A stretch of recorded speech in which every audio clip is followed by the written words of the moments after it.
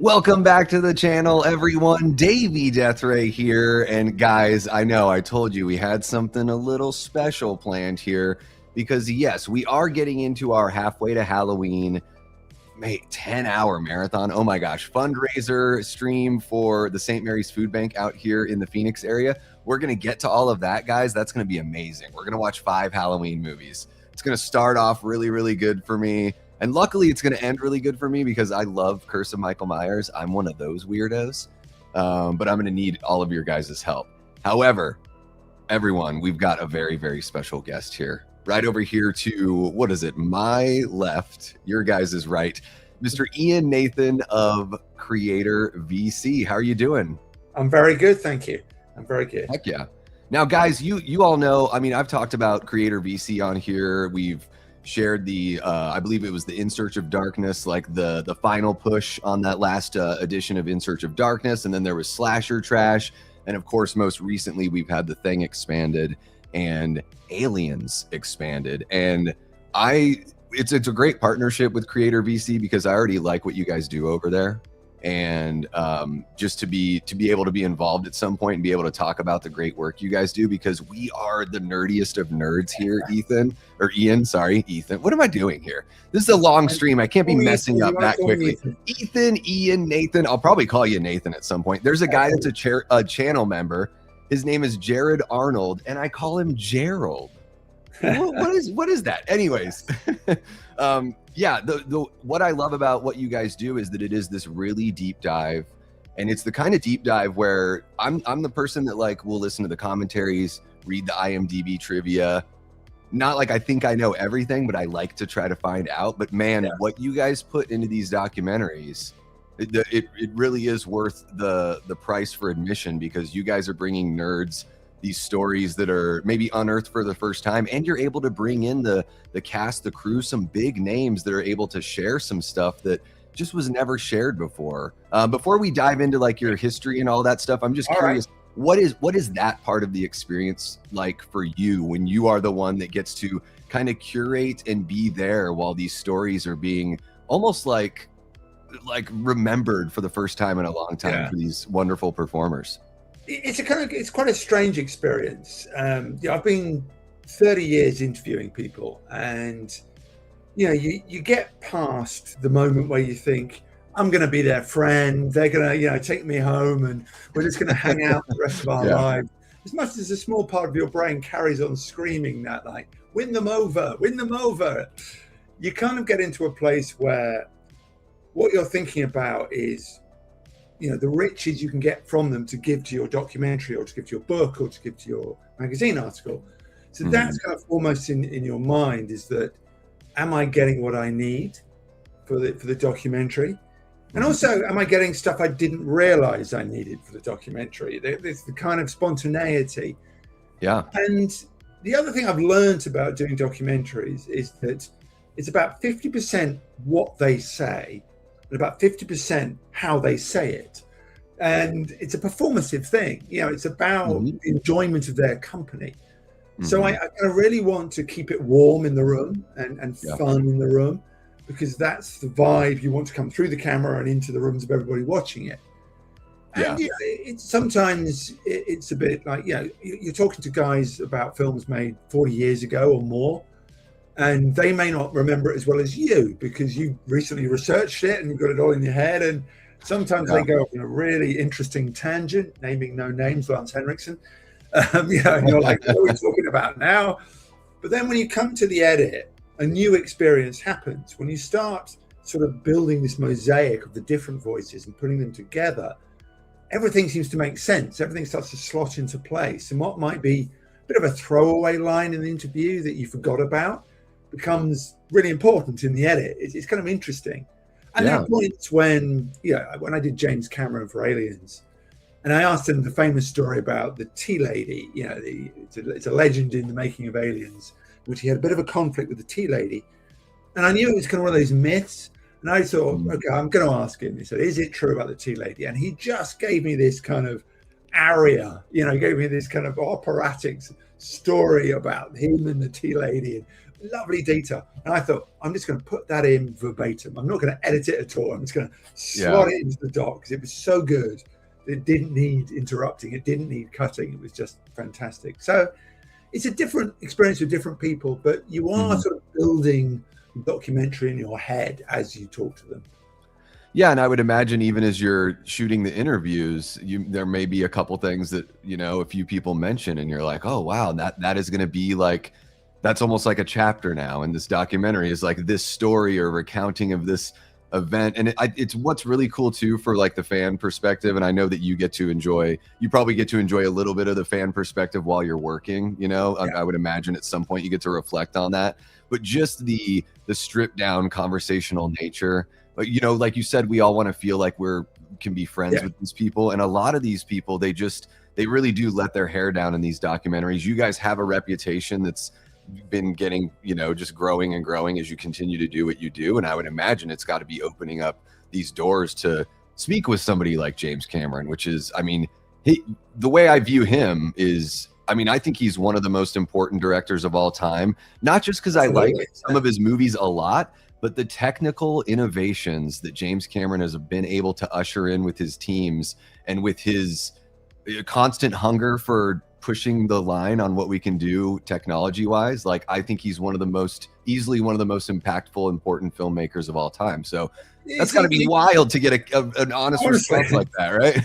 I have spoken to him before, but you're kind of, the nerves do kick in. We're all human. And obviously, once it was confirmed, and it was the most important interview for Aliens, for obvious reasons, you know, the backbone of the documentary.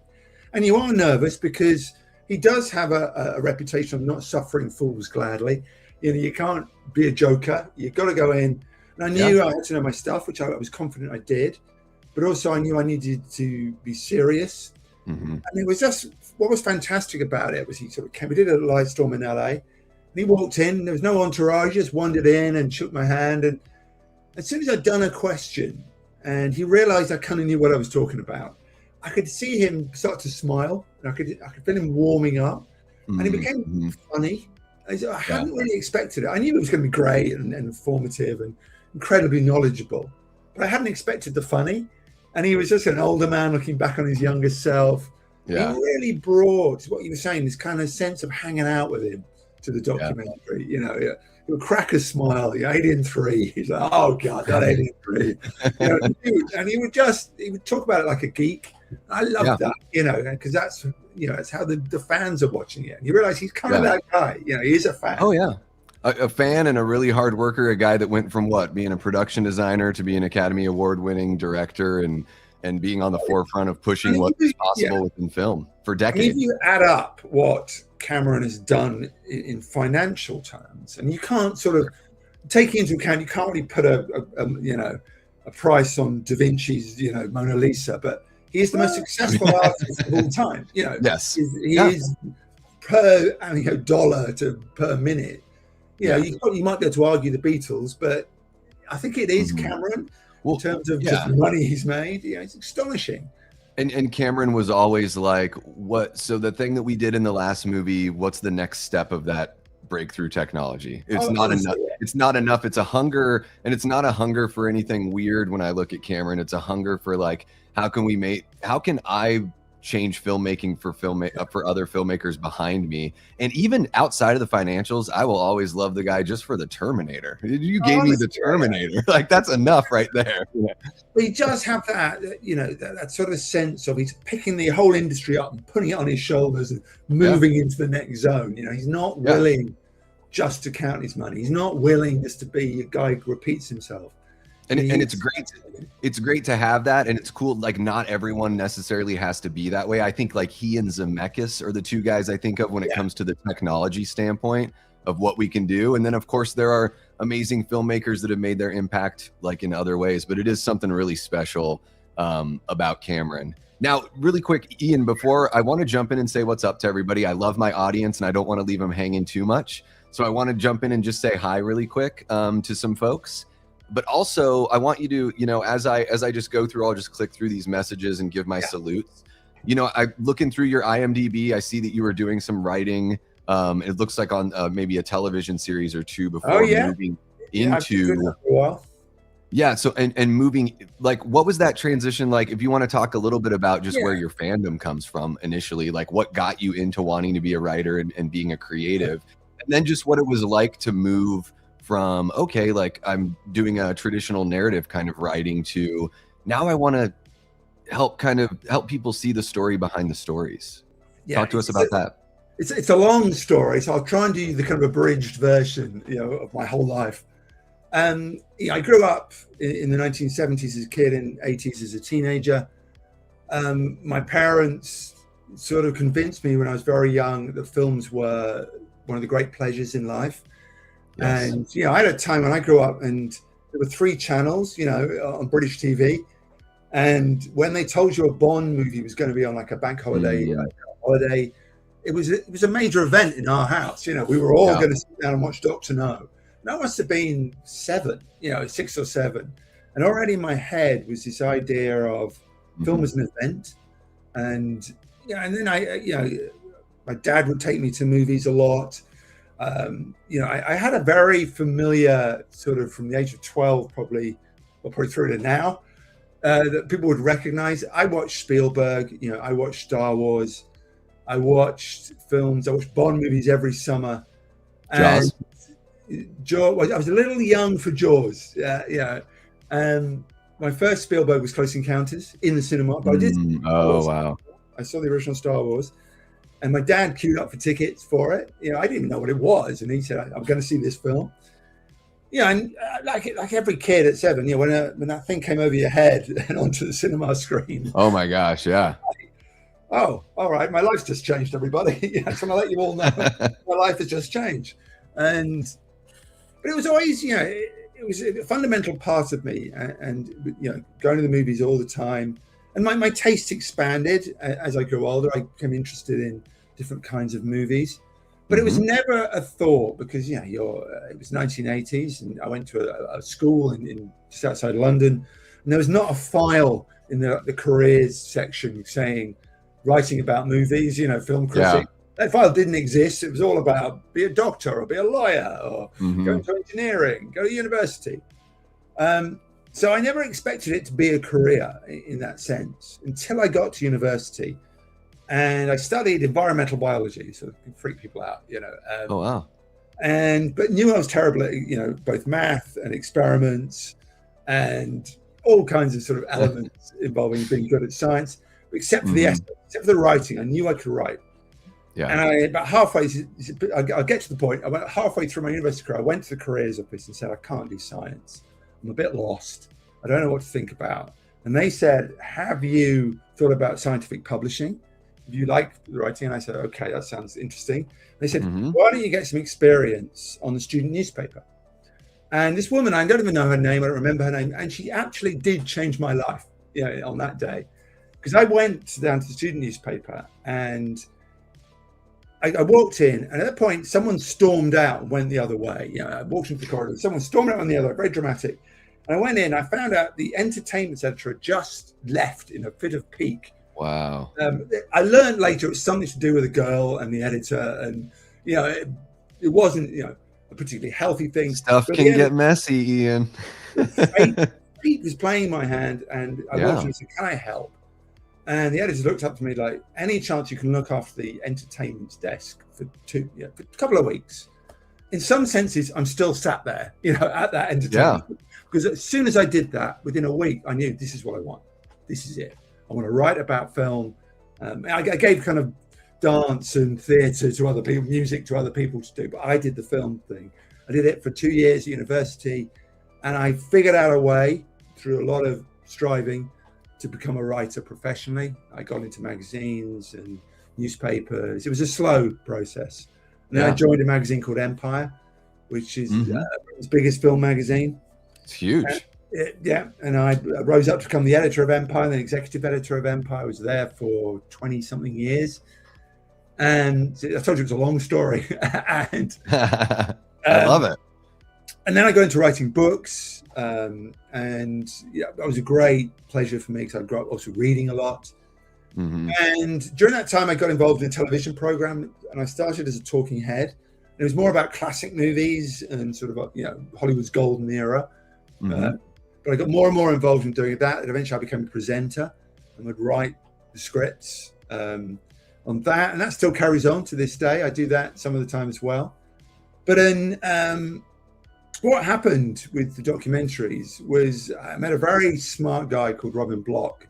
They interviewed me for one of the documentaries they're doing, Creative BC, called In Search of The Last Action Heroes.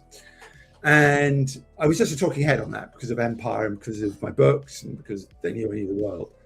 But Robin said, he kept in touch with me. And then it must have been about a year or a year and a half after that. He said, can I take you for lunch? And we sat down for lunch. He said, how'd you feel about making a documentary?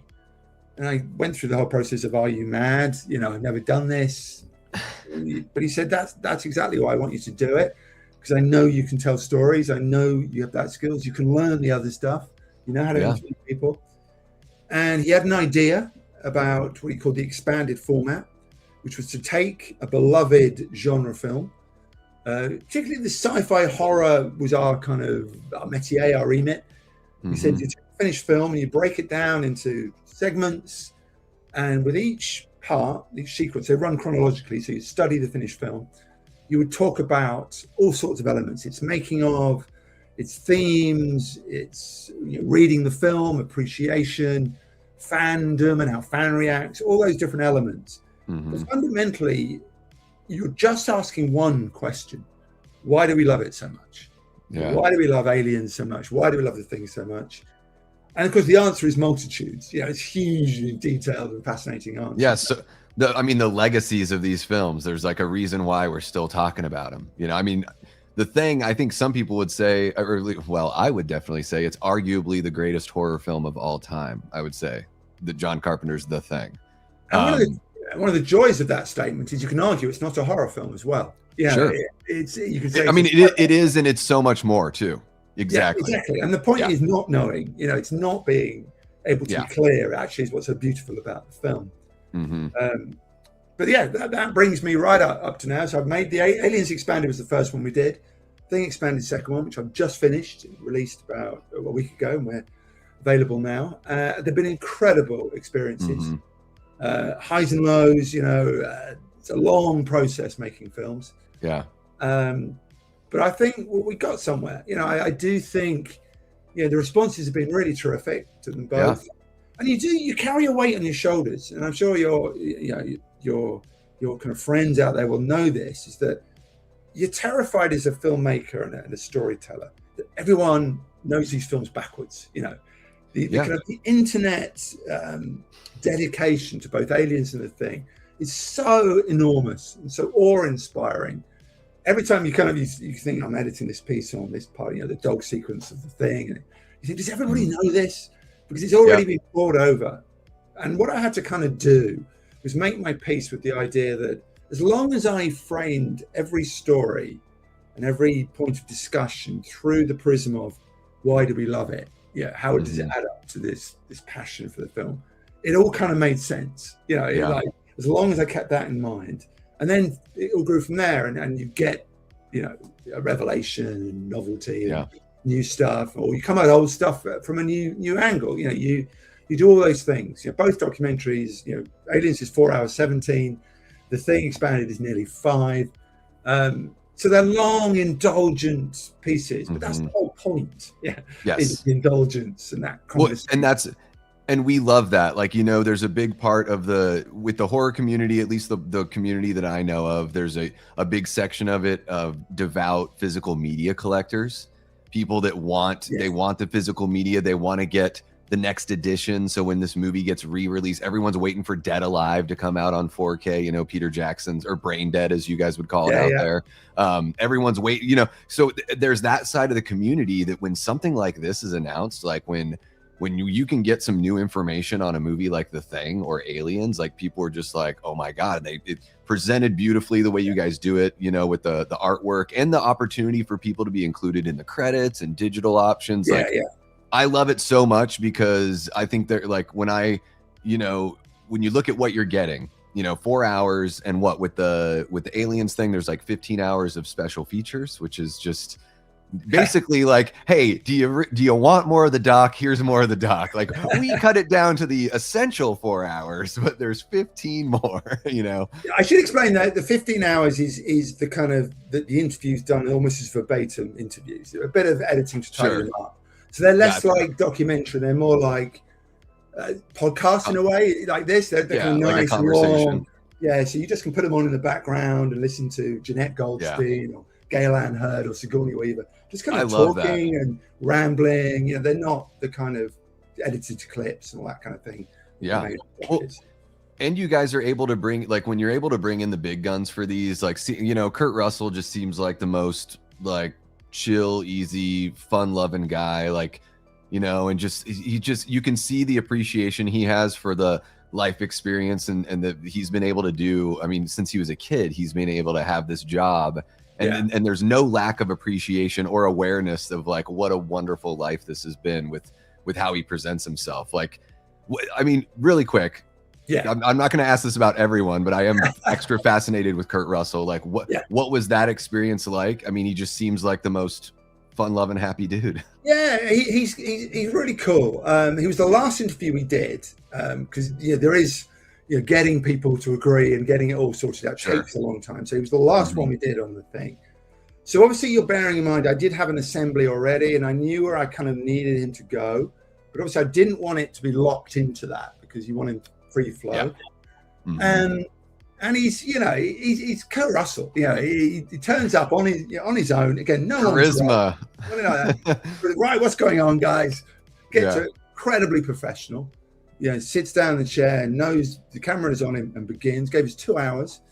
And John, what I really loved about Kurt Russell, of course, he did the stories. He talked about John. He talked about character. You remember, he's such a good actor, so he talks about the craft a lot.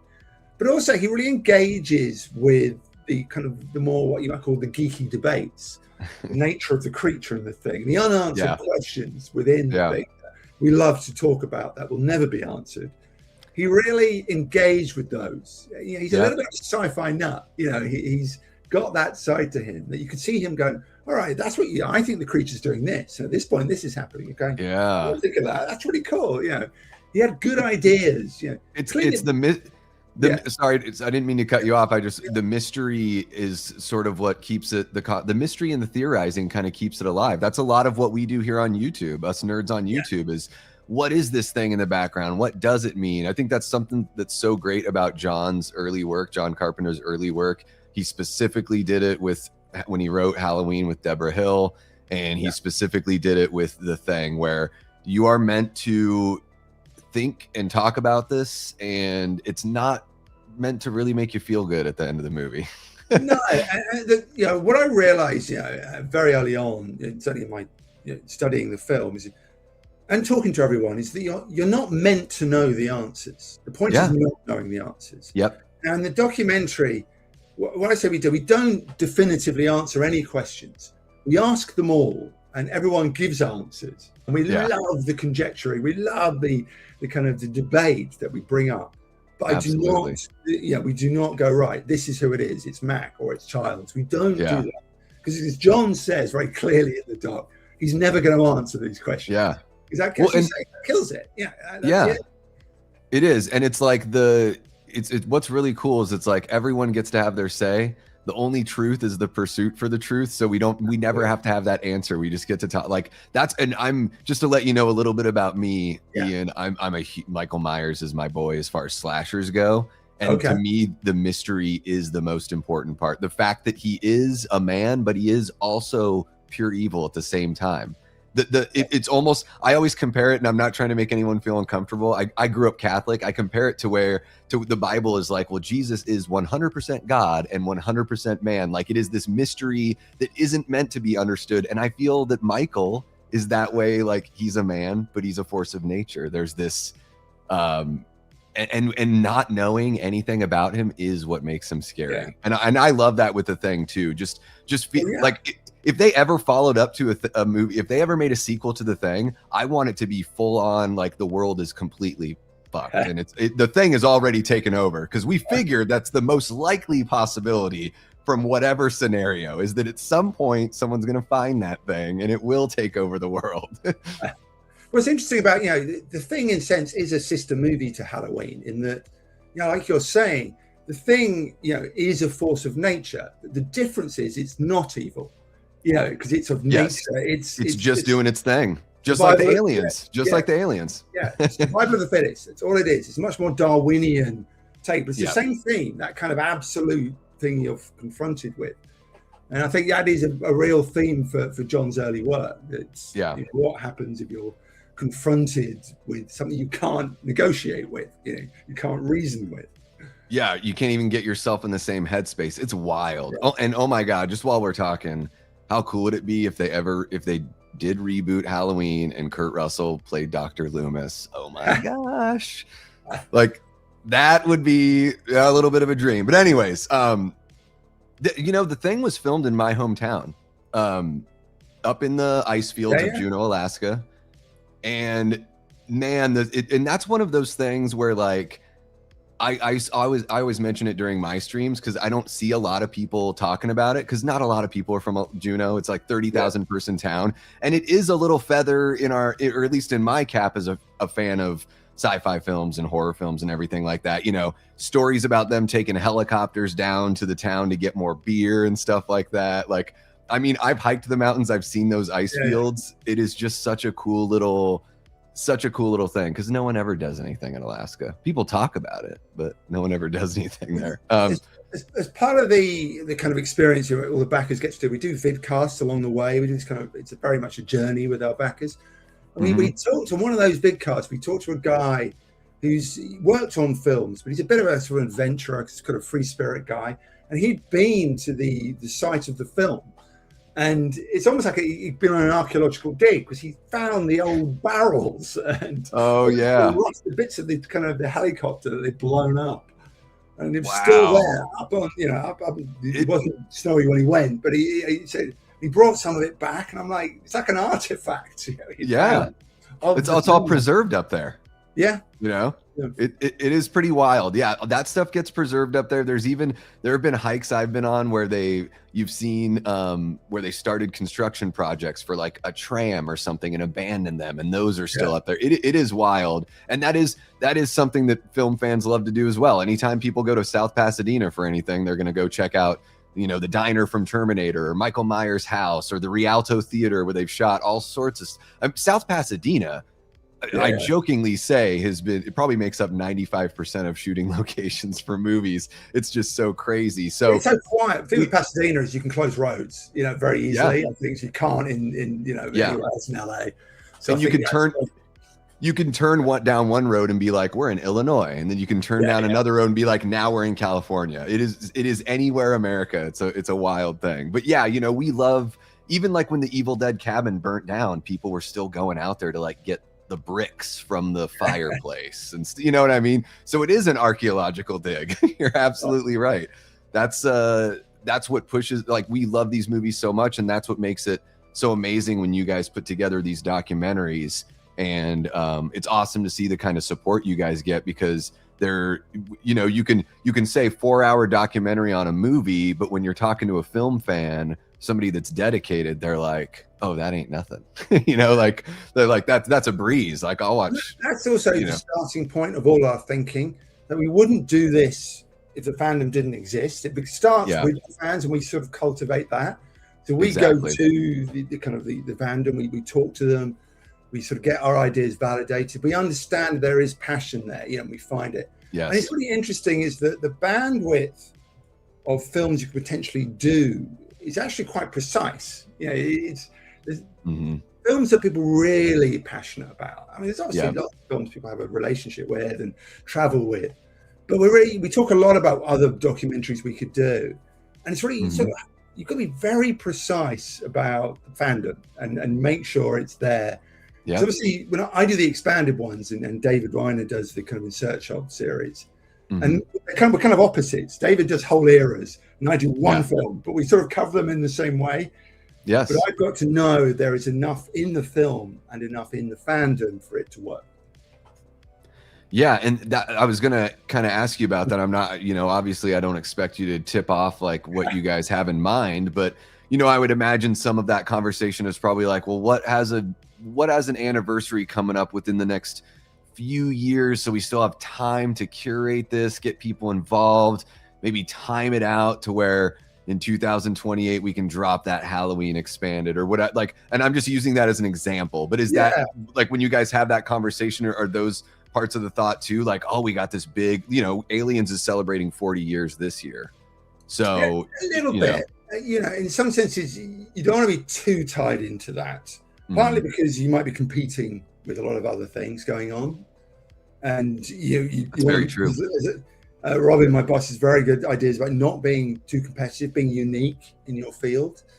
So you do start with just the passion for the film, and then you're not sure how long it's going to take you. But you think 2 years, year and a half, 2 years, but it might be they'll take you longer. So you don't want to kind of think we've got to be out by this particular anniversary. But they help for sure. It's really great that it's 40th anniversary of Aliens right now, and we've got this documentary that people can watch that does exactly what a 40th anniversary should do. It brings everybody back, and it says what an amazing experience it was, and what an amazing experience it carries on being for people watching it. So it does all those things, so it is like a big party. Yeah, and it gives you added perspective. I always, anytime I revisit a film, I feel like I take something different away each time. Each experience is a little bit different. I'm a different film fan. Each time I revisit a film, I've become a better fan. And that's one thing we try to do it here at this channel, just everyone in the community as well. Just let's be passionate. Let's become smarter fans, more well-educated fans. Let's know why we like something, why we don't. And, that way we can support the people that we really love. And then that way we know the bullshit too when we see it. It's so personal. I think it's just something I've learned. Is they used to say, like, the music, the soundtrack of your life. It's the albums you remember listening to. But I think there is a soundtrack in films of your life, and they're about who you are. It's about identity. It's about saying, I am this person because I like The Thing, I like Aliens, I love Alien, and I love Blade Runner, and I love the Terminator and Halloween. And it's part of who you are, and especially in an era when culture is fragmenting and getting really hard to get a hold of. I've really started to realize that for a long time, nostalgia was a bit of an insult. It was nostalgia. Nostalgia is it was like pathetic. It was, you're always harkening after the past. Nostalgia is absolutely integral to who we are, how we see ourselves, and how we grow older. It's about memory, and so I think it's an enormously powerful thing too. Yes. And it's not silly. It's really serious and passionate. So that's what they are. These films, they're huge sort of explosions of nostalgia. Yeah. No, and nostalgia is one of those things that nostalgia is a way of reflection, self-reflection, reflecting on times, reflecting on others, remembering the way things were. Like, it is absolutely vital. And I agree with you about how personal everything is. There are certain, and I'm not a filmmaker myself. I would love to be involved at some point in some sort of greater way in being a part of that, because I think it takes, it just takes so many people. It's a really beautiful thing. I have a brother that works in the industry as a matte painter and stuff like that. So it's like I've got some insights through him and everything like that. But man, when I look back and when I talk about my horror fandom, I love Jaws and all that stuff, Child's Play and Halloween when I was a little kid. But when I saw like Night of the Living Dead and The Evil Dead the same summer, I saw those two movies, the original Night of the Living Dead and the original Evil Dead. And I was about 16 years old. It was in the mid 90s, and it blew. And I had been a film fan my whole life, but those two movies, I was like, whoa, you could do this with a movie.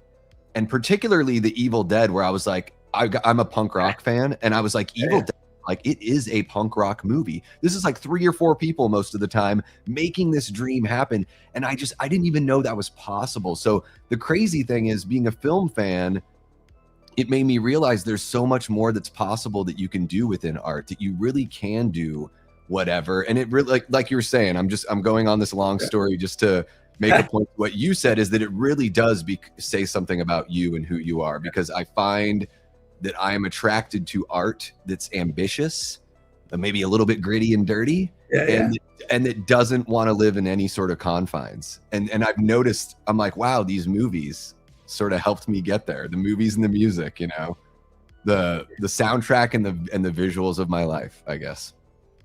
Yeah, I mean, it's your films that are not, films you have a relationship with are kind of different. That's one of the, the things I'm trying to get to in the docs, is to find out what that thing is. They become, I mean, highfalutin people say like parasocial relationships. You have friendships with these characters that are important, even though they're not real in terms of, they're fictional pieces of book, but you love Mac, you love him and you have a relationship with him, and you love Hicks and Hudson from Aliens, and people, they're very important to people's lives. And that's again, not a stupid thing. It's only a rational. It's a part of, the way we watch films.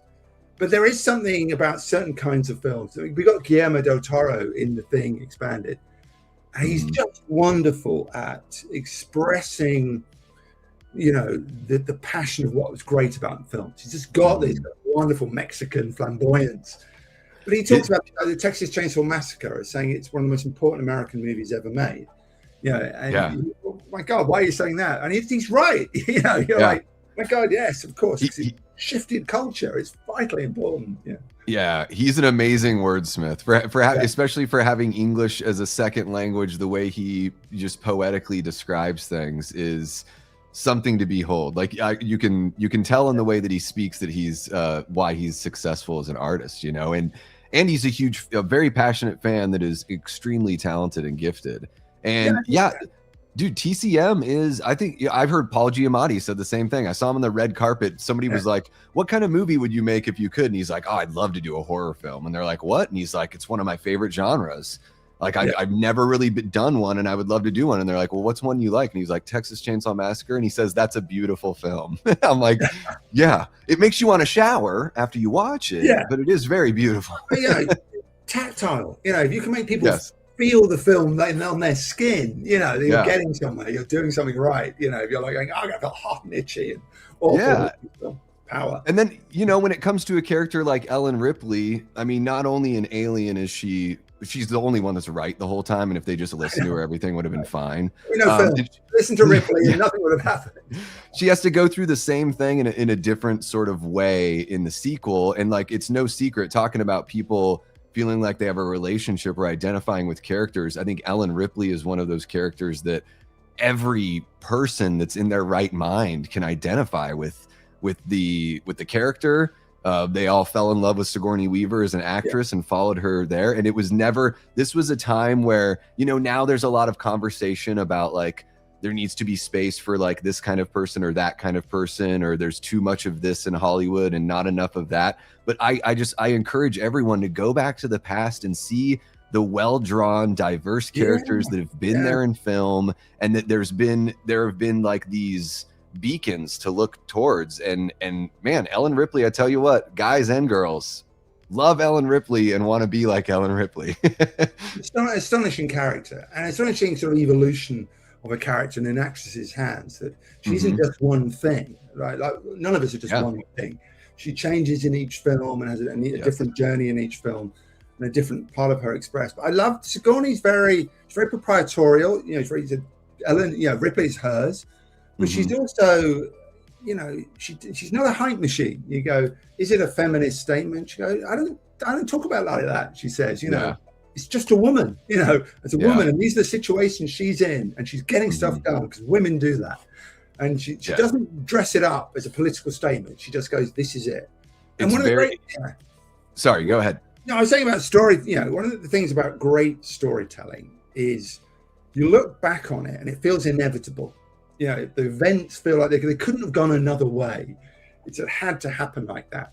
And that's what works when you're not trying to build too much, statements within it. You're trying to be too political. You're letting the story be told. And those other elements, they come from that. If you sort of superimpose them, then it becomes contrived. The joy of Alien and Aliens is that all of those things we found in them, they aren't really written. They're kind of an aura that comes off the film. They're very much there, but they aren't necessarily, a theme or kind of. It doesn't always have to be on the nose, is what I think you're saying. And I completely agree that, one thing that we talk about a lot over here is, I believe in the audience meeting the creators part way. It doesn't have to be halfway. Yeah. But there is something to be said for like, hey, let's be intelligent, an intelligent audience that's paying attention, and when we by talking about it with each other, we are easier to be able to recognize themes. We can read between the lines, because if you went back to the greatest authors of all time, and I believe that film is an extension of literature. To me, film is literature. It started out with storytelling around a fire, cave paintings, books, and now here we are. And if you go back to the greatest authors of all time, the reason why we have English courses and why we study what they say is because it wasn't all there. There was stuff in between the lines. And I completely agree with you. I think Ripley, at least what I see through her in Aliens, is that she is a take charge kind of person that is also a very nurturing person. And those are the things that come through. And I'm like, and then also even the little jokes that they have, like when she gets into the little mech thing and she picks up the dealy bob and she's like, where do you want it? And the two guys just look at each other like, damn, what a woman. But they don't say it. And it's not done to like throw anything in their face of like, oh, I bet you thought a girl couldn't do this. It's all done with like this cute kind of flirty, I don't know. There's something so sweet about it. Yeah, it's such a good writer, Cameron, because he's building in the Hicks relationship. He's planting it in really early in the mix that they've got a kind of connection. Even then, it's there.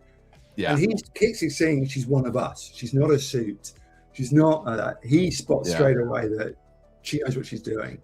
Even when he shows her the gun, and he knows she's been asleep for whatever 60 years or whatever it's been at that point, he really doesn't like dumb it down. Like he was just like, well, this is basically this and this. I don't know. You probably can figure the rest out. Like there are all these really sweet little moments there. It is beautiful. Yeah. To me, characters are like so. The story has to be great, but it has to be propelled by these great characters. The characters should change throughout the story. You know, it's like these things all kind of feed off one another. And then I would imagine, you know, when you get to jump in and you're getting to do your job and you're trying to craft the story behind the story, it's got to be a similar kind of thing where, you know, one conversation you have might help the next interview go even better, or give you something to go off of as you continue the process. That is, I mean, that's a really good point in the sense that you are still a storyteller, even though you're not doing a fictional, you know, story. You're telling the story of this film. You do need to have a gradient. You need to have a path through it. You need. Now, obviously, I've got the finished films to help me. There's a kind of timeline I follow. My editor, Sam, he's really good at sort of reminding me when we go into things. He goes, "You've gone too far from the timeline. Come back. You're going to lose the audience because you're rambling off into the distance on some theory of yours." He's like, too long. Come back to the timeline. So he's very disciplined about that. But yeah, you are, and you know, you mix the voices in a way that tells your story, but also creates humor and affection. Everyone's very different. John Carpenter, I'm sure you know, is quite a, you know, he's not a man of many words. He's a man of sort of deep emotional words, but he's quite sort of abrupt in the way he talks. Yeah. So he'll just give you two sentences, and you need then people to kind of back up what he says. And you bring Kurt in, and you bring the other actors in, or like Stuart Cohen, who is the co-producer on the thing and actually developed the project before John was on it. He had an enormous memory. He could remember soundstage numbers, what the temperature was. And it was great because he was kind of my engine room. So every time John started a subject, I would put Stuart after him to kind of expand it, you know.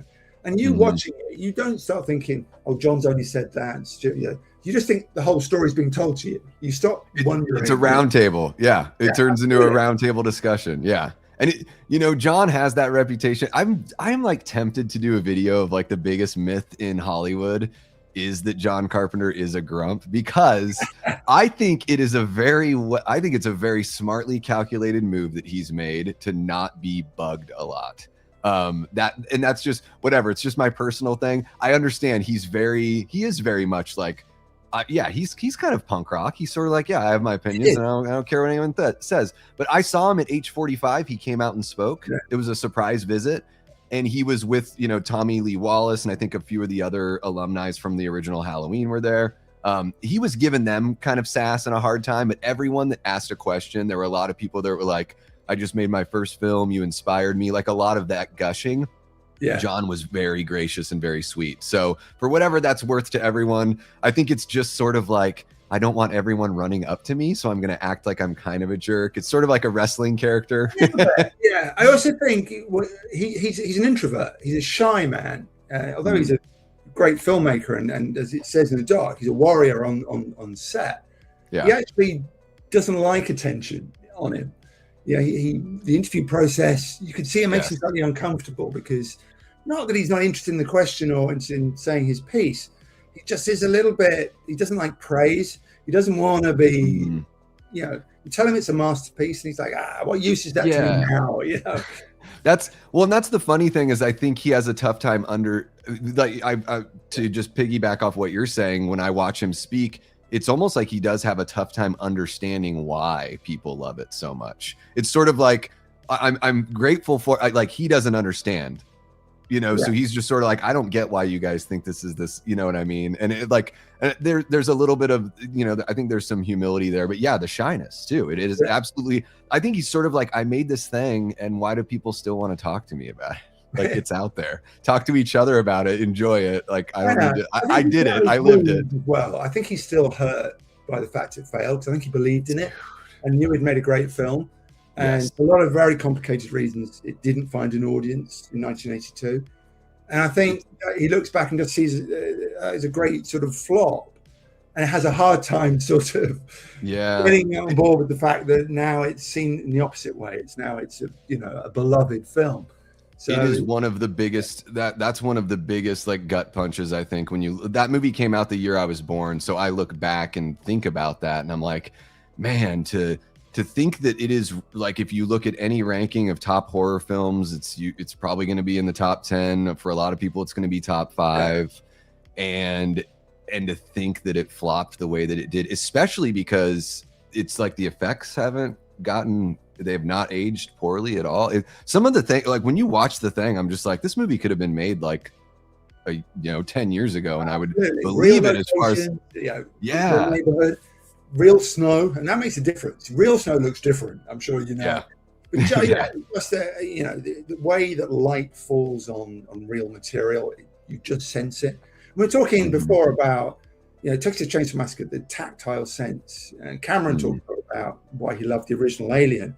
He talks about sense memory. Water dropping onto Harry Dean Stanton's forehead is a feeling you all know in the audience. You know what it's like.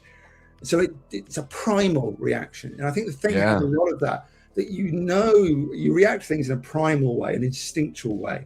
And that sort of gets into your lizard brain as much as your frontal lobe. That's the best way to do it. If you are trying to spook people, or you're trying, that's what I think with, and it sometimes in, this just going into like more modern horror of movies I've seen recently, I've learned the creeping sense of dread is one of my favorite things. And it's present in these movies, but also in like newer horror. I'm like, it can be really abstract. Does it give me goosebumps and make my lizard brain freak out? I don't have to be able to explain it, but that's what I want from that. And I mean, the Rob Bottin effects work in The Thing is absolutely incredible. It's so lifelike, and so it feels so real. Everything they did, creative. He thought all that up. It wasn't just that was in the script. He invented not only how they did it, but what it would be. He was part of the storytelling. And what an opportunity. For him to and then 22 when he did it. And then his whole everything he's done with his career. It is insane when you hear about the age of some of these people. I mean, way off topic, but like Orson Welles was 26 when he did Citizen Kane. Does anyone like stop and think about what that means? Like now people are like 26 and trying to be influencers. Like Orson Welles was making Citizen Kane and lying to the studio to get more money. I got dailies. Spielberg was 27 when he did Jaws. And dealt with all of that and came out with a masterpiece. And you think, right? Came out with, and now he's had Final Cut ever since because of the second movie he made, the second feature-length movie he made, or theatrical movie. Cool, Ian. We're coming up on about that hour. I want to be very respectful of your time and everything like that. I've had a great conversation with you, man. I'm sorry if I wasn't so like I'm not I'm not a pro at interviewing, but some high level things and some fun things, Cool. God, I'll take a solid C+. I'll take it. I'm just messing with you. What do you guys have? I know you've got everything just wrapped up on the push and the ordering and everything for Aliens Expanded. Yeah, we'll come out. There'll be a digital sale from May the 7th. So mark that in your diaries.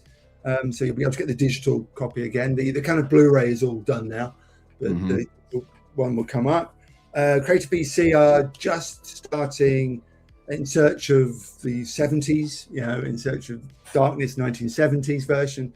Very exciting. David's already doing interviews, and I hear tales of that's going really well. We have got plans for potentially another Expanded next year. If all things go well, got our ducks in line, we may do the first 2 Terminators. We'll do we'll shoot it all back to back. We're going to do 2 documentaries. So it's going to be like 10 hours in its entirety. We'll release it we're going to release them separately. Wow. One whole vast documentary. So that's kind of the plan. But obviously, there's a few sort of things we've got to sort out for that first. It's show business. Stuff can always change, or the schedules can always slide. I appreciate you sharing that with me, or with all of us. That is, I think that's great news. There's, doing Aliens kind of sets you up, at least with a few of the people, for Terminator, right? Absolutely. And it's a very different story as well. And I love that story about Cameron, renegade shooting in Hollywood without a permit. All the guerrilla stuff and all sorts of stuff. So maybe we'll come down to Pasadena and have a look, and hell yeah, do some archaeological digs there. Awesome, man. It's a great challenge to step up to that one. Yeah, no, and it's that's a fandom and another franchise that people have so much love for, especially those early days. That stuff with Cameron. That's awesome news, and it's that's a crossover fandom too. That's a mainstream thing that horror. How many horror fans do you hear say that, oh, the Terminator is just like Halloween with a robot? It's like the first third of the movie. I ripped off John Carpenter. I'll be very honest about that. He did exactly that. He took the Halloween model, and including how they made it. And said, right, I'm going to do it with a bit of sci-fi thrown in. And then the noir aspect. Like when they go to the club called tech noir, I'm like, that's the genre. That's the genre of the film, is tech noir. I'm like, that is some next level genius shit right there. Cool. Well, that's great news. That's awesome to hear that you guys are forging ahead on the the different paths that you guys have going through Creator VC. I think it's amazing what you guys do. I just for whatever it's worth to the whole team over there, you guys have been absolute, just friendly and gracious and awesome in any interactions I've had with you guys. I appreciate so much what you bring to the film fan community, especially the horror community as well, as a company, that you give us insight that we we're just chomping at the bit for, and that you guys keep on handing it out to us. So guys, if you have not checked out Creator VC, Eli's got the link in the chat. I plopped it there down below us. That's just for the YouTube page and everything, guys, but where to find Creator VC. I've got links on my socials for some of their stuff that I've been an affiliate for. But if you have not given one of these documentaries a shot, it's time that you go ahead and give one of them a shot, because I guarantee they're talking about a movie that you know and love, and that you don't know everything about it, but these guys will help fill in that gap for you. Gosh, what else do you have? What else do you have, Ian? I know I do. It's just these unrehearsed diatribes. Somebody needs to stop. It's great. I mean, it's really nice to say is that we are fans. It's not like we just work with fans. We are fans ourselves. We get us thinking about movies. We just what we've been lucky enough to do is take our fandom and sort of find a way to expand it, no pun intended, but exactly what we've done. Expanded it. So that's we understand that obsession because we have it ourselves. I've had it my whole career. When I joined Empire magazine, I famously had a big boss man. I went on a conference and he pointed at me in this conference and went, "Ian, is Empire magazine a film magazine?" And I thought, this is the strangest question I've ever been asked. Like, yeah, of course it's the. And I went, "Yes, you're completely wrong." And he knew what he was doing. He said, "No, it's a magazine about film going." And his point was, it's about the people who see films as much as the films. It's about that experience. It's not about living in Hollywood and hanging out with George Clooney. It's about going to the movies. And I've had that with me since, ever since I was watching Dr. No with my parents. It's about watching the movies, and that's right through to now. So I am a fan. Yeah, absolutely. Yeah, and that's the cool thing, guys, is we would all love that opportunity to take that passion and to be able to transition into doing something like what you do over there, Ian, or a lot of us on YouTube. The reason why we're on YouTube is this was an easy path to just at least say, hey, I like this stuff and I'm a total nerd. And yeah, that's the great thing, guys. If you reach out there, you grab one of these documentaries from Creator VC, like you're supporting us, like you're supporting people like us, that and they're going to continue to bring us, it's about a community, you're not just on the outside. We want you to be part of it and come and join the community. And it's an opportunity in a lot of these guys where you get to get your name on, listed on the project. So yes, it is. There's like this, that's proof that these guys, that everyone at Creator VC are fans, because it's about sharing the whole thing with everyone. And it's just, I mean, that's the beautiful thing about the horror community. I go to conventions all the time. I call them church. And I, for the weird kind of stuff we like, people might give you a side eye every now and then, but it's like, no, this is more about I love the roller coaster of the film, of wild and crazy films. And this is just about celebrating all of that and celebrating creativity. And guys, I highly recommend you give the Creator VC folks a shot. And if you haven't purchased one of their documentaries already, I know Eli has all your guys' stuff, Ian. So Eli's a massive fan. So, thank you so much for your time. Let me ask you, what are you about to be doing? You're doing some kind of marathon this evening, aren't you? Yes. So I live in the Phoenix, Arizona area, and there's a food bank here called St. Mary's. They've existed since 1967. By every account I can find, they are the world's first food bank. Oh, wow. They, so back in 67, the St. Mary's Catholic Church donated a building and $5,000. And that's how they started. They kept the name St. Mary's as a way to honor the people that helped them get their start. But it's nothing that's like, this is aid and help that's out there for everyone. There's no requirement that you check any sort of box to get any sort of care. They are of the highest repute as far as charitable organizations go. They are like the prime example of how you run a food bank. Every dollar that gets donated creates enough food for 5 meals. Wow. So we did a little thing with them back in October. I was inspired by a couple YouTubers that cover American football, and they do charities for St. Jude, and they've raised millions of dollars for sick children and their families and everything. And I'm like, well, I don't have that reach that they have, but I can do something, and I can at least help some people in my area get something that they need. And we complain about the government, the bureaucracy, the red tape. Why aren't these people being helped? We have an opportunity to just jump the line, just help people. We are the government. We don't need to wait for them. We don't need to rely on them. We can take care of one another, and we can probably do it better.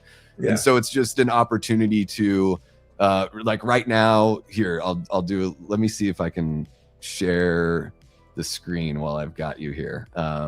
Let's see. So I've got a website pulled up. It still has our information from the last stream. So as of the last stream, we had raised $883. Somebody had donated $100 in between now and then. I would love it if later on today we can hit this $2,000 goal. So we're gonna watch Halloween 1, Halloween 2, Halloween 4, Halloween 5, and Halloween Curse of Michael Myers. I'm gonna go at the whole thing. I'm gonna do a watch party marathon all day. I have shut off super chats, so no one can send in money. If people want to purchase memberships, I left that open because I wanted to allow people to become members if they would like to. But I've got coming up here, we have our own special QR code. The website, guys, is in the description. It's also pinned in the chat if you want to go over and donate. Certain employers will also match your donation. So take a look and search up your employer. They may be willing to donate as well. And this is purely about showing people, what a small community on YouTube can do. I want to do this at least twice a year. if the channel grows and I'm able to do it more, I want to do it as much as possible. Like whatever I can do, whatever I can do. I've never had to worry about food security in my life. To think that there are children out there or parents that have to, put their kids and themselves and anyone that has to live with that, like it breaks my heart. And I think at the very least, people should have food and water and be able to live. So that's what we're doing. This big old chair. Right. Tremendous. And best of luck to you. Good luck with what is it? 6 Halloween films, 7 Halloween films. You're gonna have a lot of on your brain. But yes, it's going to be a lot of ups and downs. But yeah, it'll be great. I love these movies. The best one, but even the bad movies we'll have fun with. So yeah, it'll be great. And yeah, Ian, anytime if there were you got something coming up, or we ever touch bases on anything else ever again, like please feel free to reach out. I really do love and appreciate what you guys do over there. I can feel that it comes from the best place possible, and that's why I am so happy to be partnered up with you guys in any sort of capacity. So thank you so very much for your time. Best of luck getting all that stuff lined up for some Terminator documentaries, because I know people are going to be drooling after they hear that. And yeah, man, hope you have a great rest of your night. All right, thank you guys. Ian Nathan from Creator VC. Give it up for him in the chat. Thank you so much for your time, Ian. We will talk again soon, brother. And yeah, be well. Cheers. Take care. All right. Holy cow, guys. Let me move a little, some stuff around. We're kind of flying by the seat of our pants a little bit. Again, guys, give it up to Ian Nathan from Creator VC. I don't get to do enough. It's been a while since I've been able to do like interviews. I know it was a big part for those of you that have been around for a while. It was a big part of Late Night with the Davey for a while. Guys, I really do want to bring it back. I could improve my interview game as well, for sure. So just super big shout out to Ian for spending the time and especially being able to spend some of that time here on a day where we're going to be doing something for charity and being able to and willing to be a part of that as well. So yeah, guys, here we go. I guess it's just going to be me and you. Initially I was like, I want to bring in a guest for each movie. Sometimes coordinating can just be a little like more difficult for whatever reason. So it's me and you guys. If any of my buddies jump in, or another content creator jumps in in the chat and they want to hop in and watch part of or one of these movies with me, like the door is open. I have a link that I can share with you guys. Right there is the QR code you can see. There's also the link in the description, everyone. But if you're watching on your TV or a computer, you can snag that QR code. It'll take you directly to the site. Guys, the site is a St. Mary's site. They have updated it for us and everything like that. But if you have any question about them as an organization, you can follow this site to go to their main site to read more about them. There's a little bit of reading you can do on this site here. And oh my gosh, guys, I am seeing we have been getting donations already. We've got 3 donations that have put us up to the 983 mark. Guys, we're $17 away from 1,000. How soon can we hit that 1,000? Guys, every dollar donated is 5 meals. So there is no, even if you can't donate and you just want to hang out on the stream and kick it with us, that is awesome. And that is a-okay. It would be really cool if you shared the stream on your social media, just to let people know, like, hey, there's this thing going on. Like, we're going to be live all day. So even somebody that is on the other side of the world, or maybe wouldn't usually tune into one of my streams, even if they don't even care to ever come back to the channel, if they just want to support a good cause, you can share the stream out there. I have not said this, and we've been live for over an hour. If you hit the like button, that's free and that's cool. Subscribe if you haven't already, of course, guys. This is not about that, but I feel like I have to at least say it once. It's just one of those things you have to say if you're a content creator. You have to remind people. So there you go. We are raising some money today for some people who could really use it, and it's a beautiful thing, and we're gonna have an awesome day, guys. Really quick, it's been a really great week. the month of April ended so much better than it began, and I just thank you guys so very much. You guys are awesome. You guys get me through every little thing, and I have so much love and appreciation and gratitude in my heart right now that it makes me a little emotional in a good way. So I just want to let you guys know that we're feeling great. I hope you guys are feeling great. Big and awesome things and just only better things are yet to come for everyone in the community. And I especially hope for the folks that St. Mary's Food Bank helps, that we're able to, provide some people, especially as the weather gets hotter here in the Phoenix area, to be able to provide some people, with meals and water and stuff that, every human being should have. So thank you guys so very much for that. Of course, I'm going to jump in and we're going to mention the charity, and I'm going to do my spiel every so often, but I do want to get into watching some movies with you guys. I do want to jump in and just kind of say what's up to you. I know I clicked through everyone's messages. I didn't really get to say hi, and you guys know how much I like to say hi to you. So I probably won't engage in any question or answer, but I'll just kind of say what's up. Okay. So Jigsaw, what's happening? Carrie Crave Cinema, Gina, all three of those folks are channel members. We got Albie hanging out. I just like calling you Albie because that's what Chris and Shell call you. So Albie is hanging out as well. We got Eli Cortez, one of our great channel members, and Death Squad Mods. Gannon's hanging out as well. We got the lovely Miss Jamie Hart. I hope you're doing well, Jamie. Lenny is kicking it with us. Gory Tiger, what's up, Gory? We've also got A-Troll Campbell. A-Troll, if you're still here, my guy, the thing, it is so worth it, dude. It is so worth it. We got Ryan Michael, another one of our great channel members. Ben Grimm, Ben B. Lurkin, another one of our great channel members. How are you doing, Ben? Who else do we have? Some guy named Davey Deathray. I don't know about him. He's kind of funny sometimes, but other times, slap him silly. Let's see who else we got. Slasher Fred. Yes, the thing is a horror classic, man.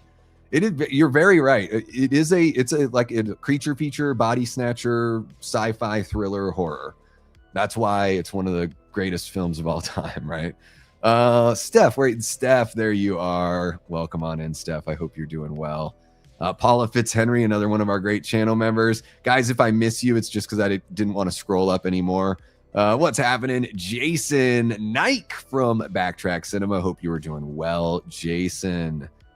Great seeing you, man. Brian Sanchez, what's happening? Albuquerque, New Mexico. All right. I love that Weird Al song, Albuquerque. It's very funny, it's very long, and it's very weird. But I love it. And I have a buddy of mine that grew up in that Ruidoso. I think that's up in the high plains or a kind of a mountainous plateau area. Yeah. Welcome on in from Albuquerque. Hope you're doing well. We got Shax saying government makes everything worse. Yeah, I mean, I think there are very few things that they do better than we could just do. I mean, I get it. I get why they're necessary. I think with a lot of stuff, they're not. So I don't want to get too into the weeds on that, but amen, brother. I hear you. I'm a punk rock fan, so I am for us taking care of each other as much as we can and let them take care of some big picture stuff, maybe. Let's see here. I wanted it to so it's going to be I'm calling it the Loomis Timeline. So yeah, we're just leaving out 3. I love Halloween 3. I was just thinking, let's keep with a halfway to Halloween Michael Myers theme, and let's tell that whole Loomis story. So that's all it was. There's no shade on Halloween 3. It is, I think it's outside of my top 5 in my ranking, but it's right there in the middle. And I do think it is when I saw Stranger Things, I was like, oh my God, Stranger Things is like Halloween 3. So I think it's very influential and very awesome. Yeah. I love Osgood Perkins as a director. I think he's fantastic. And I really enjoyed Keeper quite a bit. It was very personal. I thought Longlegs, I think it's a masterpiece and visually stunning. So Osgood Perkins, as far as what he does behind the camera, is some of the most interesting stuff I've seen there, or I've seen in recent horror film, for sure.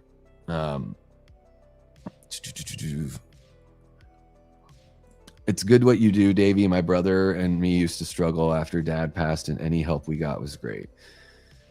Thank you for sharing that, Gina. And that's exactly, you know, like I said, I've been fortunate enough to not ever have to worry about that. I had friends, I'm sure, looking back in Juneau isn't like the wealthiest city. You know, I'm sure I had friends that were in tough spots.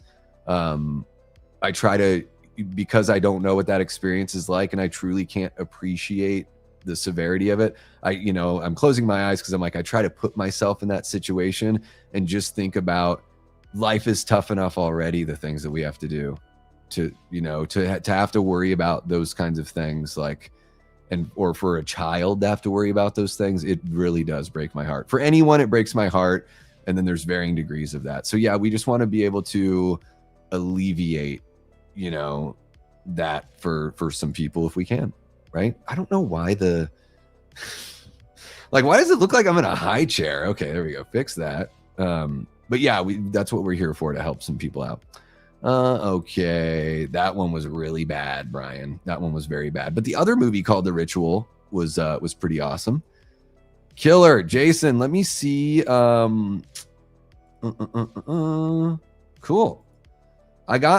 So yeah.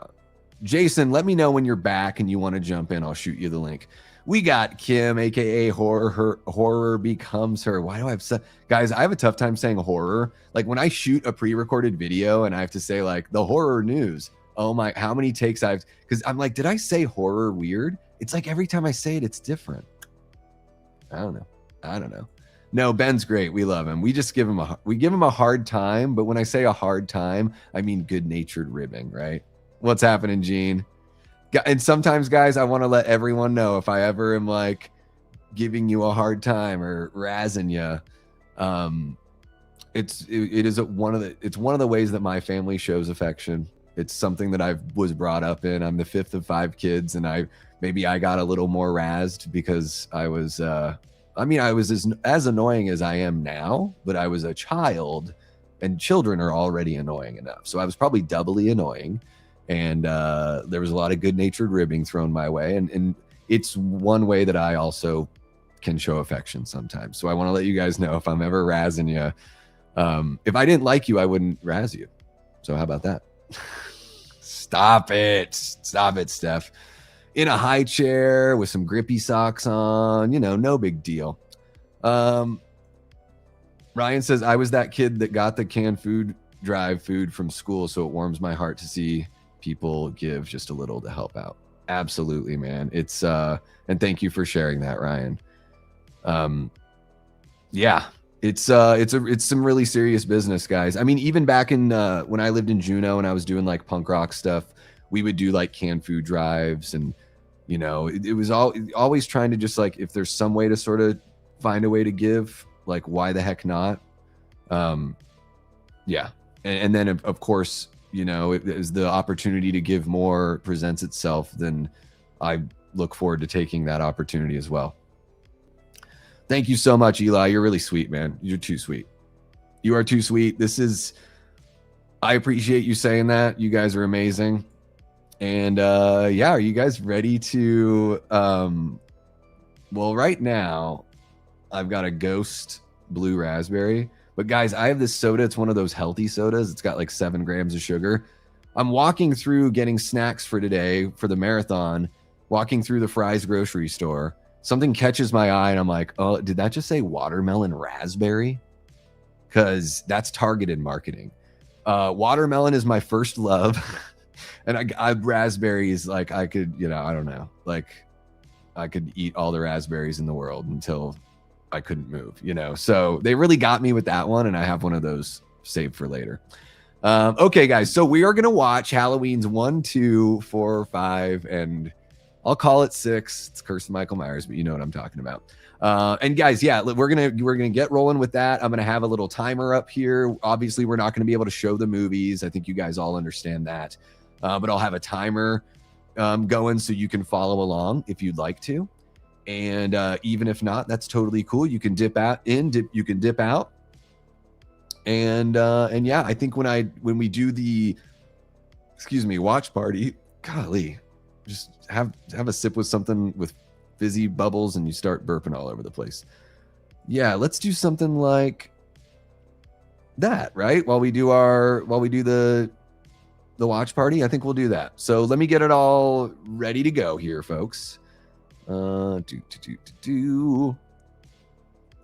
thank you for sharing that. I'm so happy that we are able today to help some people out in a similar situation, man. It is it's really cool. And if there's any of you guys have any ideas for charitable organizations that you think would make for a good fundraiser, please don't hesitate to reach out. I would prefer you put it in like the comments of the stream, or you could reach out with a direct message somehow. If it's business related, I will, I'll reach back out. So, yeah, we can, I roll with St. Mary's because I know they're reputable. They're local to me, and they're very friendly and easy to work with. And, yeah, so that's why we're rolling with these guys. Okay, let me figure something out here. Flying by the seat of my pants. Don't mind me, guys. Okay, I'm just playing. It's like Tom Cruise from Minority Report right now with all the stuff up here on the screen. So don't mind me. Talk amongst yourselves. All that kind of good stuff. I'm gonna get the timer going here. Okay. There we are. There we go. I keep on saying there we are, there we go. It's like I got nothing to say, So what else do I need pulled over here? You guys are amazing. Yes, I'm being very casual during this part of the stream. Don't worry, guys. We'll really get to it. But I just want to get everything set up. I know it's going to be a long day, and I'm trying to tell myself, don't stress and don't rush yourself. Like, it's going to be a long day. I think you guys are very understanding. We're going to be able to do some good for some folks. And yeah. What's going on here? There we go. I just want to make sure everything's up and running on my side, guys. Okay. There we go. There we go. Here we go. There we go. Okay. Make sure my computer doesn't freeze. Okay. Cool. Are you guys ready? Are you guys psyched? Are you pumped? What do you got? What do you got? Let me bring that up. There we go. Can you guys see that? You can see the timer there up in the corner. I hope you can. I can make it a little bit bigger. There we go. I don't know if that's how it's going to look the whole time. It's weird. Sometimes it goes small rectangle to square. It's something up with the site. Something up with the site. All right. You know what, Danny? I don't have time for 5 minutes. I'm just joking. Any bit that you hang out, man, totally cool. It's not no one has to, except for Joe for Media Poop Shoot. What's happening, Joe? Joe has to stay the whole day. I'm just joking. No, anyone that wants to hang out, you dip in, you dip out. That's totally cool. Guys, we're going to get rolling with Halloween, the original Halloween from 1978 by John Carpenter, co-written by Carpenter and Deborah Hill. Director of photography, Dean Cundy. Musical composer, John Carpenter. Oh my gosh, what a team on this one. What a team. We're very, very lucky to have this film out there for all of us. Joe needs to push. Oh, Steph, I love you. You're great. Oh, I love that. Yeah, Joe, did you push play? I called out sick for this. Hopefully they don't know that you're Media Poop Shoot at work. Okay, guys, we have 38 people watching. You guys are amazing. I do want to remind you before we start, I don't want to lose sight of what we're doing here, guys. There's a QR code right there to donate if you're able to St. Mary's Food Bank. You can also share that QR code. You can share the stream. The link is pinned in the chat. The link is in the description. I just want to make sure we don't forget that that's ultimately, that's the reason for the marathon aspect of what we're doing. We celebrate horror all the time. Let's carve out a little space for our fellow, brother and sister. And let's watch Halloween from 1978. I'm going to put a stop on the music. I'm going to give us some applause. Yeah, it feels pretty good, huh? Feels pretty good. And then I said, no, but it makes for a good hat.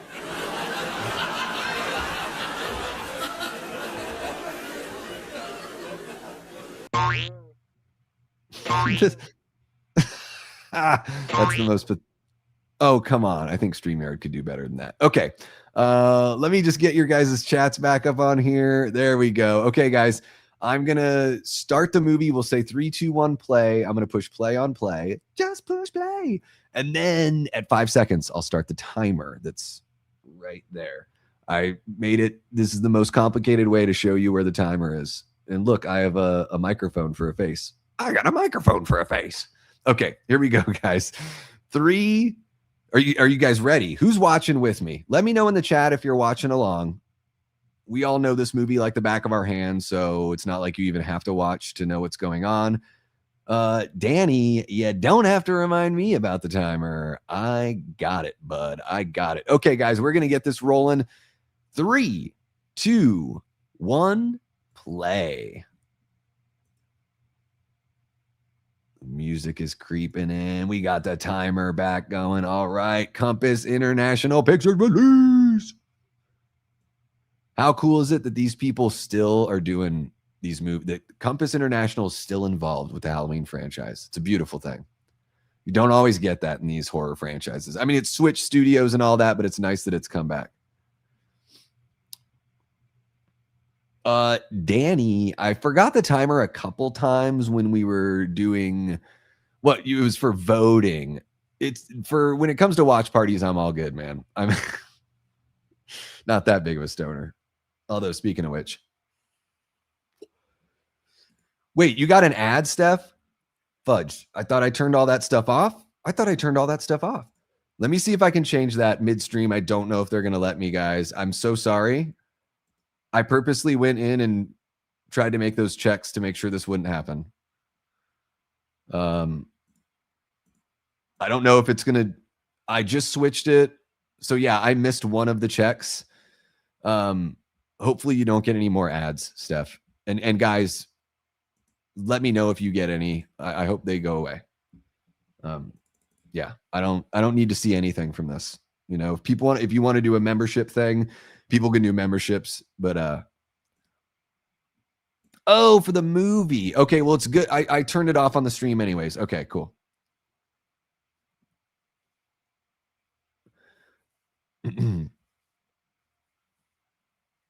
Danny, here's what I'll say, and this is the last time I'll address this. Yeah, I forgot during that one stream. The fact that you're saying so I have to say it, no, you don't. I'll say that, and that's as nice as I'll be about that. Okay. Clearly, you didn't have to say it because the timer's going right now, so you could have dropped it a little bit ago, and we are moving on from that. All right, here we go, guys. The movie's officially starting after the lengthy intro. This little like nursery rhyme is pretty cute. I don't think I've heard it outside of the franchise. No offense taken, Danny. No offense taken. You're absolutely welcome to kick it here, man. Yeah, this first person here, very creative with a couple ways that they create some creative with the way they create. Just very thoughtful with the way they create some of these cuts naturally. You know, I don't know if this is the first, you know, Black Christmas 74 there is a POV and all that stuff. And there was POV and Peeping Tom and all that kind of stuff too. I don't know, as far as like this becoming like a horror trope, because this sort of became a thing, right? After, you know, I don't even know if it really caught on right after Halloween. You know, the first Friday the 13th, yeah, it opens up with a kill, but it's a pretty quick thing. It's not as much like this builds more atmosphere. I think like Scream in 1996 they were building a lot of atmosphere, you know, with the opening, the way they did it. So it's kind of cool to go back and look and watch the way that they handled it here in Halloween 78 and, you know, see that this is sort of the beginning of this as a horror trope, you know, the opening creepy crawly kill.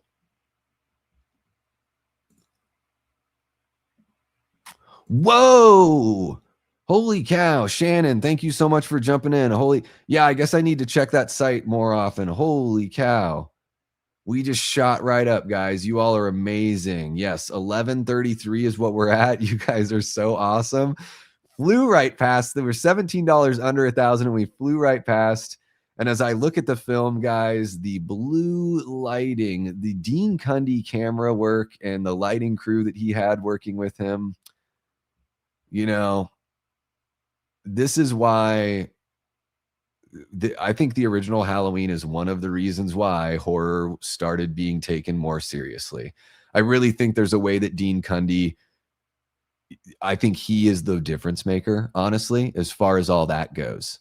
Because when you watch a movie like Friday the 13th or you watch A Nightmare on Elm Street, and I'm not saying that they're like, you could absolutely love those movies more than Halloween. I think that's totally fair. But I also think what's fair is when you look at the technical aspect of A Nightmare on Elm Street, Friday the 13th, and Halloween, there is something about the way Halloween looks that is way more polished and way more like whatever you want to call it, professional, mainstream, accessible. Like there's way more of that quality to Halloween, but it still maintains an edge and a grittiness.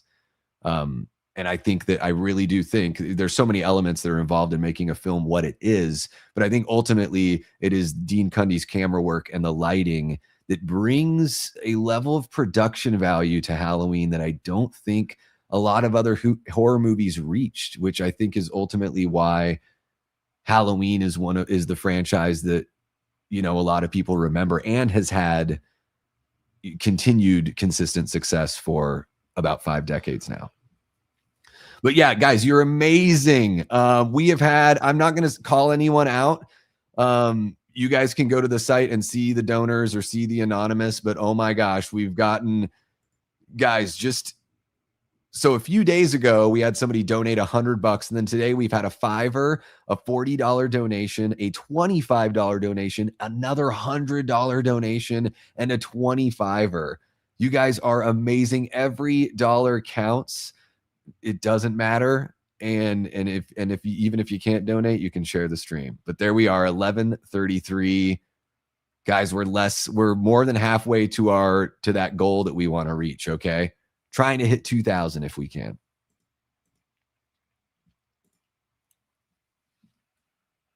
All right. Love the cinematic tableau. Yes, the parents move a little bit, but it is pretty much a cinematic tableau. It's something that people might be like, oh, this is an awkward acting moment, but it really is just supposed to be that frozen moment in time, you know? All right. Well, thank you to everybody that's donated from the first stream back in October, the folks that are donating now. Every little bit counts.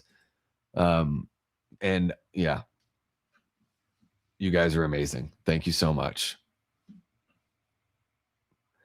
I would love for it to be fulfilled, and I feel like it would be a cool thing to go back to the St. Mary's people and be like, we did it. Like this community did it.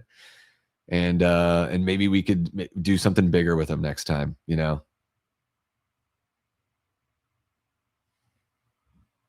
All right. We got our first Loomis action here, and Nurse Marion Chambers here hanging out.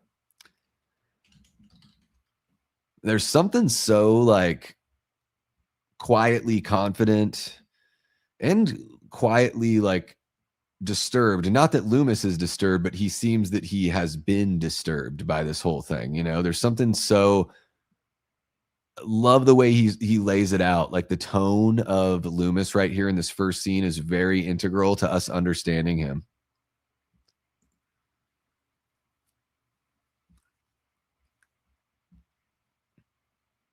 if you say so.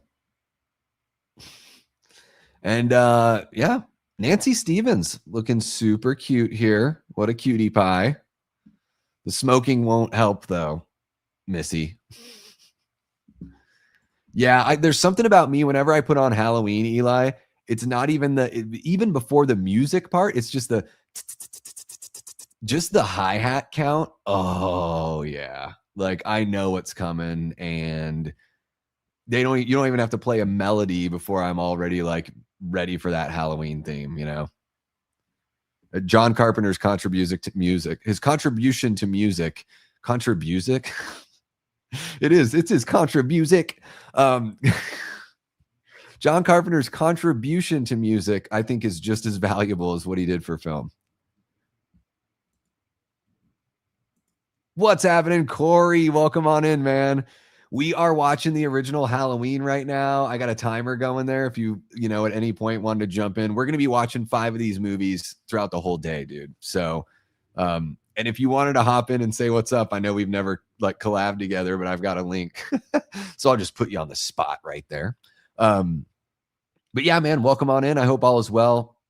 Hope the family's well. If you had a live earlier today, I hope that went swimmingly for you and your people.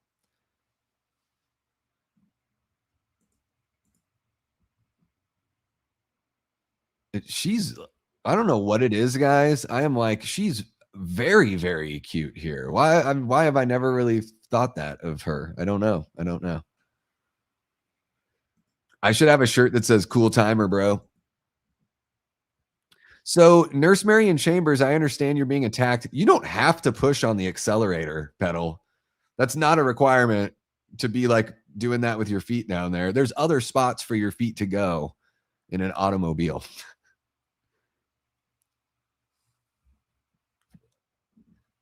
Just seriously, that hi-hat. It just has that like, there's a little bit of that swagger to it.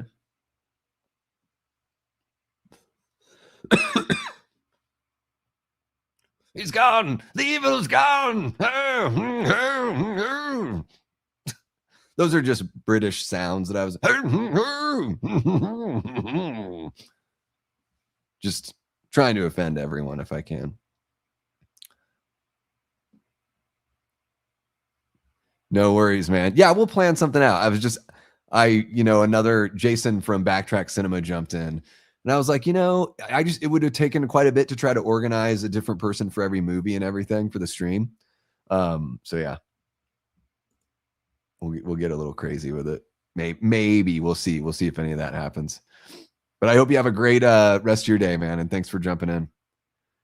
Corey, are you going to watch Hokum this weekend? I recommend it. Tech support. Well, Jamie, I'm sure you're probably like me, right? You could, whenever I jump into a Halloween watch party, I don't even ever need to put the movie on. I'm just like, watch the comments or listen to what they're saying. And I'm like, I just play the movie in my head. I know where we're at. I know what's happening. So right now, Jamie, Lori is just leaving her house and her dad's reminding her to go by the Myers house. Folks, South Pasadena is a lovely place in Southern California. The people that owned this home, I don't know if it's changed. I think it might have changed ownership somewhat recently. I've had interactions with those people that lived at the Strode house. Amazing people. Like, I was trying to be respectful and just like, I was on the sidewalk near the property and my brother and I are like, oh my gosh, I think this is the house. And like, we saw there's like a pumpkin up on the porch. And I was like, well, I don't want to invade anyone's space or anything. And there's like a sign up there. And the sign was basically like, yes, this is Laurie Strode's house from Halloween. They have like a display jack-o'-lantern. They're like, please feel free to grab the display jack-o'-lantern and take a picture on the corner, the spot where she sits later. And they're like, just please, like, don't knock on our door, but like, feel free to like take your pictures and stuff. Very sweet. And when I was there the very first time, just about to take a picture, grab the pumpkin and take a picture, the woman or, a woman who lived there she just came out. She was like, hey, how are you guys doing? And we're like, oh, this is just so cool. And, I kind of gave her my story. I've been a big fan. I grew up in Alaska, all that stuff. So people don't think I'm just some Halloween fan from down the street. And she was super sweet. Had a chat. Really awesome. Totally open for us taking pictures and all that kind of stuff. And it's crazy, guys, because a lot of these places, like everyone knows that the Myers house is moved. It's moved like right around the corner. So it's like off this street, but they picked it up and they moved it, and it's like a dental office or something. Great shot of Michael pulling into frame. This is where he sets his sights on Lori.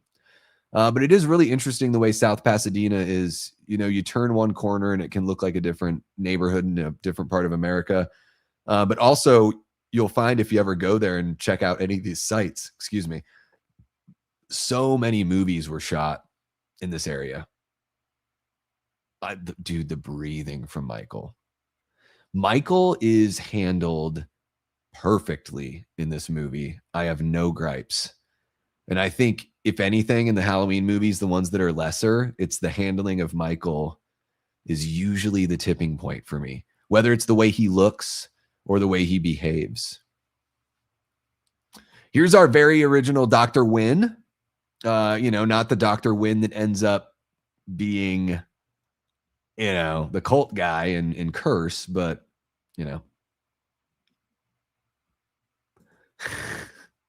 but characters on TV did. So I think it's true. He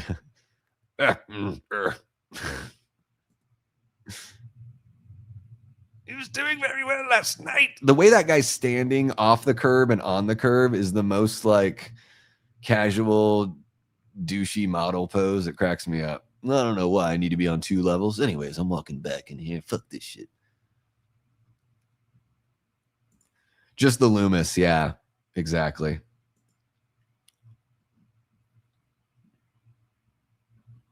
Fake. It is serious. It's like comic book guy's mom. The course of action that Colin is talking fake.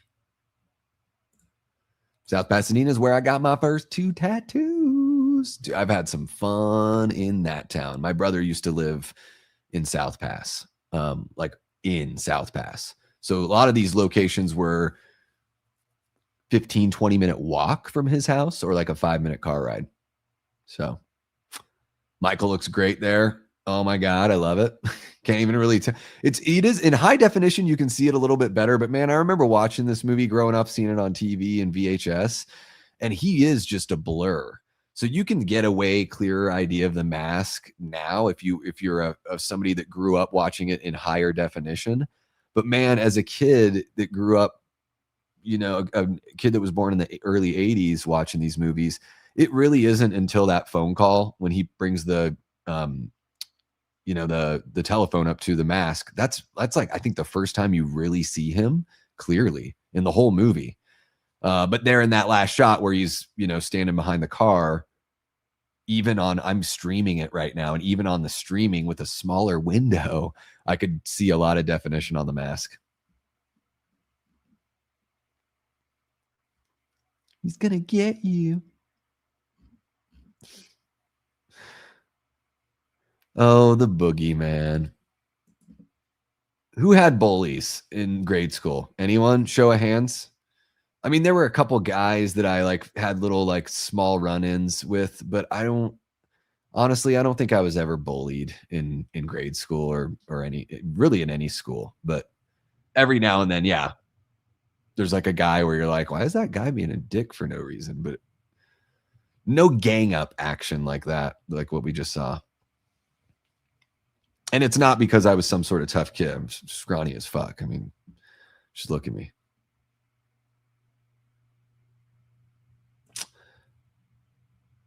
Yeah, they've never made that connection. And I'm totally cool with it not being that way, because what are the odds that both of them were friends in grade school, then did drugs together as older kids, and then Ray ends up with Lori's daughter. At certain point, and I'm not saying anyone's right or wrong, Lenny, and I'm not trying to say anything negative. Sometimes I just think at what point are the dots too connected for it to make any sense?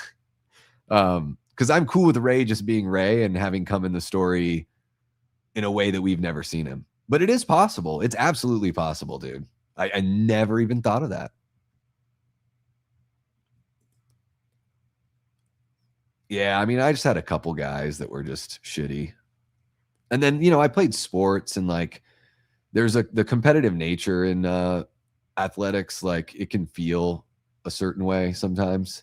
I don't know if that's really the way it is. It can just feel clicky, so you can feel left out, but it was never, I don't know. I was never like mistreated by the jocks. It was just, yeah, really competitive, you know. I never thought I was like good at the sports either, so it made it tougher. See, that stuff is wild to me, that somebody would just be a bully for, you're small, I'm going to be a bully, just based on that. Like, who's pushing that person around that's making them be that way? Because somebody is, especially if it's kindergarten, you figure, right? I mean, kids learn, they're going to learn it from somebody, but especially at that age, that means that person is being made to feel like they have to do that to earn something. My brother was more so bullied than I ever was. You stood up for him. That's super sweet. We got to look out for each other. I mean, one time, like, not going to lie, guys, I'll tell you, one time on New Year's Eve, I saw somebody with my oldest sister touching her in a way that I didn't like, and she's married and it wasn't her husband, and it looked like she was trying to get away. I mean, the guy just like, I went up to like push him away from her and to stop it. The next thing I remember, I was waking up on the ground and somebody else was destroying this guy. It was what I heard when I came to was wild. So it's important that we stand up for each other and we look out for each other. And there's a story about sometimes you might get your ass kicked, which happened to me.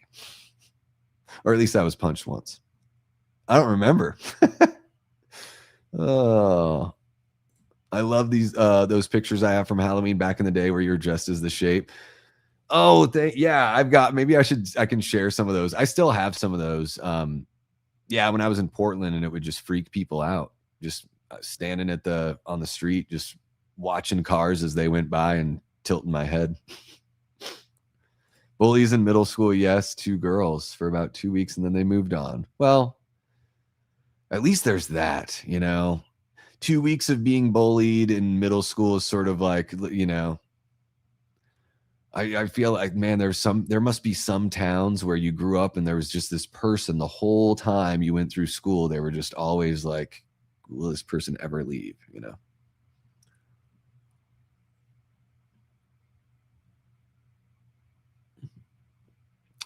What is this phone with a cord and a glass box? What the hell is this thing?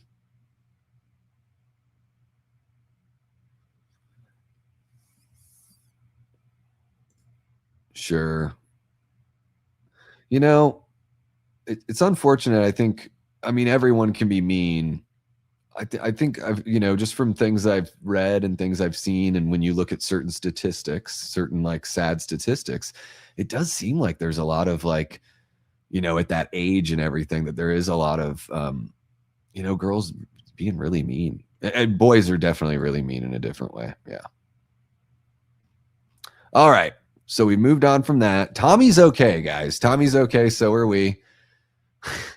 Tommy and Lonnie become great friends. I think there's a powerful lesson there. I think that's beautiful. And it's used as a really cool storytelling mechanism here, because it sets Tommy up as somebody that, like, you know, no one will believe him. No one will like listen to him. These kids are teasing him about something that they think is a joke, and then ends up becoming something very real for Tommy. So it is, you know, I'm not trying to get too deep on the Tommy character here as far as this one movie is concerned, but there's some cool little elements they're dropping in there, seeds that they're planting for later on in the film, right? And we see it a lot of times in horror movies and just like movies in general, where you know, kids aren't believed. So we see that theme with Tommy Doyle here. You got to be very careful not to say Tommy Jarvis. You know what I mean? Let's see here.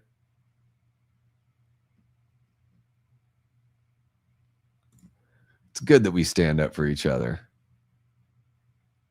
Jeez. Way to take care of yourself, and good for your family for taking care of one another, Gina. Dude, I don't know how you feel good about this. That stance, and then move it. Like, I don't like that. I guess it's the two of them together. It's nothing to like worry about at that point.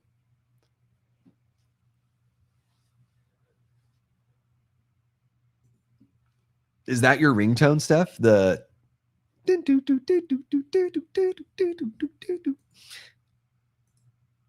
I'd probably cross the street. I mean, I don't know. I'm such a weirdo that even when I was living in Portland, like, because of how, you know, folks out there can be a little sensitive. There were times when I'd be walking late at night, like if I saw that I was walking on the same side of the street as like a lady or something, like I might just cross the street, and then that way, like, you know, she doesn't have to wonder. I don't know what that says about humanity, but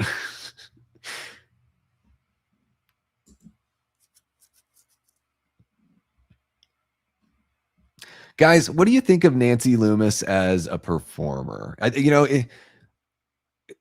She seems very casual. There's something about her. I don't know if Annie is supposed to just be totally detached, disinterested, is kind of how the performance is. But I feel like Nancy carries that into Halloween 3 Season of the Witch. There's this like, just this nonchalantness to it that to me doesn't really quite feel like a performance. But it's interesting. I know she teaches acting, and you know what they say, those who can't do teach. And that's not what I'm accusing her of. I'm just saying I wonder if there is something that, even though I don't think she's the most charismatic performer, I mean, clearly she's got something that she can pass on as far as like tutelage goes to other people. And that's just an interesting like aspect of talent and skill and entertainment and all that kind of stuff.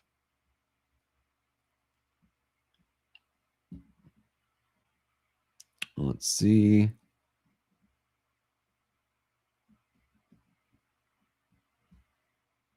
What we got. Oh, thank you, Jamie. It was just, you know, I think part of living in Portland at that time, regardless of where my socio-political views land, it was just like there's a level of awareness that was kind of difficult to, you know, you can't ignore it. And I mean, I've walked by people on the street and had to, yeah, I wasn't like worried, but I was also like, hey man, you're in this part of Chicago or whatever at 2 a.m. Like, something is probably not going to happen to you, but like, just you're in a situation, you're in a spot where you just want to be prepared for that something wild could happen. So if I could like, whatever I could do at that situation to make somebody not have that worry. Yeah. And I hope the other person would appreciate that too. And I would imagine that they do, you know.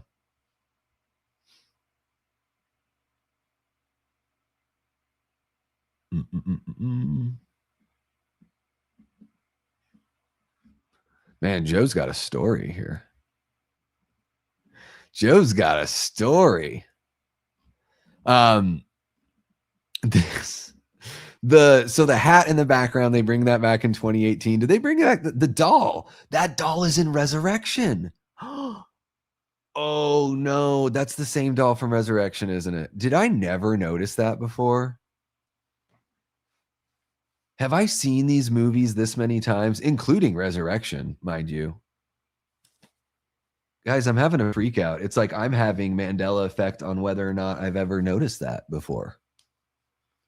Oh, she has the tiniest fucking bed, and she seems to be pretty tall to me, relatively speaking. That bed, and I know she's not nudged all the way up, but man, that bed looks like her feet would hang over.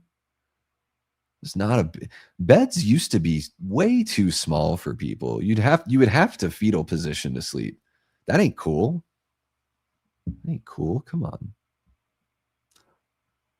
Let's see what else we got. Am I seriously standing in a line at Walt Disney World and watching Davey Deathray? Why, yes, I am, says Mr. Like It or Not. What's happening, man? Welcome on in. Yeah, we're doing a big old marathon for halfway to Halloween, and we're raising money for the St. Mary's Food Bank here in Phoenix. So the QR code that's just above your chat there will take you to a site if you would like to donate. There's also a link in the description and pinned in the chat. They're a local food bank. They've existed since 1967. They're the first food bank in the world. Every dollar donated provides food for 5 meals. So, and any little bit helps. We're trying to reach a $2,000 goal today. And I mean, anything we provide is going to be better than nothing. So we're trying to bypass the bureaucracy and the red tape and just give to people or, give to a charitable organization that has been helping people for almost 60 years. Is that right? That's incredible, guys. Next year, it'll be 60 years that St. Mary's has been doing this.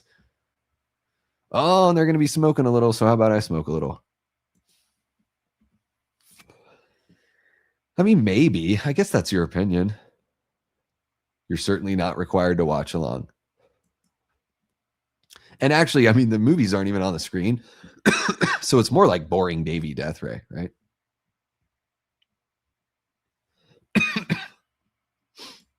Yeah. I think the mask looks okay in a couple shots. I think the music is all right. Resurrection's a friggin' mess, but I just try to be as nice as I can.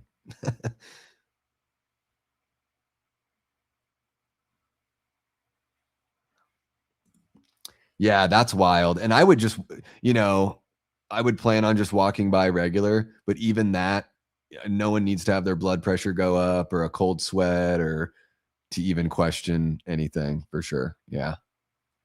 Yeah. And if people are shouting, if it's there, yeah. Manners and decorum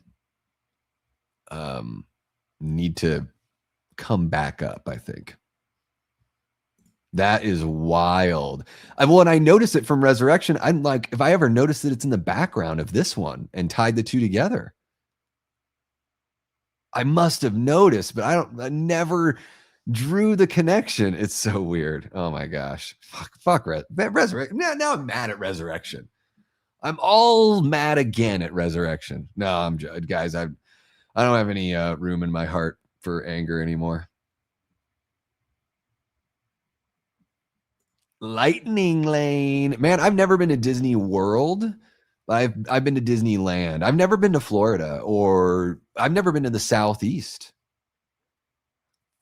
Virginia is probably the furthest southeast I've gotten, and that's pretty north. Pretty north for a southern, area. Holy cow, 1883. Let's check it out.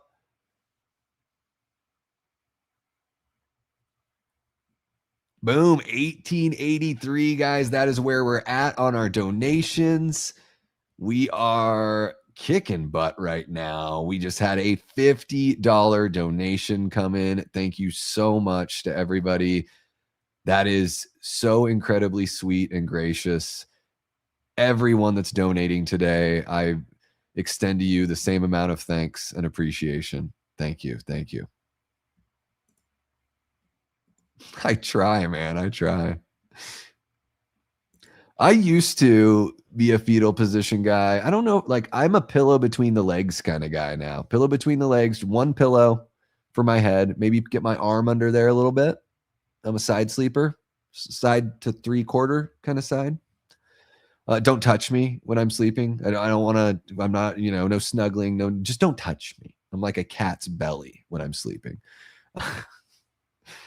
And yeah, I got to tell you guys, the knee between the legs, huge for like making, like, as I get older, because I'm an old man, just like my knees and my hips and my back and my neck, I'm way less likely. So just if anyone ever experiences this, I'm way less likely to have any sort of weird aches and pains, or to wake up and be like, what happened to this muscle while I was sleeping?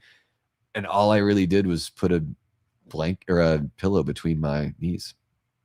All right, so we got Michael driving right behind Loomis, totally unaware. Guys, this cross section right here, it's amazing. So the hardware store is there at that railroad crossing, and then right down the same very street, just like not even a block away, like 30 yards away, 30 to 50 yards away, that's where the Michael Myers house has been moved.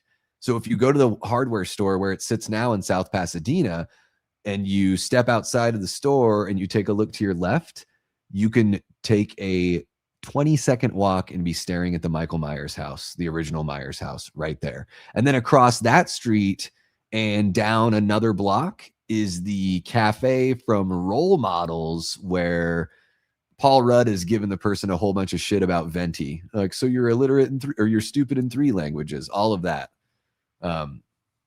It's just crazy how tightly these worlds are all connected.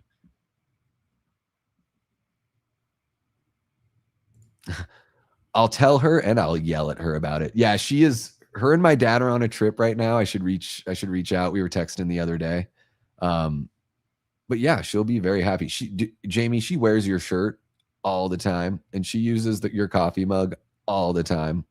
Like, she'll wear your shirt twice a week. I swear. If it's clean, she'll wear it twice a week. So, just so you know, Jamie.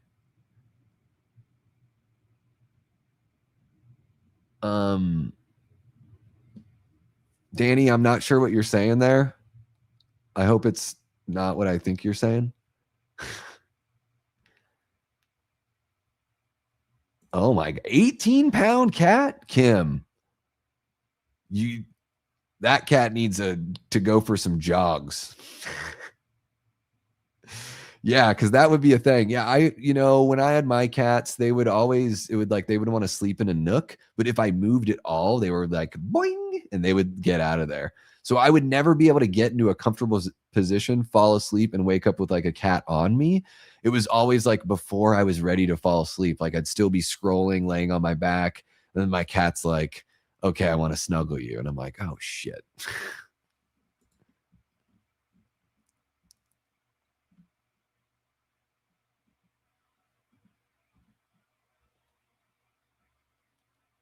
I love watching Michael watch. I think that's like another interesting thing about this movie that not all of the movies do, is just they sort of let go of the stalker aspect of it. He's being aware that he could be seen, and he's being really clever and sneaky about it. Like, I just, and again, the way the lighting is, it's just beautifully shot.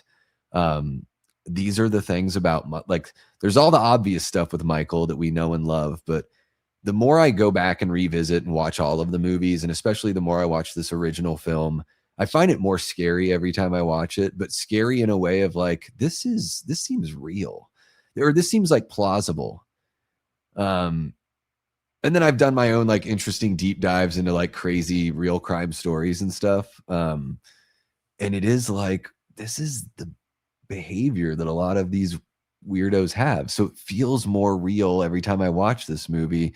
And it's all the little nuanced, mysterious things about Michael that really make me love him as a character. There's the enigma makes my mind just like percolate with wonderment, of what's really going on, but I never want to know. And I love that about this original interpretation. I think that's, other than the film looks great and everything like that, I think a big reason why this is always going to be most people's favorite film in the Halloween franchise is because of Michael, the way he's portrayed, and the giant variable. He is this question mark floating through this story. And especially if you don't know the full story, if you watch this movie fresh and you never knew anything about it going into it, like, I don't think I did, really. Like, I watched Halloween 2 on TV and then it went into Halloween, but I didn't have this preconceived notion of Michael. So it did feel very fresh. And I would imagine even if you took somebody, a 15-year-old now that had never heard anything about Halloween, and you showed them this movie, that the way that Michael's portrayed would be a very defining, memorable element of the film. Shannon, thank you so much for the update. Let's see what we got. Ooh, what's going on? Yes, 18 or 1185 is where we're at now, guys. Thank you so much for the donation. We will celebrate every single dollar in there. Really do appreciate you, Shannon. I'm just getting dinner for the family. Can I pop in for Halloween too? Yeah, man. Yeah, let me Jason, I'll shoot you the link over on Instagram. Will that work for you, buddy?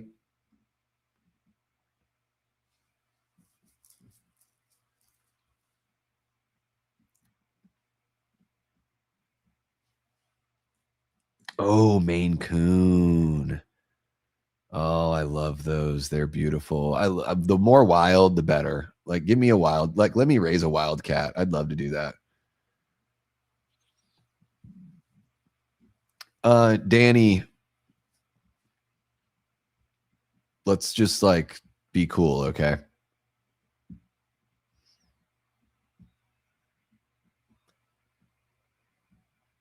Sweet, man. All right, I'll shoot it over there. All right, we got, Loomis is basically like it's interesting to talk about. I'm going to send this message to Jason really quick so he can join us for Halloween too. But I think it is interesting to think about, did Loomis handle this the right way? Would Loomis have regrets on how he handled this? Because he is like, no, don't raise a stink. And then it really did turn out to be something where like, man, maybe they should have raised a stink here because it might have saved some lives.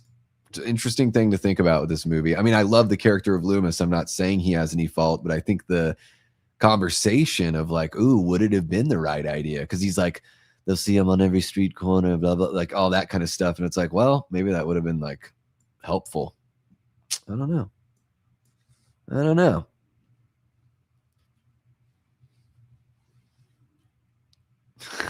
She's just so like goofy. Door residents. She's just so like, she really is playing, for how old was Jamie Lee in this? Early 20s. She is doing this like, it's cute. It's like this goofy, nerdy kid. And Nancy Loomis's camel toe is very unfortunate there. Maybe Dean Cundy's worst shot of all time. They probably could have had her pick that out before rolling. Thank you so much, Shannon. I appreciate you. I'm trying to remind myself to reload it as well. Sometimes though, the fog of the stream makes me forget certain things.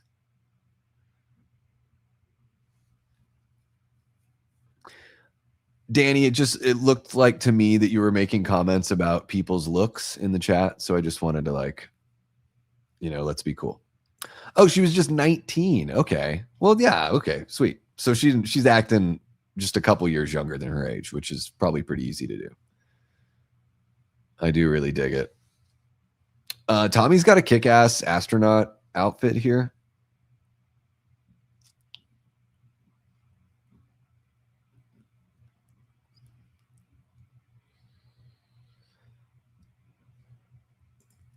I see what you're saying. You're talking about I thought you were talking about somebody in the chat, and then I'm reading the spelling of the name, and I'm like, oh, I get it. I'm sorry, Danny. I am sorry. You're talking about Laurie Strode, pretty much. Okay. That's all. That was I misread that. Literally misread that. Yes. No, I totally misread that. I've said far worse than say that an actress looks hot on a stream, so I got no room, Danny. Thank you. I appreciate you, man. What a total Strode.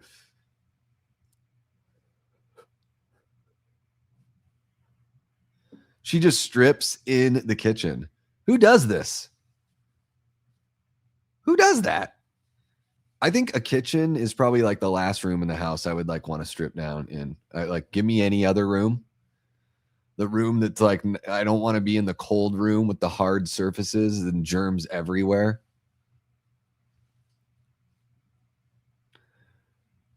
Yeah, thank you, Ryan. But that was on me. I totally misread that. Sorry, guys. I have seen the original Prom Night. It's been a long time, though. It's been a long time. They use the same actress that played Jamie's character younger in Prom Night for young Laurie in Halloween 2. Oh, no way. And is she in the theatrical cut of Halloween 2, or is she only in that TV cut? I can't remember how that goes. Or is it just in the TV cut, there's like an extra scene of her as a kid? But that's really interesting, Shannon. And the slow motion shot with the dog, and that was a trainer. That's the dog's trainer in Michael's outfit. And that's a crazy, for the dog to relax its legs like that. Think about, how do you teach a dog to do that? It's wild to me.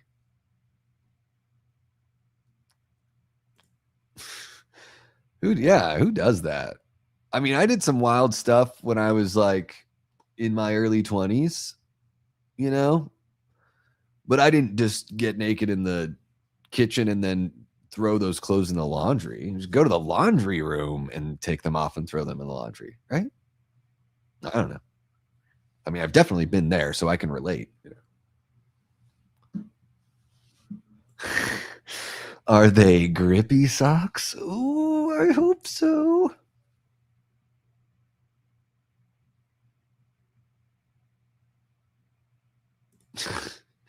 Yeah, I mean, the living room, yeah.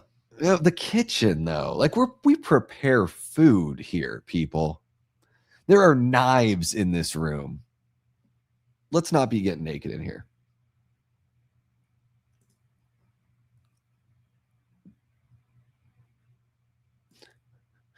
Well, Danny was saying that Jamie looks hot. He was talking about the Laurie Strode character, and I totally misinterpreted it. So a whole bunch of nothing other than me making a mistake.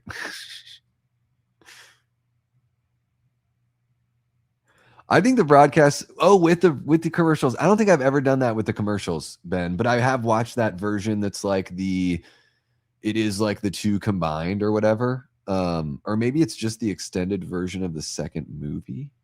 I know Brandon Tabato, if you guys know Tabato Vision, he put together like a big cut of the first two movies. Really, really good. I don't think the commercials are in there, but I know what you're talking about, Ben. I've seen that. I think it's out on YouTube, right? I'm pretty sure it is. First 3 or 4 Halloweens with commercials on a playlist. That's awesome. I should do that because the first time I saw these movies was on like the USA Network, probably 1990, the first 2 Halloween movies. Yeah, I'm a total idiot. Just trying to have a really good marathon charity stream and keep things like really fun. And then I'm the one that's like, dude, Davey, bad form, bro.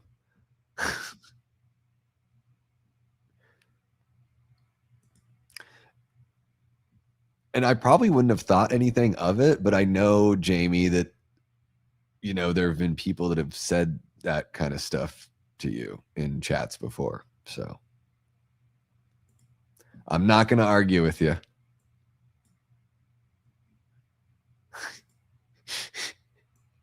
Gina, dead on. Yes. Laugh it up, fuzzball. Michael behind in the background here is, I shit you not, I don't think I ever noticed that until I watched this on like that 25th anniversary DVD. Whatever that DVD was with like the hologram. Again, guys, when you're seeing the stuff on cropped for television or on cropped on a VHS, like, and I'm not even just saying that's the cropping, it's the quality. Like, there are some shots of Michael like during this that I didn't see until, I don't know, until I'd already seen the movie like 15 or 20 times. Sleep with one eye open. Gripping your sockies tight. And then there we got what's her friggin' name? What's this chick's name? She's Kyle Richards. There she is. From whatever, I can't remember the name of the show. something about rich wives that live in Hollywood, something like that. But she also came back. I'm sure you guys know she came back for Kills and Ends in the David Gordon Green trilogy. Same performer.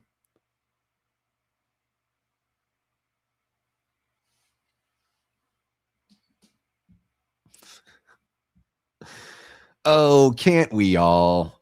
Can't we all? Dude, come on over, Joe. Oh, wait, you don't know where I live because you never invite me over. So why would I ever invite you over? No, I'm just fucking with you. Oh, hey. I love that she runs ahead of her to be like, she got stuck in the fucking wind now. No, I know. I saw her butt in her terrible underwear. Nancy Loomis is very beautiful here, though. I will give it to her. She is very lovely. Love the walk, and Michael's not there. The walk back, and he's there. Another wipe, and he's still there. But when we wipe back, he's gone. Like this is why we love Michael. This is the specter of it all. He is like a ghost, but he's very, very much physically there. Michael is the thing that creates that fear when you're alone at home at night and you're like, but am I alone? Remember when I ran out to the car and I didn't lock the door, and then I was like out there a little bit longer than I thought, and I came back in and something doesn't feel right. That's to me like what Michael feels, you know, that his presence feels like that someone could be there and you wouldn't even know. And by the time you know, it's too late. Oh, Michael. I think so. Yeah, I think that's what it is. Real Housewives of Beverly Hills or something like that. I don't know. Dude, I'm just fucking with you. Yeah. I'm just fucking with you. Joe, I've started a gift bag for when you, me, and Davey get together. Oh my God. Michael uncrouching, he unfurls himself. He blossomed like a rose from beside that vehicle. That's how I like to think of it. Michael's like a beautiful flower, just getting ready to ruin everyone's Halloween here. Ryan, seriously, you've got to go to H50. So we're all going to make plans to go there. We'll get like an Airbnb. We'll get the biggest fucking awesomest place or something. We'll figure something really cool out. And then, dude, let's go to a gathering. Why the fuck not? Would you guys like to see Davey Deathray covering a gathering of the Juggalos out in Michigan? I've never been. Might be kind of wild. It is, Lenny. Exactly. And that's what I was trying to say earlier, that the way to me, when I rank the Halloween movies, it's the portrayal of Michael is usually the number one.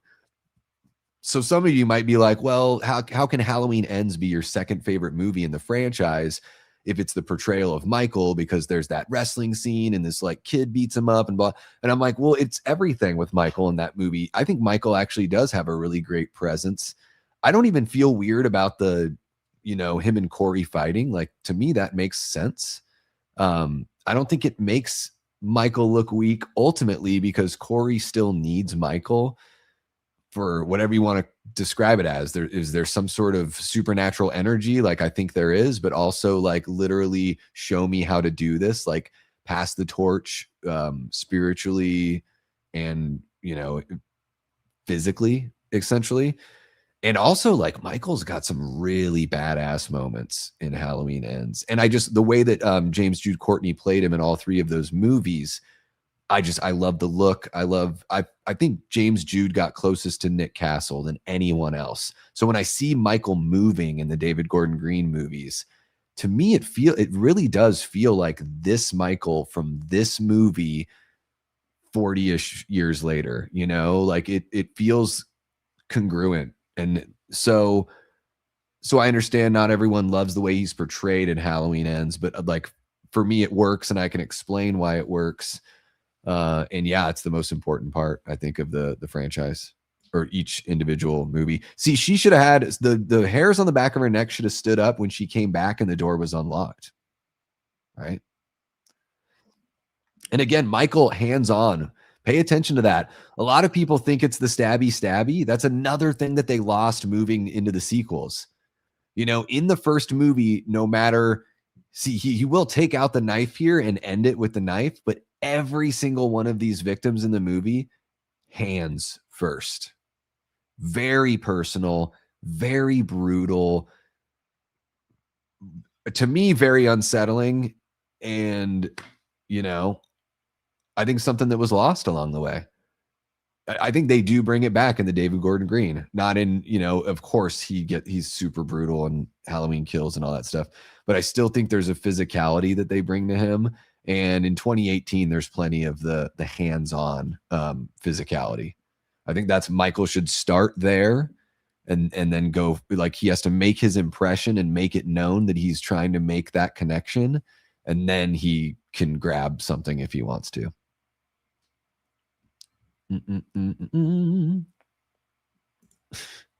Oh, of the green stuff.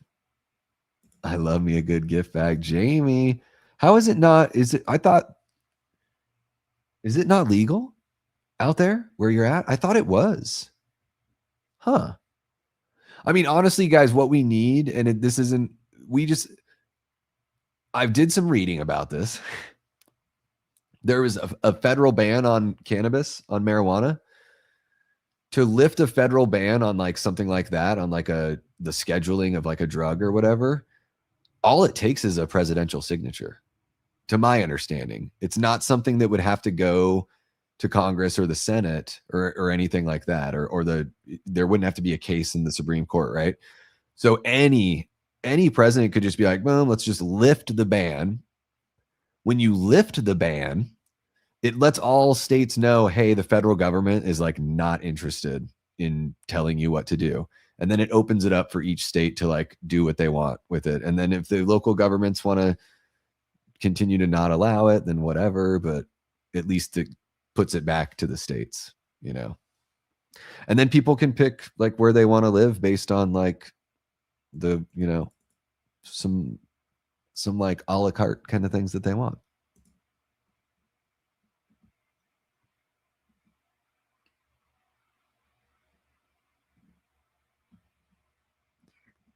Bro, not a bros night. No, it'll be a whole bunch of different people hanging out at H50.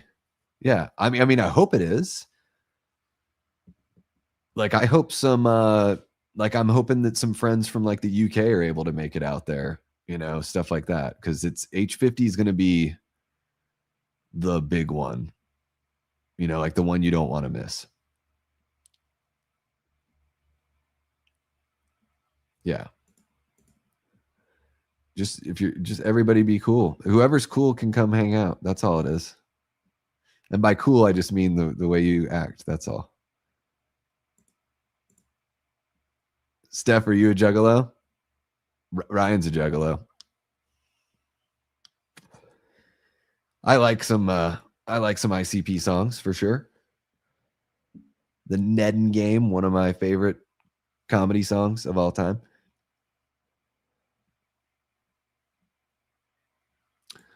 I would say 3 stars out of 5 for me, Gina. It's a little gross in a good way. I like the way Lee shoots his movies. Lee Cronin has a really good eye for his putting the camera very close. I love that. It's a very Sam Raimi influenced kind of vibe. The movie ran a little long for me. I'll say that. And I think that it's like 2 hours 17.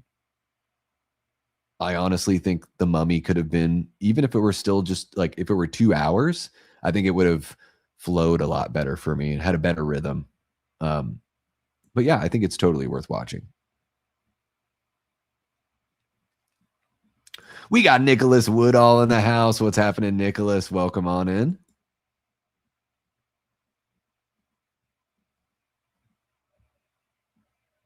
Damn you for letting him go. Oh, come on. The late, great Charles Cyphers, guys. And I mean, I didn't say Donald's name specifically, but the late, great Donald Pleasance here as Dr. Loomis. I mean, I feel like you don't even really have to mention him because he's that ubiquitous, you know, with the Halloween franchise. These two. And everyone gets weird about this line of dialogue. I've never thought anything about it because over my mouth. I've heard that he accidentally said Lindsay instead of Annie or Lori. That's what I've heard, that it literally was a fuck up that was just left in because no one caught it. But also I'm like, these are supposed to be 17-year-old kids, and he's literally just being stupid. Like it's just saying something stupid to your girlfriend, hoping she's going to laugh. And I have an itchy eye. Got a bit of a hot ear. There you go. Yeah, it's legal out here. Like 5 minutes away from me, there's a dispensary that it's 24 hours and they have a drive-through. Yeah, it's going to be epic, dude. Jamie Lee will probably be there. She wasn't last time. John showed up by surprise last time, but I would imagine he would just sign up to be there for this one. Yeah, should be pretty awesome. Ryan, I don't know if I told you, but I met Jeffrey Kramer from Jaws and Jaws 2 because he's the coroner in Halloween 2. So he was there.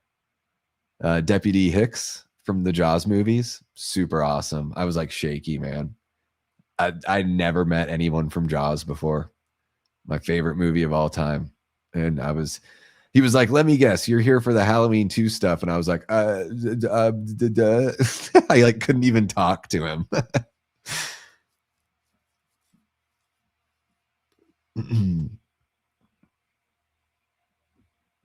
I don't think I've seen anything for a movie called Deep Water. Have I? I don't think so. I did watch the Resident Evil trailer, guys. My thoughts have not changed on that movie at all. You know, it's just like I'm still in a wait and see mode because that movie the trailer looked pretty run of the mill. There's a few flashes of things where it's like, oh, cool. Are we going to get some awesome creature? You know, we need some awesome creatures to make it feel like Resident Evil. And there was a couple shots where I was like, oh, I'm kind of getting the feel of some of the cinematics from a couple of the games. But I'm still very like, I'm like, show me a full trailer. Yeah. Yeah, but freedom of speech isn't. So no, I'm joking, Jason. Yeah, up in Alaska, it's been legal for a while. Oregon, you know, I was out there. They were one of the first states. I think Colorado and Washington and Oregon were like the first 3. Yeah. Hey, the government, they put a sin tax on it. The government gets money, so it can help like you know, fix some of the roads in your town. It can I've seen instances where it funds like arts programs in public schools. Like there you can, I don't know why the government didn't think to like legalize cannabis and use it for taxes. Like seems like they like having money and like being able to spend money. It's just weed. It's safer than alcohol. I hate to break it to you. Like alcohol is more accepted, but the other stuff is way safer, healthier, and doesn't result in as much, you know. We got Aaron Click in the house. What's happening, Aaron?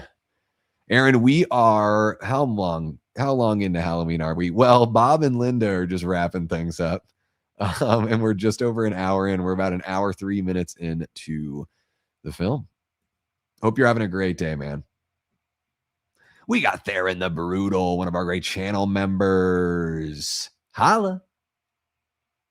Holla at Chamoy. Oh, wait, they didn't wrap up. They're going in for the end here. You gotta finish it strong. Oh, that one. Yeah, I tried to erase that one from my memory. Yeah, that movie looks dreadful. Ben Kingsley looks dreadful in that movie. It looks like Aaron Eckhart outacts Ben Kingsley in that movie, which is a sentence that like should cause the space-time continuum to cease to exist.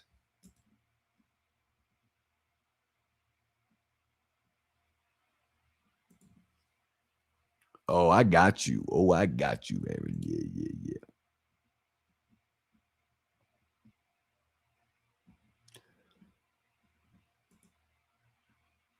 Yeah, we got Smith Grove Sanitarium. 183 days until Halloween, and that's why we are celebrating halfway to Halloween right now by watching 5 Halloween movies, the Loomis Timeline. How about it? We are also raising money, guys, for St. Mary's Food Bank. There's a QR code right there. There's also a link in the description and a link pinned in the chat if you would like to donate. Every dollar helps. Some employers are matching donations, so check your employer. There's a way to check on the site, and they may match what you put in.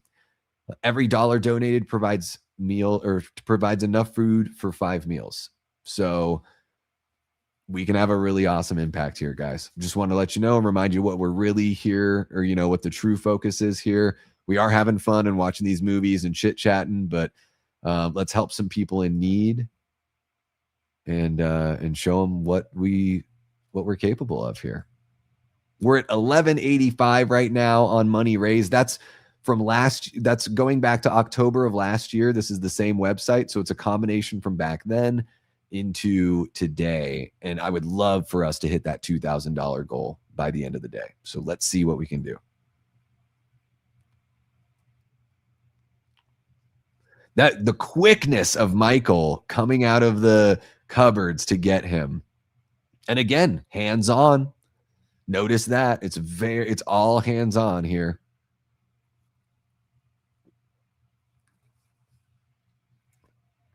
For Michael, the weapon is just the punctuation at the end of the sentence. It is not a means of conveyance of, for him to express himself solely. Yeah, Bob just got. You just got. You just got.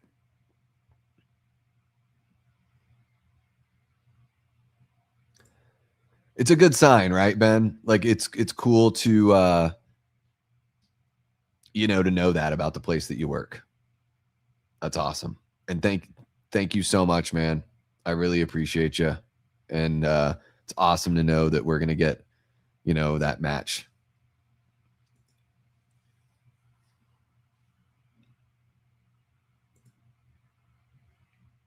I think we can. I think we can too, Danny.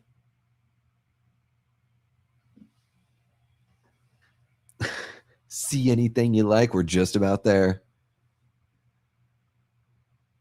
I mean, just PJ Souls in general, very playful. I think there's such a cute, like, attractive quality to her personality, I mean, she's a total cutie and all that stuff too. But there's the fun-loving quality is very, very attractive, I hope that's a very attractive thing across the board. Somebody that looks like they love fun. Fun loving is a great adjective. This person loves fun. They're not a total grump.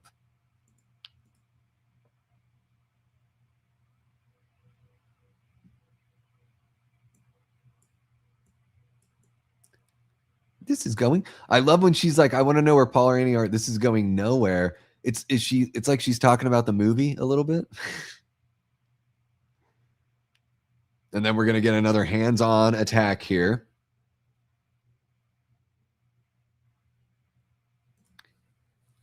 Yeah, Kim, I use StreamYard. I was fortunate enough when I signed up for StreamYard, it was still like $25 a month. And it was seriously like 2 or 3 months later, they really jumped the cost. I don't even know what it is right now. But I got an email where they were like, hey, since you've been like loyal and blah, blah, blah, we're going to keep you where you're at. So I've stayed at $25 a month for StreamYard. Like it's crazy. But here we get our first really good look of Michael with the phone. Guys, there's something about like any angle he moves or any different lighting setup. Isn't it like the mask looks like it's changed a little bit? I think that's another really powerful thing about the way Michael looks in general. And a lot of the movies handle, at least a lot of the movies will have those shots where the lighting does look really good. Even Halloween 4, even though I don't like the mask, there are some shots in the Meeker house, we'll get to those later, where I think Michael looks great. But it's because of the lighting and the distance and the focus and, you know, all that. There's so much that goes into it with Michael. And it really is, like I call it, it's kind of like a Rorschach test a little bit. It changes in every shot. It looks technically different, even though it's the same mask. So it allows us to like project our fears even more onto this blank expression, emotionless face, you know, as Loomis would say. And I just think that's like a really interesting thing with the character. It's another thing I really love about Michael. There's something so like, I don't know, subtly shape-shifty about the way he looks. It's just very unsettling.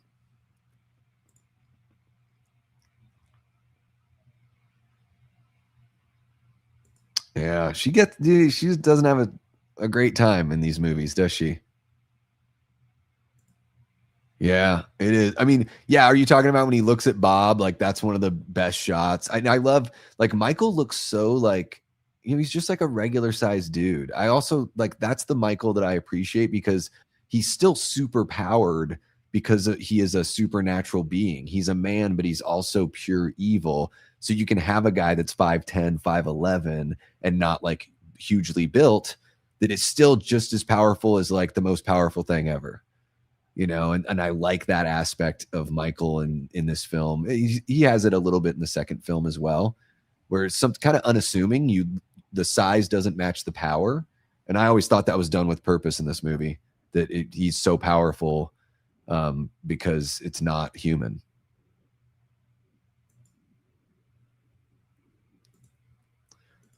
What's happening, Jeff? Welcome on in. Hope you're doing well. One of our great channel members. Yeah, I know Matt's watching it tonight. What I'm gonna try to do during my stream is like hop over there and say hi in the chat and be like, I watched this earlier today. That was nothing that I think, you know, I've had this like kind of plan for a little bit and all that. And then I think Matt's doing a watch party. I think it was because he reached a super chat goal. So, you know, everyone in the community was like, hey, we want to see more. We want this watch party. It is a Friday. People got to stream. I'll jump over there and say what's up. Matt's a really good friend. One of the best friends I've made here on YouTube. He's a very good man, and I love his channel and everything he does. So I'll jump over there and say what's up.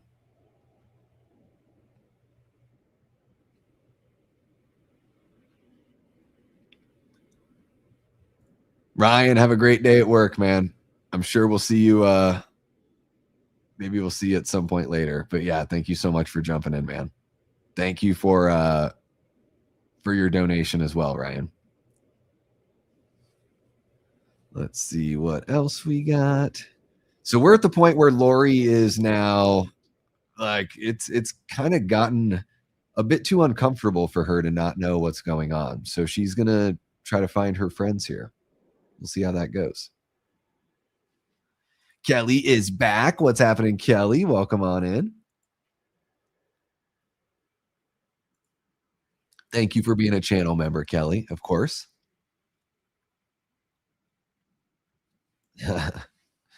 Right back at you, Raimai. Love you, man.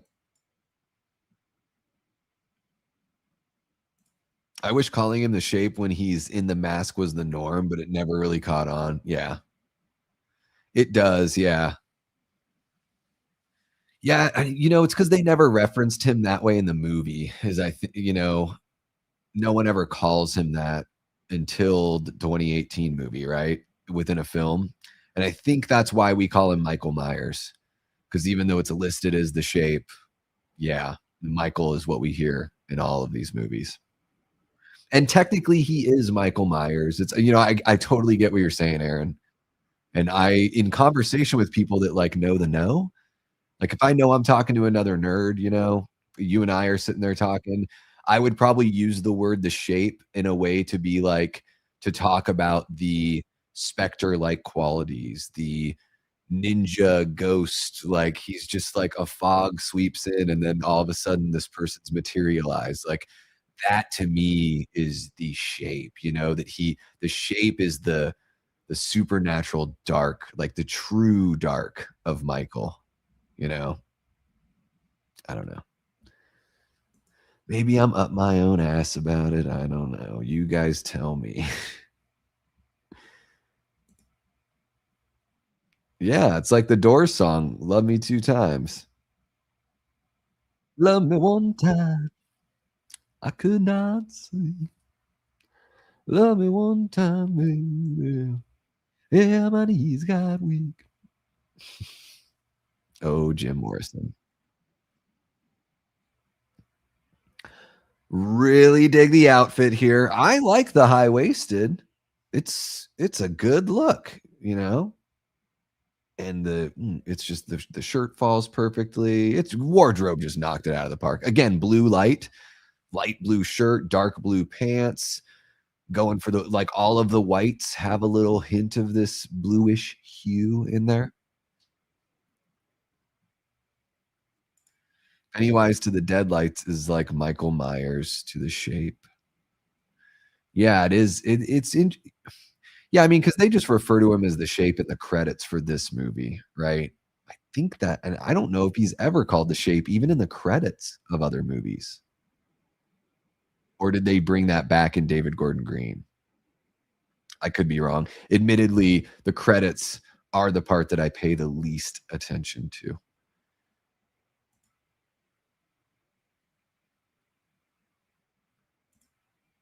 When I used to babysit my friends were the last, when I used to babysit my friends were the last thing on my mind. I wouldn't have been leaving the kids to go find them. Yeah, and I think she's just reached the point where it's just a little too, like, uncomfortable. Her curiosity, you know, has gotten to her. Maybe some of the stuff that Tommy said, you know, maybe that kinda creeped in. Maybe, you know, her little whimpers here.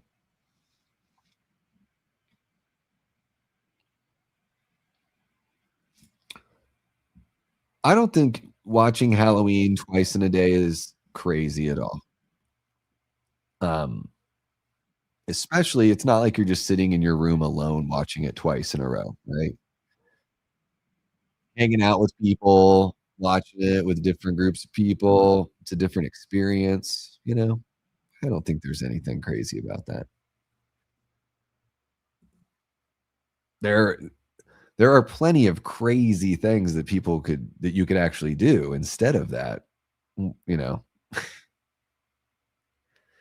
Love this shot here, of course, coming up with the light being turned on. Of course, we know that he's standing there the whole time, but then they just brighten the light. The reveal of the mask, it is just again, this is The Shape, you know? He just swoops in, seriously, like a fog, and then boom, a man is there, you know? A little stop at the top of this just everything that Nick Castle did is so, like, one for one and so I don't know, man. There is something very special about the Nick Castle performance because at least to me in my mind, and I think to a lot of you guys, or at least when we talk about Halloween and we talk about how Michael didn't quite feel right or consistent or whatever, I think it really like Nick Castle's performance is simple, yes. It's straightforward, yes, but there is something in the subtlety of it all that no one was able to recreate until they brought in James Jude Courtney and they got the closest they've ever gotten. Like it really felt like a studied performance of Nick Castle's performance, you know, or yeah, studied recreation. Because there is something like Michael is yeah, he's in a human body, but it's almost like an entity that isn't human that's trying to operate within a human body is the vibe that I get from Nick Castle's performance.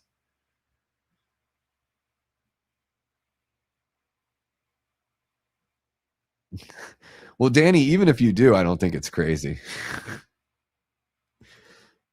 I watch a lot of movies, man. Nothing crazy about that. These people are the worst. These neighbors, these houses are nice. None of these people believe her.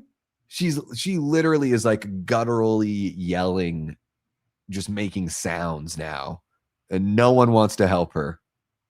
These people, come on. Ooh, the keys. Ooh, the keys.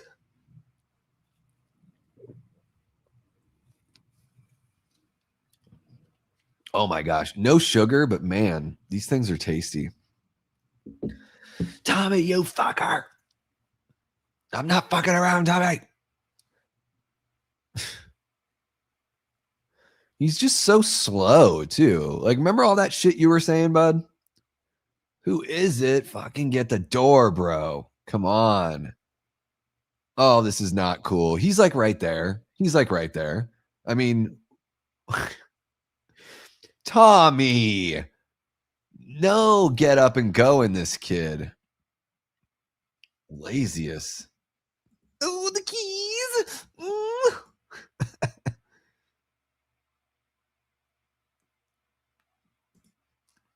Have you checked the children?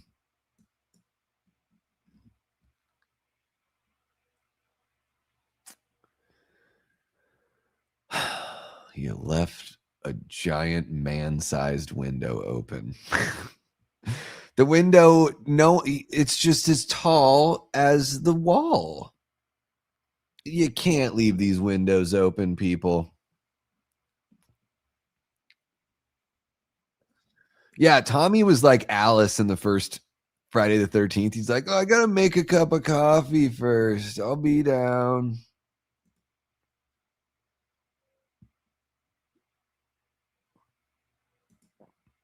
Oh, Send Help is great. Yeah, I had a lot of fun with Send Help. Hilarious. I was laughing a lot in the theater.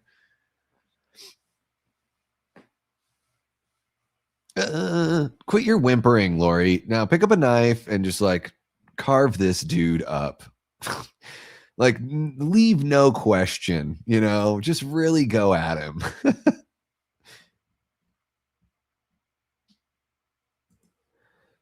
And maybe here's the thing. Here's an idea, like windows that are the entire height of your wall,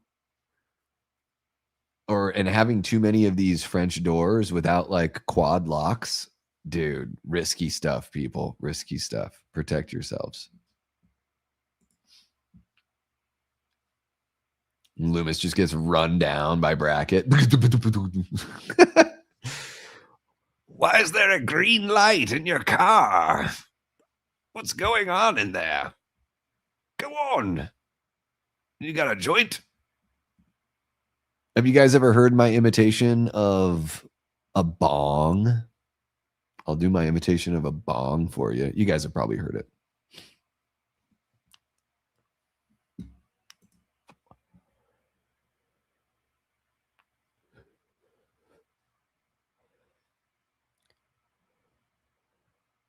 Never would have gone up the stairs.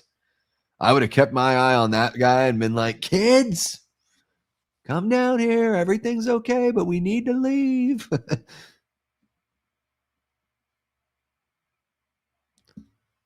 Wow, it looks like a really severe cut on her arm. Nothing's going to get that ketchup off. Uh-oh. I love this shot of Michael behind her. Yes. Dun, dun, dun, dun, dun, dun, dun. Diggy, diggy, diggy, diggy. The music is so good. Oh my God. That bong, ba bong, bong, bong. Okay, here's my bong.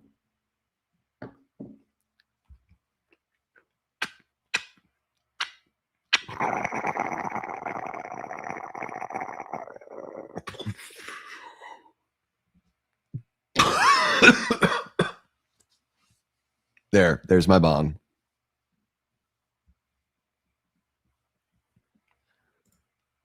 Sweet, man. Yeah, I will. I'll shoot you the link. I've got Jason's coming on. Jason from Backtrack Cinema is going to be on for at least some of Halloween too. And I mean, I'll be doing it like it'll be a long day. So yeah, I'll shoot you the link over on Discord, Joe.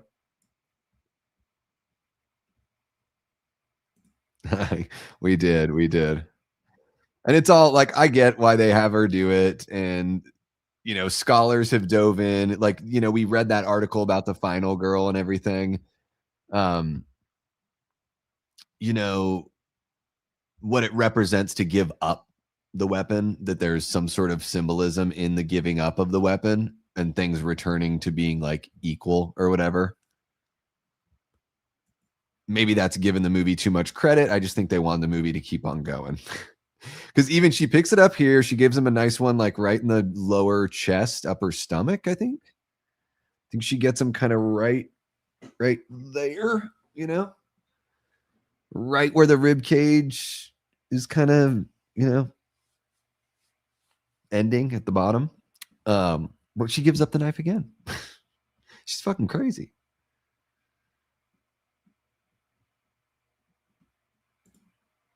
Yeah, you like that? You guys like it. You guys like the bong sound. Thank you so much. I do a stupid bazooka too. Yeah. Didn't really have to fake the cough. But I do this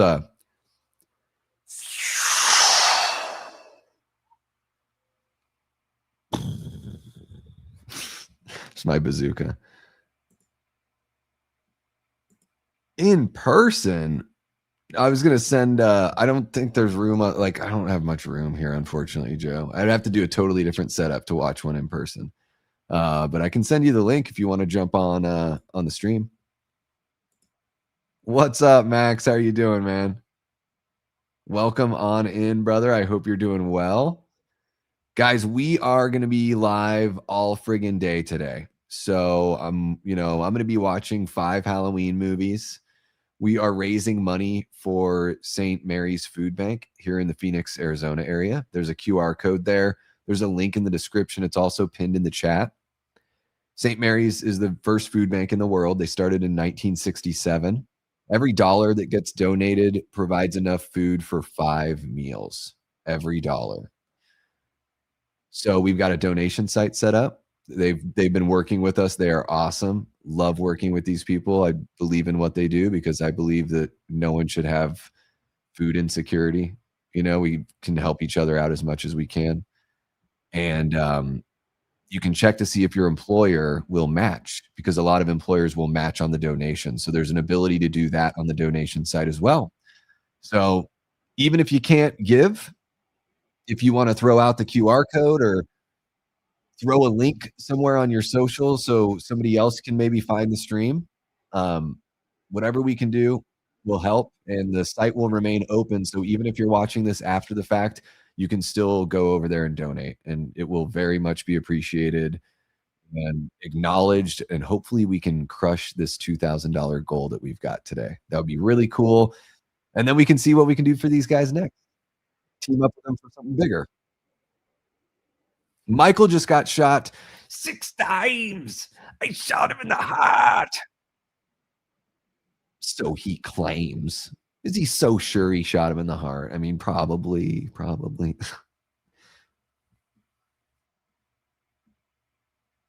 Jamie just crying. Thank you for sharing that, Eli. Yeah, guys, Max has a channel. Check him out. He's a friend of ours from across the pond out there in the UK.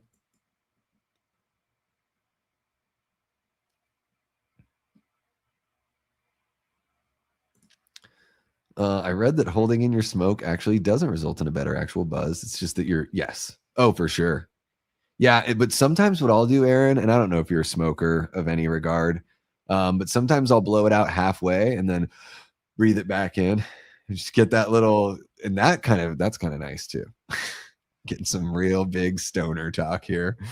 Oh, guys, we are raising money for a food bank. but I will also have stoner talk happening at the same time. Love the look of Donald just being like, I can smell you that you're out there. These shots, these like setup shots of just, just grab. It looks like they're just grabbing moments from uh before they were like running sound on a shot, really. It's a really cool little thing to do in the edit. These could even be still images. No, there's some movement. I can see the movement. Okay.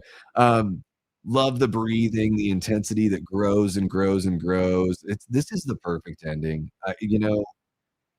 Halloween by John Carpenter from 1978 is a 5-star film. I don't think there's any getting around that. So I've said my piece on that one. Cool, guys. Well, holy crap, we've watched a movie. We have watched one of these 5. How about that? Um, let's see who else we have in the chat. You couldn't hear the bubbles? Well, that's when I was doing. Maybe I could have gone longer.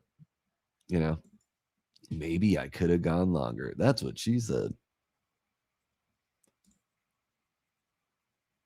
Thank you so much, Kim. I really do appreciate you. Thank you for your donation. I'm guessing that was you in there. And I hope you have an awesome stream tonight. Thank you so much. We'll see. We'll talk soon. George C. Scott's great. Him in horror is awesome. The Changeling's one of my favorite movies. There you go. There's all that. Okay, we're still at 1185. I would love to see that move in some sort of upward direction, and it doesn't even matter how much. I just want to see it. Oh, nice, man. That's good for you, dude. Like, yeah, I can certainly respect and appreciate that for sure. Yeah, I think it is a weird thing for, if you're used to watching, like, if the Scream movies were the movies you watched when you were a child and then you've gotten into Terrifier as a young adult and all that stuff, if you went back to Halloween, I guess I can see people saying it is that way, but it's slow burn. It is old school. Like John Carpenter's very much going for an Alfred Hitchcock kind of vibe in Halloween. And I don't think a lot of people get that. I think when people go back to Halloween, they think it's going to be like Scream or like a Nightmare on Elm Street as far as like intensity goes and like the bombastic nature of like the horror. But I think what a lot of people don't know is, when you go into Halloween, it's actually a more subdued, creepy, eerie story that builds with this dread and crescendos in an epic ending, and that it's a movie that's kind of poetic in a way too. So I think I think the expectations are a little bit different for younger audiences now when they go to visit something like Halloween. I don't know. It's crazy like that. Me and Carrie recently watched The Changeling on my channel for her first time. This is Talking Star Wars. This is just my backup. Hey there, Shannon. Thanks for letting me know. I didn't want to ask like outright. You know what I mean? I don't want to be like, who are you? The Changeling's amazing. Yeah, it's so good. I love that movie. I did, yeah. The timer's okay. I'll restart it when we start another movie. How about that? We got Based Logic jumping on in. Based, I think you might have just been gifted one of the memberships earlier today, which is awesome. I can gift 10 of them a month, and it's just random. So, but I think usually it goes out to people that they're watching the channel in some sort of way. So, Based, thank you so much for being a subscriber and checking out and supporting the channel. And I hope you can jump in on one of the fun members only streams that we have and all that kind of cool stuff too. And there's stuff in the backlog too if you want to check out some of the member stuff while you've got that membership. Thank you for joining us, man. We're raising money for the St. Mary's Food Bank. Just to let you know, for anyone that's jumping in, freshly, the QR code, there's a link in the description. There's also a link pinned in the chat as well. Every dollar counts. And let's see, I'm going to go ahead and bring up Halloween 2 because, guys, we just finished John Carpenter's Halloween from 1978. We're going to be moving on to Halloween 2 from 1981, directed by Rick Rosenthal. How about that? How about that? And I might need to use the facilities, guys. I think that would be a good idea just to do that in between every movie. Are you guys cool with me taking a moment to use the restroom? Gosh, I sure hope so. Because I would hate to have to pull out a cup down here and do it while on camera. But if you guys are going to be jerks about it, I'm joking. I'm joking. Okay. Okay, there we go. I got the movie lined up. Will they let me see some subtitles? Maybe they will. Cool. Yes, I'm a subtitle guy. It just helps me. Leave me alone. Yeah, Leo Rossi's great in this one. Oh my gosh. I think the first time I ever heard the phrase like "sit on my face" was Bud in this movie, and it had a profound effect on me. I'm gonna say that. Okay, I'm gonna use the facilities, guys. Let's while I do that, I'm gonna, you know what, I'll just leave the chat open so you guys can say whatever. I am going to do this, and then I'm gonna mute the mic, and I'll be right back, guys. We're gonna keep on rolling with Halloween 2. This is Smooth Davey Deathray on 94.1, the horror of Haddonfield.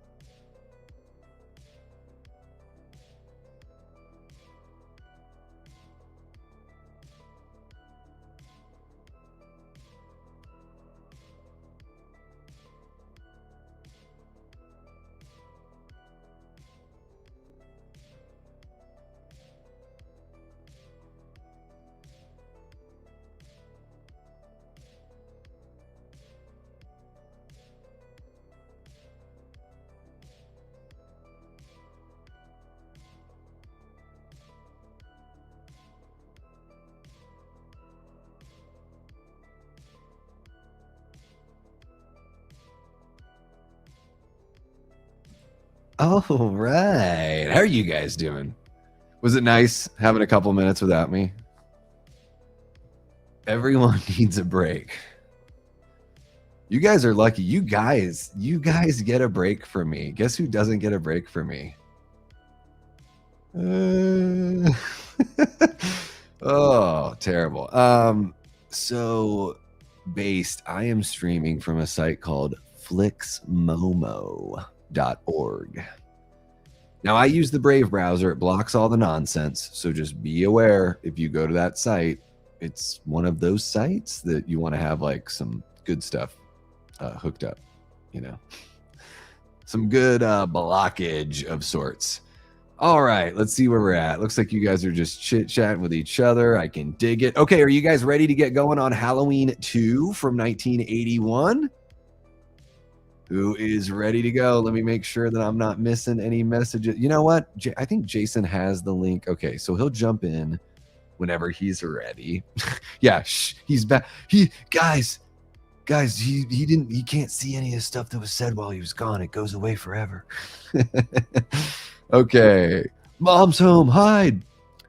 It's kind of like that, right? Mom's home, hide. Okay, there we go. I'm gonna get the timer ready to go, so I'm gonna bring it up to 5 seconds here. There we are. Perfect. Okay. Now, okay, so it's back up there. Is there a movie called Halloween, Joe? I'm just joking. Joe. Did you hit play yet, Joe? Okay, guys, here we are on Halloween 2 from 1981. Everybody ready? Let's do this. 3, 2, 1, play. There we are. Boom. Timer is on, and the Universal logo is here. Let's get ready for some Mr. Sandman. I just turned off the music there because it annoys the heck out of me if I'm trying to watch.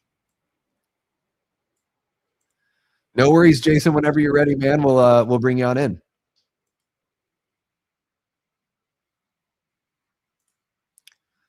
There we go. And the cool thing is we got that timer, Jamie, so you should be able to slide, right back into line with us and everything on the timetable. And yeah. Now here we are at the end of the original Halloween, of course, and some things look a little bit different. And I think we even hear elements of the organ like in the score and everything in this one as well. Tech support has arrived.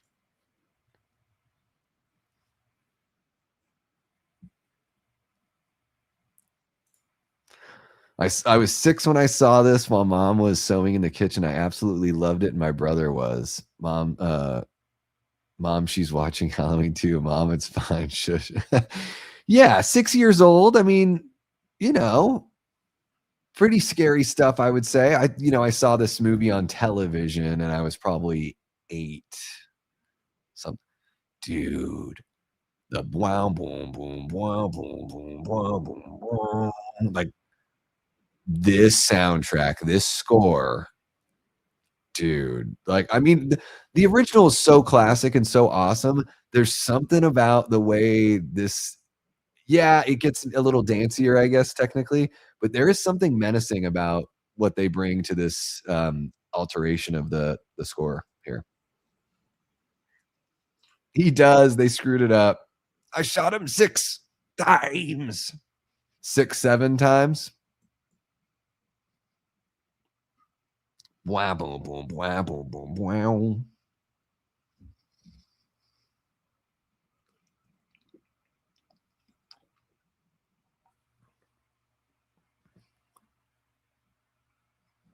Come on, keep going. Bam, bam, bam, bam.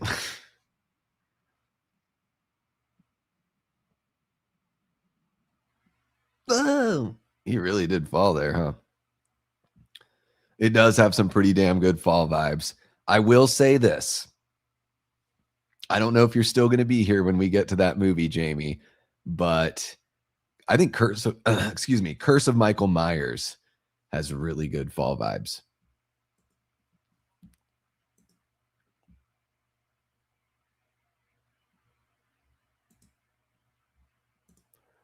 Wow, boom, boom, wow, boom, boom, wow, boom, wow.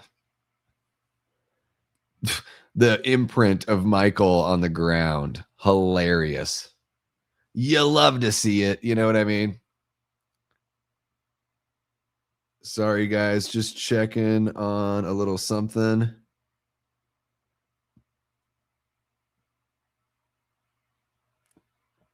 Just want to make sure the world isn't falling apart behind the scenes. Okay. So far, so good.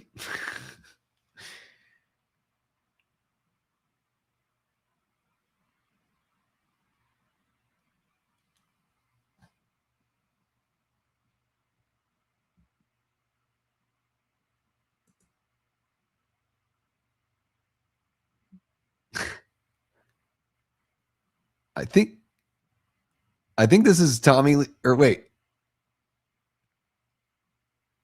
Is it Tommy Lee Wallace? Is that who that voice is? I think it is Tommy Lee Wallace's voice. And of course that score kicks in.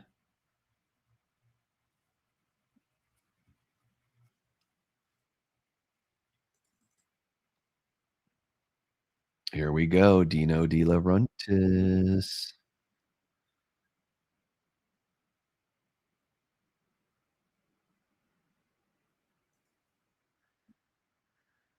Okay. Halloween 2. How do we feel about it? I love this as a double feature with the first movie, just going right into it.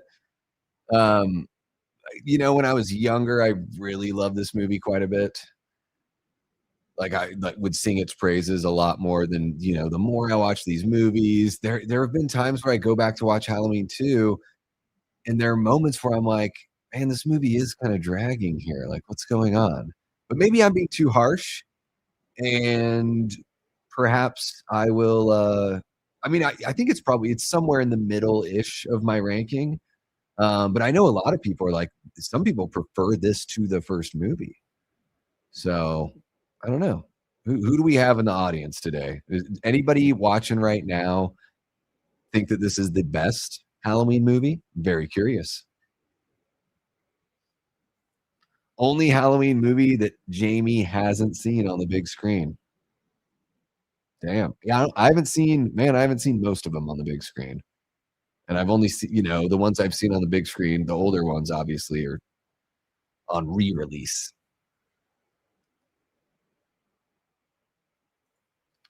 I just do the I shot him 6 times. Oh, lordy. Lordy, lordy, look who's 40. Look who's 44. Guys, in 17 days, I'll be 44. It'll happen. Hopefully. I wouldn't be surprised. No, yeah. That sounds like a pretty hot take that was very, very much so plausible. Yeah.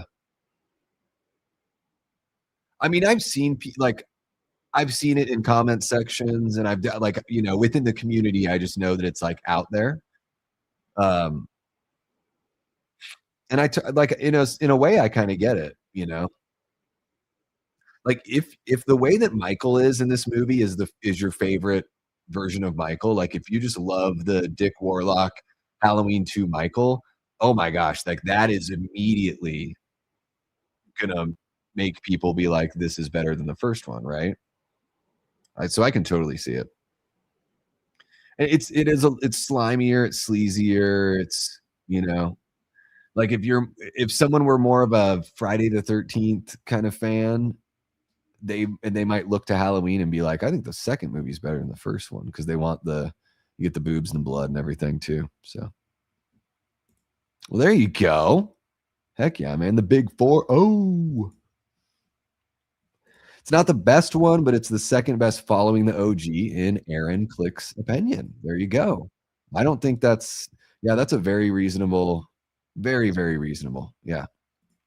This and the OG are a feature film to me, says Gina. Yeah.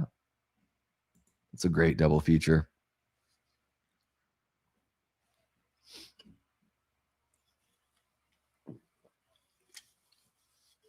shot him in the heart. Stop saying it. He just said it 3 times. You could have a drinking game that's like drink every time Loomis says I shot him 6 times, and you would have had to had 3 drinks right there in that moment.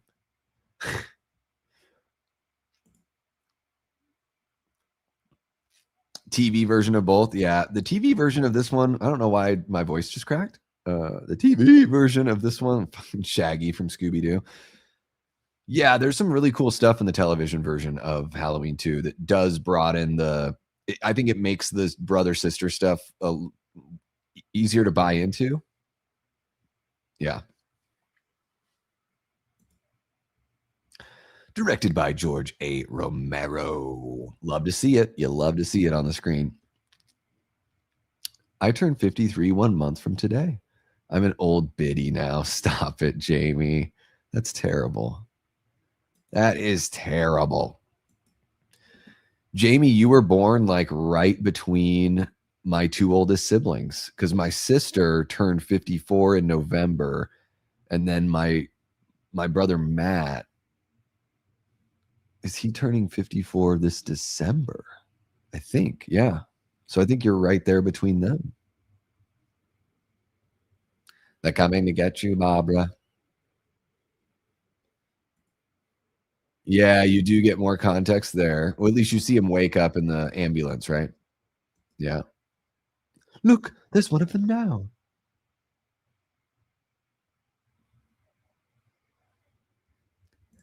We got Kevin Ketchy jumping on in, says back on the road and saying hello from Charleston, South Carolina. Hell yeah, man. Where they shot Halloween 2018. Hell yeah. That's sweet. And speaking of a Halloween sequel that people prefer over 78, RZ's H2 is my favorite in the franchise, says Kevin. Kevin, I love RZH2. It is a movie that helped forge a couple of the best relationships I have here on YouTube. And yeah, it is, you know, all the David Gordon Green movies are in my top 5. RZH2 is right outside of that group. I love when movies take chances within franchises, and Rob Zombie's Halloween 2 takes like the biggest swings ever. There you go, Lenny. Lenny's 54. Boom. We got a good group here. We got a good mix. We got Jigsaw jumping in. What's happening, Jiggy? One of our great channel members is back for a few and gave at the office and donated. Thank you so much, Jiggy. Really do appreciate you, man. Thank you. I knew I could count on you, and I knew I could count on everyone here to do a little something to help out. Let's see what else.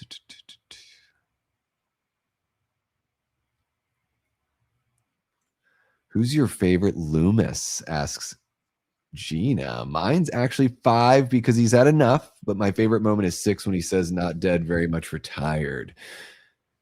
Yeah. He's so good in 4. He's pretty good in 5, although 5 is a tough movie to watch for me. I'll say this. Gosh, I think I'd have to pick 4 out of what we got, Gina. I mean, I love the original is amazing, but 4, there's a little something more there. And then the producer's cut of Curse of Michael Myers. If you ever can watch the producer's cut, there's so much more Loomis in that version of Curse. And it just makes so much more sense. It feels like this love letter to Donald. They put some really great stuff on the page for him in that movie, and unfortunately, a lot of it didn't make it into the theatrical version. So if you can ever watch the producer's cut, give it a go. I think that's one of the best versions of Loomis right there. And you guys know all this about Dana Carvey is here. This is like dangerously day for night here. This is probably, the sun is probably about to come up because you can see that the sky is clearly deep blue in the background. They are fighting Mother Nature right now, or they're going against Mother Nature with the timing. But Dana Carvey is coming up here soon. Yeah, and I really love the director's cut. It's not perfect, obviously. I don't like Michael talking, but I think everything else the director's cut gives, like, I think it's better context with Laurie's character and a whole bunch of other stuff that I really like.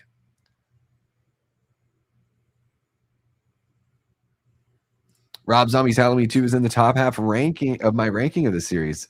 Yeah, it's a hallucinatory fever dream of a film. Yeah, it is definitely top half for me. Yeah. But yeah, you see that sky in the back? The sun is coming up.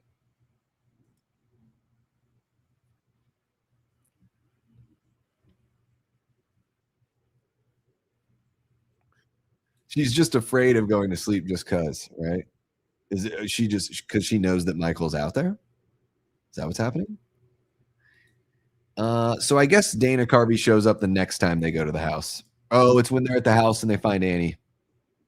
Yeah, that's when it is. That's when it is. My bad. I'm a total fraud.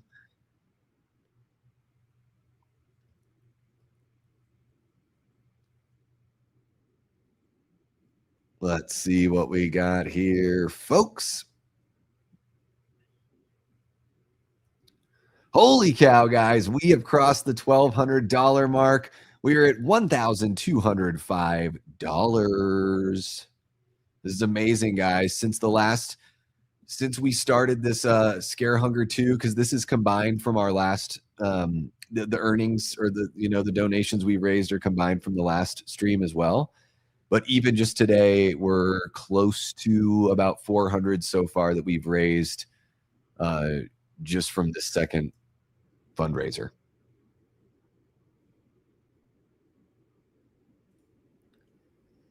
Yeah, when they finally officially release that, you might be able to find a good copy of the producer's cut. But yeah, for a long time, it was very like secretive and tough to get a hold of. Yeah. Yeah, Lenny, I guess that's I'm not the biggest fan. Like Rob Zombie's first Halloween movie, the remake, is it's in the bottom 3 of my ranking. To me, his sequel is one of the best and most creative entries in the franchise. So yeah, I'm kind of like I don't ever need to watch his remake, but I do like watching his sequel. It's more of his movie. Like when you remake Halloween, you are very much confined, and I think you can see that he was more liberated and free when he made his sequel.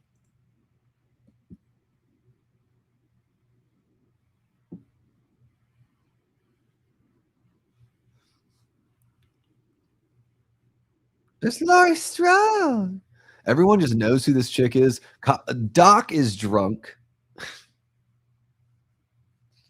Dr. Meekster or Dr. Mixer. Mixture. He's a little mixologist. Yeah, I think I've got Resurrection behind it, but I think it's Resurrection and then his movie. I think so. Maybe it's Halloween 5 and then his movie.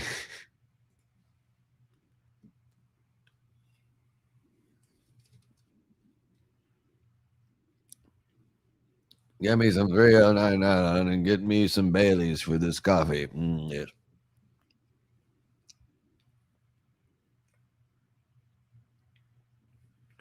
This is so like violating this moment. She's 17 years old. Her parents are not here. These people are just giving her drugs. I mean, like the medical care is great, but when it's like, we're going to put you out, like all this stuff without any sort of, parental consent or consent from the person makes me feel uncomfortable watching it. But maybe that's what they would do. I don't know. What the hell do I know? I'm just out there. Ooh, Bracket throwing it down. You let him out. Sorry, guys. I just need a bite.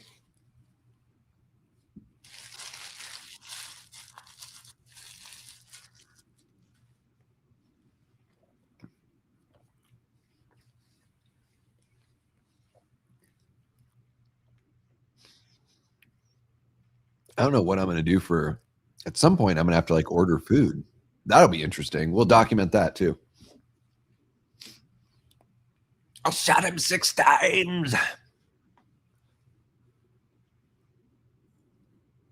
This isn't a man. Let's just shoot some people. He's just like, just hop up on the curb and just.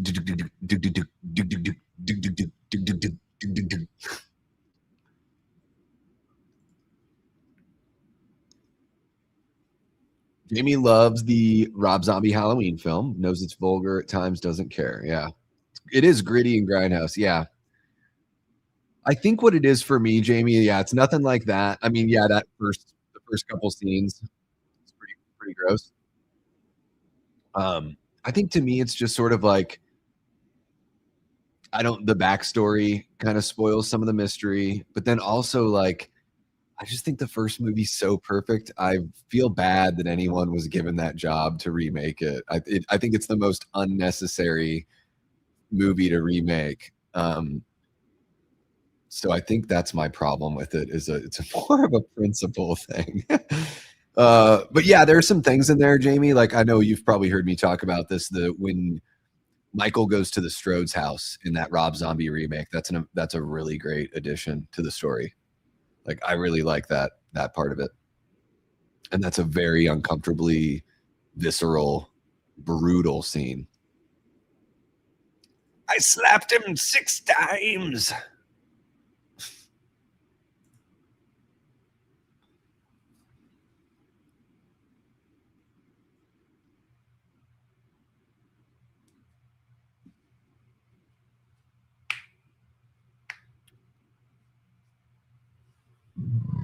Oh man, nothing was gonna stop that burp. Ain't nothing stopping that.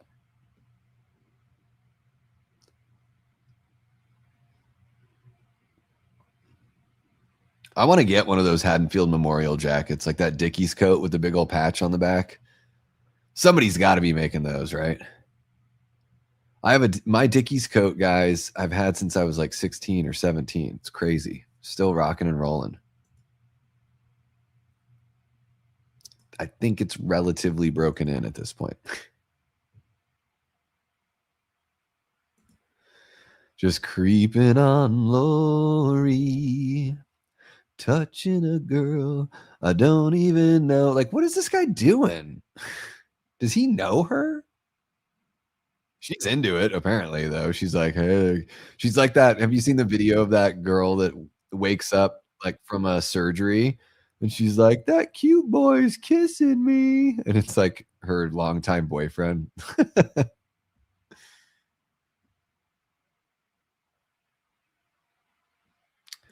Oh, once you're over the age of 14, they're allowed. Interesting. I wonder if that's true out here.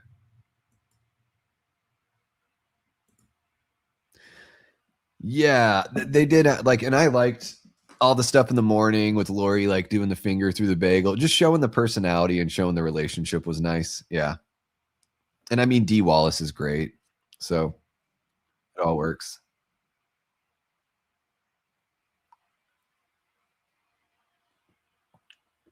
Yeah, Hottie Doctor is like, get the hell out of here. All right, so there's Dana. Dana Carvey back there in the blue vest and the blue hat. I know everyone knows that, but just in case you don't, now you do. And knowing is half the battle.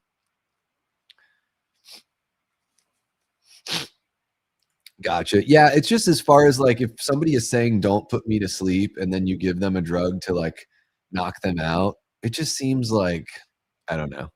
Just personally, when I think about my own morals, I'm like, that seems a bit extreme, you know, to make somebody unconscious when they're asking you not to seems to be like a violation of some trust there.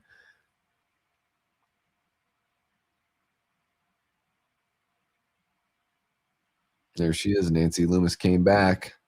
I think she blinks or something here. It's weird. Something happens that's no, it isn't.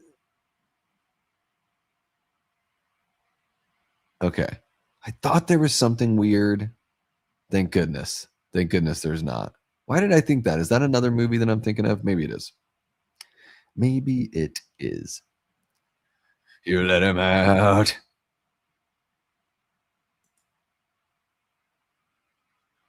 Yeah.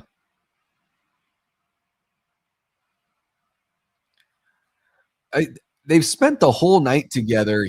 He should know that Loomis. Yeah, he should know all that about Loomis, but he's grieving.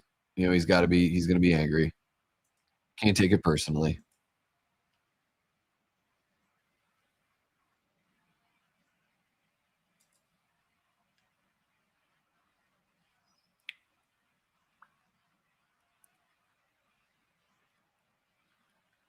He is an animal. He's a wild animal, that Michael Myers.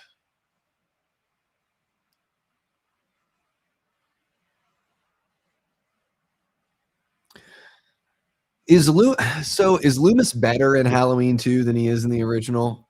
We take a big break from him, unfortunately, in this movie. And they bring him back in the final act and everything. But I don't know. Maybe that's something worth exploring here.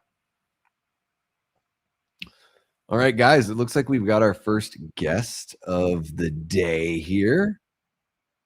Let me see. I'm gonna have to mess around with a couple things, Jason, before I bring you in. Let's see here. Or maybe I'll bring you in and then we'll play the rest of the game. Let's see. Here, I'm gonna try a couple things. No, let's do this. Yeah, brand new. Sorry, guys. Hang out with us. Hopefully you can still hear me. Friggin' Russellville. All right, doing a little bit of that. Jason, we're working on it. We are working on it. Thanks, everybody, for your patience as we get this rolling. Okay. Oh, my goodness. Let's do that. Okay. Oh, geez. Come on.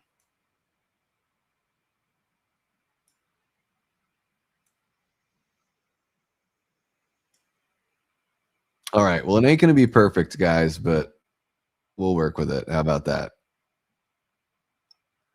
There we go. I think that's what I'm doing. Jason, what's happening, brother? What's going on? Am I frozen? Oh, there we go. You were frozen for a second there. Okay. Admittedly, you were frozen for a second there. Can you hear me? Am I good? I can, yeah. Let me just turn down the movie on my side. Perfect.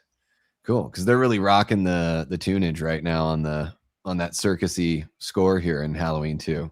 What do you think of the music in this film compared to the first film, Jason?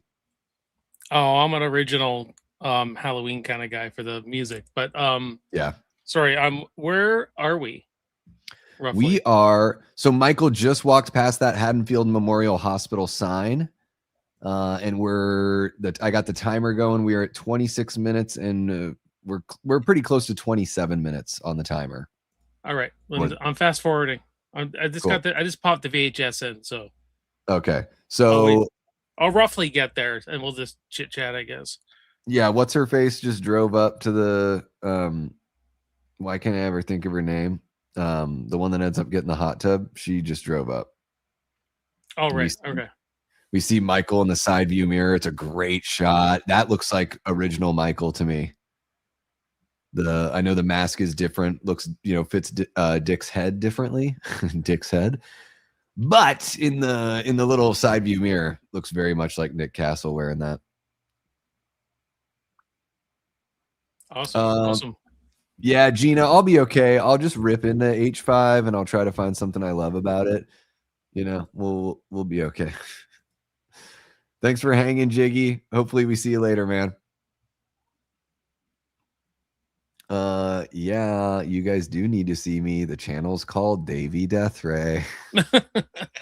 It would be a lie if I weren't on the camera.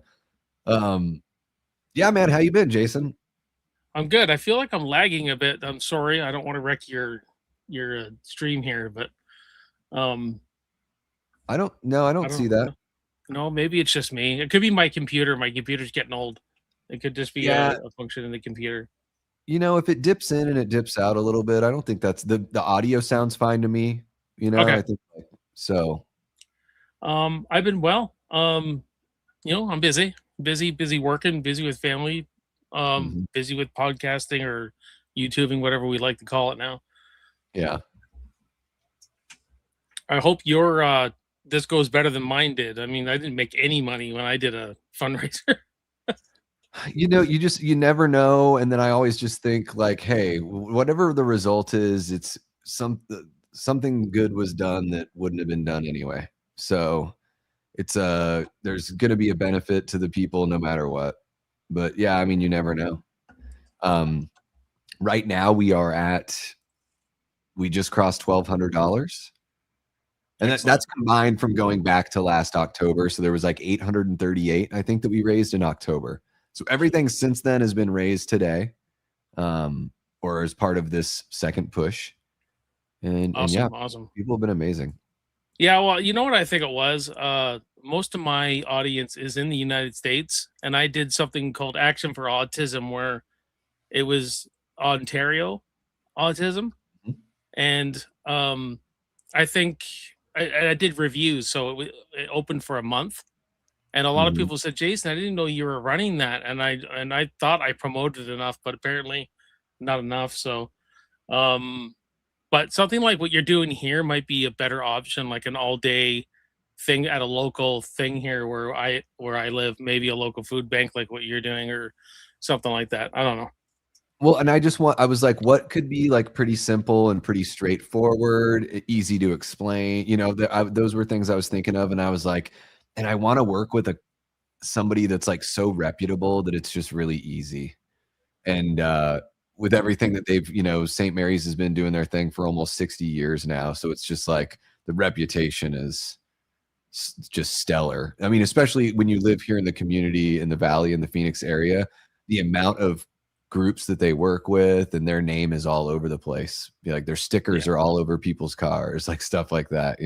Yeah. Well, and They also made it really easy.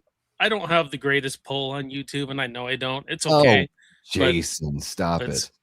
Dude, Jason, you make good shit and you have a good sub count and you've got people, and dude, it's just about like, it's not even, I mean, you never know, right? So it's like I would like to try out a couple different things with charities as well, and you just, you find the right fit, and yeah, it's true. But I think doing something for like people needing a meal and all that might be better. Hey Brian, how are you? And everyone, I saw Chunky Jordy, Gina. How you doing? She's one of my good supporters. oh, she's great. Yeah, I have a lot of no, I got good support. I'm not saying that. It's just that, it is what it is. I mean, I'll try it again probably, but it was a little discouraging at the time. That was last summer though. But I was like, because I had to organize everything with the lady from the Ontario Autism and set this up and all this kind of stuff. So it was just like I apologized in the email. I said, sorry, I couldn't make you guys any money. She goes, no, that's okay. We just totally appreciate you doing whatever you could. Because I got two kids with autism, right? So like who are on the spectrum. So I was kind of doing it because the services in here where I live have been amazing for autism. I hear in the States, they're horrible from people. I've heard like just not enough programs, people not. It probably varies on the city and the state because every place ran a little bit differently, for sure. But yeah, I know that there's like out here, I think it's pretty awesome what they're able to do and what they're able to provide for kids in that, with who are on the spectrum and everything like that. Yeah, I think it's one thing where it's just like, I mean, I think regardless of what you're able to bring in, you're raising awareness and you're bringing something, and then it opens up possibilities and opportunities to like continue to work with those people and do something that like would bring the kind of success later on that you were hoping that you would have for them, Well, originally, originally I was gonna do like a 5 action movie marathon, like it would like Lethal Weapon, Die Hard, Cobra, like all in a row. And maybe that should have been the better thing to do, and bring on guests like you were going to do. So when I saw you do it, and I go, what a cool! Every hour he brought someone on about their favorite horror film, and I think that brings a lot of attention to people too, because that's interesting. I think stuff like that's interesting. Finding out people's. That's why I told you to do your favorite movies, rank your tier rank your favorite films, because that gives me a better understanding of who you are. Yeah, like where you would put them and everything like that. Exactly. Which was a great ranking, by the way. Yeah, that was tough picking 20. I was like, ooh, if I had another 5, like, what these movies would be in there. But what you got to limit yourself at some point. But yeah, it was I think that especially with the one that we did back in October, that was really cool having all those different people, and it brings in almost like every time you have somebody on, maybe some of their people join in, and I really love that engagement. For this one, I just thought, oh my gosh, trying to organize just with everything else going on, I was like, I want to do a marathon. I just want it to be simple. Like I'll just do it. It's like when you were on the podcast for the Action Movies Reloaded. I mean, I had to line every guest up, and that's what I'm doing. Yeah. And it's hard, and it's like, but like I'm taking it live on Monday, and then I had to get another friend to go, can you do the Monday after that? Then after, it's a lot of scheduling. Like that's what it was with Late Night with the Davey. When I first started Late Night, I don't know if everyone knows this, but when I first started it was 3 guests every episode. I tried to keep that shit going for like a month and a half, and I was like, oh dear God, I can't do this. Like I can't, trying to book 3 people, having a conversation with them, and then seeing the next person jump in the green room and having to be respectfully say goodbye, and just trying to honor the timing. And I was like, man, I just need to have one guest, and then I can spend some of the time with just the audience. And I'll get back into that with having people on Late Night. Like we'll get back to that. But yeah, it was trying to do 3. I was like, dude, you moron. That's what I was telling myself. Yeah. What the hell are you doing? That's a common mistake when you first start too. Like I tried to do so much when I first started, and burnout happens. Like, yeah, I was like, I'm going to do a late night show, and I'm like, they have 3 guests, and I'm like, yeah, but they also have like 200-person crews. That's right, Jamie. They have producers and they have writers. Yeah. There me and Jamie are going to do something. We've never done anything yet. But I just watched Lost Highway, and she was the first person I contacted. Oh, cool. And I was like, we were lynching out together on Instagram. Dude, so much fun. I said, Jamie, what a great movie. And I completely understood what Lynch was trying to say and everything. What a great movie that was. Lost Highway. Maybe his best cinematography yet for me out of all his movies. Right. That's with, is that Bill Pullman? Bill Pullman and Patricia Arquette. Okay. I have seen that enough. It has been so long. Like it's been so long that when I saw it, I didn't know it was David Lynch when I saw it. That's how long ago it was. And funny enough, I just watched True Romance, and then I watched that, and it was like, holy crap, 2 Patricia Arquette movies. Yeah, True Romance is amazing, man. So good. I just imagine what it would have been like if Tarantino directed it too, because he wrote it.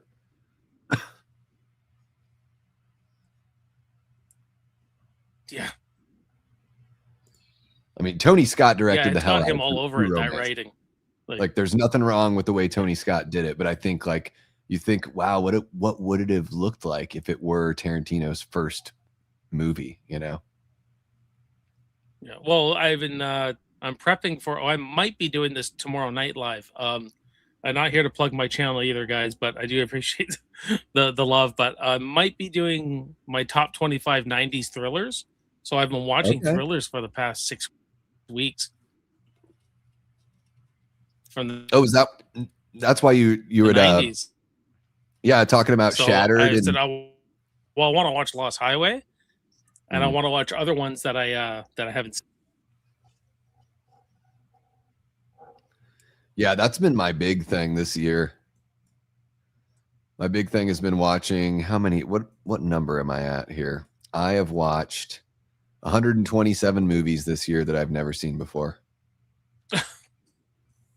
It's crazy. I watched a few, not so much new ones, like not ones in the theater. I watched a few movies this year so far, but mostly like whatever I'm watching. I haven't seen this one, like I watched A Perfect Murder for the first time.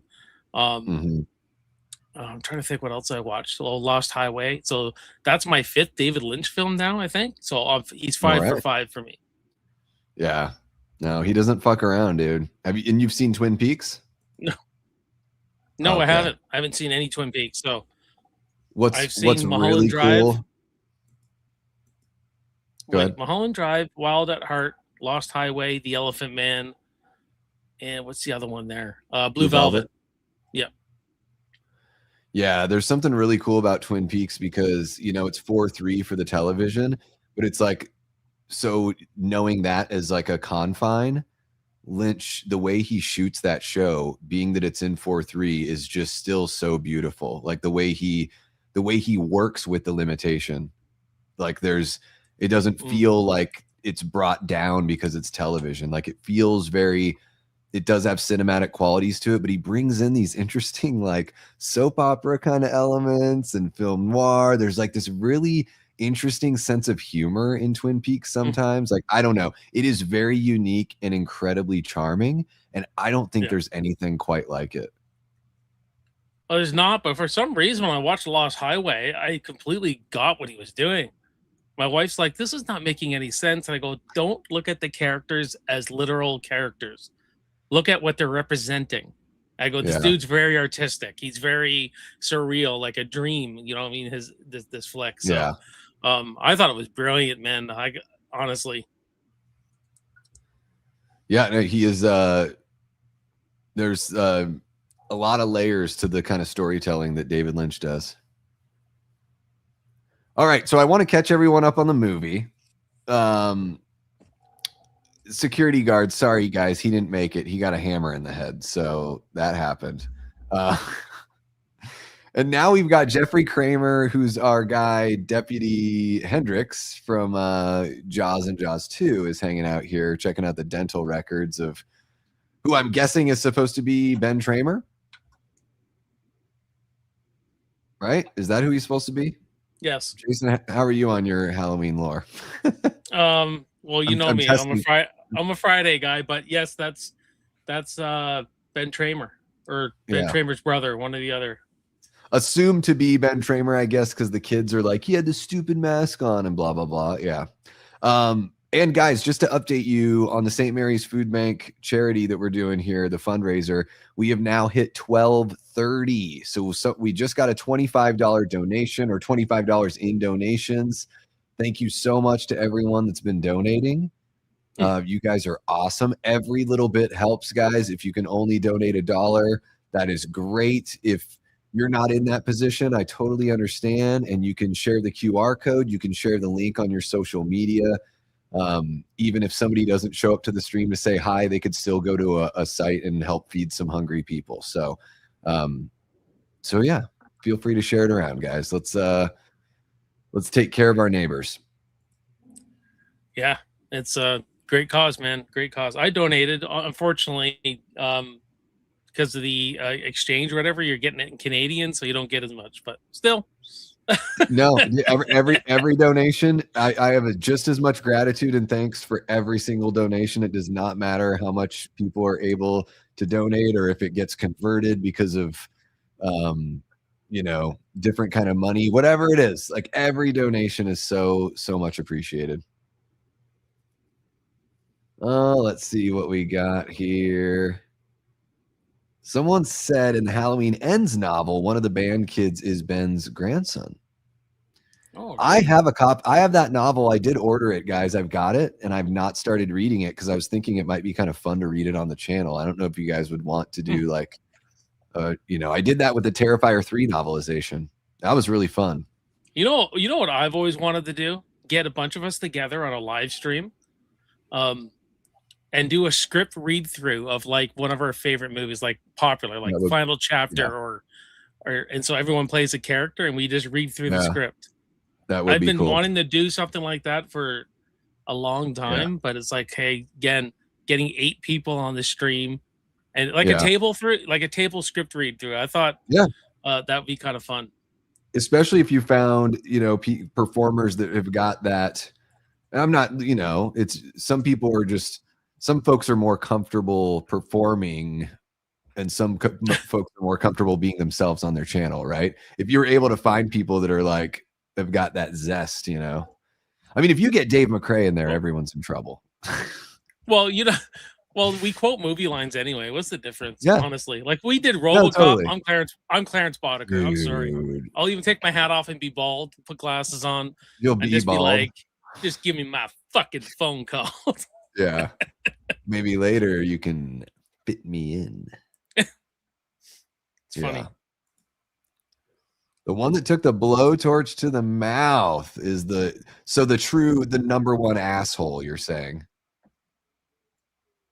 I think that's the one that took the blowtorch, right?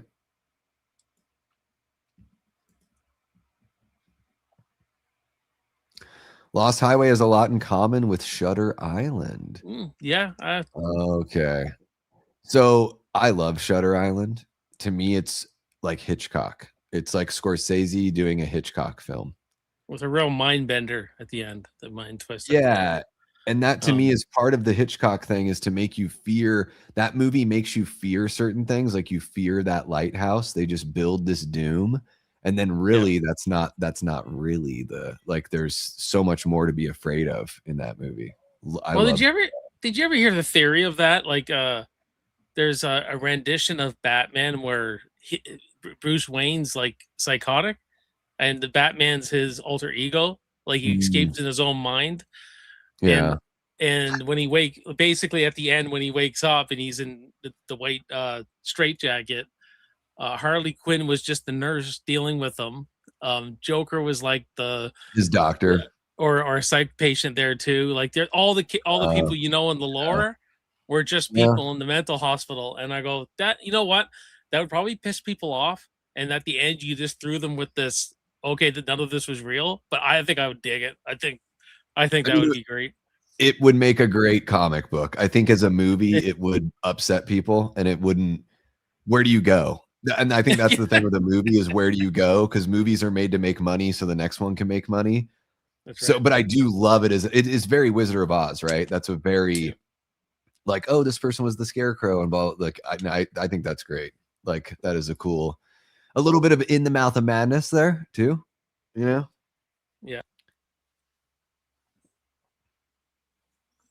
All this Michael Myers crap.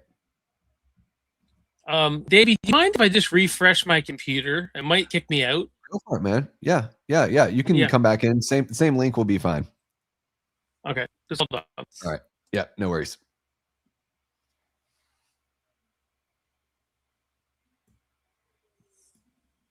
All right. I'm going to try that for now. And then when Jason comes back, we'll get Jason back on in.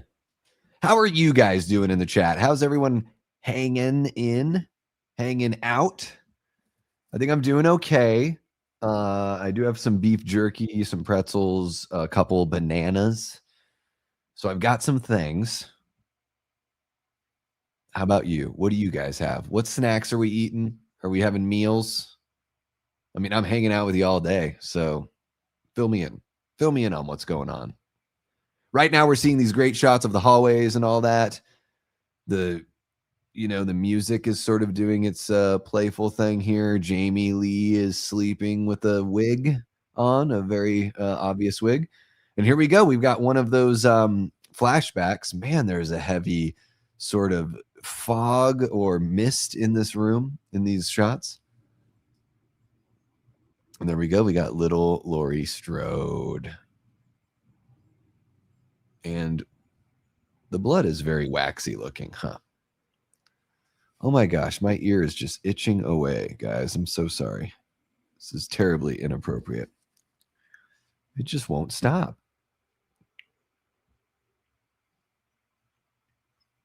Meow, meow, meow, meow.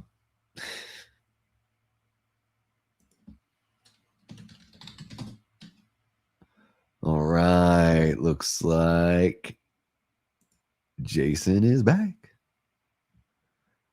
Here we go. There we are. Is that better? I think so. Okay. Yeah, I put myself on 720 instead of 1080. My computer does not process like it used to, and that's one of the reasons my content's taking a dive as far as editing from an editing perspective.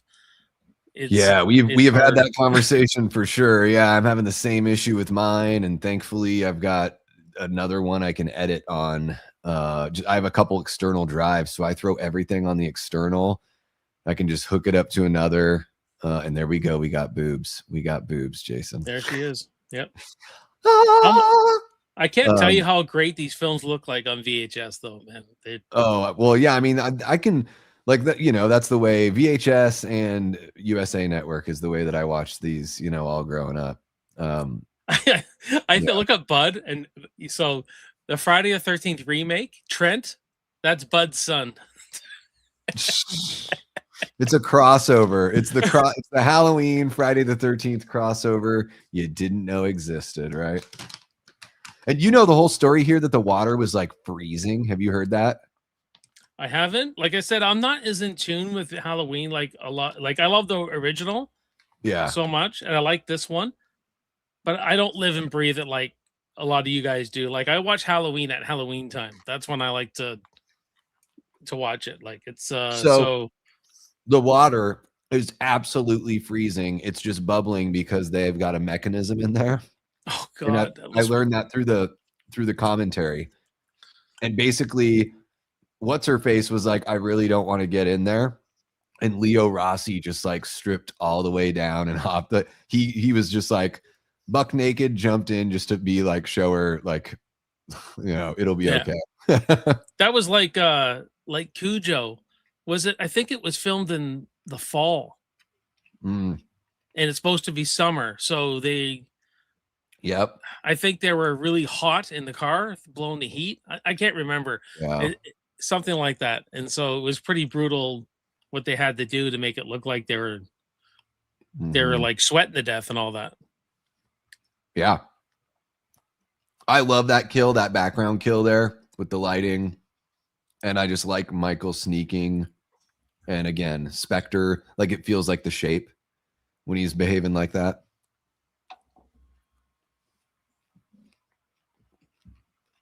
He's pretty sneaky here. Yeah, I don't know what it is. I love silhouette kills.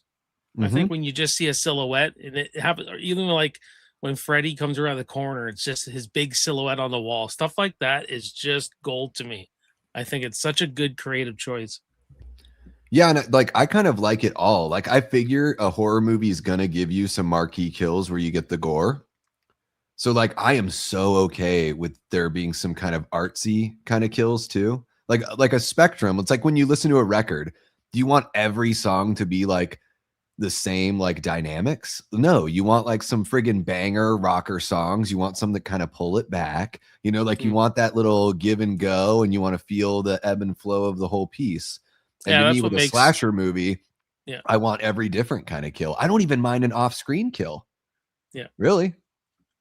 I think that's what makes Final Chapter such a good example of that. Yeah. Oh, yeah. What's happening, Annette? Welcome on in. One of our great channel members. Oh, my gosh. Is this Nurse Janet? Which one is this? I have the worst time with their names in this movie. She is getting just melted here. Michael does not care one bit. Annette's having pizza, and I am jealous because it's Friday, and Friday's pizza night. I did. That's what I was doing when I was in the chat. I was watching you guys. I was at Pizza Hut getting pizza. Nice. Jamie had chicken fingers. Oh, my kid's favorite. Well, it's just 3:00 here. Like I could order a pizza at some point, Nurse Karen, thank you, Jamie. I mean, I might have enough snacks to make it through. We'll see. Janet's the blonde, I think. I can't keep any of them straight because they hardly ever say their names. Say characters' names in movies. If you're writing a script, have people say the characters' names. That's funny, man. There are just certain movies where I'm like, I don't even know who this guy is. Because Well, they've I'm only like said his that with name, like, Halloween. twice. I'm like that with Halloween, but Friday the 13th, because I watched it so often, I Mhm. kind of, when I'm watching, I go, I can tell you, rhyme off the characters pretty good. Yeah. Until you put me on the spot anyway. They reuse the same names a lot too in Friday the 13th. Let's be honest. You know.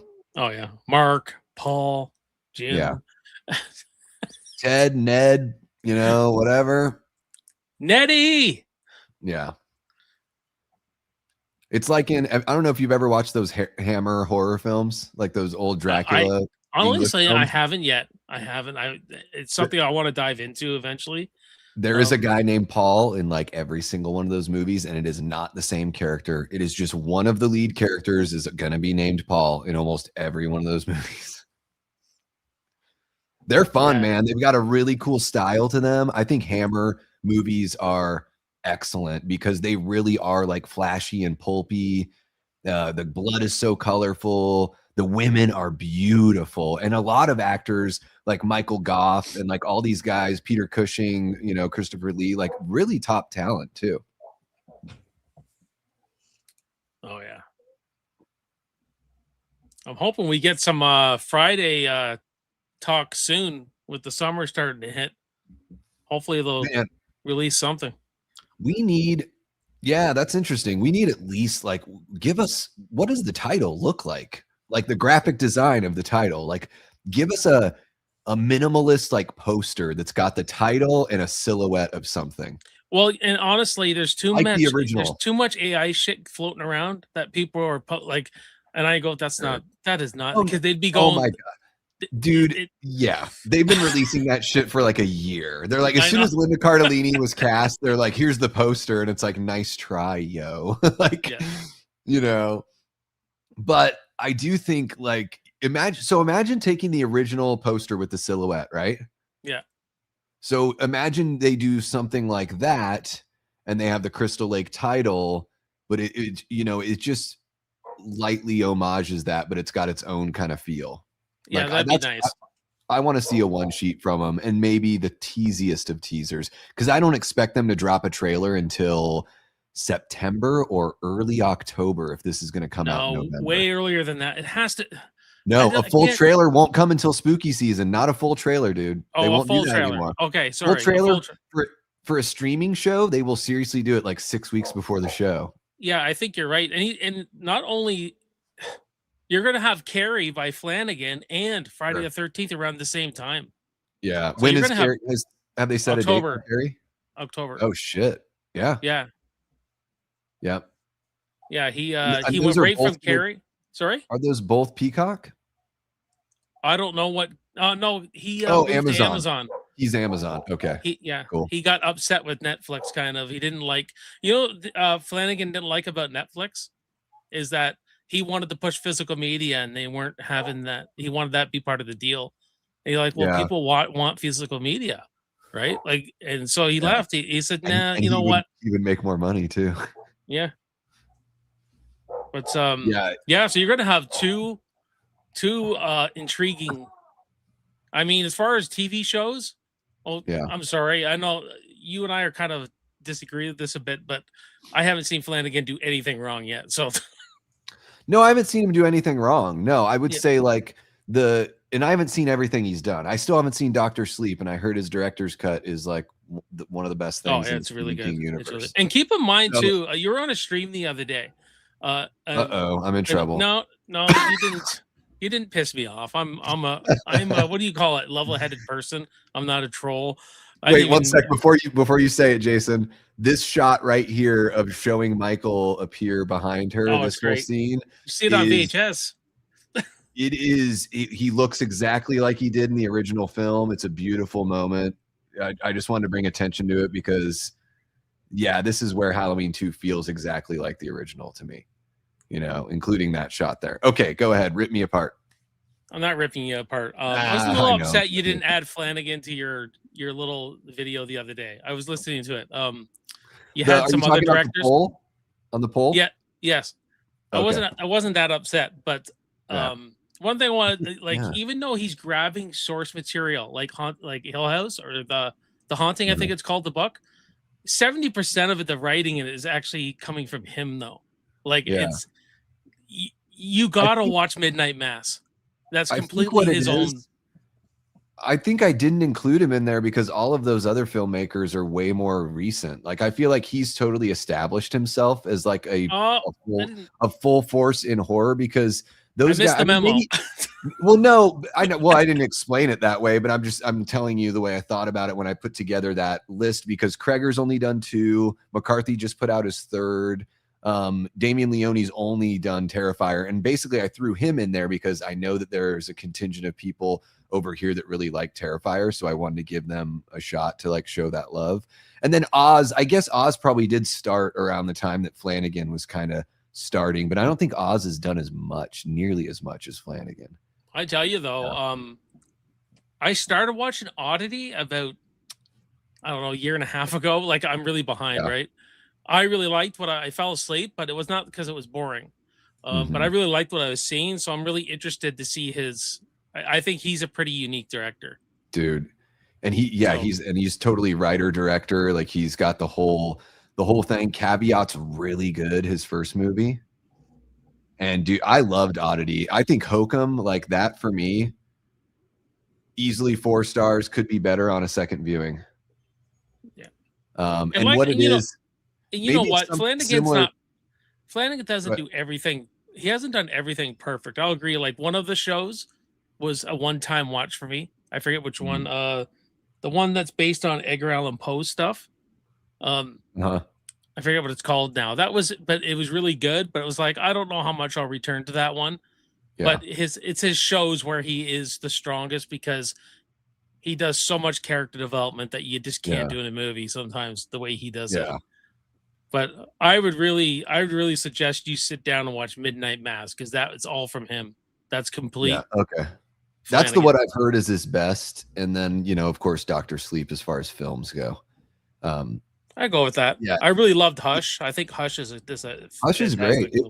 Well, and like I think one of the points I made the other night, I don't know if you were there, but I was saying like I don't think there's anything wrong with like what he does, but like when I try to think of like a director with a visual style, I think Flanagan's he's a really solid director. I don't know if I see something from him visually or if I've noticed something from him visually that really sets him apart, but I do think he's a great storyteller, and I've enjoyed everything I've watched of his. I really enjoyed Ouija Origins of Evil, and I thought Hush was incredibly tense and a very like take an idea like Halloween and modernize it.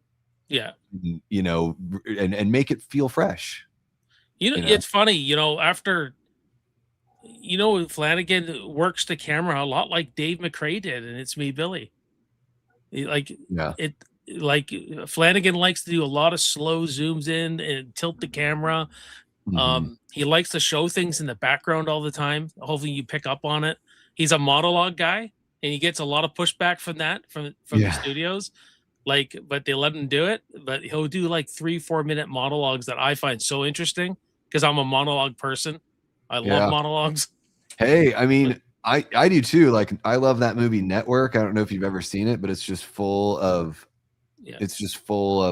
monologues and everything like that. That was the one is that 1976? I think so. Peter Finch, William Holden, Faye Dunaway, Robert Duvall. Yeah.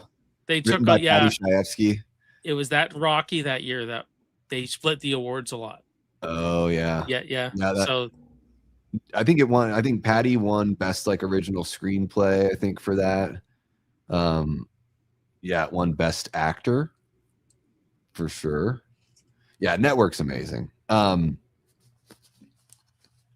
Let's see here. Nanette, we are watching Halloween 2, and then the timestamp is just right above us, like in between Jason and I. That's the real time timestamp right there for you. And Nanette was asking about this. I only didn't bring it up because I just try to be kind of like private about certain things, guys, or just I don't want to be the person just running out there saying stuff, So I don't want to, I don't know. I think I know who you're talking about when we talk about Kyle, but yeah, I mean, I just, I try to be, I'm trying to be like really respectful of like people's privacy and sensitive information. So, Nanette, I've heard a little something. And so, yeah, I guess I don't know what to say. I don't know how to really address it.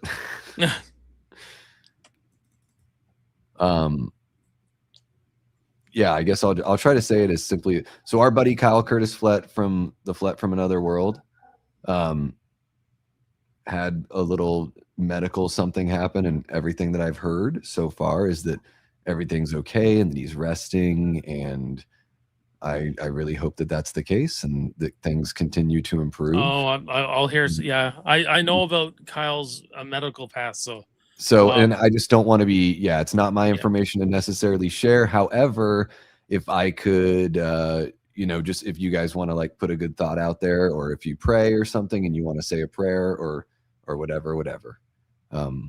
I've been thinking about him since I've seen some stuff on my phone, and I only didn't not bring it up here because I didn't want to, Yeah, I'll probably personal business. I'll probably reach out because I just talked to Kyle actually not that long ago. So yeah, I mean, same. At least just hopping on streams and of course, little DMs and stuff like that. Yeah, for sure. Good guy though. Good guy. Great guy. Love his channel. And it's some kind of somber stuff. So just put some good thoughts out there for our friend. Yeah, he's a good guy. He's a good guy. But yeah, him and I have talked about his medical past before. He was hospitalized about a year ago or something like that. I can't remember. So yeah. Yeah, he is the guy is a fighter, and what's awesome is like through whatever life has thrown in his way. I don't know. I know some details. I don't know all the details, but he continues to go out there and share his passion for film and for horror and gaming and being with his friends and being within the community. And I find that to be incredibly inspiring. Like it makes me say, what's wrong with you that you're not pushing harder? You know what I mean? Like, because there are people that are fighting through a lot and still doing all of this. So yeah, I love Kyle, love his channel. It's so therapeutic for me because I don't go out. I don't have friends I hang out with. My friends are here right now. Like people in the chat, the people who show up to my streams, the people I collaborate with, like whether it's the Night Watch Zone, you, Davey, Nick Cooling, you guys know all, like there's like 50 people I probably have collaborated with over the years. They all know who they are. They all know who they are. And our circle and everything. And yeah, it's so therapeutic for me. I need my breaks. Like I took last week off from live streaming. But I'm right back at it again. But it's my social life essentially. Oh, me too. And Nanette, there's nothing to be sorry about. I had an inner dialogue with myself when I saw those messages. I was like, should I bring this up? Because of course I want people to be sending their best thoughts and their prayers and stuff. But I also thought maybe I just wouldn't bring it up on my own. But I was like, if somebody brings it up in the chat, we can talk about it. So there's nothing to apologize in it. Okay. Oh, Kyle would like we're sending love, and the only reason why I didn't want to bring it up is because I just wanted to be sensitive about possibly sharing information that wasn't mine to share. But it sounds like a lot of people are aware of this, and yes, so let's send some love to our buddy Kyle. We're hoping that you recover and heal quickly, and can't wait to have you back, man. So, and when I'm able to, guys, I will reach out. Okay. Yeah, me too. But yeah, like tonight, I saw this before coming back from my little break. Like right as I was like walking back into the room, I saw something. So it just, anyways. Yeah. Go ahead. It's like tonight, like my wife likes to go dancing, and she's going to a girlfriend's birthday. They're going to go dancing. those places, clubs, I'll have a panic attack in them. Like I can't do them. But she knows that about me, so she does her thing with her girlfriends, whatever, and I do this. What I do when in those situations, sometimes I just sort of, I don't know, I'm kind of an asshole where I just sort of like look around and I'm just like, how is this appealing? Is the way that I feel, because I'm such a jerk about it. But it's like, it's not even my place to judge. Yeah. Like, people should have whatever fun they want. But when I get put in those spots where I look around and I'm like, this is all just so commercialized. The songs that they play mention the booze that they want you to buy. I'm like, this is all just like mind control to get people to like drink and do drugs. Like, it's you know, that's where my mind goes. Finger up the butt kill just happened, by the way. Finger up the butt kill. Oh yeah, that's what we call it. Yes. But my wife is this very much just likes to dance. She just likes to dance. She's always been like that. You make me feel like dancing. Right? Oh yeah, I've known Kyle. Yeah, Jamie. I've known Kyle for I've been on YouTube for 6 years this June. So yeah. With like this is my second channel actually, but yeah, we've collaborated so many times. In fact, Kyle was supposed to be on the channel not this Monday, but the following Monday. So he's a fellow countryman of yours, yes? Yes, he's out west though. He's he's out in Alberta. He got Alberta. He was hospitalized before, so yeah, so my heart goes out to him. I'll reach out, but we're all here for you, buddy, Kyle. Absolutely.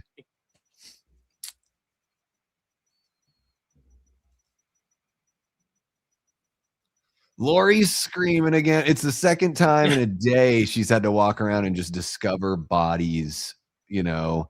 And this is an interesting thing. Like in the first movie, yes, Michael like hides some bodies and does the thing, right? Now, is he the first one to really be like, is he the first film slasher to like invent that move of posing them afterwards? Because that became a very Jason thing, because Michael doesn't do it as much, or I don't know. What is that? I'm trying to think before. Well, Black Christmas, he piled them all on the bed. Not the same thing, probably. Yeah, but he left what's her face way up in the attic where no one would find, because no one knows that she's there still at the end of the movie. Yeah, I guess I can't give Billy the credit, can we? Well, because he didn't. Yeah, Billy just, and I think he left Barb just in the bed, right? Or he kills her. You may be right, because Norman Bates kind of is hiding the murder. He doesn't want anyone to find it because he's protecting Mother. Yeah. And Michael's like setting up jump scares. Michael's like, oh, and she's gonna walk through this door, and that's when she's gonna see the guy hoisted up in the corner with the light wrapped around his neck. It's gonna be great. He's a director. He's like Roman. He directs. Well, that's the thing about Friday the 13th is that we know it took things from Halloween, but kind of morphed it into its own genre, and then Halloween started ripping Friday the 13th off in ways by making it more like this one. This is more stalk and slash, right? Yeah. Than mood and atmosphere. But this is, I would still say though, this movie is more competently made than the first Friday the 13th movie. Like, it's a better looking movie and everything. More professional, I guess, like higher production value. But that's also just the benefit that Halloween had getting picked up by Universal, right, off the success of the first film. Halloween always has that polish, I think, that the other franchises didn't quite have.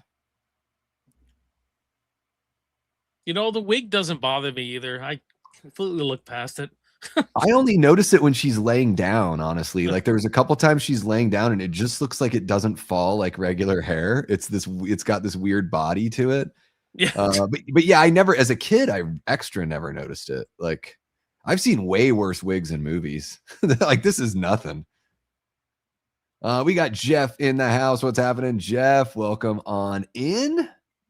Great to see you. We got Prince in the house. Princey doo. How are you doing? What's going on, Prince? Prince drops in all the time on my channel. Prince is great. Prince is great. He likes his action movies. Got talking to him and Yeah. Oh yeah. Prince He's is always very much like anything Prince loves, Prince really loves, and yeah. that reminds me a little bit of me. I'm the same way, I totally respect that kind of passion for sure.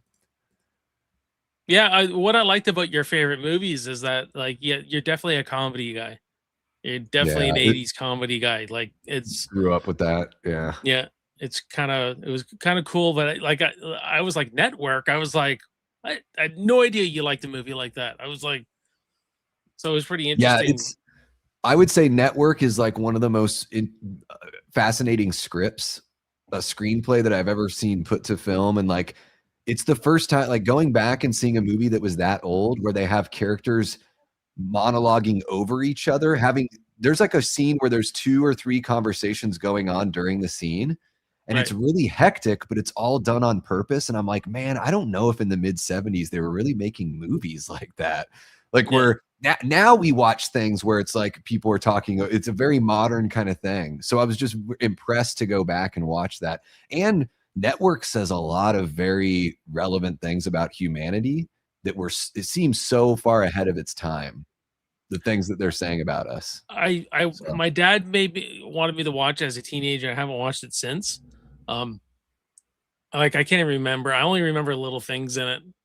yeah. But I'll have to rewatch that one because I don't remember it that much. It's same thing like Jamie's saying, my mouth, like I think the first time I watched it, I was like 23 or 24, and my jaw was like open in awe because it was just every scene was blowing me away. Yeah.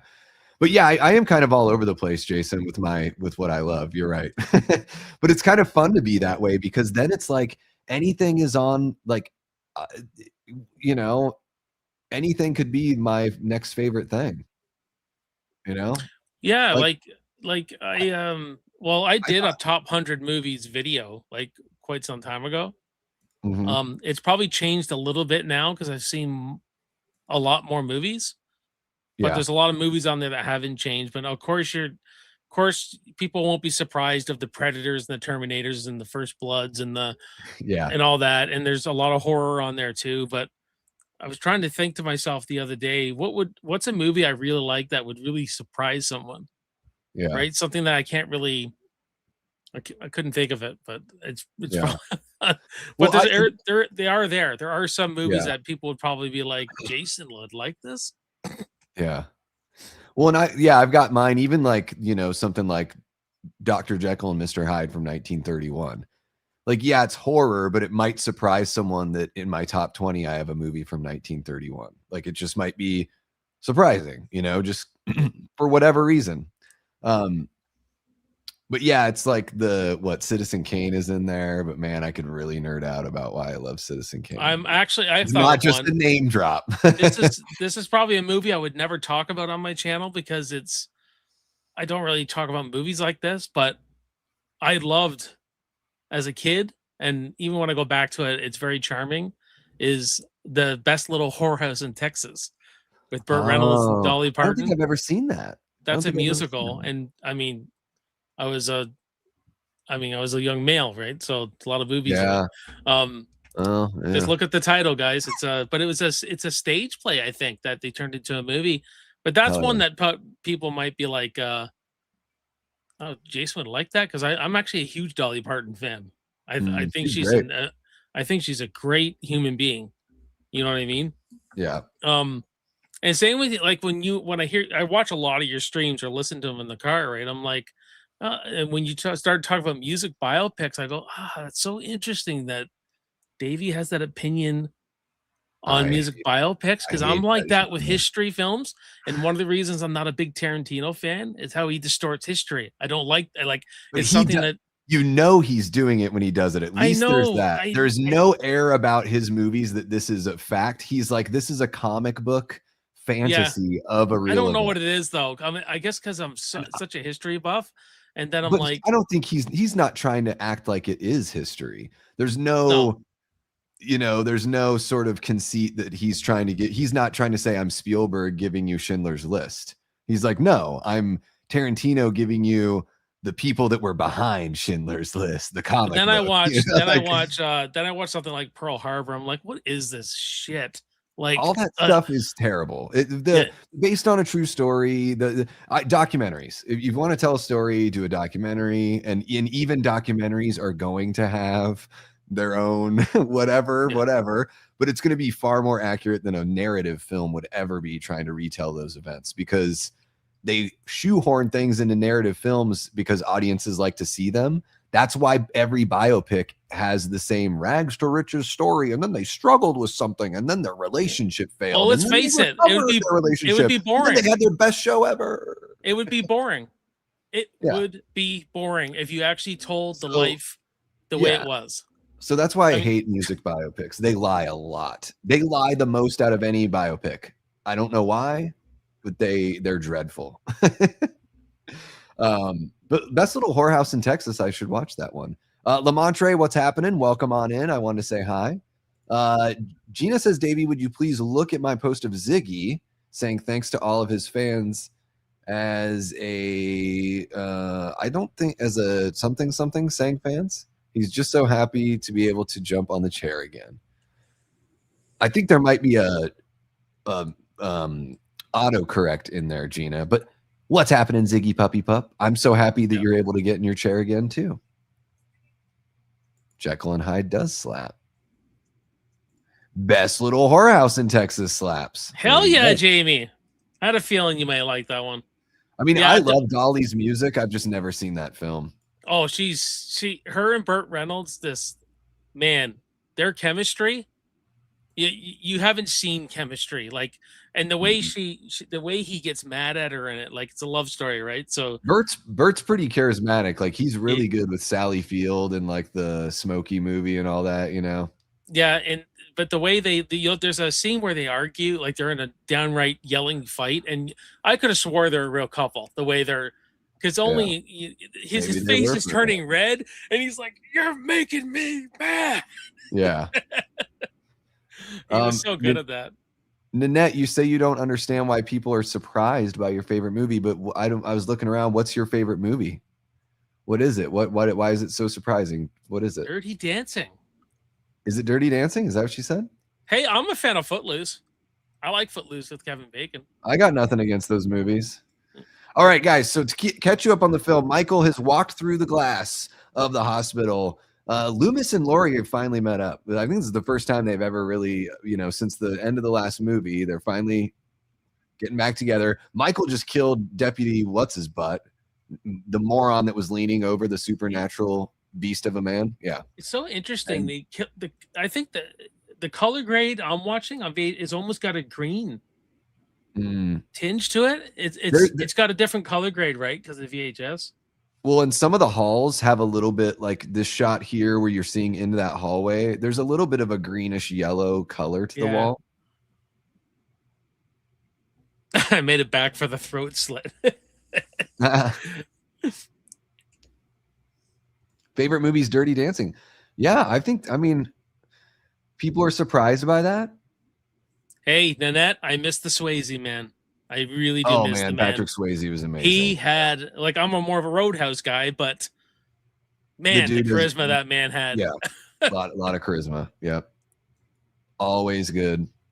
Always good.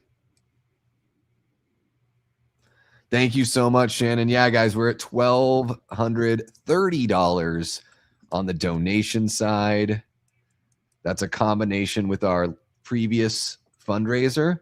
The goal between the two fundraisers is basically $1,000 a pop. So if we can hit that 2,000 mark today, that would be super cool. That'd feel good, man. What would be awesome, guys? How cool would it be if at some point we could develop a relationship with these people, and people in the Phoenix area might turn on their morning news one day and they might hear about this community out there on YouTube that's helping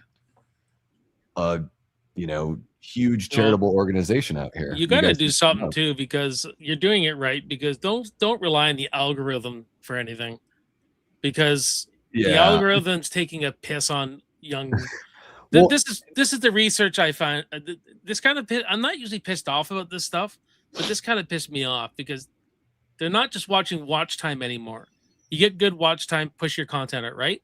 Now it's looking at the watch time, how close your video is to somebody else's, and saying, no, this is too similar to, we want something more unique. Well, Mm, we all have different audiences.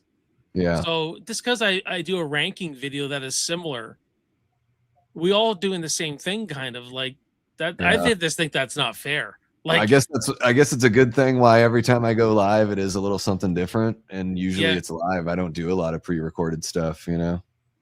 but I mean, we all do the same similar ranking videos, like our top 10 final girls, our top, like this. Like, they're saying we want you to bring something unique to it now, or we're not pushing it. That's what I've researched anyway. Mhm. That's what it seems like. And even like huge channels are seeing drops in views. I don't know Yeah. if you've seen, like, it's I kind of don't even scary.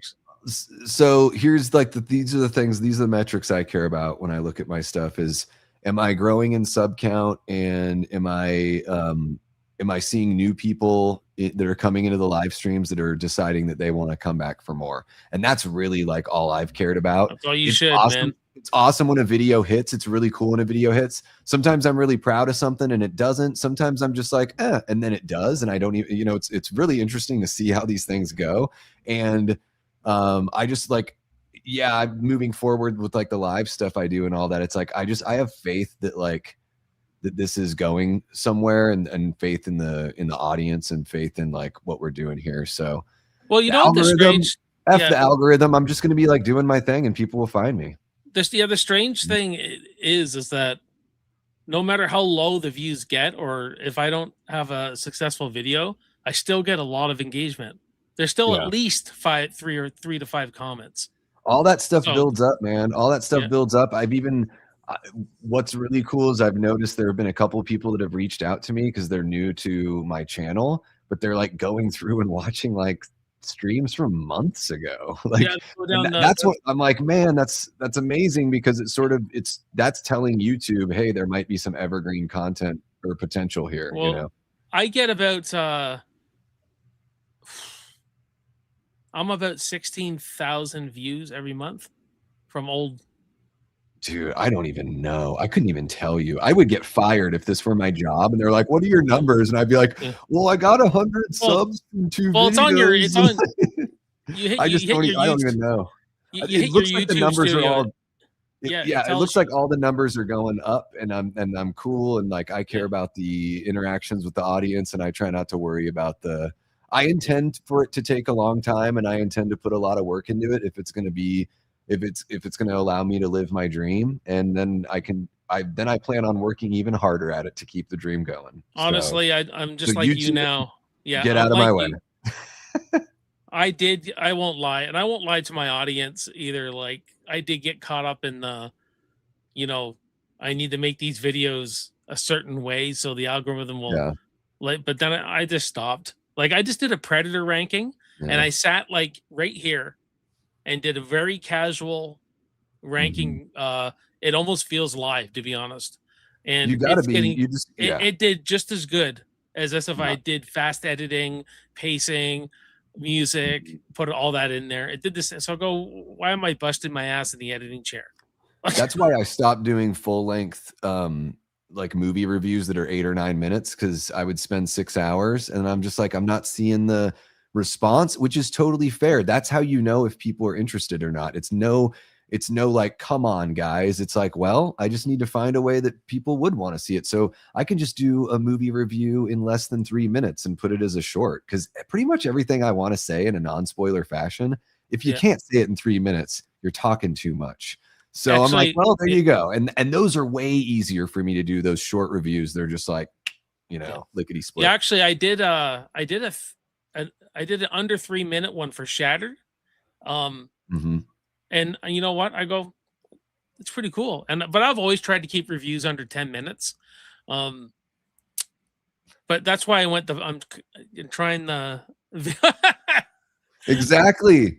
It's so funny. The one that there was like a couple shorts that I've posted where I'm like, why did that short hit like 20,000? Like, what happened? I'm gonna tell you, my Indiana Jones Temple of Doom went viral. It was just a YouTube short of a clip, and I was doing a series called 31 Movies That Made Me. So I just released a clip from the movie, and then it was for all these people from India. Oh, that's where everything came from, but they're kind of fake subscribers because they don't watch anything else. Oh, damn it. I thought you were going to say that they're like, they've got a thing for you. No. They're like, this is the hottest Western man ever. I wish, but then I did other things like I ranked the over the top arm wrestlers and over the top on a short. The thing blew up after a year. It just, and that's what it is. That's kind of a cute, kitschy sort of thing. I can totally see why that would blow up, because it's like not necessary, but it's like a fun thing, a fun hypothetical thing to do, you know? So now I'm thinking about ranking the blood sport fighters, because it's kind of a niche, a little bit of a niche thing, and that would be fun. Honestly, that's something I would like. Yeah, that would be fun to do, actually. Absolutely. Western man.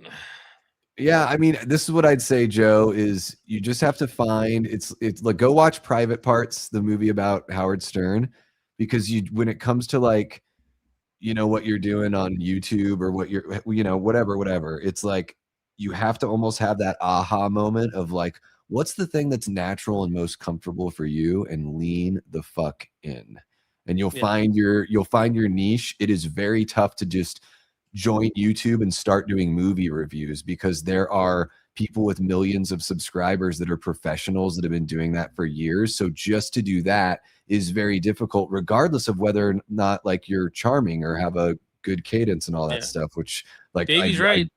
I like Joe's cadence and everything like that. I love his style, but there just might be, you know, maybe you're just searching for like the angle that'll be like the thing that's like your kind of thing, and then you brand it yourself.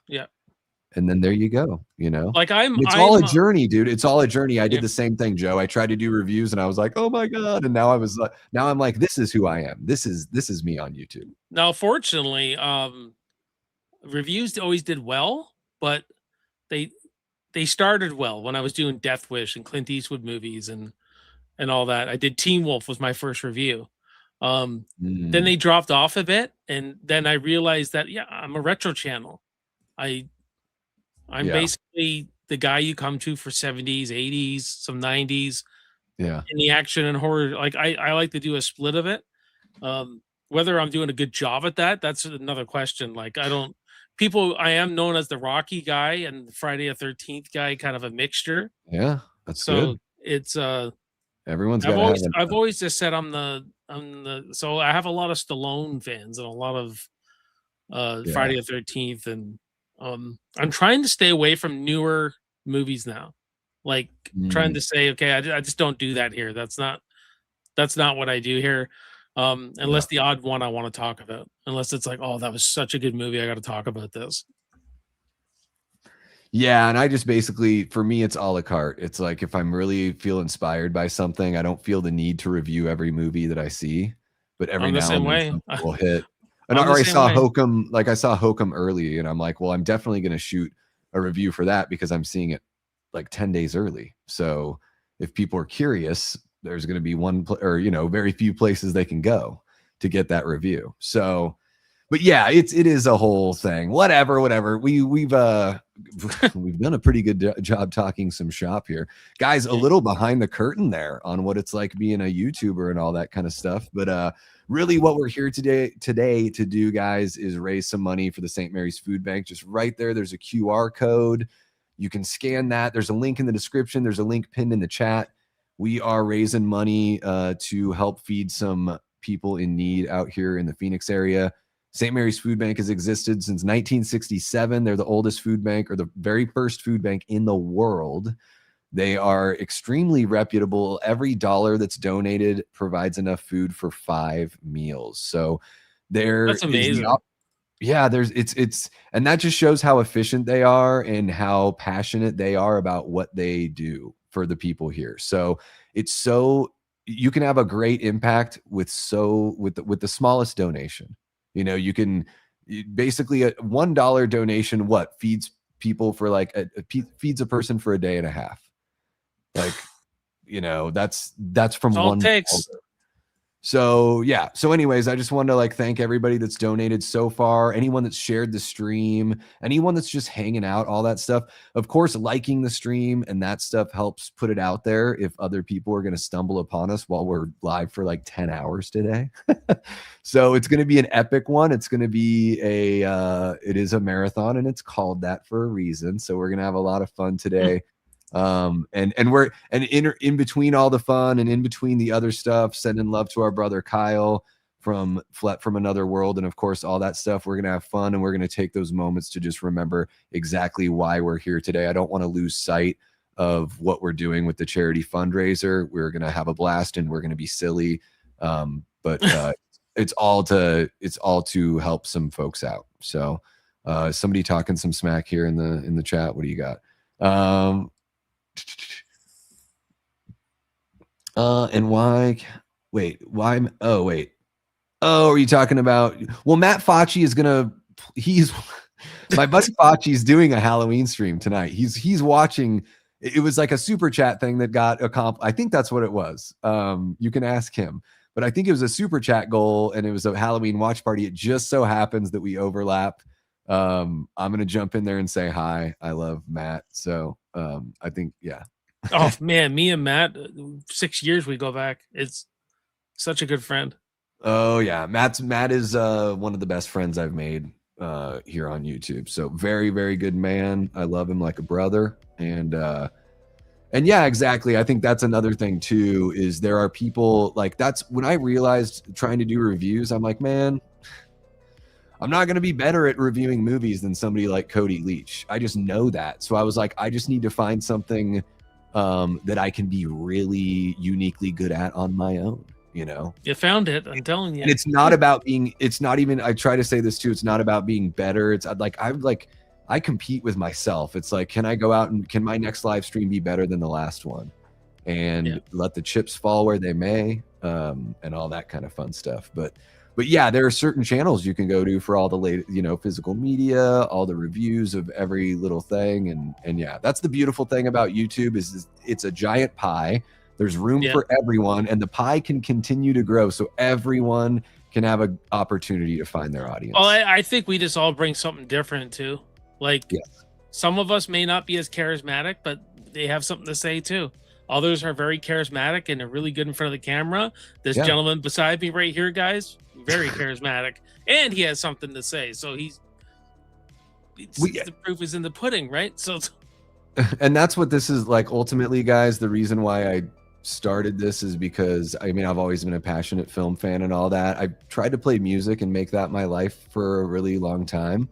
And in between, like once music stopped, I noticed that I was like getting bummed out that I wasn't doing something creative. So I always liked watching YouTube, and I've always loved movies, and I've always like been I've always gotten into nerdy conversations about movies a lot with my brother, who's in the room next to me right now working.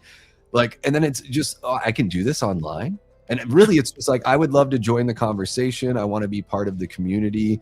For me, doing this is about it's about like having communion and like fellowship with you guys, really. That's so what it's about, right? I don't ever want to lose sight of that. And I know I'm a silly, goofy, jokey kind of guy, but like I've also got the side of me that, you know, is serious about the serious stuff, you know, when you have to be. So I don't know what I'm on about, but I love you guys and I appreciate y'all. Jason, what I'm going to do is I'm going to probably take a minute here. We're going to bring on Joe for the next movie. But I got to go anyway. Yeah. Before we say our goodbyes, do you want to let folks know if you've got something coming up this weekend or something they can look out for from you? My basic thing I'm concentrating on is the Action Movies Reloaded podcast, which I just put on Spotify as well. That's probably going to take about a year just to even catch on, but at least it's there. So if you want to hear Davey with RoboCop, it's there. Oh yeah, he's on Spotify now. I like RoboCop a little bit. So we are on episode 5 of that now, going live for the first time on Monday with Raiders of the Lost Ark. Will be awesome. That's coming up, and we got like big ones coming up. Assault on Precinct 13, which was supposed to be with Kyle, so I'm gonna have to reach out to my man. If I might have to, maybe I can push that episode back. I'll have to, I have to talk. I guess I can't talk to him, but I'll find out anyways, guys. Aliens and Terminator are coming up. There's some good ones coming up, but I might go live tomorrow, guys, at like probably 9ish for my top 25 90s thrillers. Just have a good conversation with you all and go through all these a genre I freaking loved to death, and the 90s owned it.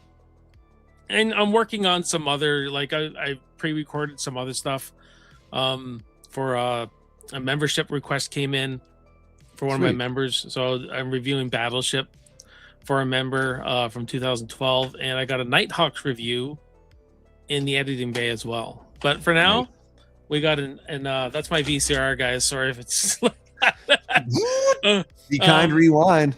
Yeah, but the Action Movies Reloaded podcast is running till the end of June, and then we're going to be doing my horror podcast for the fall for Stalk and Slash, not Stalk and Slash, Talk and Slash and Talk. Sorry, Slash and Talk. Slash and Talk, and we're going to be going through the evolution of the slasher genre. So from Psycho all the way to Terrifier, I think I'm gonna go to. Nice. So it's gonna be a wide spectrum. So keep an eye out for all my like I'm on Instagram a lot, guys, posting stuff all the time, just doing crazy stuff. On YouTube all the time, whether it's pre-recorded. I'm doing a lot more live now though, guys, because of my computer. I can't process it's hard. So I'm gonna try OBS for sure. Yeah. I'm gonna try recording on OBS to see if I have better luck for like pre-recorded stuff. All right, guys, we've got Jason's link there in the chat for you. Eli had dropped it in there. Backtrack Cinema, go check him out. Go give him a sub. Show him some love, and I guess you can check him out tomorrow night. How about that? Possibly. And I'm playing it by ear, guys. I have to be back tomorrow night because I owe these people because they fulfilled a super chat goal. So, but I'll be back. It'll be later. It'll be 11 p.m. Eastern. So, Jason, we will. There you go. Maybe I can warm everyone up for you. Well, I'll jump in the chat and hang out. Fuck it. I don't care. You can just come on with me if you want and watch me rank something. No, I just mean I'll be in the chat. I'll be in the chat contributing. Okay. Yeah, that's what I mean. Excellent. Cool, guys. I'm gonna take a little bit of a break here. We'll be back for Halloween 4, the return of Michael Myers, and we'll be bringing our guy Joe from Media Poop Shoot on in. Looks like you're getting some subs already. Jamie, thank you for reposting it just so it's really easy for people to click that right there. Awesome. Thank you so much, Jamie. Guys, give it up to the Death Squad moderators. Jamie and Eli have been absolutely killing it lately. It's been a lot of work because, guys, I don't know if you've noticed, I'm always fucking live. So I really appreciate you guys. Sorry, Jason, go ahead. Gina, it's really hard for me to do afternoons because of my kids, or just stuff going on. I do the odd one at 2 in the afternoon, and it's also trailer season. So I'm away. I'll be away most weekends now. So, gotcha. So I wanna appease to the British, like the UK, but I just don't know how.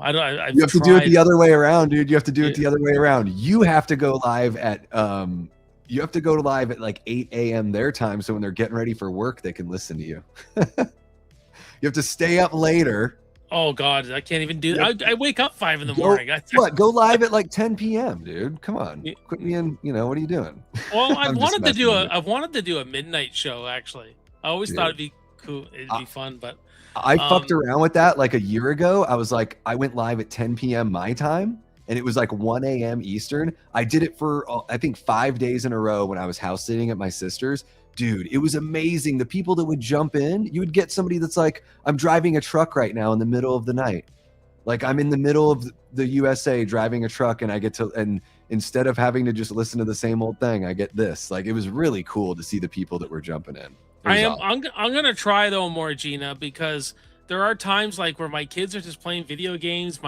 Sometimes my wife will have an afternoon nap, and it's like, hey, 2 o'clock, why not? 2 or 3 o'clock. Dude, the random live, every now and then I'm just like, fuck it, I'm just going to do something weird. And it's just really cool to see what happens. There have been times where I'm going to go live. I'm not even going to tell anyone. I'm just going to create it. And within like a half hour, I'm live. Like, let's just see what's, it's kind of fun and random. Anywho, I'm all jacked up on my ghost drink. It's blue raspberry. Sugar-free, everyone, but full of terrible other chemicals, I'm sure. Guys, give it up to Jason from Backtrack Cinema. Jason, thank you so much for joining us, man. I really do appreciate it, especially since we didn't plan this at all. So always fun having you on, brother, and working with you, of course. You had messaged me about an Evil Dead thing, I believe, and I'm sorry I got so inundated with some other stuff, but I want to revisit that conversation. So guys, you might see Jason and I doing a little Evil Dead something or other. And as you know, guys, I like the Evil Dead a little bit, just a little bit. So thank you again, Jason. I appreciate you. Appreciate you donating as well to the food bank. That's awesome. And yeah, guys, I'm going to take a little break here and we'll be back for Halloween 4, The Return of Michael Myers. All right. I'll see you guys later, man. Oh yeah. Thank you, Jason. Take care. See ya. All right, guys, I'm going to do this, and then I'm going to send Joe a link, and I will use the facilities, and then we'll be back. So enjoy the lovely, soothing sounds of Davey Deathray Synthwave.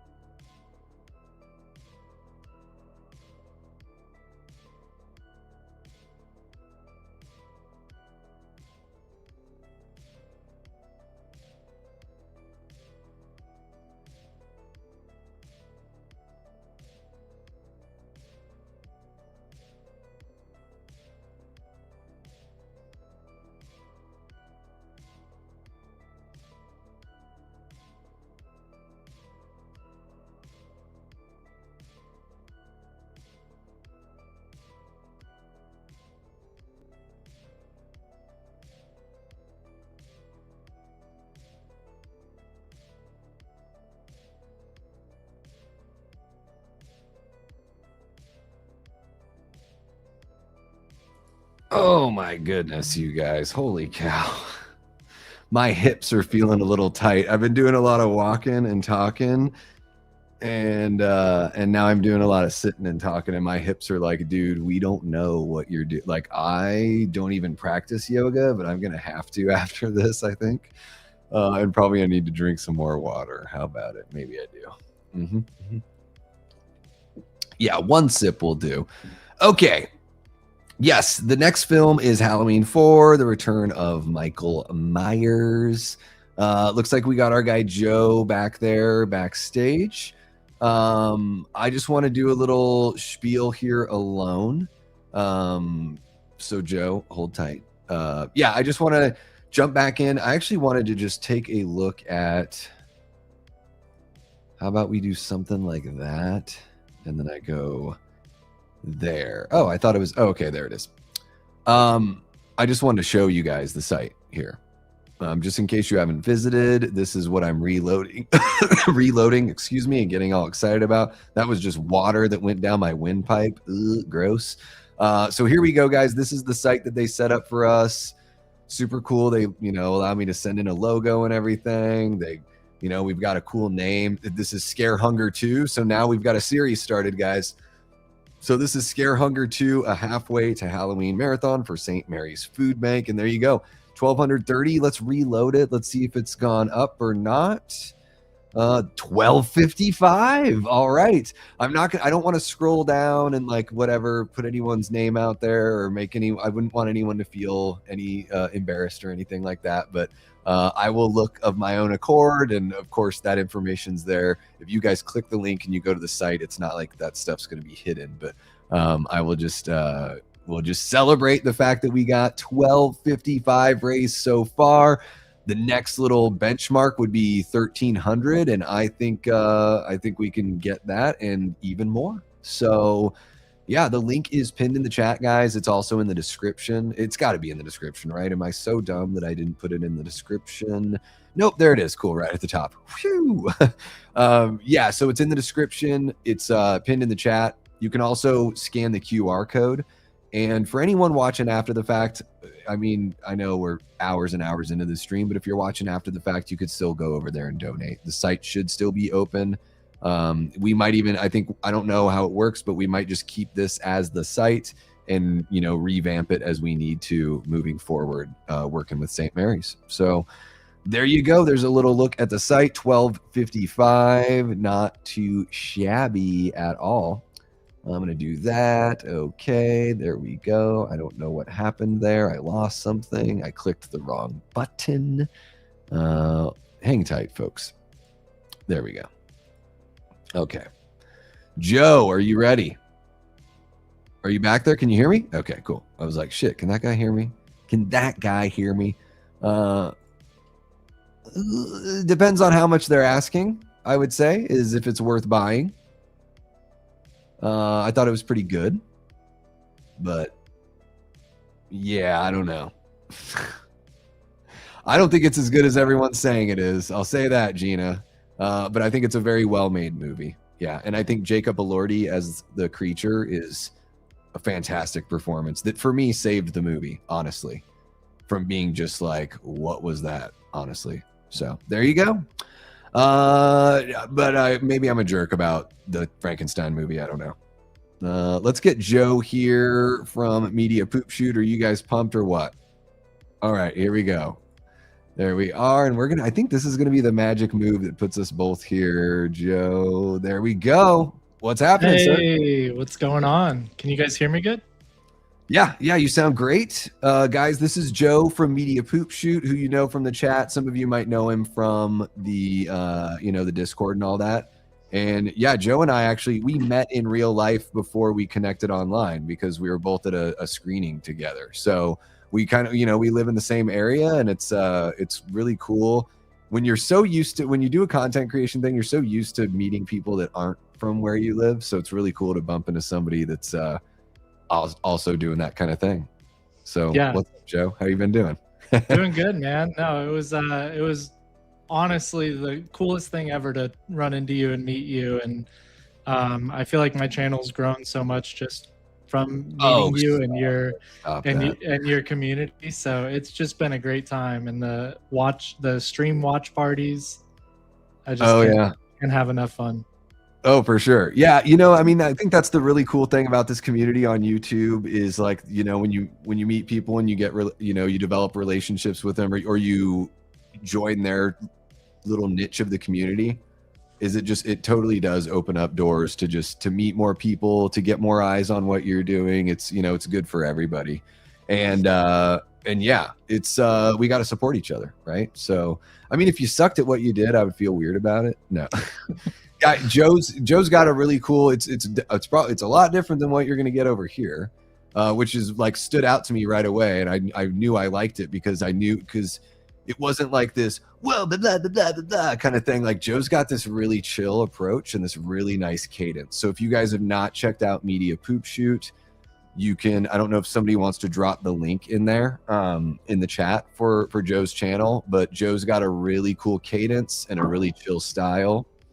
And he's got his own way about him, so that's the best place to start. So check him out. And he is Black Candle Squad. Yes, Represent. I've got my poster right up there. Joe actually bought me this poster. I think he bought posters for everyone that watched the movie. It changed us forever, and we're forever bonded in a very strange way. Yeah, it's the way that only black candles and or grippy socks can do, right, Steph? So, there is the Media Poop Shoot link. Yeah, guys, visit over there. This is what I always say is just like throw a sub, and you know, through the course of time, if this person's stuff pops into your feed and you're not feeling it, it's not a big deal to say like it's not my thing, but I think at least throw somebody a sub and give them that chance. And that's all I'll say about that. But there it is right there in the chat. I'm gonna bring your guys' chat back up. There we go. Cool. Go ahead. I was gonna say I definitely appreciate it. I was gonna ask, so I'm ready. I'm wearing the Michael Myers. Oh shit! That's what's going on. I got Okay. the knife. I got the mask back there, and I haven't seen all these originals. So if we're skipping 3, can you fill me in? Like, how do they bring him back from that very definitive ending of? Yeah. So 3 is just a total like. You don't know anything about the movie of 3? You've never seen Season of the Witch? I haven't seen any of these. Okay. So Season of the Witch, it's interesting. It's like it takes place in our world. Or it takes place like Halloween is a movie in Season of the Witch. So Season of the Witch is it's an anthological story. It has nothing to do with Michael Myers. So it's about a it's about a Celtic like a druid cult with Irish background that they mix magic with technology, and they make these Halloween masks that are gonna like just kill a bunch of children essentially on Halloween. And that's their goal. They just want to kill a bunch of kids. They want to have like a great reset. They want the hills to run red with blood, all that kind of stuff. And there's a doctor that gets caught up in this whole thing and investigates it and tries to stop it. And Michael is in the movie technically because when the doctor goes to the bar, there's a commercial on TV for a television viewing of the movie Halloween. That's the only real connection. But John Carpenter did the music, Dean Cundy shot the movie, and Tommy Lee Wallace, who's the guy that made the original Michael mask, is the guy that directed Halloween 3. So it's still within the family. It just doesn't have anything to do with Michael. John wanted to be done with Michael, and he wanted every other Halloween movie after that to be its own story. Every year they wanted to put out a Halloween movie that was its own spooky story. So do we get an answer then in number 4 for like the end? Oh yeah, we pick up to where it's been like, oh, he's been in the hospital since getting burned up. Okay. Gotcha. And he's somehow miraculously like he's still alive, you know, like that. Yeah, he was cooking. Well, because he's a man, but technically he's not, right? So you've never seen Halloween 4 yet. This is your first time. I will be honest. The first Halloween movie I ever saw was H2O. Okay. So that I've seen everything from H2O that's been made. But I haven't seen any of the OGs. So did you watch any of the when we were watching the first two? Did you catch any of them, or you just? I watched the first one in its entirety with you guys, and then the second one I only caught the last 20 minutes. Yeah, there's not much in the second one. Like she's in a hospital bed, and he goes to the hospital to try to kill her, and we find out that they're brother and sister for some reason. It's all very, not anything that had to be in there, but John Carpenter needed some sort of motivation for him to go after her. It's very bizarre. Let's see here. Oh, you got Gene subscribing. Thank you much, Gene. Thank you. Okay. Well, we can get this rolling. Let me see here. It is H3 is actually a really great movie. The poor thing.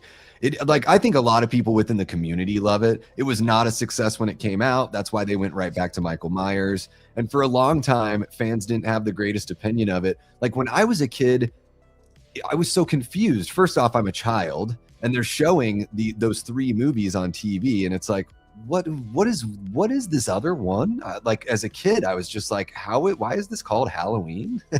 But then the first time I actually sat down and watched it, I was like, oh, that's a great movie. Like it is a great standalone. Like it is very much like when I saw Stranger Things, I was like, God damn, Stranger Things is like the first season felt like took so much from Season of the Witch. So much. The music, the sheriff, he's like the doctor in Season of the Witch is a total lush. He's just drunk all the time, but somehow he's a hero, like a lot of it reminded me of that. So I'll have to add that to my ever-growing list that's been created with this Discord. Yeah, it's I would say Season of the Witch is the perfect, some spooky movies I start watching in September because they get me in the mood for October. And to me, Season of the Witch is like a late September, early October. Like I really like it around then. Although just like the other Halloween movies, it does occur like right around Halloween. So anytime in that 2-month span, perfect time to watch Season of the Witch.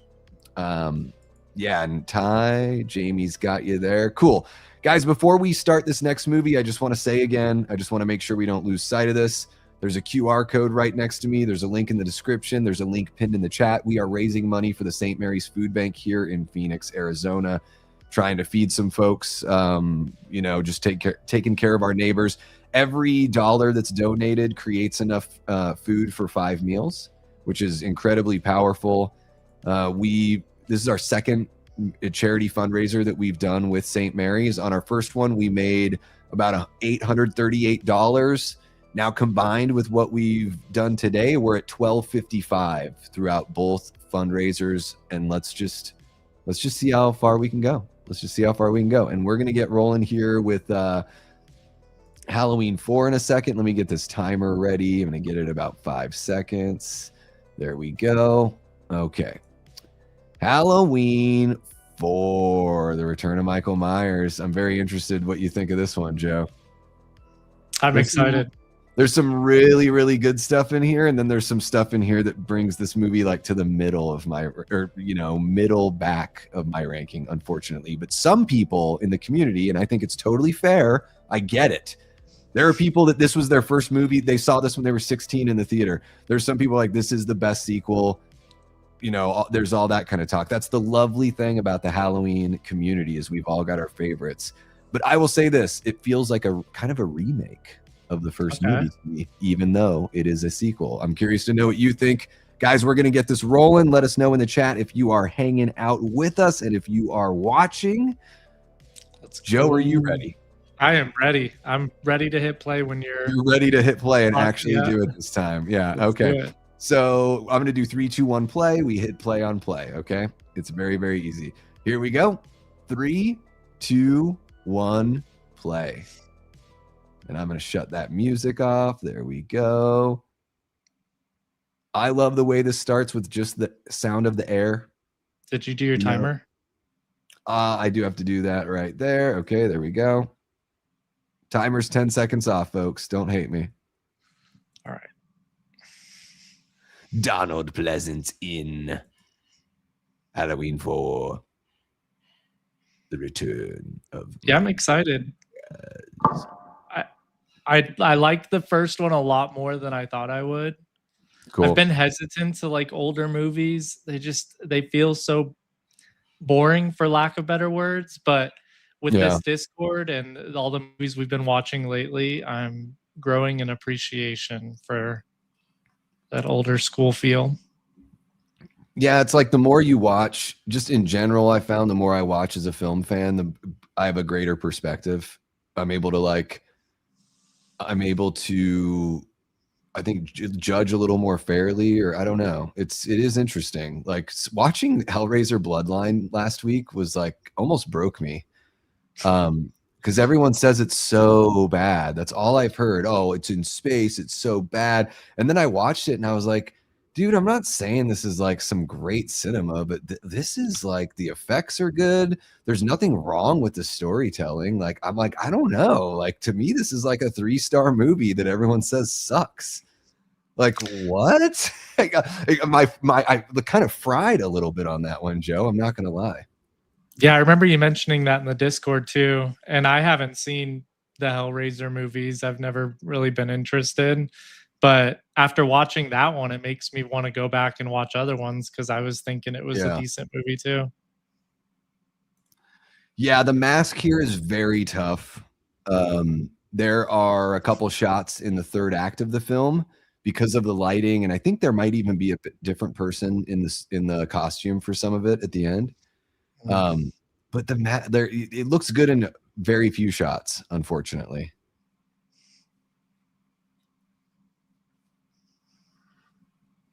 And if you have a bad mask, which we're going to see in Halloween 5 as well, unfortunately. You have me excited to see that one. Yeah. It's so boring. The biggest crime that Halloween 5 commits for me is that it's boring. People will rip apart other stuff, but there's a point that we get to in that movie where I am just so done, but it's 20 minutes more. And I'm just like, why can't the movie just end here in the woods? Yeah. But I like Curse a lot. I know Curse people shit all over that. I get it, but there's a lot to love there, I think, for me. Yeah, I will say I didn't get to catch a lot of number 2, but I felt like his mannerisms in number 1 were better than the way he like looked and moved in number 2. Or for what it's a bit more robotic in the second movie, for sure. Yeah, there's something like just unique about Nick's performance. We never really got that back until the David Gordon Green movies. And here they're catching up, everyone. If you missed just previously on Halloween, that kind of thing.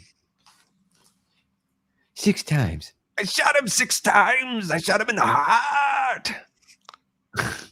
I shot him in the dick. I want to hear that.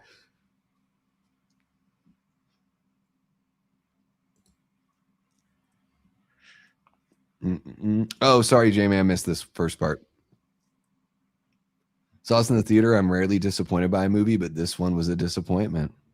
Most people I knew who saw this when it came out didn't like it. Yeah, I remember renting it as a kid. After I saw the other earlier movies on TV, I would go and my parents would rent 4 and 5 for me. And I'm like right around Danielle Harris's age. I think she's a couple years older than me. So it was very easy to like identify with Jamie's character in 4 and 5.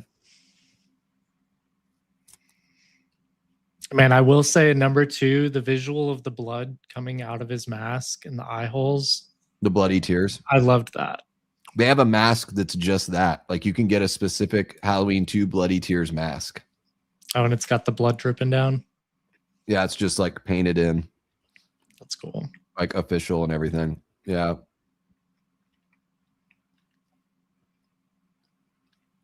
So this guy here, the doctor in the suit, is an actor by the name of Michael Pataki.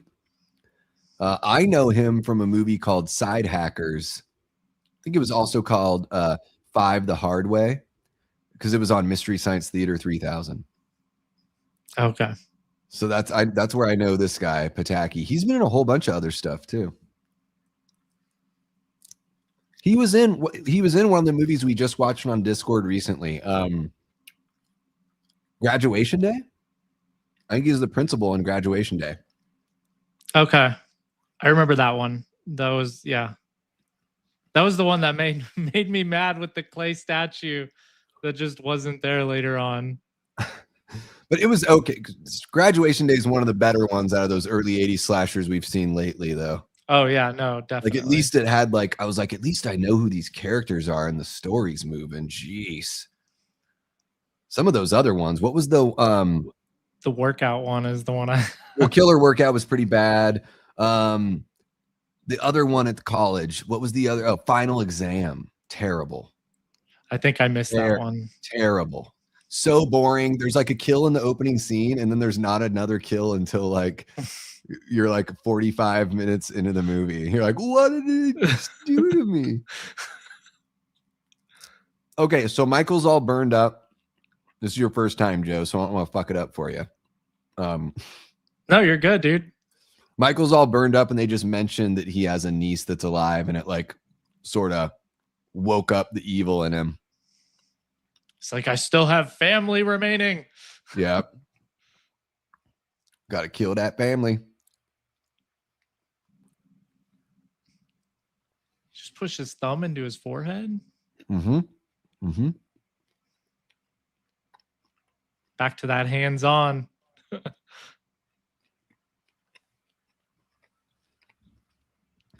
Yeah, I love a good hands-on approach from Michael.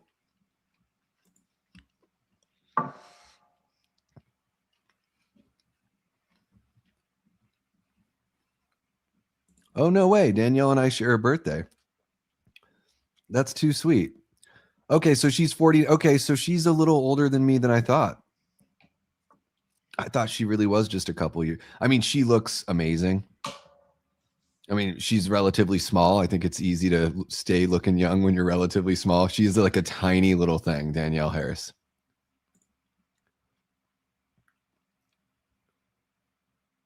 And she's very...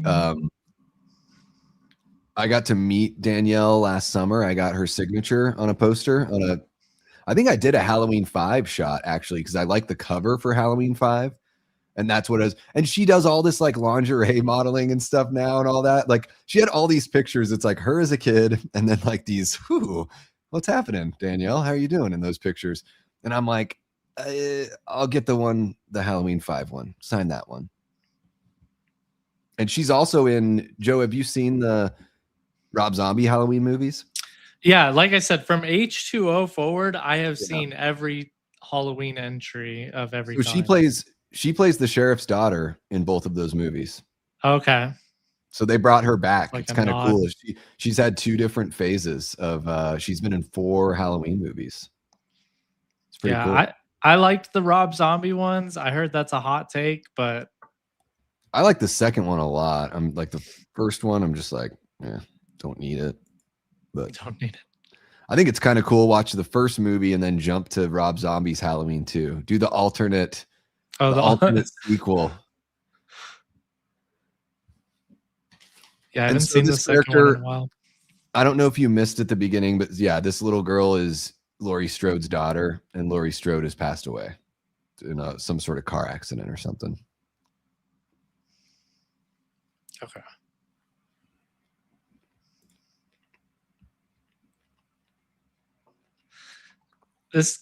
I've seen later ones, so now I just have more questions. Like, did she go into like witness protection, or is there a different alternate storyline that happens later? But I won't. There are so many storylines. You can go to a website that breaks down all the different timelines because it's almost infinite. Okay. It's a really interesting thing to look at they call it the Choose Your Own Adventure franchise because you can watch the first movie and that's it. You could watch the first 2 movies, that's it. You could watch 1, 2, and just this one, and that could be it. And then when they did David Gordon Green, and there's so many more examples, but when they did David Gordon Green, they erased every movie except for the first movie. Oh, wow. Okay. David Gordon Green's movie is technically Halloween 2. Technically. Okay. That makes more sense then. Yeah.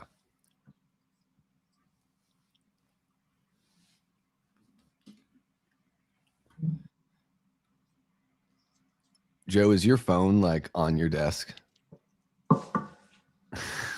I'm I'm just asking. I have no way to like watch the movie and have. Oh, you're watching the movie on your phone. I'm sorry. Yeah. We're good. I didn't know that. You don't have to be a jerk. No, I'm just joking. No, yeah. No, I'm not sitting here on my phone on your live. All business over here. All business. I was just making sure no one was blowing you up. Who do I have to fight? Oh no, I just gotta turn my notifications off vibrate. Yeah, put it on focus. No, I'm just. I didn't know you guys could hear that. Guys, show Joe some love. No, dude, one time I recorded a video. Like, I'm really good about putting the phone like over to the side, but one time some of my takes, I had the thing on and I didn't notice it, but when I was editing, I could hear the and I'm like, I did not know. So I put it on silent. You won't hear it anymore. It was actually the Amazon guy delivering something. Amazon, dude, leave us alone. Guys, give it up for Joe from Media Poop Shoot hanging out. I want to see some love in the chat for Joe. Come on. It's funny that you mentioned that because I was like trying to think earlier how to put my phone up so it doesn't look like I'm totally away from the stream. No, you're cool.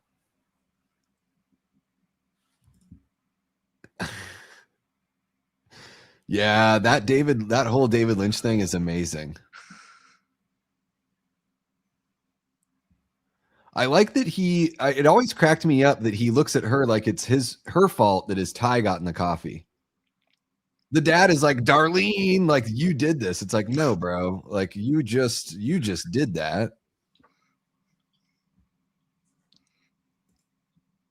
Do you want to oink her for a daughter? That is not body positivity, Rachel. Come on. But hey, that's the way it was back then.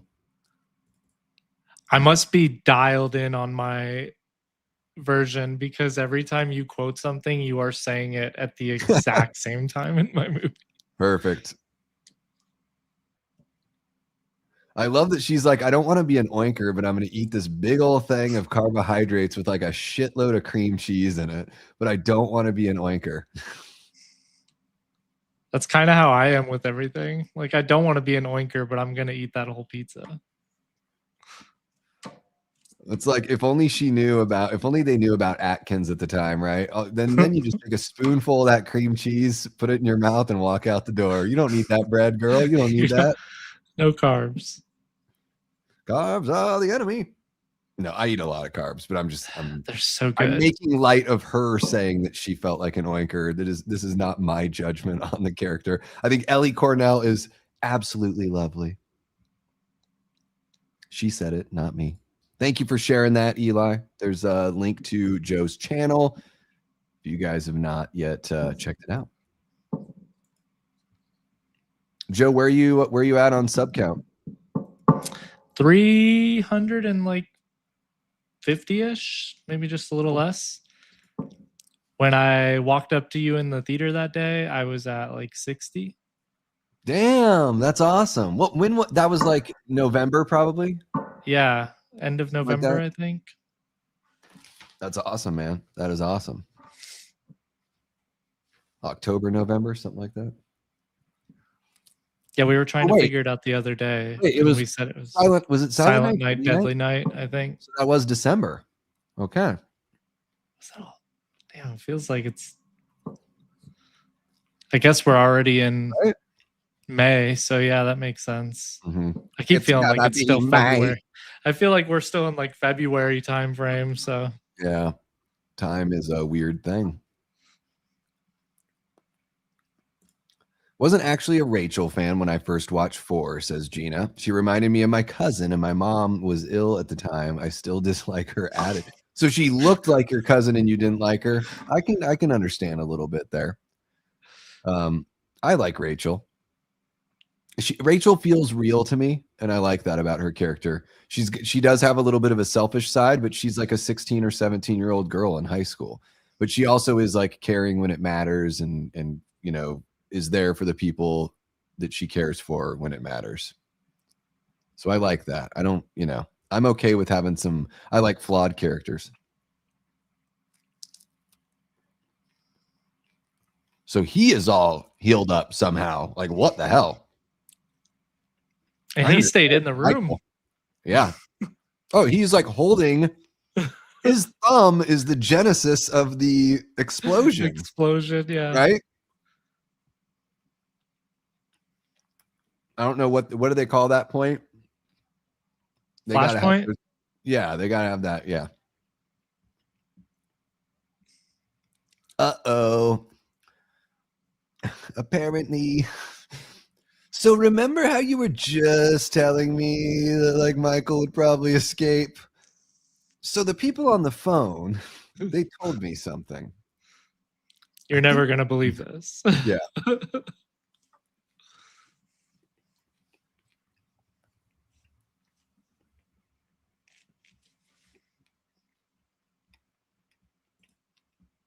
Is this the same actor that's been in the previous ones? Mm-hmm. Yeah, the only person to ever play Loomis, like in this original run, is Donald Pleasance. So he plays him in 5 movies. Okay. And then in Halloween Kills, they had somebody play this version of Loomis, or really the version from the first movie, but it's the same version. Okay. It's over, leave it alone. Dialed in.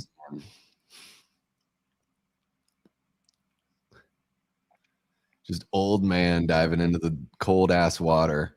So I think they shot this like in the winter, or maybe, probably beginning of the year kind of winter, right? So it could be ready by the next October. But this was all like Salt Lake. The 4, 5, and 6 were done in Salt Lake. So it must have been, can't imagine the water was nice.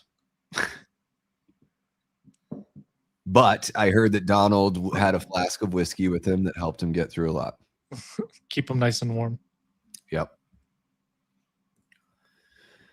Lenny, I like to think that the explosion was on a totally different floor on a different side of the hospital, and the babies are going to be okay. But yes, it is a concern, but we will let the babies be okay in our headcanon. I mean, to be fair, if the 2 people that were in the same room are already out and moving around, yeah, everybody should have been fine. It didn't appear that the maternity ward was right there at the entrance of the building, because it seemed all the explosion happens right near the entrance on that very first floor, not too far from the entrance, like the hallway directly to the right, I think, of that area. This guy's like Richard Brake's cousin. And this look of Michael with the bandages on his head, I wanted this, instead of him having an actual mask, like I wanted him to look like that on his face. He still wears the, he can still wear the mechanic, the coveralls or whatever, but just wait till you see the mask. I mean, they already showed the mask in that dream thing that Jamie was having. Oh, the super white mask. Yeah. It's like more rounded almost. It's and the eyebrows are like this high, so he's like, "Why are you mad at me? Like, I'm just Michael Myers." He's like a clown. It's so bizarre. They didn't even get close. Like they didn't eat. Like the original mask was trashed at this point. Like they couldn't use it. It was done. Mm-hmm. But they could have just like tried to remake that shit. Like when they did Halloween, like in 2018, they do a great version of like what would the original look like if it were aged. Like they did it looks like the original mask. Mm-hmm. Like, did people just suck at making masks in the 80s? What the hell happened here? I think that's my mask up there, is the 2018 one. It's one of the best masks. Like, and before David Gordon Green came, there were more bad masks than good masks. Like, I actually think the Rob Zombie mask is a cool looking mask. Because to me, it feels like the original. It's just got a different kind of like it's got its own flavor, but it's close enough. But man, I love the one in Curse quite a bit. The Curse of Michael Myers mask is one of my favorites. Is that the last movie on today's docket? It is, yeah. It's got Paul Rudd in it. It's like his first feature film. Is anyone else famous in it? I don't think so. It's always funny seeing how many actors like that you know and you're aware of from all of these movies, and then you find out one of their first movies was horror, and that's none of the movies that you know them from. Like, it seems to be a good jumping point for a lot of people. Yeah, it's an opportunity to like, I mean, they make so many of them, right? There's so many horror movies that are made that it's like, if you're struggling or you're an actor just looking for something, you know, and then if you can pop like Jennifer Aniston and Leprechaun, you know, that's a really good example. I mean, she's amazing in that movie. It's fucking Leprechaun. She's just so charming. See this look right there of Michael? Like, that's what I want in this movie.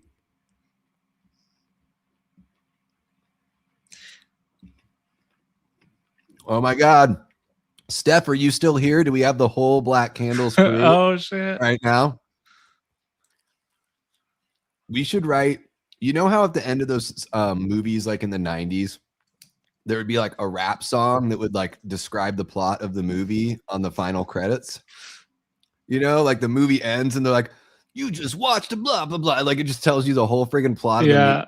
We should write one that's like a Black Candles, like of fucking 90s, like Onyx style, you know, that kind of vibe, Naughty by Nature, Onyx style rap song about Black Candles. That sounds like a good time. I'll start writing up some bars. Yes. Somebody give me a damn good beat. We can write it from there. You know, Jamie, it's funny. I call him both. I think Ron's okay with us letting everyone know his name's Ron, but I like calling him Theron because it's Theron the Brutal. I hope that's your stage name, Ron, when you play music. And everybody on lead guitar, Theron the Brutal. That's how I imagine it. I feel so stupid right now. In YouTube, I always read his name as the Ron the Brutal. Yeah, I just always saw it as Theron the Brutal. Theron. Yes, I'm Theron the Brutal. Yes, quite. Yeah, now that I say the Ron the Brutal out loud, I think Theron the Brutal makes more sense. So I don't know. Well, it would be if you put a well-placed comma, could make it kind of interesting because you could be like the Ron the Brutal. The Brutal. Just a well-placed comma, the Ron the Brutal. Not cool enough for that. Theron was always a name I used in D&D. There we go, because the Ron. There you go. I like it. I heard Charlize Theron took it from you, Ron. She was like, you know what? I like that Theron the Brutal guy, D&D. These kids are terrible. Jamie's an orphan, like the boogeyman, all that stuff. Jamie's mommy is a mummy. Like this is terrible behavior. And man, Danielle kills it with the emotion here. That one thing I told her when I got to meet her is I was like, you know, I anytime I meet somebody, I thank them for everything they've given the fans. Like show that appreciation. But I just like, you know, I'm like when you were a little kid, you just to have that kind of emotion and a powerful performance is just, you know, incredible. Yeah. And some kids kill it. And then some kids, you watch a movie and you're like, man, did they just not try a couple more takes? Yeah, it's true. And sometimes the director doesn't know how to talk to kids to get the right performance. You have to have a director that can really like get that out of them, you know? So this woman driving the car, Joe, in the script, her name is Lindsay. And while it's not really confirmed within the whole lore per se, the director did say that it is his intention that this is the little girl being babysat in the first movie. Oh, okay. So the world's colliding. The girl driving was there the night Michael did his stuff. But we never see this character again. It's just this one scene. And it's too bad because like I think she's super cute. I don't know what it is. I like her wild hair. I'm a wild woman hair kind of guy. And I don't know. In the 80s, girls just kind of let their eyebrows be their eyebrows, and I'm not necessarily against that. Within reason. I mean, come on. Like we all got to do a little bit of work on them. Like even I do some plucking, people. Come on, get with it. Which where Tommy Doyle also cameos in H4. Where is he? Tommy in the convenience store as well as a worker. Oh, one of these guys is supposed to be Tommy Doyle.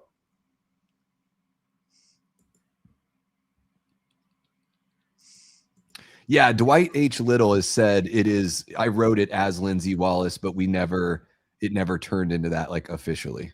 Yeah. Is that supposed to be Tommy? Not the guy in the maroon coat, but the other guy? Is he supposed to be Tommy?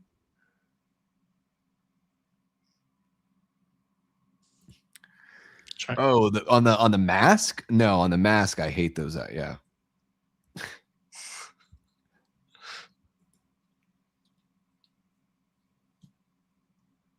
The wet pavement. The great way of introducing, showing that hook, hinting to us that Michael is there already by showing the truck there in the foreground. Good direction. I dig it. I want to make sure I didn't miss it. The first mechanic guy, that was an off-screen kill, right? Like we only saw him bandaged up and then we saw him get dropped. Yep. Okay. Yeah.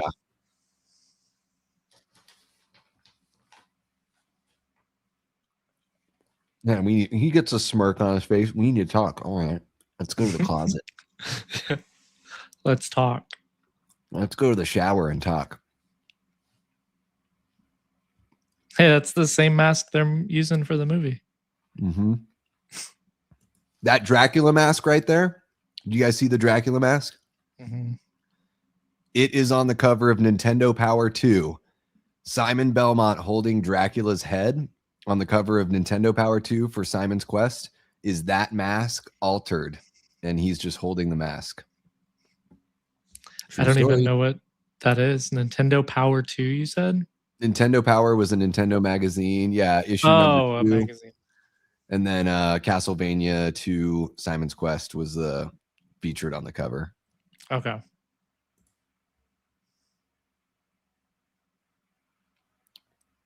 Yeah, kids are not the nicest. I had never heard anything like that, I don't think, personally, growing up. Thank goodness. That's sad.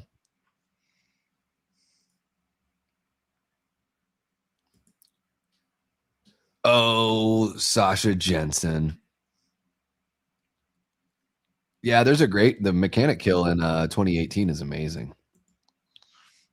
Is there another one where he starts with bandages on his head like this, or is this the only one? Because I was having a real deja vu moment when I saw that. I was like, yeah, I think this is it. Okay. That scene was really familiar. Oh shit, that really is the mask he's going to use for this movie. Yeah.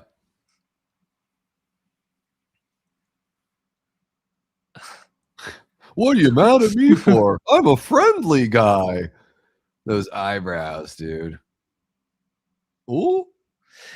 I was going to say earlier when we saw the mask that it felt like they bought some $10 Halloween mask from a costume store for this movie. But then seeing that in the movie, it kind of makes sense. Yeah, it is supposed to be. Yeah. But yeah, just give me but just give me a cooler mask. He couldn't steal one from the shelf behind the register. Yeah, like I don't own a copy. I have a bunch of Michael Myers masks. So just full disclosure for everyone. I've got Halloween 2, I've got Curse, I've got 2018, I've got Kills, I've got Ends, and I have Rob Zombie's Halloween. So I have 7 Michael Myers masks. But like, I would love to complete the whole thing, but I don't like the mask from 4. I don't really like the mask from 5. H2O, every mask in there that's not the Curse mask is really bad. I'm just, I'm not really interested in the other masks. It sucks. Because 7, it's just a shame to stop right there. That was rude. Yeah, it's so mean, but how cool is it that this whole bit with him and the Reverend Jackson P. Sayer or whatever it is, this whole scene is really cool, Joe. I'll kind of shut up and let you enjoy some of the pure cinema here. You're good, dude. No worries. You'll probably recognize this actor here. Oh yeah. I don't know if I never read that, Billy, that they ever regretted killing off Karen. I think they felt pretty good about that decision.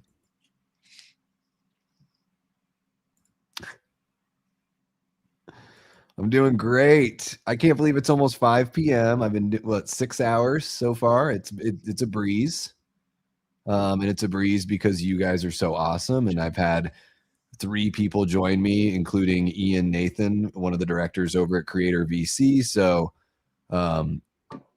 everyone makes my part so easy, guys. Love you guys for hanging out. I would be stressing if no one were here and no one wanted to hang out. That's what would get me stressing. So, all right, I'm seeing that we're at 12:55, so we're still there. Let's see, guys, by the end of the movie, can we be past 1275? Can we at least get past 1275? If we can hit 1300 by the end of the movie, that would be incredible, guys. That would be awesome. Bump those numbers up. And again, guys, we're raising money for St. Mary's Food Bank. I've turned off the super chats and the ads and all that stuff on the stream. And this is, I want every available dollar to go towards helping some people who are in need. So you can use the QR code, link in the description, link pinned in the chat. And even if somehow you're watching a epic stream and if you're on replay watching something and you're almost 6 hours in, you're super awesome. Thank you. The site is probably still open if you would like to donate. So check it out.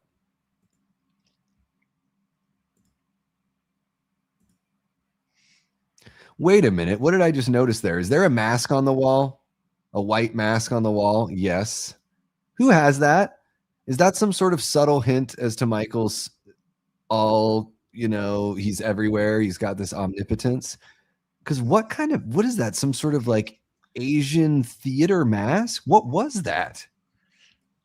And it wasn't placed anywhere it was just so low on the wall. What is it supposed to be like Dracula's face? Is that what it is? Like, is it supposed to be a Halloween decoration? I think it's supposed to be a Halloween decoration. It's just.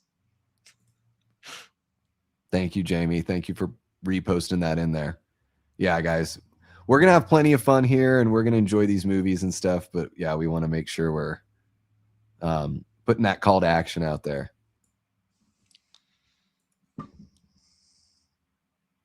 I gotta tell you, Rachel, like, you're cute and all and everything, but maybe like some pants that fit you a little bit better and ditch the grandma sweater, I think could be helpful here.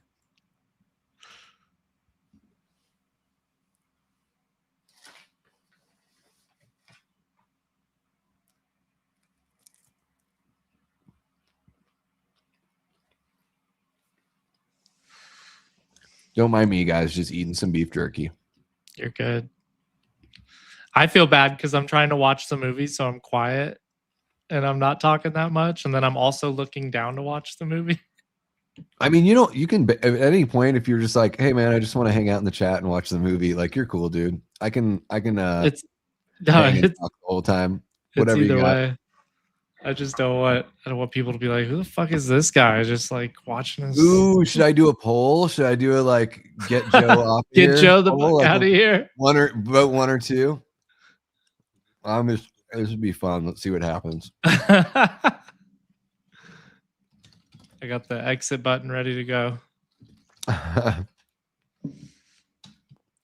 You also encouraged me. Well, you didn't encourage me, I should say that, but I wanted to go get a pen, so I got a pen. So that's not helping. Great. I am encouraging substance. Yeah, thank you. That's why I had to say not encouraging. Put that out there. By the way, donate to a good cause. And hopefully I don't make you want to run out and buy drugs. Let's use the money to donate to the food bank. Don't do drugs. Oh my gosh.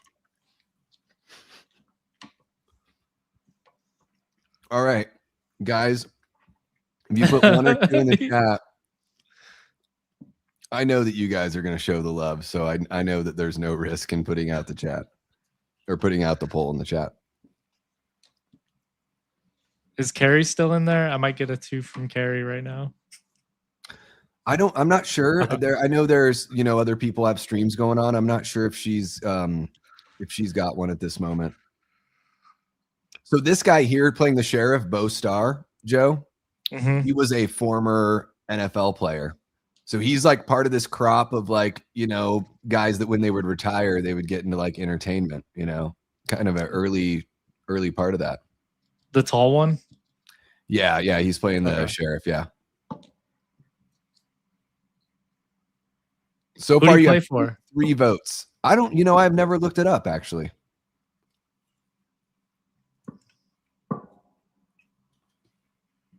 Do something. God damn it. All right, we got 3 votes so far, and they all want you to stay, so that's nice. So I guess the people that don't want you here are just being quiet. That's good. I appreciate the silence then. No, yeah, and I don't have much insight or anything to offer too, because this is a first time watch for me. I'm just definitely enjoying these movies more than I thought I would. Yeah. Yeah, and this movie, it's got that blue light there. Like there's definitely... The movie's really good looking. For me, it really is just the Michael thing that like makes me kind of give it a hard time. But it's a very well-made film. Like, I think Halloween, it definitely has some low points in the franchise.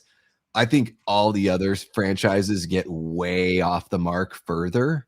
And some of them, like, I feel like with A Nightmare on Elm Street, no shade, don't come after me. But there's only like... There's not many movies in that franchise, and it falls off the rails pretty damn quick to me. I've seen a few of those. I they're really don't know fun. if I've seen the original. I think I've seen the original. The original is the best, and then they sort of fall. They stumble on the sequel. They get it back on the 3rd one. I think the 4th movie's pretty good. The 4th one I do know I've seen. Yeah, it gets bad, and of course Jason goes to fucking space and becomes a demon. Jason X. Blood demon. Go. Yeah. And oh my God, Kathleen Kinmont here. Braless in an oversized shirt that says cops do it by the book. It's an amazing shirt. I love how he tries to like recover here. Rachel, what are you doing? Rachel, dude, you got no ground to stand on, bro. You do not. When you just got caught like that, you don't chase after her. Now both chicks aren't gonna like you. Like dude, you already picked, man. It's like you don't understand. Do you see what she's wearing? Yeah. Yeah. No, thank you for letting me get back to that because he's a 17-year-old boy and. What are we doing? Trying to set up long-term relationships? No. Go do her. Go do her. No, Brady. Yeah, Brady does wrong by Rachel. He absolutely does. And he's a dummy for chasing after her. And now she's lost her, adopted sister. Joe can never leave. Stuck here forever. Stuck here forever. That's very true. And I enjoy 4 quite a bit. I think Dream Master is a lot of fun. But yeah, 5 is really bad. Freddy's Dead is terrible. I love Wes Craven's New Nightmare. But the remake is just... Ugh. I like the remake. I didn't like the look of Freddy. Yeah, I really didn't like the performance. I didn't like anything about Freddy in that movie. And I think Jackie Earle Haley's a very talented performer. I just think it was shit writing or like just the approach. I didn't think he was scary. It's weird. Something so relaxed about the way he was talking where I was like, this guy isn't scary. It sounds like he's trying to like turn them on with the way he's talking, Like I really like Freddy vs. Jason. It's fun. I love that movie. Fun. It's fun. Yeah, it's very fun. I mean, and it's almost like I think of that as almost like its own thing. I don't even judge either series by it. To me, Freddy vs. Jason is like a comic book that they turned into a movie. Jamie, you should have absolutely bought that shirt. I would encourage any lady out there to own a shirt that says "Cops do it by the book." It comes with a requirement of not wearing a bra when you wear it, though. That's what I've heard. Is there's it's like a tag. It's sort of like the tag that like you can't snip those tags off mattresses. Yeah. There's one on the shirt that's like, well, you can't wear this if you're wearing the shirt. Can't stand the remake. I wanted to, but I wanted to like it, but it's too cartoonish. Oh, are you talking about a Nightmare on Elm Street? Yeah. It was just a weird tone. Was Mark's death terrible because it was a comic death? Oh, you're talking about 4, right? I mean, they're all terrible, right?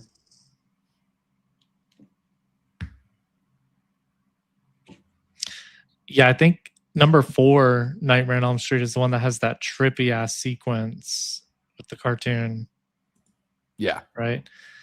I definitely remember that one. Yeah, it's the guy's like the artist and he gets sucked into his own comic. Yes. That shit. I like that. Oh, here we go. We got Hero Bucky. Hey, you, what the fuck you doing? Quit looking so surprised over there, motherfucker. Got those eyebrows. Yeah.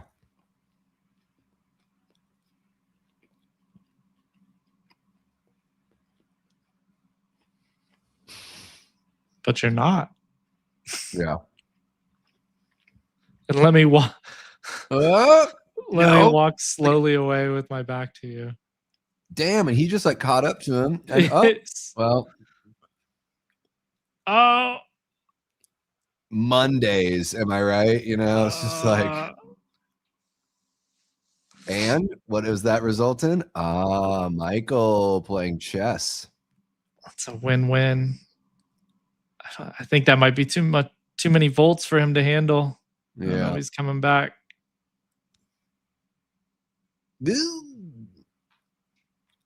Kiss on Tour 1999. Yeah, so he was only at the power plant to cause the blackout, mm-hmm. right? So it's just win-win. Yeah. He's gonna do it anyway. He's like, sweet, I get to throw this guy into the whole thing. Yeah, I don't need to find a wrench to toss onto it. Yeah.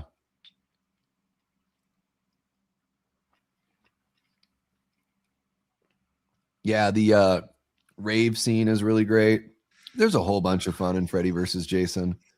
Like that opening scene with the kids hanging out and everything. I guess it's not the opening, but like the first scene where we get to know our characters. Love those kills, Monica Keena, not going to complain about looking at her in that movie. So there you go. Yeah, I liked the rave scene. I liked that whole Freddy nightmare sequence in it. And then right as he goes to finally kill the girl, he gets blood spatter in his face because Jason got to her first. Love it. I like that that's how they set up the dynamic. They're like, Jason just can't help himself, and he's like totally cock blocking Freddy. Yeah, from his kills. Yeah. Yeah. So good.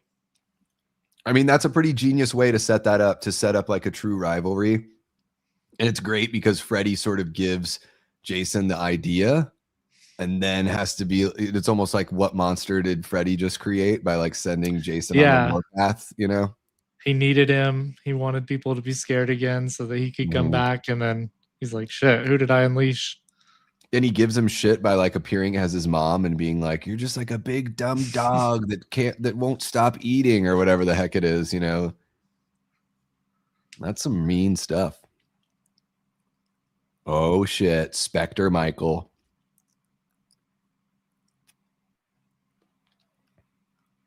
Oh.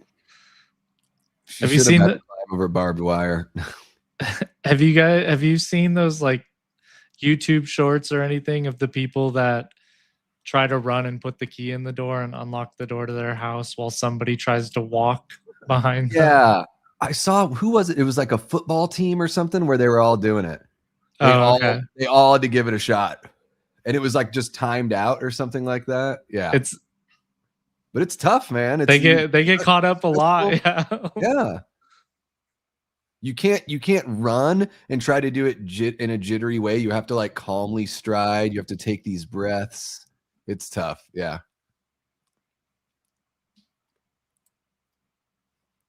So how did Jamie, she got separated from Rachel, but now she's just alone? Where did those other kids go? And by the way, they were those jerks that were bullying her earlier too. That's who those were. So they left her ass. They ran off without her. Yeah. They were like cool costume. And I'm like, you gave her all that other shit and then you like that costume? Like, don't get me wrong. That ain't no cool costume. Now, I'm not trying to be a jerk about it, but I thought the jerky characters would. Don't have any problem with any of the movies that are the original Nightmare on Elm Street. Hell yeah. I mean, I watched them all growing up and everything, and I've seen them all so many times. You know, some of them I have a tougher time with. He's just standing. Oh, shit. It's the mask from the Halloween store. No. It's the Cult of Stu. Yo. Some of these masks look better than the one they used. I don't know what's going on here. That guy right there, that last guy, that mask looked better. Of course, I eat beef jerky and I get it stuck in my teeth during a marathon stream. If you need to pause it and go get it with a flosser. No, we'll be fine. I'll just let my gums bleed for charity. See, I get what you mean about the mask not looking very great, but I do like this whole plot of the story of him stealing a mask from the Halloween store, and there's other people that have that same mask. Mm-hmm. And he obliterated everyone at the police station. See, this is like an off-camera or, off-camera scene or whatever you want to call it. Like, I love this. Seeing the aftermath. I think this is a really powerful thing you can do in a horror movie. Like, you don't need, like, what's more impactful? Seeing him actually do this or them walking in and you seeing the result? It allows you for your imagination to do a lot of different things. Yeah, and you look at the places obliterated, and seeing it might not be as impressive as just thinking, oh, wow, Michael came in here and just like was like a fucking tornado. Because, John Carpenter would describe him as a force of nature, and he'd be like, he's like a storm. He like comes into town and like does his damage, and that whole room looks like a fucking, like it like blew up. Yeah, it's not just dead bodies. Like desks are broken, things are thrown around everywhere. And then even this element here of the townspeople getting involved, like that came back in Halloween Halloween Kills. Halloween, okay. And even a little bit in Ends because they're bullying Corey over the whole thing. There's just something about Haddonfield. There's some sort of rot in Haddonfield.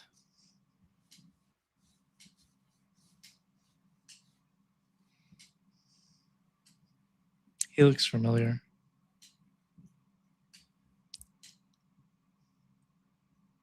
Yeah. Yeah, he does have I wouldn't not be surprised if that guy had a handful of other like bit roles. I love Dylan's New Nightmare. Yes, Gene, my good buddy Cecil Laird wrote and directed Dylan's New Nightmare. It's not an official Nightmare on Elm Street movie. But Miko Hughes does reprise the role of Dylan Porter from Wes Craven's New Nightmare, and it's a really damn good fan film. Yeah. Yeah, I heard that too, that there was something with I think it was a Don Post thing. I don't think it was a Shatner thing. But yeah, I think there was a copyright or how the rights ran out. Yeah, there was a reason why they couldn't just use the same mask. I thought, and you say they tried, I just feel like they really biffed it with the one that they used as the hero mask. They did not pick the best one. I'm glad they admitted they failed, but damn, dude. I mean, Zemeckis shot how much of Back to the Future with Eric Stoltz before replacing him with Michael J. Fox? Like, they should have at some point pulled the plug and restarted this movie with a good mask. It's funny. Is there any pictures or anything of the other masks that didn't make it? Because they're probably the masks that you saw those other guys wearing, and one of them, I only think one of them looks pretty good, but you could probably find some stills, and you could probably find behind the scenes. You could probably even find a behind the scenes picture where there's like maybe a table with a bunch of the masks. Like you never know. A lot of that stuff is started to get like unearthed. Yeah, I'd be curious to see that.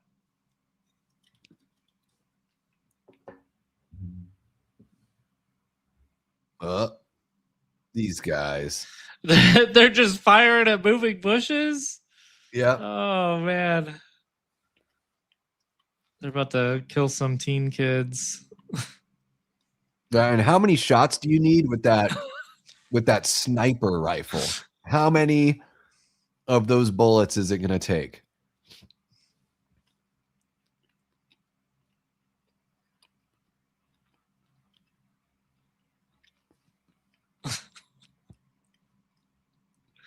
Oh, there you go, Jamie. Yeah, it's like there's a rot in.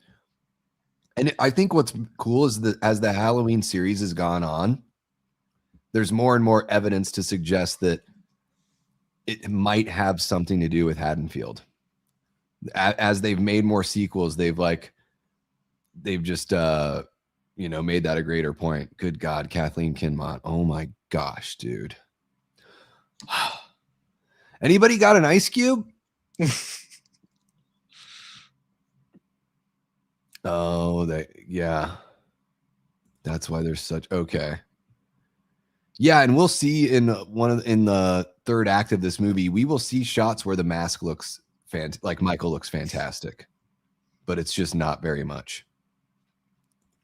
Sorry, I'm quiet, guys. There's some plot points I'm trying to pay attention to right now. There's a couple of supple, low-hanging plot points that I want to make sure we're picking up here. Yeah, Billy, I don't know what Ted Hollister was doing in there. Could have been taking a shit, or maybe he was searching for Michael Myers. I don't know. I don't know. I don't know much about Ted, but he's dead now, dude. That Ted's dead. Booty.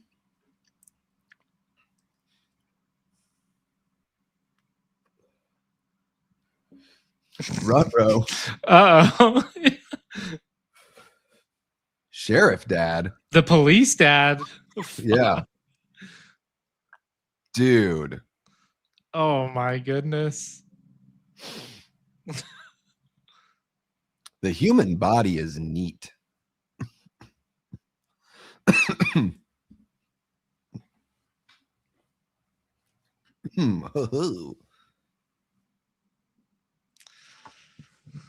Well, Salt Lake City looking pretty good for a Midwestern town in this movie.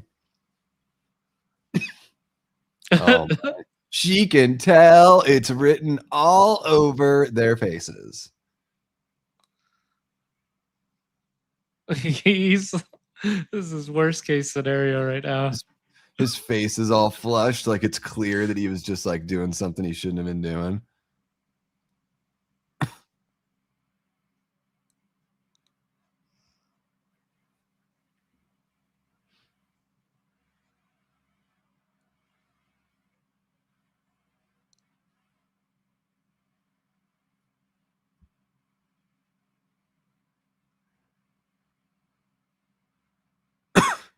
Excuse me.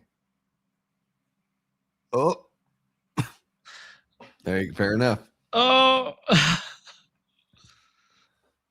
was like, damn, just shut up and get away. You're scot-free. Nope. Yeah.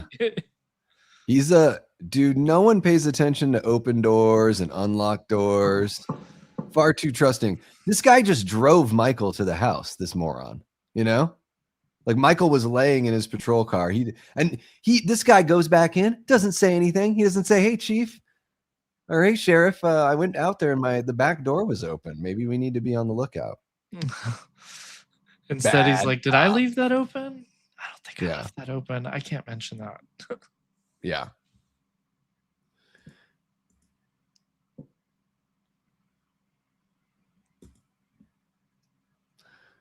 I don't know if I don't think it was Ted's son. I think it was Earl's son that died. So I guess he would have been Bob. because I think Bob is the only man that was killed in the original one, unless they're talking about one like Leo Rossi's character. If they're talking about Bud from part 2, I don't know. I think Ted was meant to be the town drunk after losing his son. Oh, okay. Well, maybe Bob or one of the other characters is Ted's son. I don't know. Do they have books where they actually explain that? I mean, I know they have those Taking Shape books where it's all like the untold stories, or it's the stories behind the unmade scripts. You know, like, have you ever heard of those books, Joe? Yeah, I just I don't read a lot, but I have heard of them. I don't either. I haven't read them, but I've listened to people break down those books, like multiple different content creators. So it's like, I know what's in there. And some of those stories I've heard before, but it is cool that they have that available in a book to where you can read about all that stuff. Yeah, get more lore. Mm-hmm.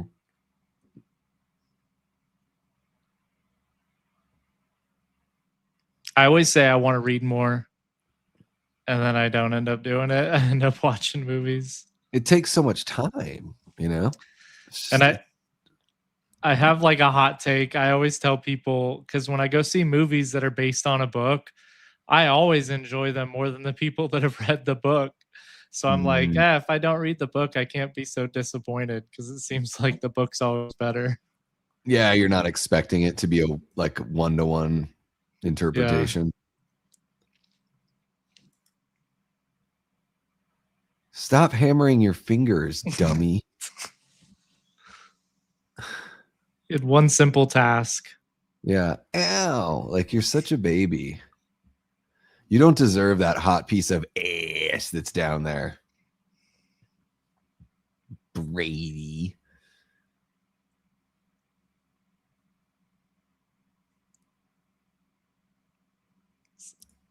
Yeah, I can do that. We'll have some fun with ends. And I was like, what is that? I'd even read the other ones too. What are you saying, Joe? I was just looking at, I was like, what is that? Because it was like headless. Mm-hmm. Yeah, Nanette, I think you mean Ben Tramer. Yeah, I think he's the one that gets hit by the cop car in part 2. Yeah. Hello. Going full ham radio. Are we getting into the final act of this movie already?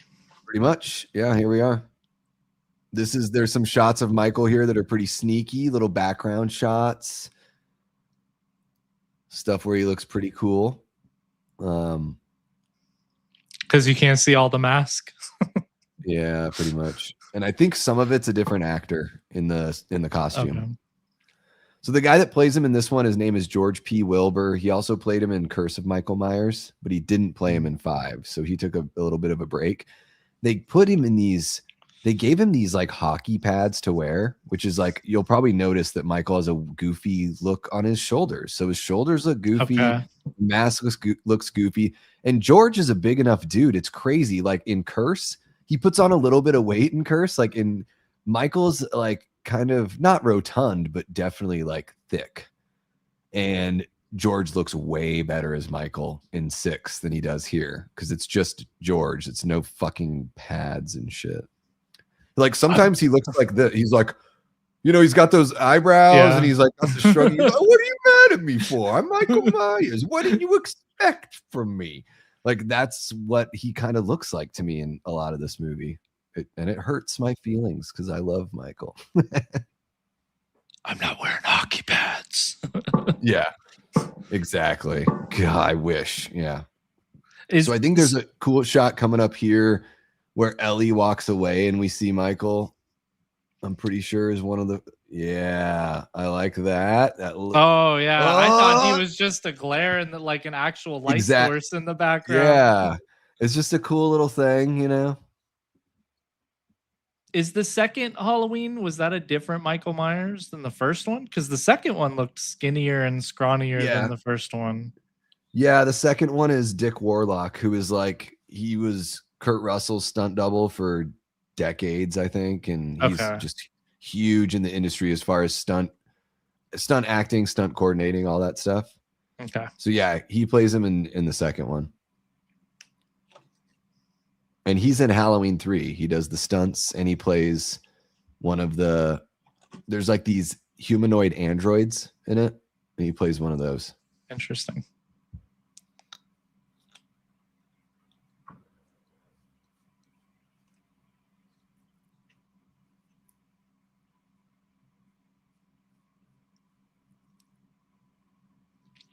Yep, this is about to get crazy. Look out.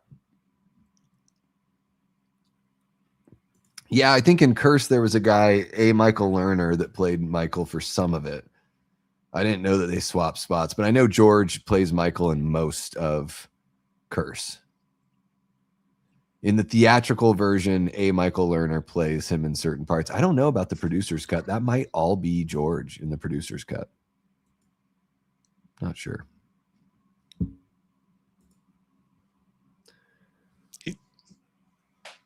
Yeah, I know. I totally get you, Nanette. I think that is why it's a tough translation sometimes, because you could have a 600-page book, 1,000-page book, and then you're trying to tell it in 2 hours.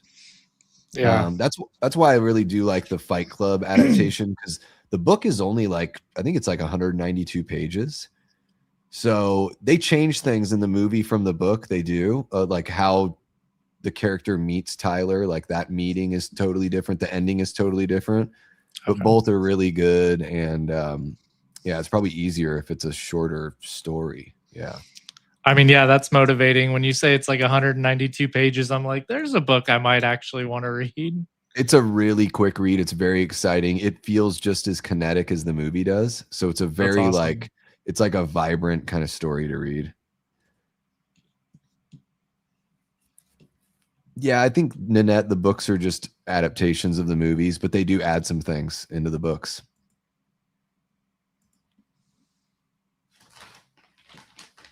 I've read a lot of graphic novels, though. I'm like a little kid. If it has cool pictures with it, I'm going to read the story. Is it about Batman? Yeah. Yes, Joe, it is about Batman. I'll read Batman. I'll read that. I'll read that. Yeah, I'll read that.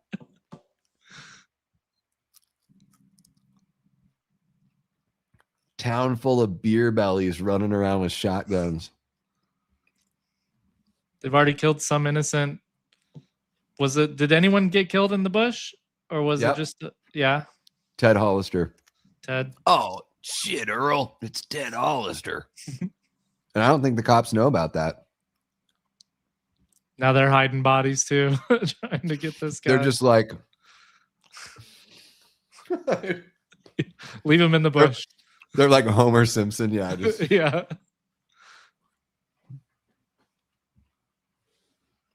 Everyone pick up your casings. We got to go. We think Michael killed him with like 7 or 8 different guns.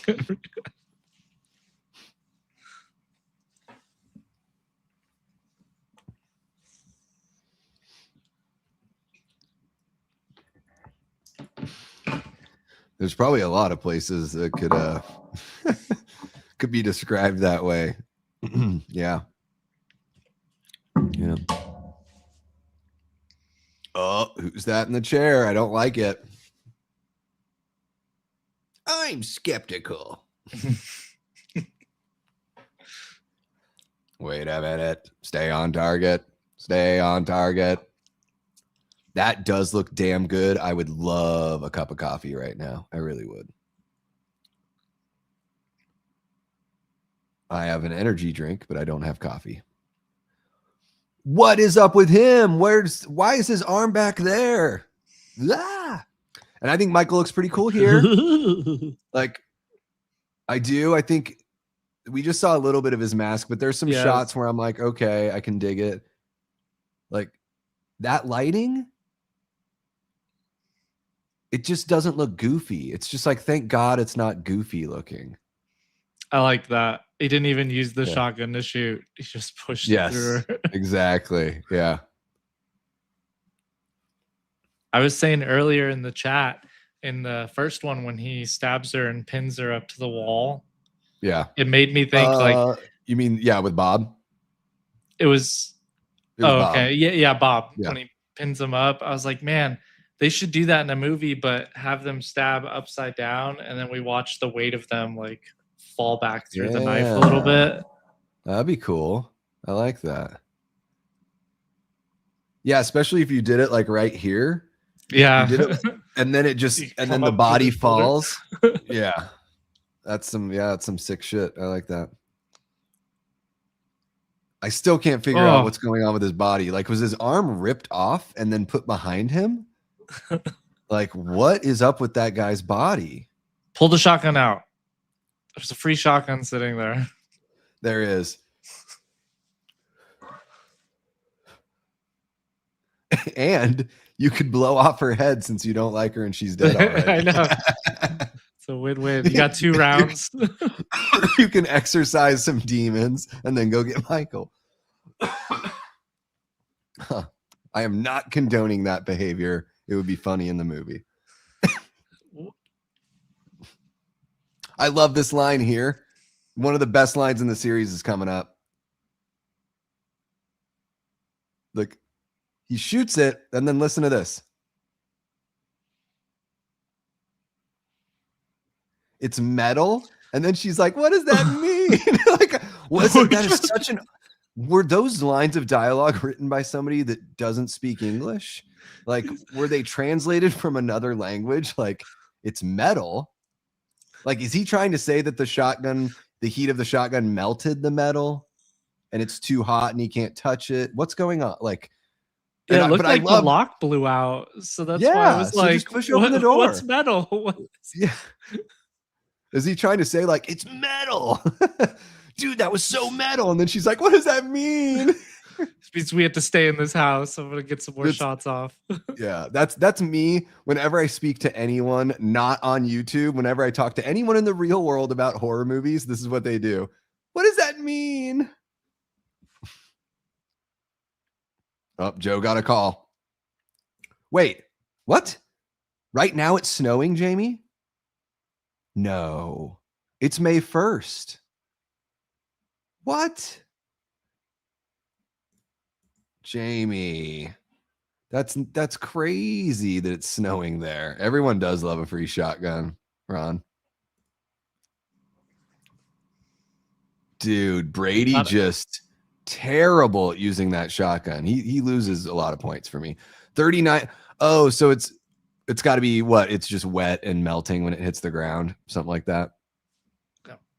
Pop it. Oh man, this dude's able to just push his thumbs into people like nothing. Yeah, he just crushes his head.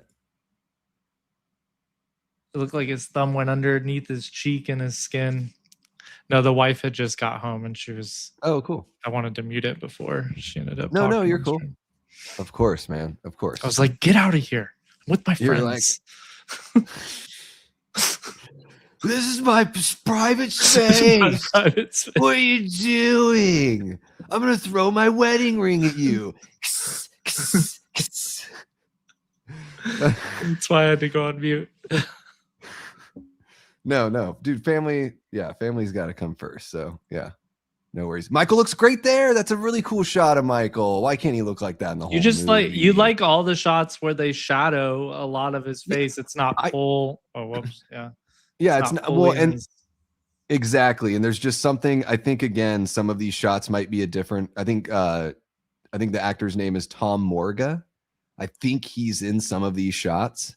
Mm-hmm. So also I think it's just the way the mask falls. It looks like, so in Halloween 2, it's the same mask from the first Halloween movie. That shit looks high. But the actor has a different shaped face, so the mask looks different in Halloween 2, even though it's the same exact mask. I would have never thought it's the same mask, because when I saw that at the end, I was like, this dude looks way different than the first one. So the goofy mask, I don't know. He might be wearing it. It doesn't look like he is. Like Jamie was saying that there's other masks. It looks like it's a better looking mask that we are seeing in these scenes. And I do, yeah, like you're saying, like, just like I want his character to be a mystery, I kind of like it when it's obscured or artistically shown. And Chris, we got Chris from Chris and Shell Talk Movies jumping in just to thank everybody for sending in their words and their thoughts and positive thoughts and everything for Kyle. So welcome on in, Chris. And thanks for Chris filling others in, man. Also, don't forget to hit that link. Yeah, guys.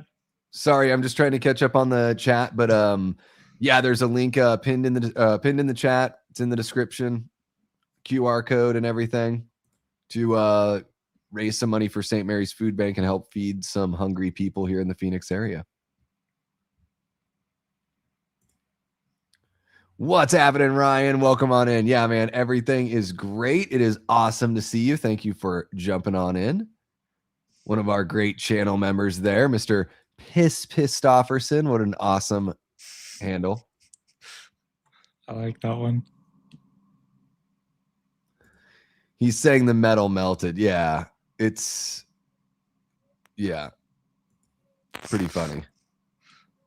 So, okay, so just so that I'm aligned, this girl, is she the cousin that they talked about? No, the little girl is the little girl is Laurie Strode's daughter, and she's been adopted by this family. So that's like her adopted older sister. Okay.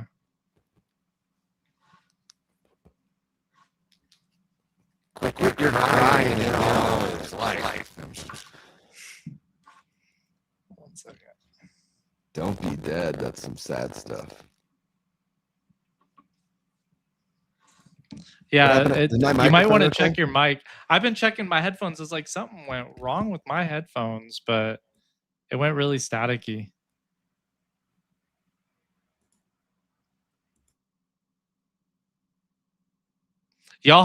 I was tripping over here. I was like, man, something happened in my setup. I need to try and fix it. So I'm glad you guys said that.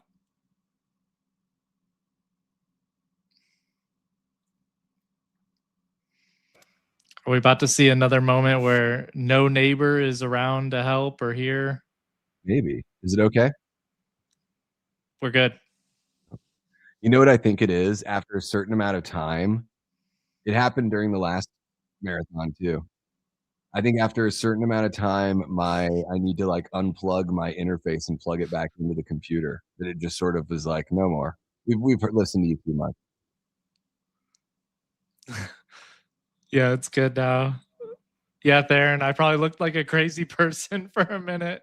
I was like, what happened to my headphones? We will get some screenshots of that and put them on shirts. We'll make a t-shirt. Let's go. It'll say "Cops do it by the book," and it'll have a picture of Joe on the back, like. What's happening?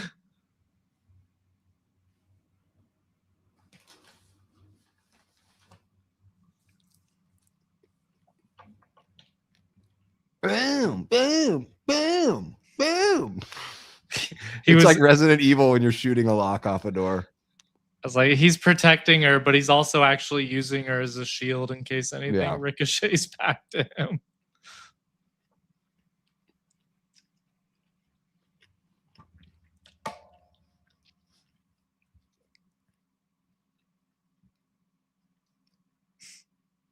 Yeah, you're not safe. Come on. He's like, yeah, sure. Whatever. Oh.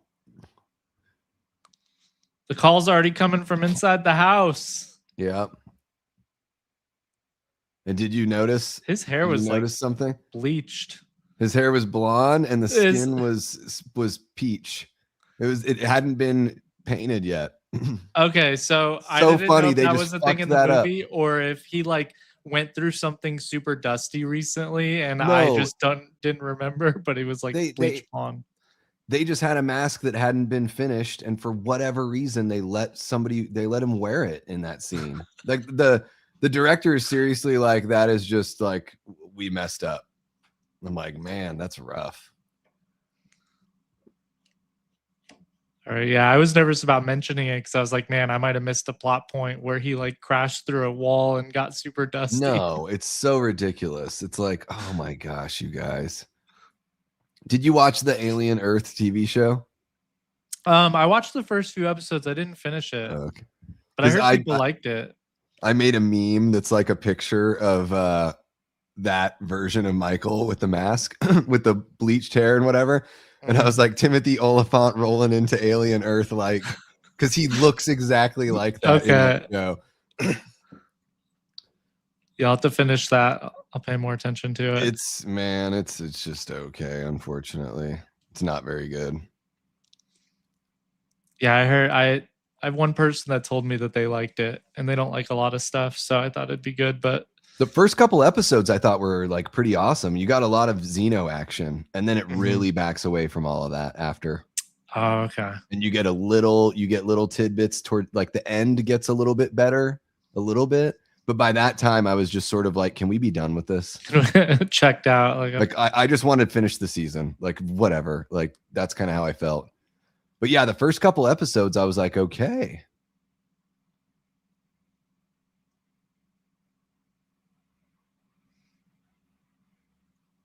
Did you watch the Predator Killer of Killers animation?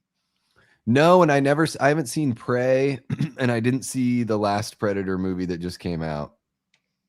I've only seen the first 2 Predators, and then I've seen one of the Alien versus Predators. I saw the first Alien versus Predators three times in theaters. Oh wow! I was younger though, so that movie was just like, I want to see that again. Prey was good. The Killer of Killers though, I'm not a big animation. I don't watch a lot of cartoon animation, but I thoroughly enjoyed that. And then even the new one, I thought the Badlands was enjoyable. Sweet. They really went around oh, sorry. I just need to catch up on it for sure. I know there's a lot there. Yeah, I was hesitant too because it's PG-13. So I was like, man, I don't even know if I want to see a Predator movie that's PG-13, but the way they did it, it was really good. Yeah. Yeah, I've seen the first one. I think it's the first one, the one where they're in like the frozen pyramid or whatever.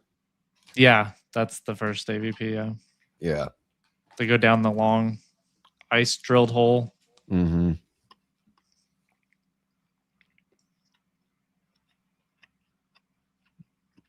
Oh my gosh, these people.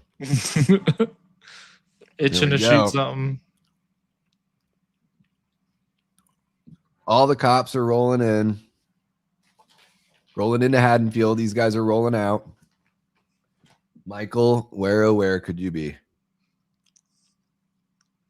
He's holding on underneath the truck. He's got to be. There's no other place for him to be. And they're going into the fog. Nothing good. Turn on your lights.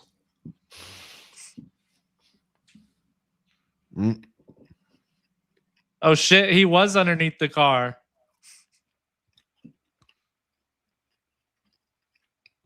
God, you'd have to be so strong. Yep. Well, he's like, I guess you can just assume like endless strength because he's supernatural. Yeah. Uh-oh. He doesn't try to look back. He not hearing any of that. Not looking at any mirrors. Yeah. Oh, there we go. Man, let's go. He just rips him right open.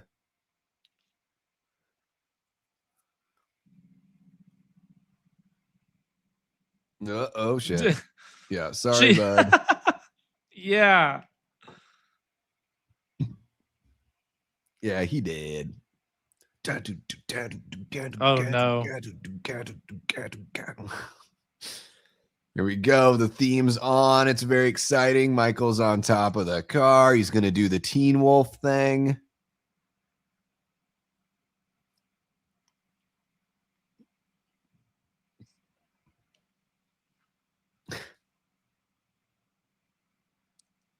Just start going really fast and slam on your brakes. He's going to fly over himself and break his back. Like, you'll be okay, girl. Slamming on the brakes definitely seems like the easier method. The swerving can get out of control for everybody. Yeah, it's an old truck. Like you could fuck with the differential or with some, you know, like you could. There we go.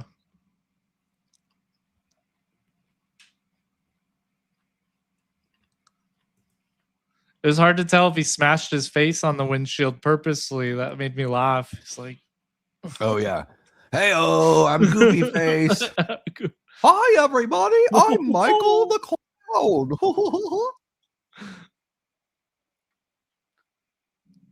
Oh, clearly a dummy.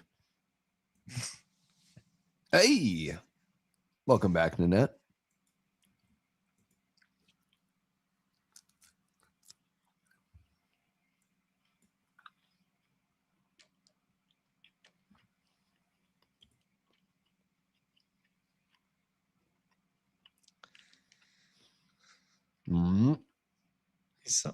What's it gonna be? He's still there. He ain't dead. Up. So, Joe. Yeah. You know, the other night I tried a couple of those like non-alcoholic IPAs out at the Yard House. What was not the Yard House? What was it called? We'll give them a plug right here. Tap House. Okay, we'll give them a plug out there in Surprise, Arizona. Tasty non-alcoholic IPAs. And then, you know, Tom Holland, the guy that plays Spider-Man, he's sober and everything. Mm-hmm. He has his own beer company called Beero. It's like hero with a B. Mm-hmm. And I grabbed some of his lager yesterday because I was like interested in trying that. And it's pretty damn tasty. Just in the world of non-alcoholic beers, I just thought some people would want to know. Yeah, I mean, there's a lot more options now, it seems. Because I remember back when you had like 2 to choose from, and now it seems like there's a lot more. It was O'Doul's and St. Pauli Girl back in the day. The O'Doul's is what I remember. Yeah. Yeah, even Michelob Ultra has one. They have an NA? Yeah. Interesting. What's happening, Jason? Welcome back in. Yeah, it's really cool because like I do genuinely like the flavor. You know, I like the craftsmanship and I can appreciate like the work that goes into making a good beer. So it is really cool that they're able to provide it for people like me that I just can't be drinking real beer. So yeah, no. But it's pretty damn fun. Beer is an acquired taste, but once you acquire it, you start to find some really fun ones. Yeah, I mean, I love water. Like I drink a lot of fizzy water and plain water, but sometimes I'm just like, I just want something different. It's not just like water. Like, yeah, living in Arizona, I'm definitely an all-the-time water drinker. You have to be.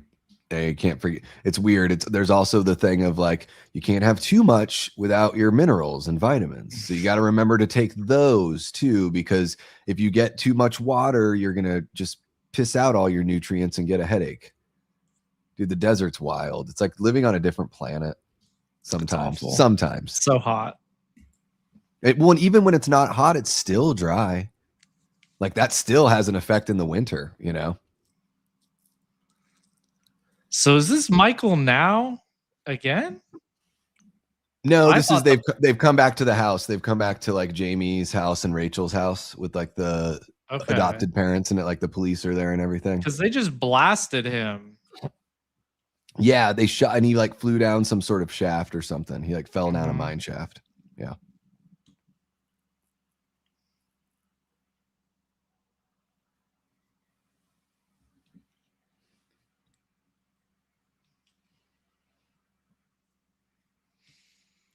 Oh. Joe's genuine reaction did not know.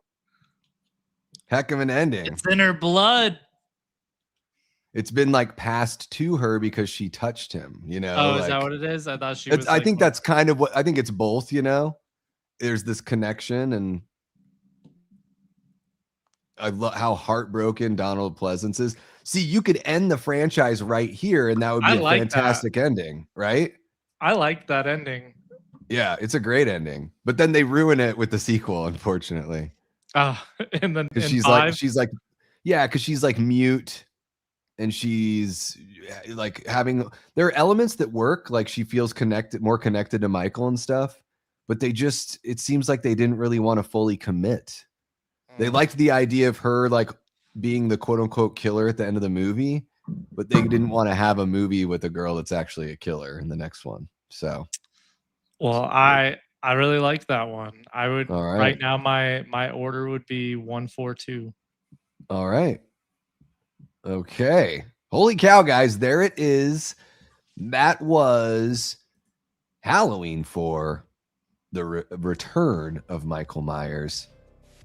Oh my gosh. We are just plowing through these, guys. We've got 2 movies left. All right. Not so bad. Not so bad. Let's see here, guys. Of course, I want to remind you all, we are here today raising some money for the St. Mary's Food Bank. So this is our halfway to Halloween marathon fundraiser. We've got the QR code right there, link in the description, link pinned in the chat, all that stuff if you want to visit the website and donate a little bit. Let me see if we've got any. Oh my gosh. Guys, not only did we get it, we are up to $1,355. We ended up grabbing getting another $125 or $100 donated just within the last couple minutes. So thank you so much to whoever donated that. That is amazing. That's so very generous.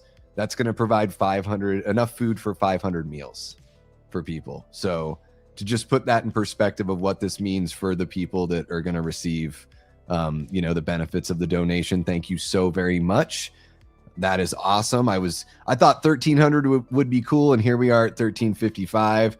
Now we can start thinking, let's make the next goal 15. Let's get to 15 at the very least. If we don't hit the 2,000, okay. Let's make sure by the end of the night we're at 1,500. That would be awesome. And I don't know.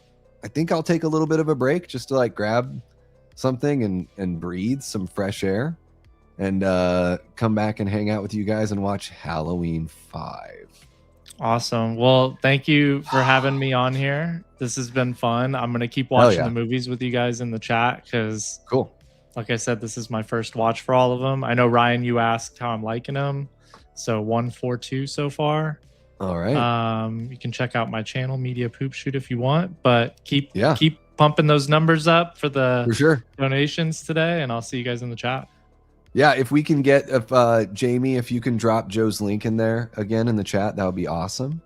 Just so it's fresh and everyone can click on it if they missed it. Thank you so much for hanging out, Joe. I appreciate it. It makes it a lot easier to watch, to have been able to watch a couple of these movies not alone is going to make the rest of the night or rest of the day a lot easier. So thank you so very much. Guys, check out Joe's channel. And I'm sure in the future you'll see us doing something together. Hopefully we can do some fun, like out of the theater kind of shit. And then of course, maybe some live stuff. So there you go. Thank you so much, Jamie. There's a link to Joe's channel. Thank you, Jamie. Guys, you guys have been amazingly supportive to Joe. It sounds like from everything I'm hearing. So let's keep that up. And yeah, man, have a great rest of your night. We'll be hanging in the chat. You too. Good night, everybody. All right, here we go. Let me go over there. All right, guys, I am going to take a little bit of a break just to use the facilities. How about I'll turn up the music a little bit. Just there you go. That's just while I'm gone, right? It's not so bad. I'm going to go use the facilities. I'll let you guys keep on chatting there on the screen. And then when I come back, we will get going on Halloween 5. The Revenge of Michael Myers.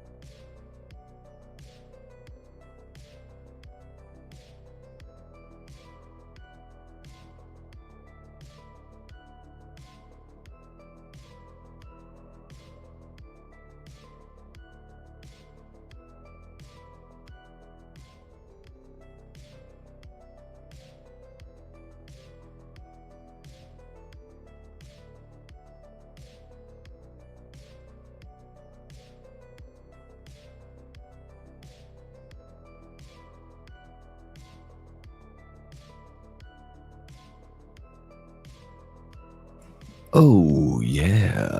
What's happening, everyone? The smooth sounds of Davey Deathray on Haddonfield's 94.1, The Chill. Hope you guys are doing well.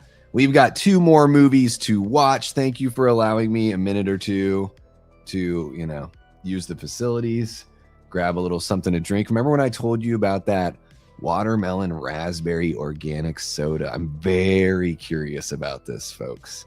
Watermelon was my first love. It's true. Sorry, Mom. I'm joking. I'm joking. Too close, Davey. Too close. Too close to the line. Yeah, watermelon and raspberry soda. And then I did grab one of those. I was just talking about this is Tom Holland's non-alcoholic. One of it, like he has a whole lot. Like they have like 5 of them, I think, at my store, 4 or 5 of them. So this is the Golden Pills, less than 0.5%. So I mean, it is that. But it's kind of cool. I've got friends that drink and handle it a lot better than I did, and I would never want anyone to feel uncomfortable. So it's cool to know that we live in a world now where if you went out with some friends, you could actually like have, of course I could just drink fizzy water and stuff, but you could have a beer that's that's okay for a weirdo like me. Okay, let me jump back in and say what's up to you guys. We got Ryan Michael hanging out again. Yes, we are at 1355. I love it so much. Yeah, I'm sorry. I saw that you had put that, Gina, but while I'm running the stream, I'm just like, if there's a link that's shareable or something, yeah, I may be able to click it, but I'm trying to just like stay focused on the task at hand. So that's a good question, Wander This World. I'm going to be like the producer's cut is my preferred cut. I think I'm just going to roll with the theatrical for this one for a couple of reasons. Usually when I watch Curse, which I really like, Curse of Michael Myers, I usually go with the producer's cut. So ever since I got that copy, I've had that copy on Blu-ray for probably about 15 years or so. I would say that when I reach for that movie, I'm watching the producer's cut 75 to 80% of the time. So it's kind of cool for me to go back and watch the theatrical cut and see the differences or I feel like I notice the differences between the two more when I watch the theatrical. And it's probably the version that's available for most people. But if you guys want me to put on the producer's cut, I guess we just need to hear. How about I do a vote, Wander This World? I'll do a poll in the audience. If I'm able to find that producer's cut and that's the one that you guys want to watch, we can do that. But yeah, it's a good question. How about you? Which cut do you prefer? Let me know, guys. Which cut of Curse of Michael Myers do you prefer? And in fact, I'm just going to go ahead and do a new poll there. Here we go. Which cut of Curse of Michael Myers do you want me to watch? So this doesn't have to mean that it's your favorite, but which one you want us to put on during this, theatrical or producers? Okay. And I'll just let that roll. So 1 for theatrical, 2 for producers. We will go ahead and get rolling on Halloween 5, guys. How about that? Let me get my bearings here. There we go. I hope you guys are having a great one. I hope my voice is holding up. I'm starting to feel it a little bit. So if I sound like I'm down in energy, it really is just that I'm like trying to conserve as much of my voice as I can so we can make it through this whole damn thing. I hope you guys are having a blast. I'm enjoying hanging out with you and helping to raise money for a very good cause. All right. Are you guys okay, Davey? But Ziggy says you have to look at his post. Okay. For sure. Yeah. Do I look at it on, I guess, yeah, just share a link. Share a link. Okay. Here we go, guys. Are we ready to watch Halloween 5? I can't even say it. I can't even say it because it hurts me to be voluntarily doing this. I'm just joking. honestly, I feel like I need my buddy Nick from the Lost River Drive-In to watch this with me, but I didn't want to ask him on such short notice because I initially was just like, I'll do this alone. But sometime we'll talk about, because I know he's very passionate about this movie, and I want to see if he can show me the light. You know what I mean? Show me what I'm missing. And I guess I'll be fair with you guys while we watch this, that anything that I love about this movie, I'll absolutely be upfront about, because I think there are things to like about it. You know, I love all of these Halloween movies, so I am purposely being dramatic. Okay, so okay, guys, here we go. Halloween 5: The Revenge of Michael Myers, starting in 3, 2, 1, play. All right. Now I'm going to get the music off over here because it's annoying. There we go. Here we go. Halloween 5. They don't even say Revenge of Michael Myers in the title card. It's actually a pretty cool flaming Halloween 5 logo. I like the font. I'll give the movie all its flowers that I got for it. Okay. I do like the opening scene with like carving the jack-o'-lantern. It's very moody. The music's got some good mood too. And it's got style to it. And I guess that's the nicest thing I can say about the director and writer, Dominique Othenin-Girard, is that he does have plenty of style. I just don't think his style fits my sensibilities very much. So maybe that's me as a viewer a little bit. But there's also some pretty interesting choices that I disagree with as a fan or an audience member. And there's some stuff that just doesn't make sense too. So, but plenty of style, plenty of flair. And I guess what's unfortunate is ultimately this movie, no matter who made it, I think Halloween 5 would have been better if they did something more with the Jamie Lloyd character. Because she is consequential at the end of the movie. It would be really cool if she were very consequential throughout the film, especially to follow up how dramatic the 4th film ended. And when you think about the fact that this movie was out in theaters like a year after. So the audience was ready to go, and probably, especially the Halloween fans, were probably very ready to see Jamie's character like take a next step. But she literally gets turned into like a baby in this movie and then is able to be a 10-year-old girl at the end. You know, it's unfortunate because I think there could have been something really awesome here. And it would have made Curse better and all that kind of stuff. But cheers, guys. Non-alcoholic beero here from Tom Holland. By the way, I respect the hell out of that a successful actor at his age had the wherewithal and the forthright and the good people around him to where he was like, you know what? I'm doing this too much and I have to stop. Like, that's a incredibly mature and awesome thing. So cheers, Tom.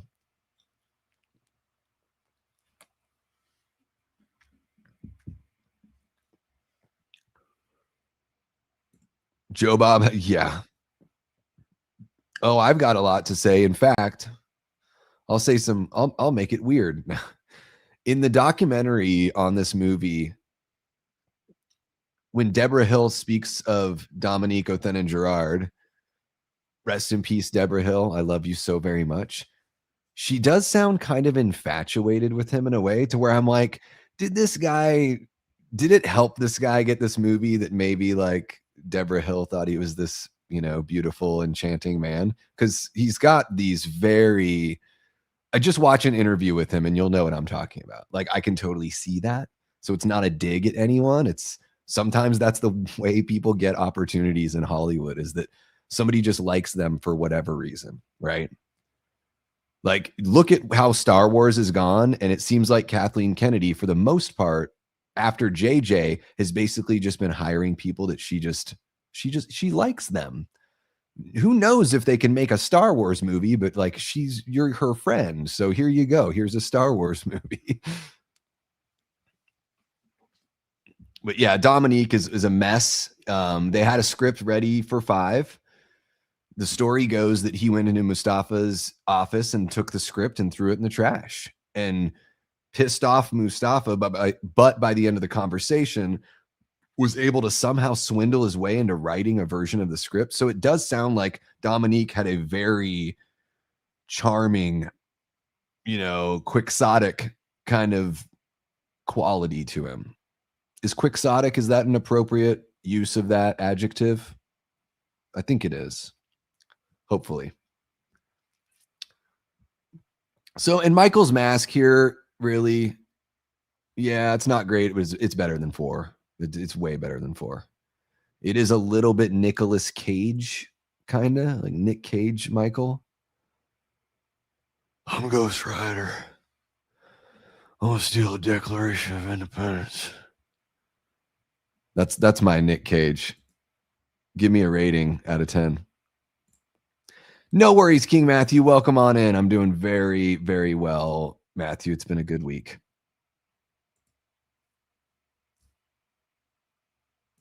Not the bees. They're on my eyes. He's like, my eyes. And they're not on his eyes. It's like the computer graphics folks were like, let's play a joke on him by not putting any bees on his eyes when he says that.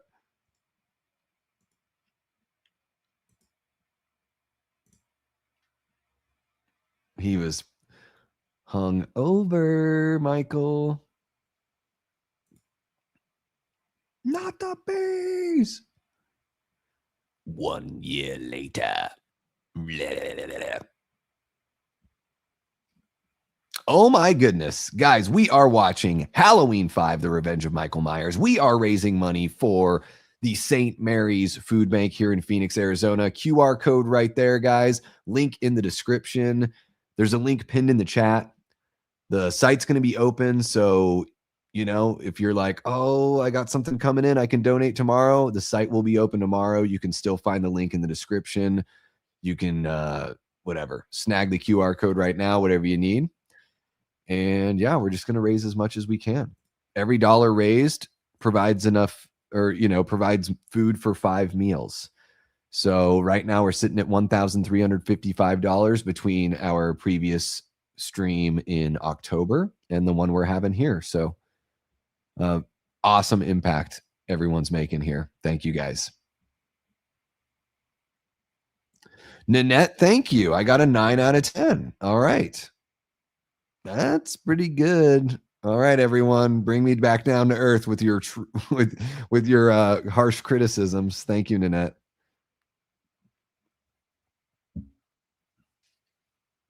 Oh, Jamie.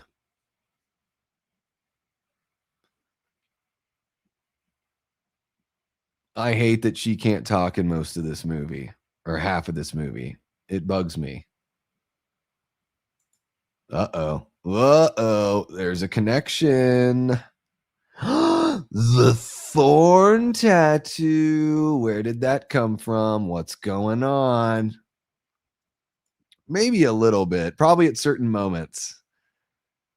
At this point, I've been streaming for 7 hours, and I'm trying to be like, I know it's going to be, of kind of a sprint to the finish here with these last 2. But yeah, I'll pick my spots and I'll make my jokes where I see fit for sure. I definitely, guys, I'll be honest, regardless of how I talk about these movies, I do want to let you know, I take my nerddom for Halloween very seriously, meaning that regardless of whether or not I like these movies or how much I like them, I watch every movie in this franchise probably twice a year. There might be a couple that don't get watched twice and only get watched once, but for the most part, I'm watching each one of these movies twice a year. And I grew up as a kid renting 4 and 5 all the time. So, it's still one of those things where it's like, it's fun to revisit it because I don't know, maybe my opinion would change on watching a movie, or maybe I see something different, or just the next time I have a conversation about it, I'm not just, complaining about Tina, which is totally fair if you want to complain about Tina, but I think there's other stuff. And I like Tina. I know. Doing great. I got a non-alcoholic beer here, and I got my watermelon raspberry organic soda that doesn't have too much sugar, and I've got some snacks. And I'll probably go out and get myself some terribly greasy food after the stream, guys. I'm going to feel like I'm on a bender after the stream. But it's so weird because it does kind of fly by while you're doing it. But then you do reach a point where you're like, okay, we're in this. And it's crazy. I can't believe it's been 7 hours already. I can't believe it. Yeah, I need to get one of those, Ryan. Ryan's got a thorn tattoo. He's got a true blue thorn tattoo. Ryan, I'm guessing what? You've probably had that tattoo for 25 years? I don't know. I would imagine you've had that one for a while. If I know you, I would guess that would be a tattoo that you probably would have gotten around the early 2000s. I don't know. Yeah, I still watch Resurrection at least once a year. Yeah.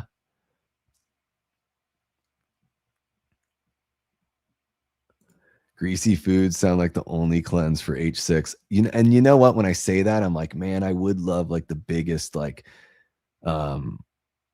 sweet and sour chicken or like some sort of Chinese dish sounds so good to me, but I just don't have anything like that around me that will be open when I'm done with this. So I might have to settle for,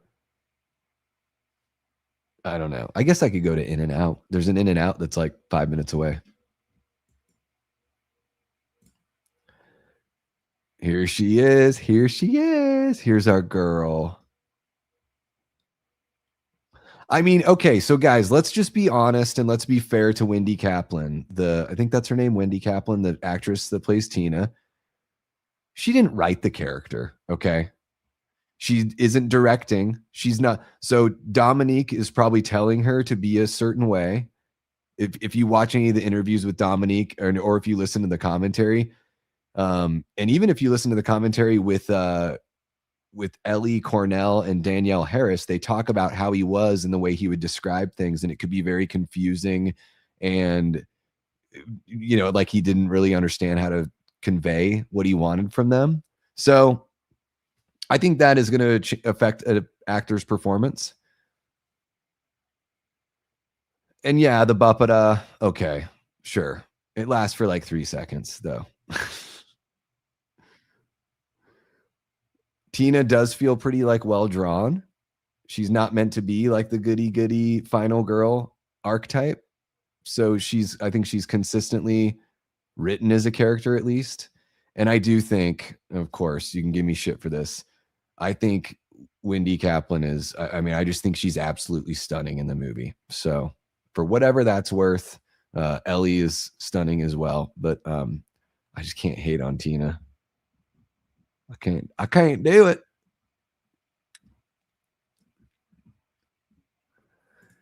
Get Chinese delivery at the start of H6, but I'm in the middle of a stream, and to sit there and try to order food while you guys are hanging, I would just feel really bad. I wouldn't want to do that. That's not professional behavior.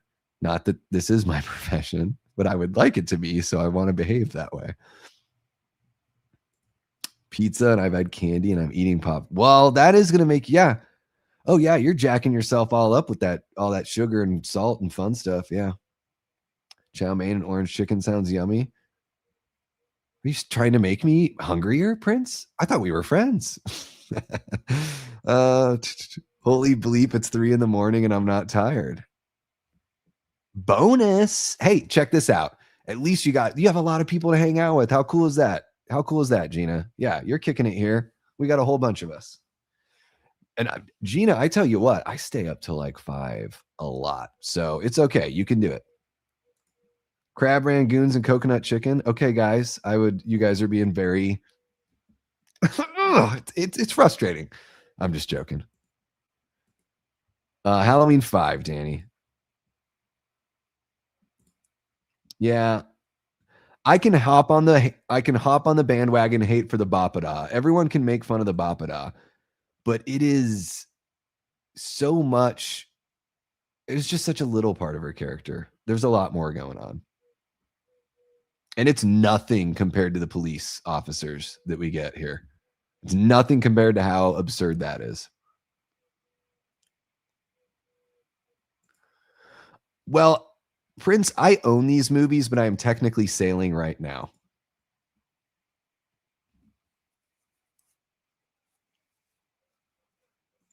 It's true. Yeah, and I know a lot. Some people might criticize her that, oh, she doesn't like stay with Jamie, and I get, but she is like this fun loving, like she's not taking stuff seriously. She doesn't know that she really should when she's making those decisions. So yeah, exactly.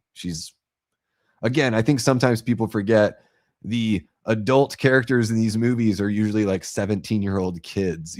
Like, so it is like, yeah, we have to remember that they're going to behave like, let's go back and think about how we behaved when we were 16, 17, and 18,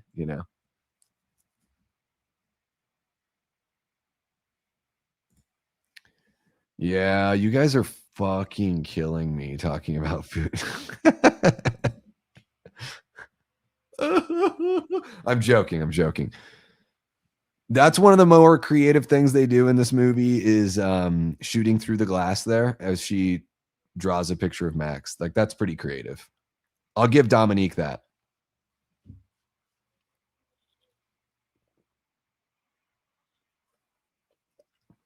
Say. Little blurred smash, if you know what I mean. Oh, I would love some chicken adobo. Some Filipino food. Yes. Some lumpia. Can we throw some lumpia in there, please? Thank you.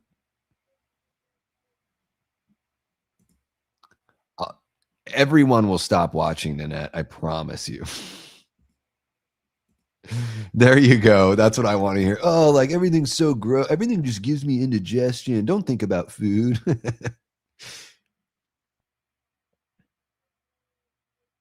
Man, these people made some good money, right? The people that own this house, 2 movies got shot in 2 years at their house. Pretty good. Love seeing Michael in the background. Okay, like I said, I'm going to give the movie its flowers. All the Michael in the background stuff, I don't care which movie it's in, I'm going to love those sorts of things. Michael stalking, Michael creeping, the whole little do they know that he's there sort of thing, and him moving stealthily in the shadows, like I'm all there for that. So, this movie is delivering on that a little bit here.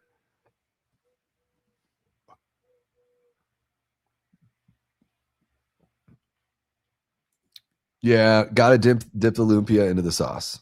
Exactly.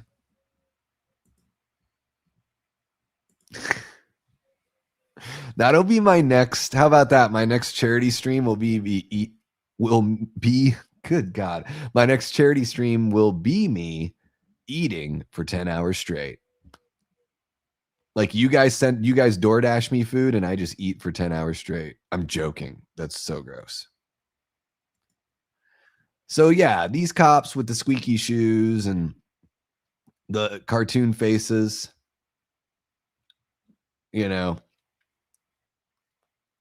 What is that? Is that a stuffy or is that an actual dead animal?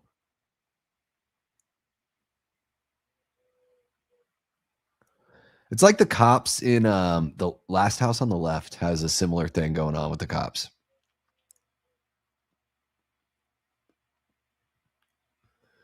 Man, Loomis is just like not fucking around in this movie.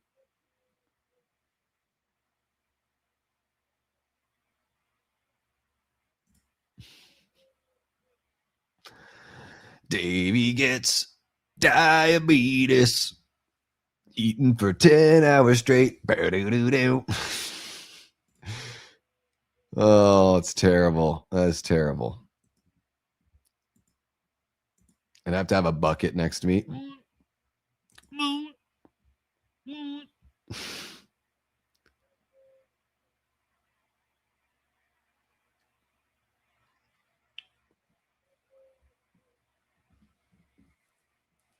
Oh, you instead of a babysitter, you got a movie. Just rent a movie, Gina. Yeah.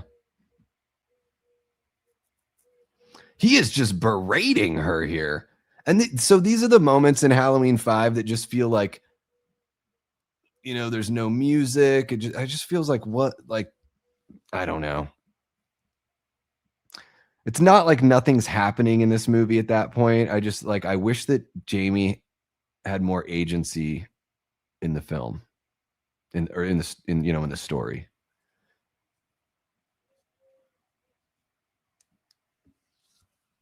Creepy Michael. He's being a total Billy from Black Christmas there.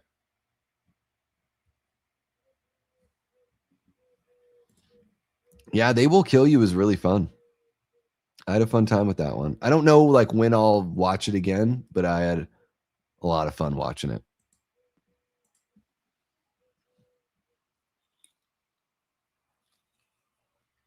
More Michael creeping around in the background.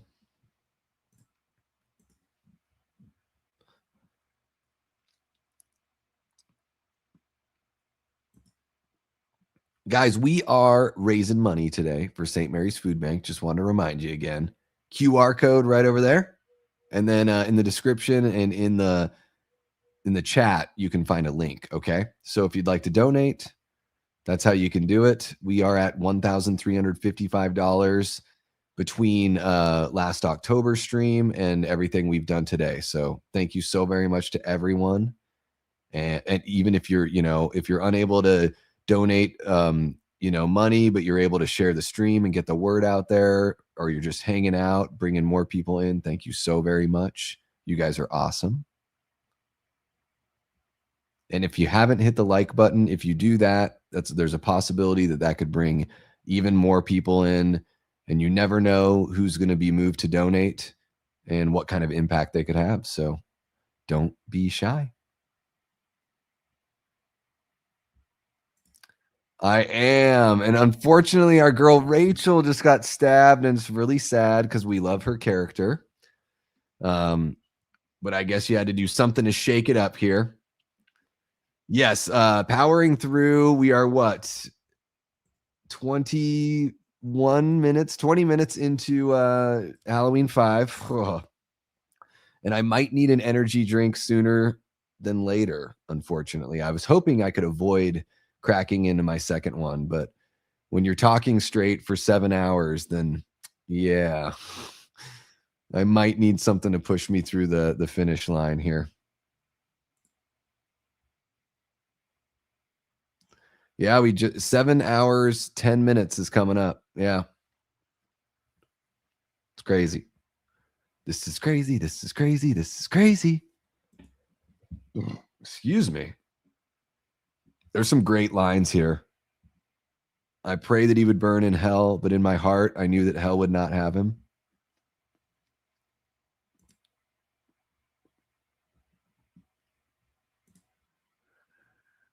It is. Yeah, that is a really intense scene.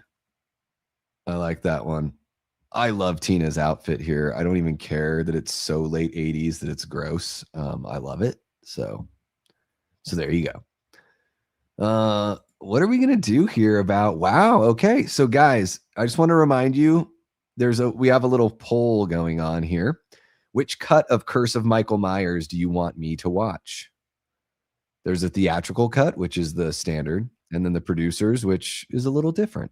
I like the producers more because it feels more like the original film, and I like the editing better, and I like the music a lot better as well. There's certain things from the theatrical cut I think are done better than in the producers, but if you want to vote, you could put 1 for the theatrical or 2 for the producers, and we'll just let that run through the end of the movie.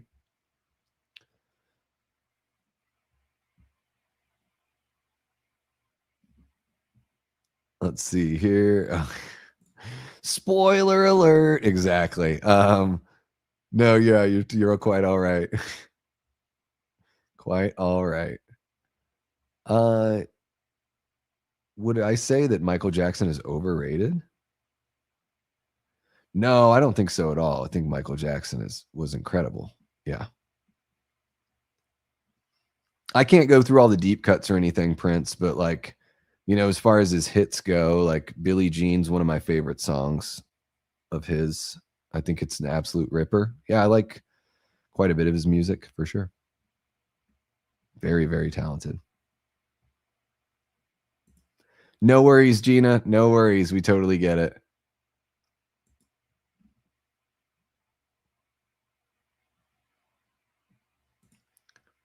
No, I wouldn't want them to kill Jamie off. I would want Jamie to have more to do in this movie.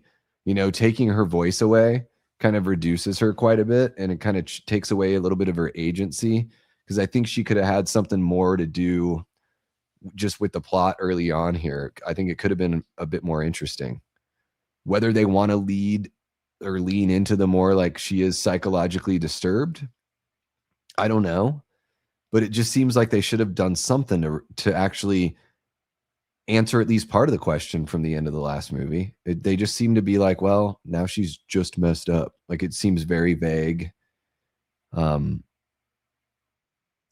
I think the movie would just be more interesting. Like, for me as an audience member, I'd be more interested if she had more to do.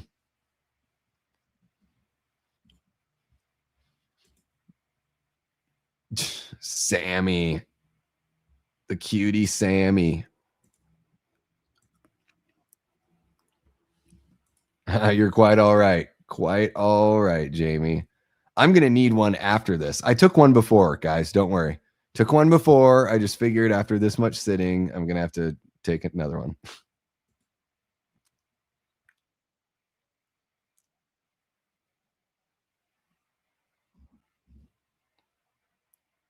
He's right. He moved. You saw him move. Oh, come on, Tina. Tina.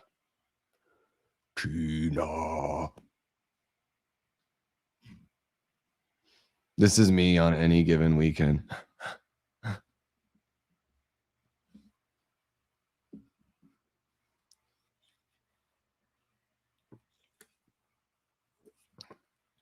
Are they talking about naughty stuff?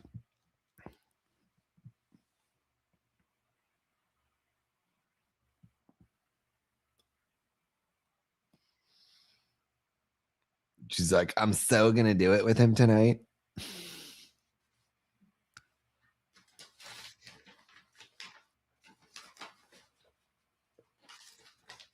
Sensual.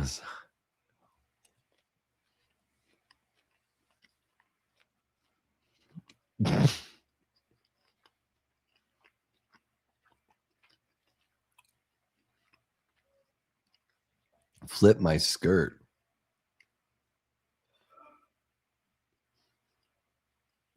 Michael hanging out by a park bench, not knowing what to do or how to act. Just wandering around.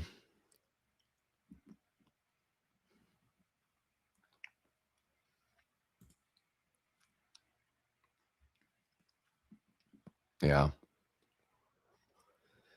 Yeah, Gina, you definitely think that they messed up by like pulling her character all the way back and reducing her. I did not like that.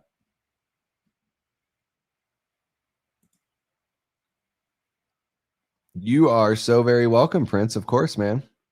It was just it was a good moment. So I had to clip it out and share it for sure.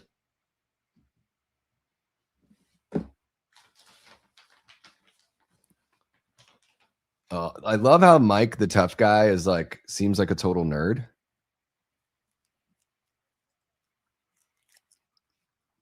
You're killing me, babe. Doesn't he just seem kind of dorky to me? Like, I don't know what it is.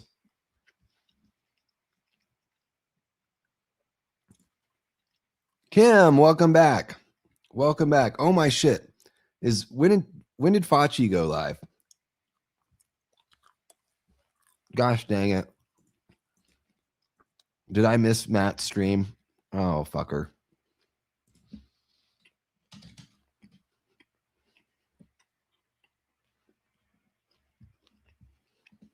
Sweet. I didn't miss him.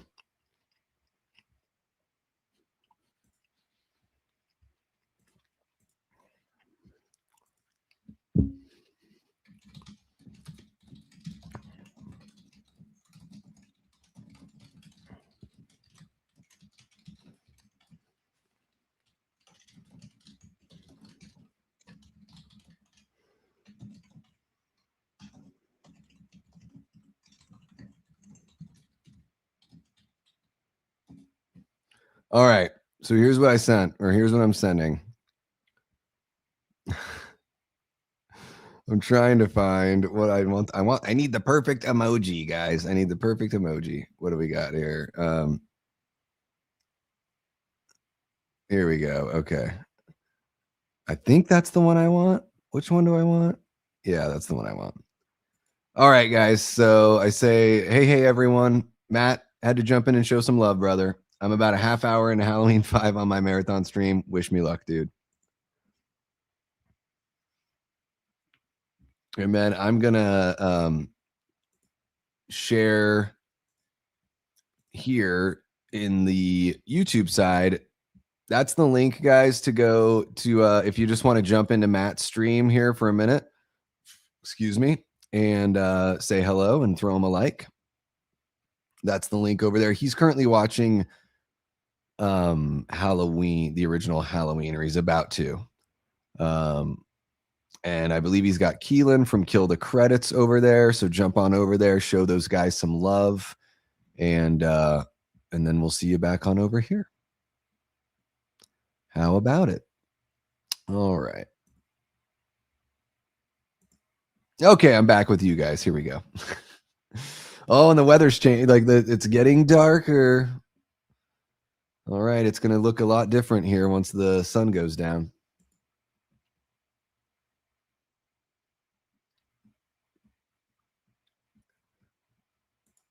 Mark, what's happening, brother? How are you doing, man? Welcome on in. Yeah, we are doing 5 Halloween movies we're watching here today. Watching Halloween 5 right now, and then Curse after this, and that'll end the day for us. But yeah, man, raising money for the St. Mary's Food Bank in out here in Phoenix. So we got that QR code next to me and a link in the description, link pinned in the chat for anyone that wants to donate. Every dollar donated provides enough food for 5 meals. So we can make a pretty big impact here.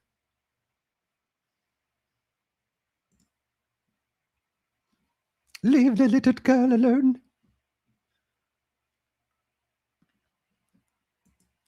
Yeah, Donald Pleasance is amazing.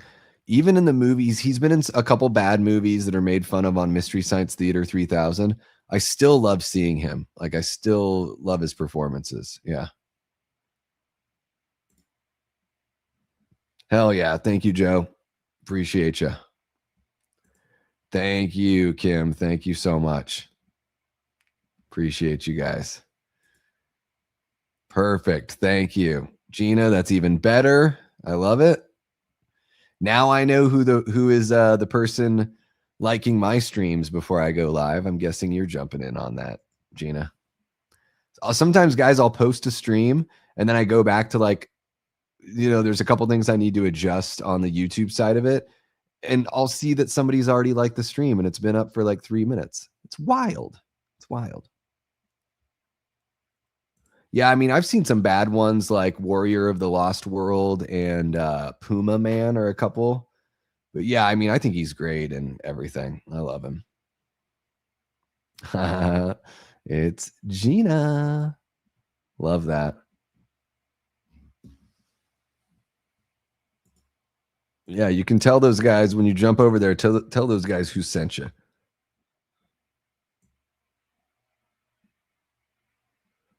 It's amazing. I'm seeing all of you guys jumping in to say hi. This is really, really cool. You guys are pretty awesome. Thank you. Michael. Michael. Michael. All right. You guys rock for jumping in and doing that. Thank you guys so much. I love Matt. He's one of the first friends I made here on YouTube. So, you know, as far as other content creators go. Okay. Oh my gosh. Guys, it's starting to feel like pretty warm in here. What temperature is it outside? Oh my God. 87. Okay. Guess it could be worse, huh? Could be worse. 24 people hanging out. You guys are amazing. Thank you so very much. We are raising money for the St. Mary's Food Bank. Click the link in the description or pinned in the chat, or follow that QR code to donate if you would like. You can hit the like, you can share the stream, all that kind of fun stuff too. And let's see here. Oh my gosh, we have almost 60 likes. We're at 59 likes. Can we hit 60 likes within the next couple minutes? Let's see. Let's see if we can.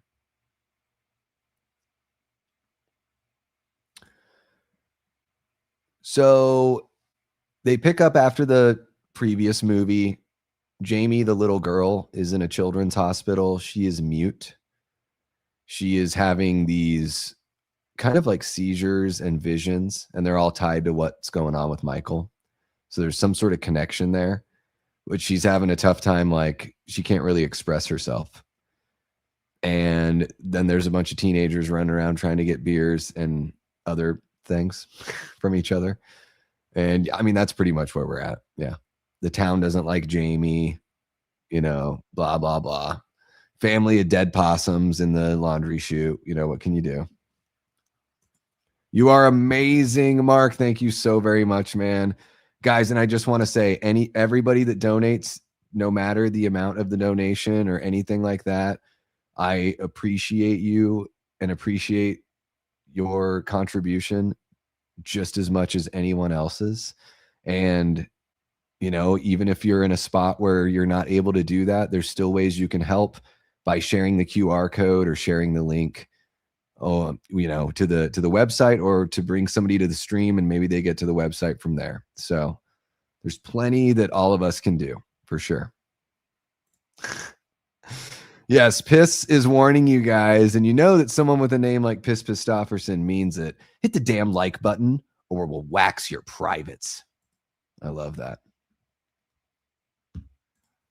Because psychic girls were a popular trope in 80s horror films. It is, and yeah, throughout horror, I think just throughout all the years, that idea of like the disturbed but gifted child, you know, it is pretty tropey. You're right. And that's another reason why they shouldn't have done it and done something different. Because I think they just relied on something easy here. Like, oh, let's just not have her talk and let's just have it be this vague thing.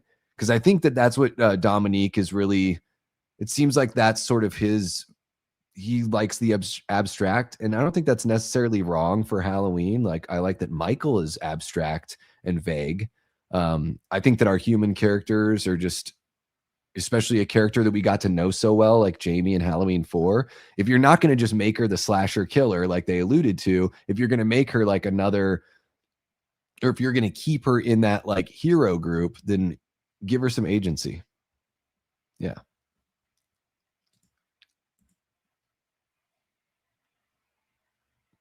All right. Yes, guys, we are up.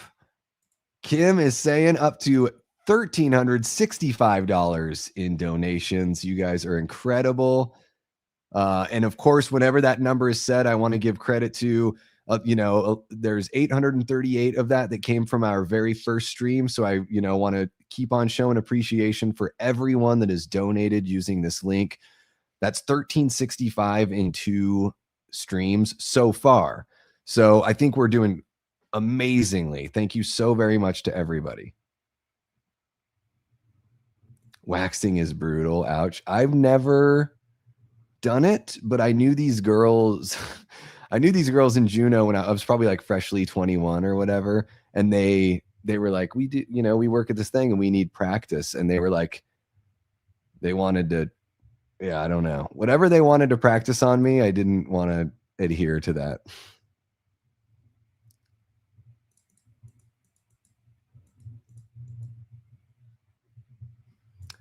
Tia, no worries at all. No worries at all. We're watching this movie and we've got another one. So I'm going to be on for another like 2.5 hours, probably something like that. So no worries at all.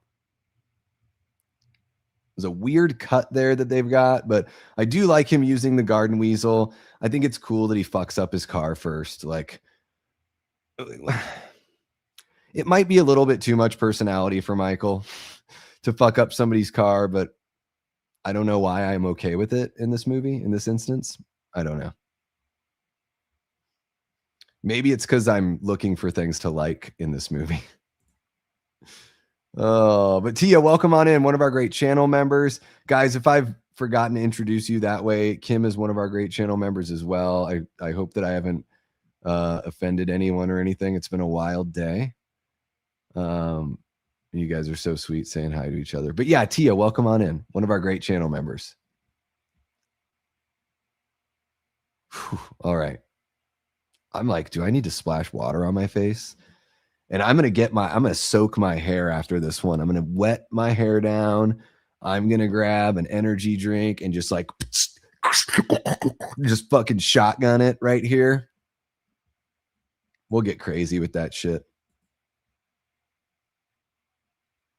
This guy's suit should be illegal. He was a huge, beastly, bulging man, a blue leisure suit. Plates were from Kansas. Christmas Vacation, I can just like reference it anytime. Guys, it's a very close vote in the chat for the final film of our marathon here. Which cut of The Curse of Michael Myers would you like me to watch? Do you want me to watch the theatrical cut or the producer's cut? Hit number 1 for theatrical, number 2 for producers. Why not? Why not be involved? You know I love my polls, as Steph would say. Davey and his polls. Tia will probably make fun of me now. And I welcome it. Please make fun of me. I deserve it. Oh my God, dude. Tina is scorching, you guys. This is absurd. And giving this movie its flowers, this scene is genuinely chilling and frightening and a fantastic scene. Like if I'm picking like top 10 in the franchise, this scene might make it. Because number 1, she's using his actual name and she doesn't know it because her boyfriend has the same name. So for Michael, it's got to be really fucked up. He's also wearing this mask over his other mask. We get to see his eyes in a really scary way. We've never seen anyone this close to Michael and not get killed immediately. So there's something really fascinating. Yeah, I just love barbaric men, and he looks at her. There's just something really fascinating about the mystery of Michael here in this scene.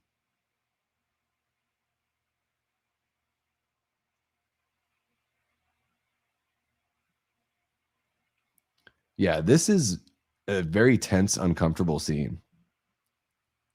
Pole to pole. I'm going to go pull my pole a little bit. Pole dancing? I don't know. I can't do that. Those eyes. He looks so scary.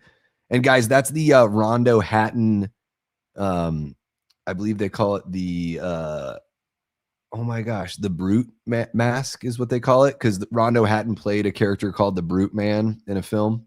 It's based off his visage. Poles. Giggity. Giggity.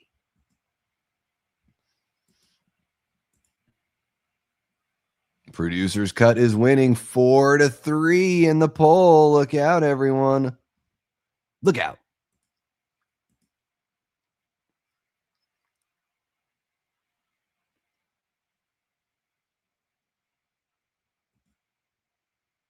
Yeah.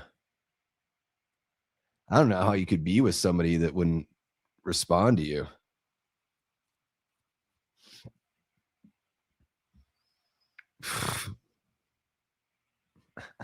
He was doing very well last night. No, that was Jaws the Revenge. It's the 4th movie in the franchise. You make me feel like dancing. I just had to do it.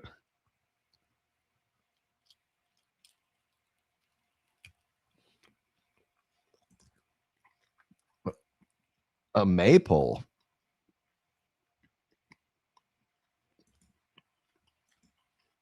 I don't know what a maypole is. Is it like a flagpole? Me too, Nanette. Me too.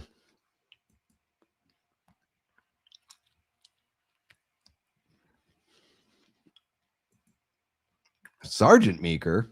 Wait. Isn't he supposed to be a sheriff?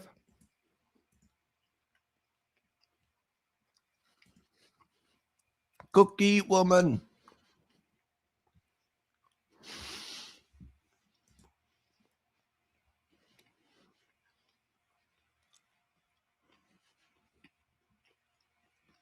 Titties.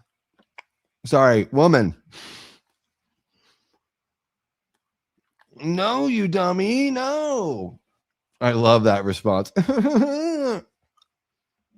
Cookie woman.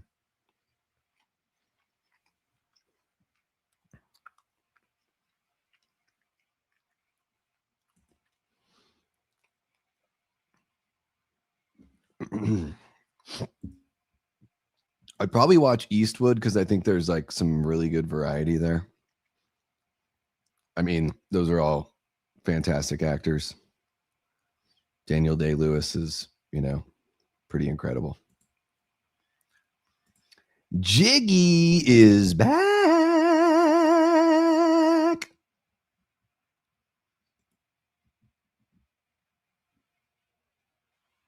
A pole with long streamers on the top, and they hang down, and you grab them and dance around, interweaving. It's a spiritual ritual for fertility.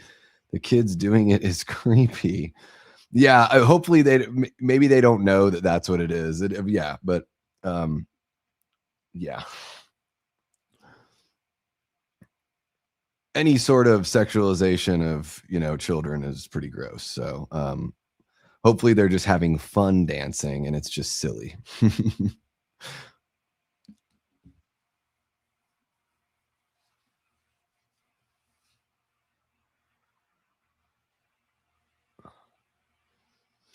Well, you were in the car with Michael Myers, so, but unfortunately you don't know that, so. I mean, that's the thing, like, if she had known that it was Michael, this whole movie would go differently from here on out. No, I still haven't. I haven't seen any Ari Aster movies.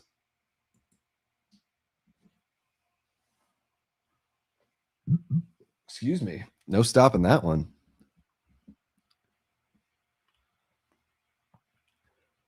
Your heart is made of neon. Weird.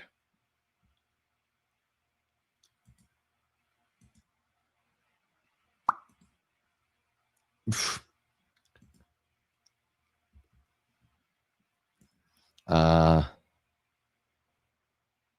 gotcha.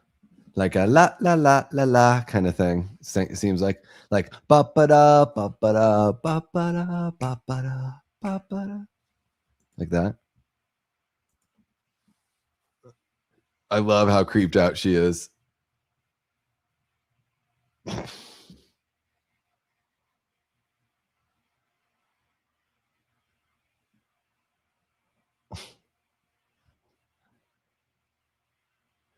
It's hilarious.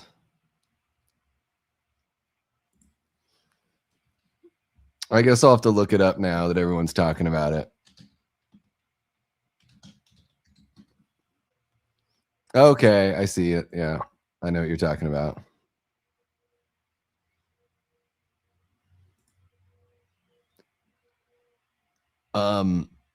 It looks like witchcraft. Is that what the maypole is? Is this some sort of like cultish kind of ceremony? What's going on? Jamie wants me. I know. I think you mentioned it. You've mentioned it very recently, right? I think on one of the last couple of streams. I think. Yeah. Well, and I need like Hereditary. I know I have close friends whose opinions I trust very much that think that's one of the greatest horror films of all time. So like, I need to watch. Yeah. I think those are those Ari Aster's first two. I think so, or at least first two. You know. Biggins.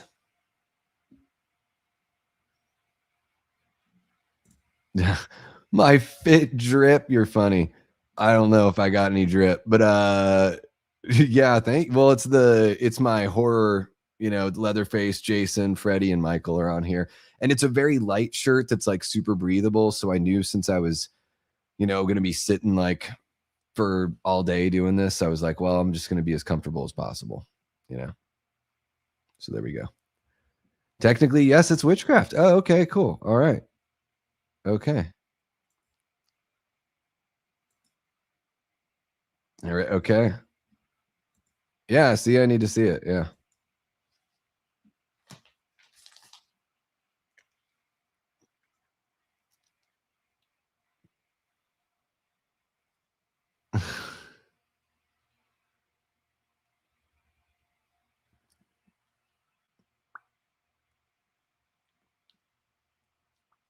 Who's worse? These cops are worse. Even if you don't like 2018, you can't rip on those cops that much. Come on. Come on. Oh my goodness. How are you guys doing? We're making it through, aren't we? About 50 minutes into Halloween 5 here.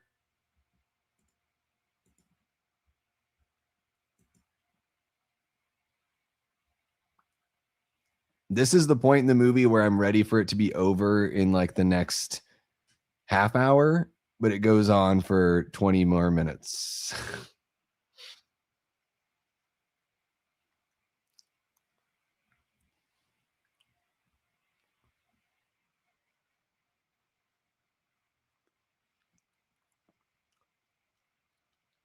Yeah, they're pretty rough in this one. It's definitely the worst part of the movie. Yeah. Hell yeah, Brian. Thank you for kicking it.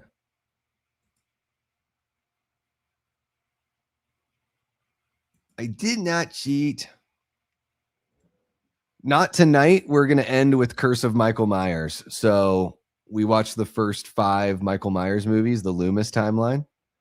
But I wouldn't be against watching the David Gordon Green movies together at some point, you know.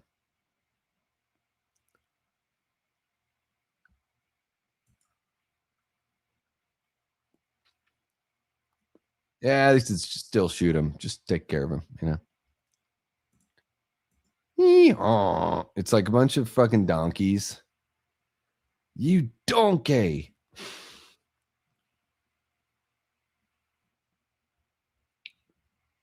Yeah, it's a bit much. It's a bit much there with these guys.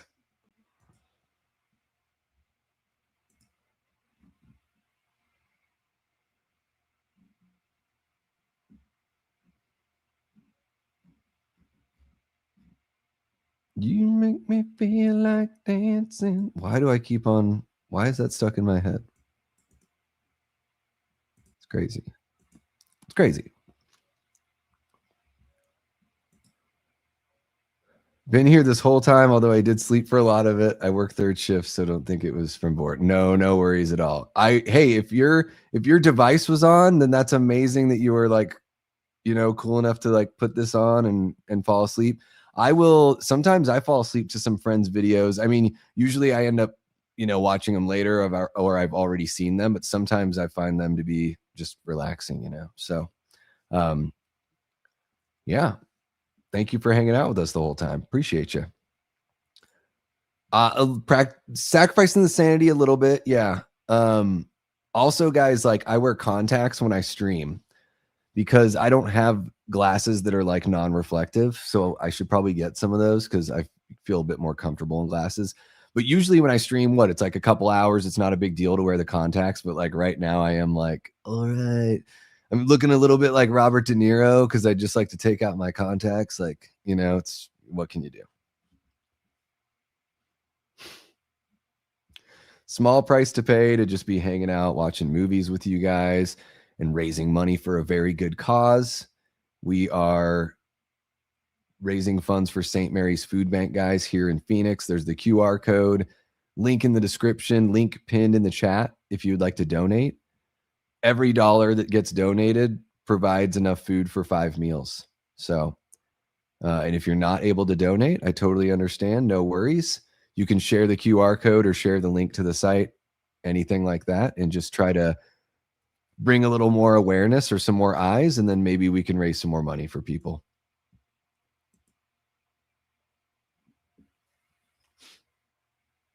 And hey, look at that. We've got another little bump. $1,383 is where we're at right now.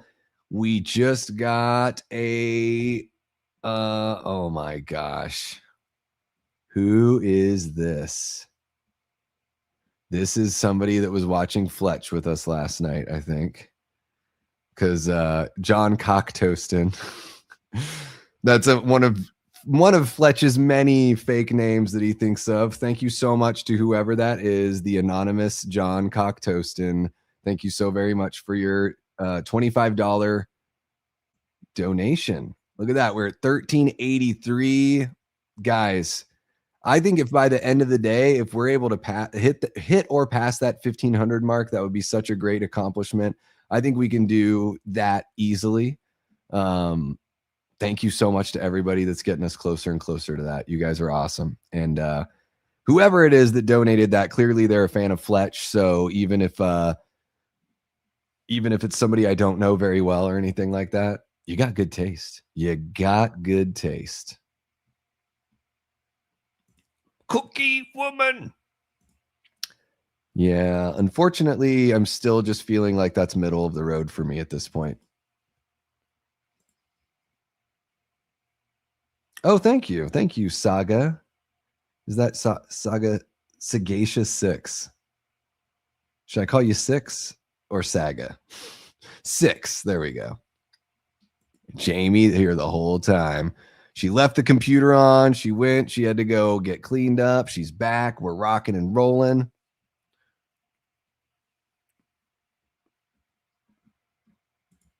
Perfect. Heck yeah.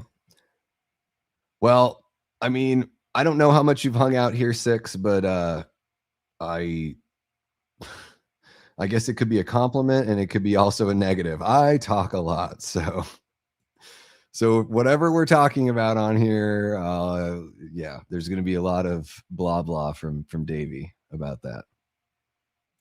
Go home, Michael. It's at that point in the movie, which we're kind of coming up on in the next 15 minutes or so. It's at that point where I am ready for it to just be over. Like, I'm ready to go home. I'm ready to be done with the movie. And this is too far the joking. This is too much here. It's funny, now that I'm thinking of it, there's a lot of, oh, wow, I'm kind of blown away here. You know, in 2018, when Sartain put on Michael's mask, I was like, oh my God, please take that thing off right now. It really made me feel uncomfortable. But now I'm realizing in Halloween 4, there were all those guys imitating Michael. Spitz imitates him multiple times here. Obviously, we have in Resurrection, there's an imitation of Michael as well, with Busta, you know. And then in Ends, you have the whole Corey thing. So that's what? We're up to 4 or 5 movies now? 4 movies. Is there another movie where somebody else well, in Halloween 2018, because Sartain puts it on. So 5 movies in the franchise where someone else dresses up as Michael or pretends to be Michael. So now I'm even thinking with Halloween Ends, with everyone saying that it was so out there to like do that, I'm like, is it really that out there that it's the 5th movie in the franchise to have somebody else pretend to be Michael or just be Michael, you know? I don't know. Have any of you guys ever noticed that before? Am I just realizing that because of the length of the stream? That is like once something happens in 5 movies in a franchise, there's 13 movies. Like that's a theme, you know, and it's not just a strange, like, oh yeah, they did this thing that one time. Interesting. I charged my entire Rio holiday on the Underhills account. Want the number? Bit by bit, one way or another. Yeah. Oh yeah. So good. Totally fair. Totally fair. I appreciate you know, chatting during the marathon. It's great, but I totally get it. I've lurked a time or two myself. We all have to do it sometimes. We all can't be as good as Ben Grimm is at it, though. Ben be lurking. Ben, are you in here right now? Prince. I don't know. Luckily, I drive like very locally. It's expensive. I'll say that. It's a lot more than $1.37. Yeah, no. It's like four to five probably. Good night, Kim. Thank you so much for hanging out. You are awesome. Hope you have some great rest, and we'll see you next time. Thank you for kicking it with us. Kim, thank you so much as well for donating. Really do appreciate you.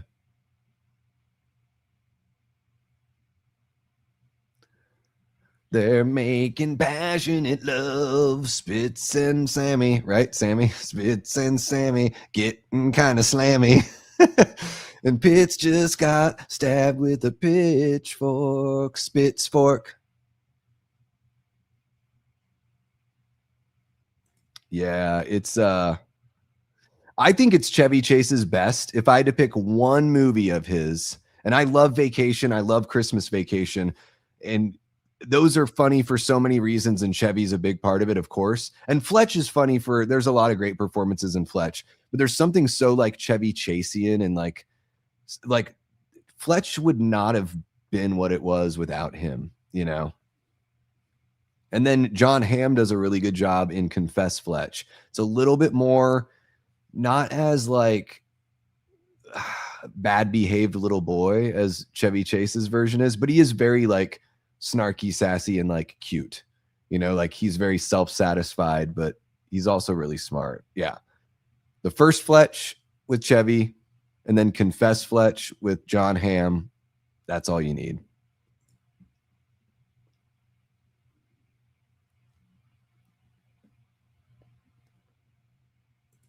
All right, Nanette's got something to share. We're waiting on it.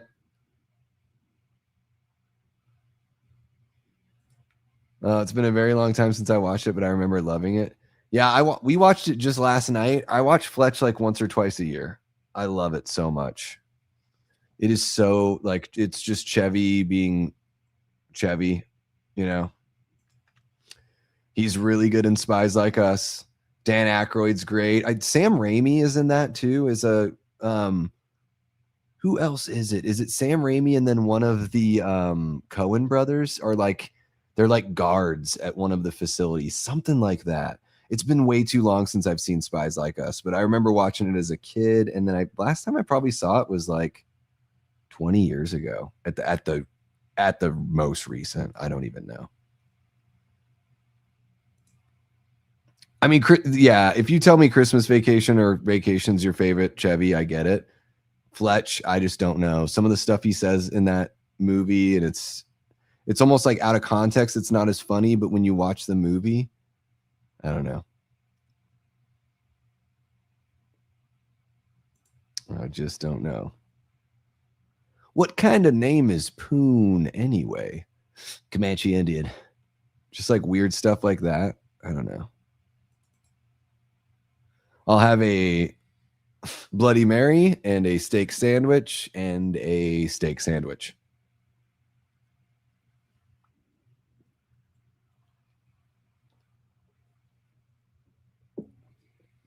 Can I borrow your towel real quick? My car just hit a huge water buffalo. Like, that's another really great one.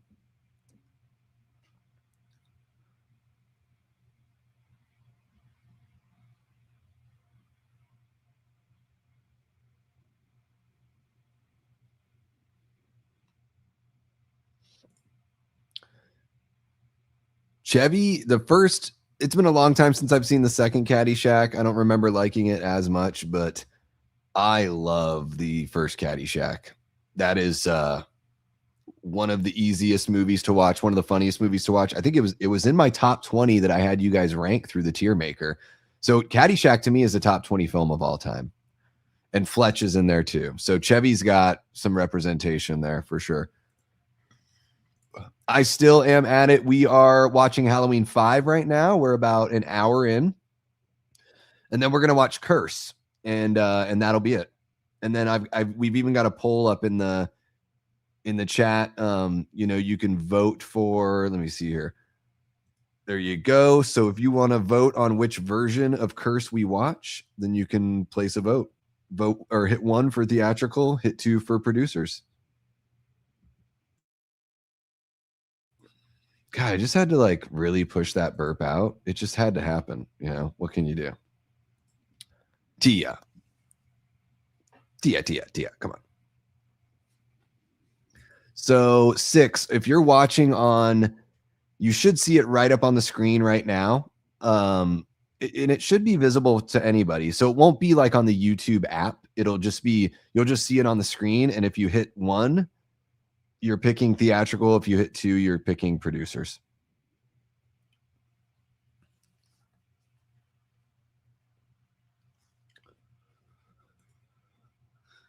It's very true.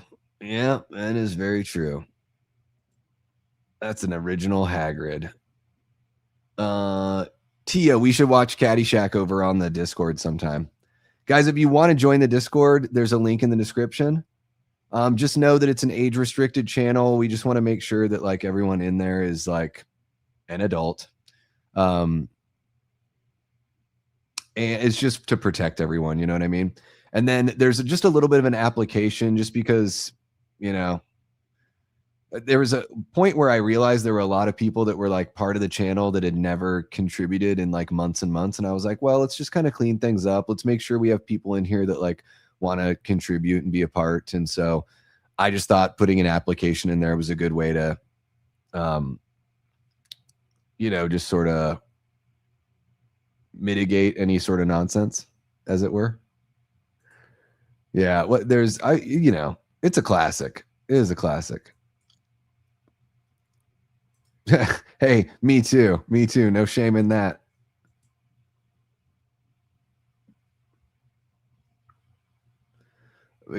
Girls, it's time to get up and moving. Time to get up and moving.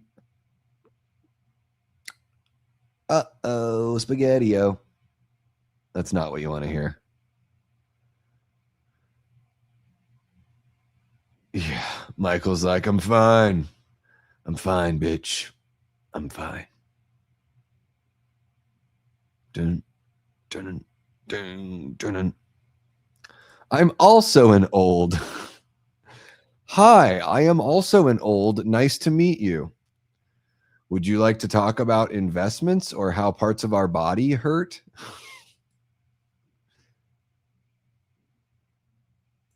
There you go. I don't want to grow up. I'm a Toys R Us kid. Scooby Bobby Dooby Bobby Floobity Flip.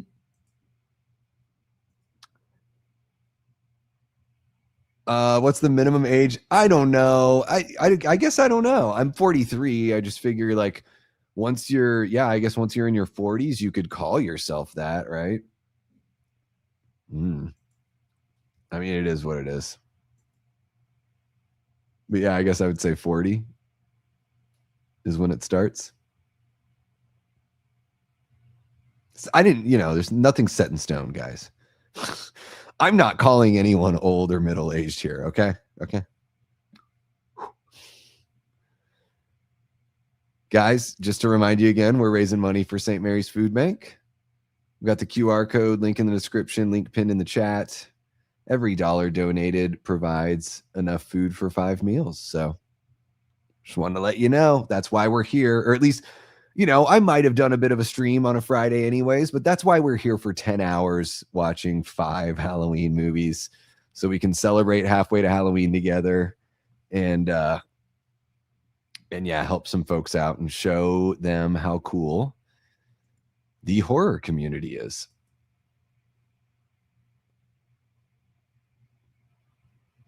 Just checking the donation site. We're still at that 1383, which is fantastic. Yeah, I'm not. No, I hear you. Good on you, though. You get that discount. You deserve it. If you're a Gen Xer like me, then you are middle-aged. I don't know what I am because I was born in 82, and I don't know what that is. I just don't know what that is.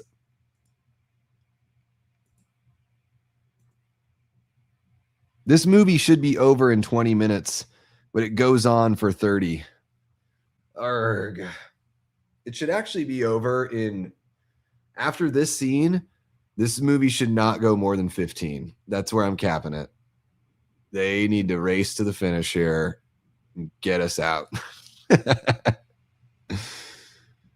It's so weird though, because I just don't really feel that way, but I guess if that's what it is. And I never heard that term until 15 years ago or whatever, which is so like that a term that I didn't even know existed until 15 years ago is now a term that is used to like box me into something. It's wild.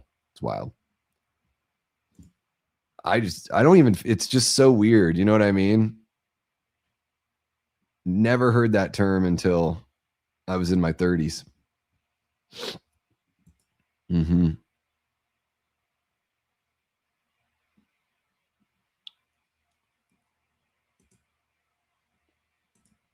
Middle-aged is a state of mind. I was born telling people to get off my lawn. Old souls are I think that's an admirable quality. Yeah. You know, being an old soul to me means that you can appreciate and you find comfort in the simple things. And I don't mean simple in a bad way. I just mean like an affinity for the old fashioned, you know? I like that. I think that's good.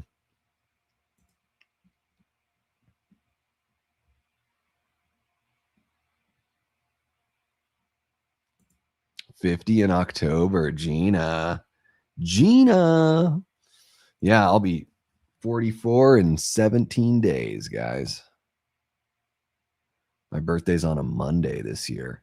Black.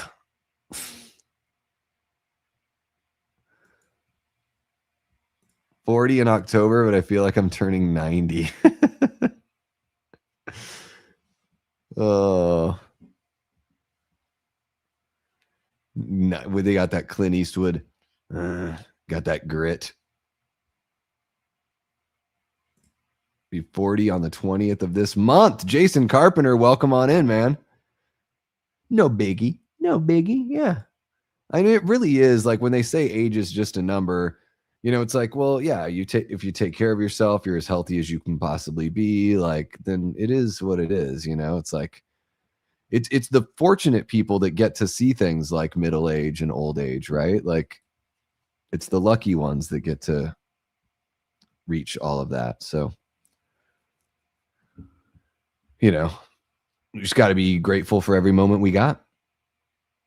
It's like there's that line from the remake of Dawn of the Dead that I think of so often when it comes to like how precious life is and the time we get to spend with each other and loved ones. It's when there's the character, I can't remember the actor's name. I believe he was the same actor that played like, I don't know, was he Max Headroom way back in the day? Anywho, he plays one of the girl's fathers that gets bitten, right? And he's dying slowly. And Kenneth is going to stay there and watch him and take care of him when he turns, right?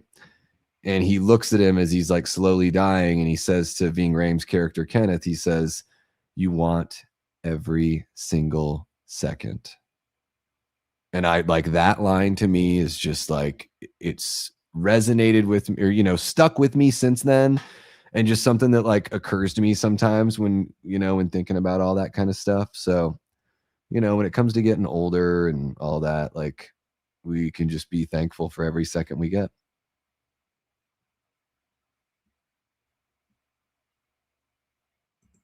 Facebook kicked me off, guys, because I've been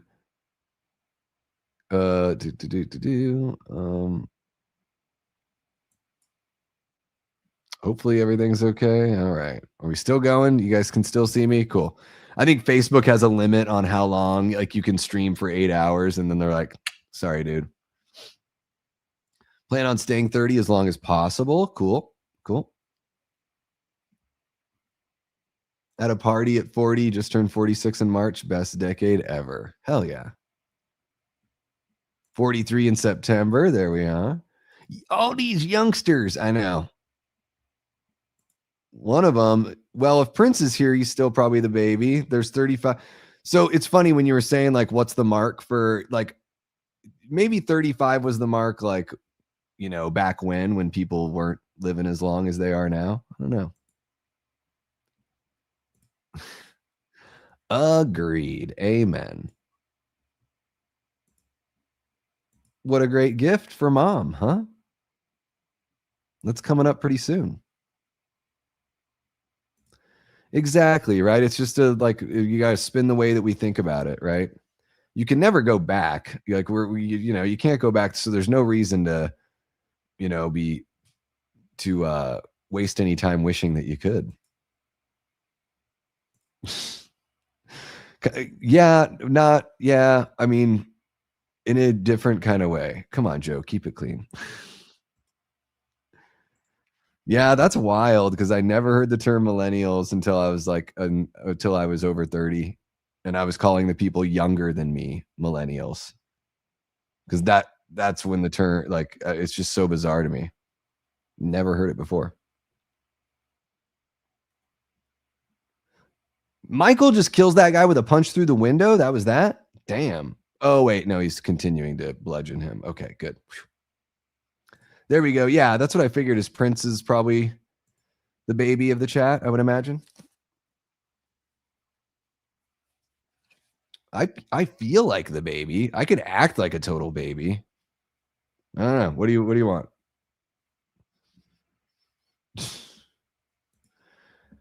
Whew. Maybe I just feel different too because having 4 older siblings, it just I don't know, I remember a lot about the 80s that I probably wouldn't have if I were an only child or something, or only had one sibling that was in a very close age to me, but I remember so much of all that.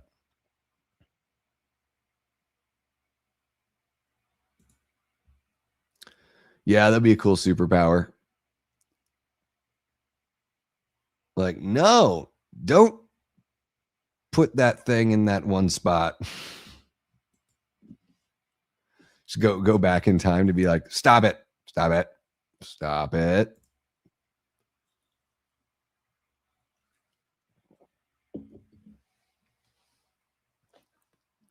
Oh, that's a great movie right there. That's a lot of fun. Yeah. Well, there you go. There you go. And that would have taken care of everything, huh? Isn't that crazy to think? That would have been that. Yeah.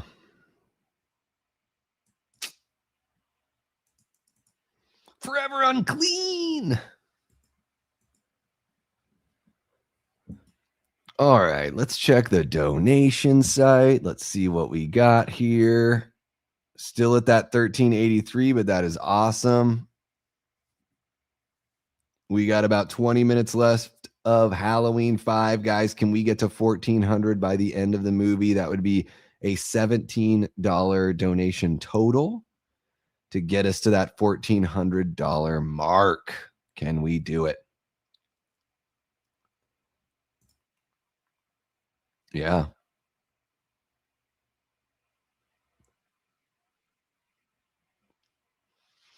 Well, yeah, and no matter what your family history is, I'm so sorry that you've lost so many family members so young, Gina. But yeah, it just helps you manage everything, and like you're saying, to really enjoy every bit that you've got.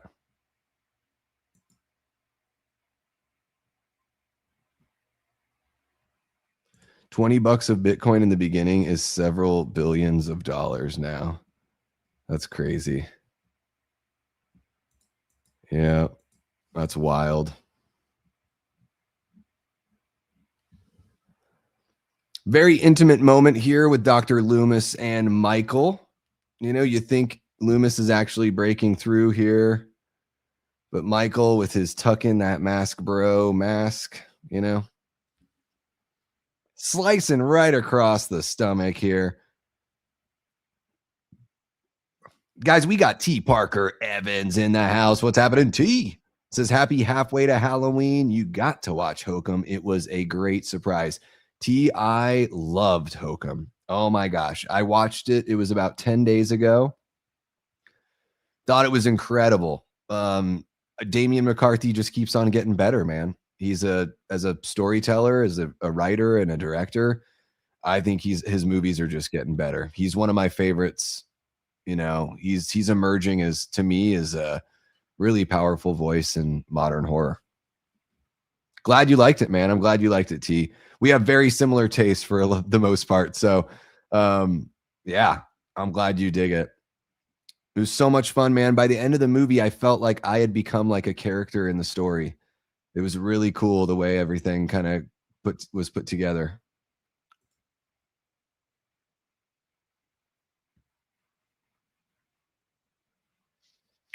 Well, and you could maybe, I remember it because of all that saturation, but you could have memories for a totally different reason, right?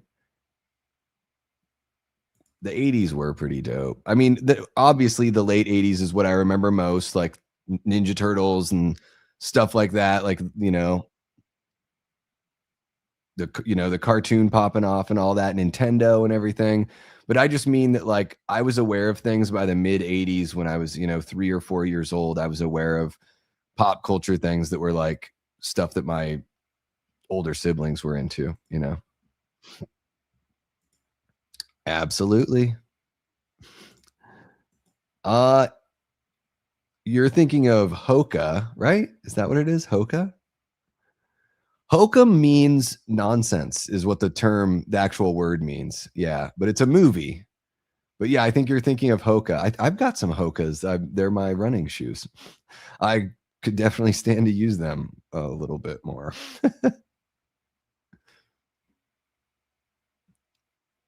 Yeah. It's close enough, though. Close enough. What's happening, Joel? One of our great channel members, Joel from Dark Room Reviews. How are you doing, bud?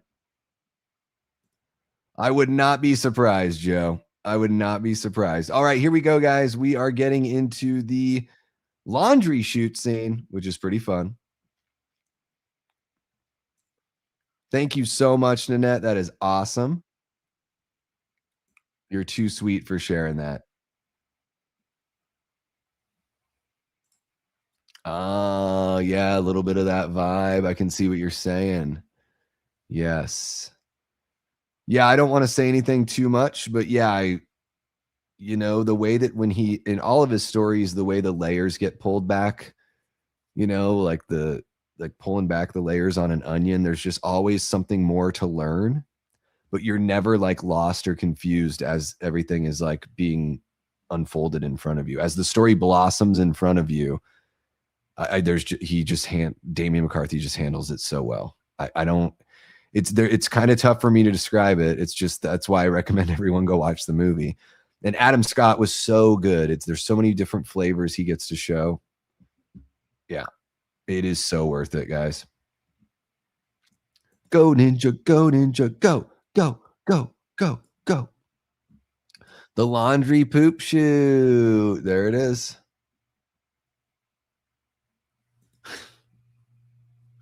Hey, there you go. Well, they know that they're your favorite. So they're like, we know 6 is going to get some friggin' shoes. It's at some point, and maybe you don't the 1 month, but maybe you would the next,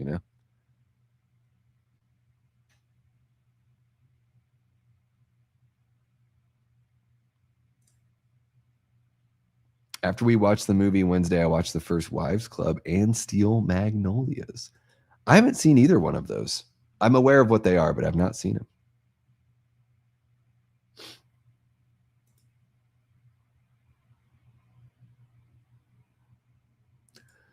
There are just certain things, Gina, that are just innately human, right? So some of those jokes you might just sort of be able to, I don't know, sense. Blazing Saddles is fun. Like, I really like it. I know a lot of people would probably say that's like the best Mel Brooks movie. Don't get me wrong. I think it's great. I like Young Frankenstein, all that kind of stuff. Like, I am just such a Spaceballs guy when it comes to Mel Brooks.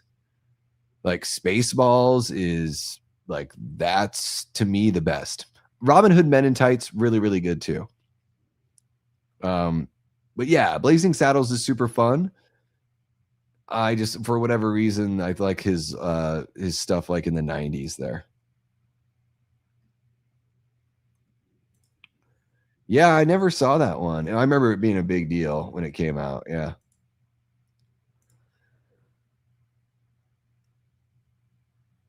Well, she actually, Jigsaw, it's interesting you bring this up because I believe she was cut. One of these scenes where he is pushing the knife through here, I heard she was nicked. So maybe I could be wrong, but I'm pretty sure that's something they talk about in the commentary.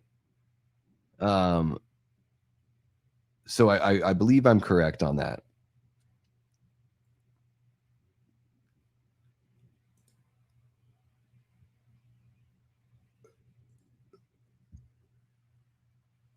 Oh my gosh, excuse me, guys. Have you ever seen Spaceballs, Tia?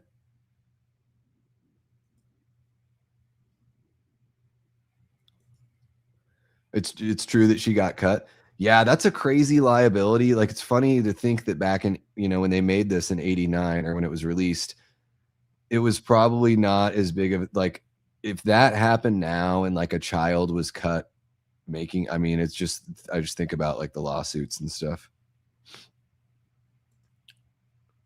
Is there something personal that you don't like about him? I'm curious. I mean, I just think Spaceballs is so funny. And to me, it feels different than his older stuff. Spaceballs and Men in Tights feel more like Airplane, Naked Gun, whereas like Blazing Saddles and Young Frankenstein, like those movies feel a little bit different or a little more unique, I think, to me. You went over my helmet? Not over, sir. More to the side.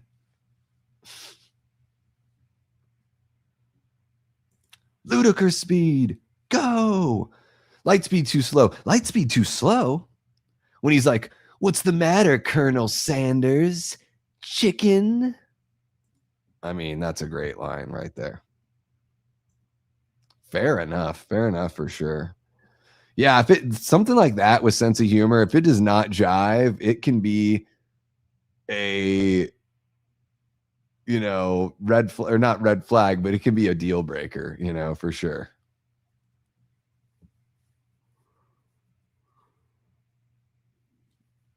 Sorry, guys. I'm not trying to be a yawny little biatch, but I don't know what's happening to me. I've only been streaming for 8 hours and 15 minutes. I mean, come on. Michael's got this coffin precariously balanced on an old school tub for some reason. Don't know really what's going on here. This is very bizarre, and I don't know. Some cool lighting in here, I'll say that. All of this stuff with Michael taking off his mask and the whole like Uncle Boogeyman stuff. I don't know. I just don't know, guys.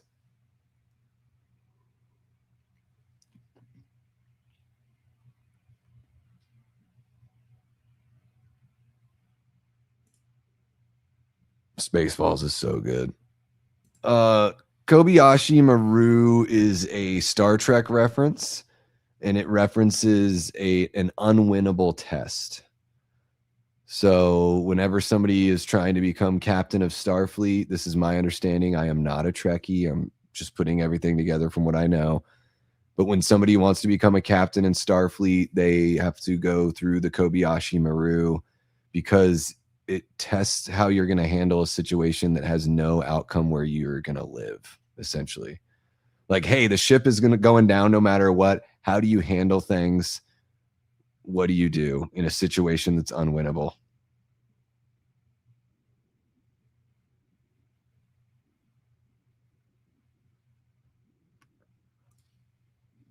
I think what it is, Nanette,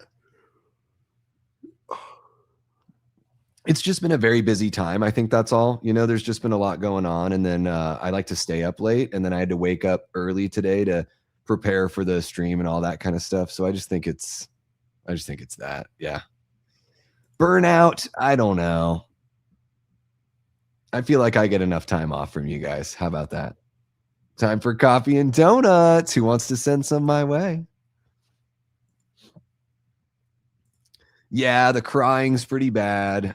It's just a weird moment.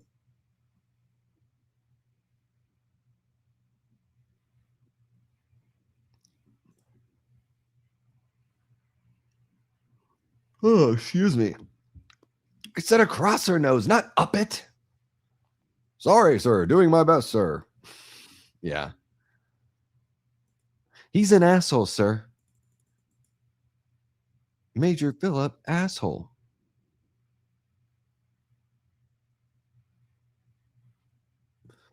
Yeah, that's why I called it the Kobayashi Maru. Yeah. Because there's no like right answer.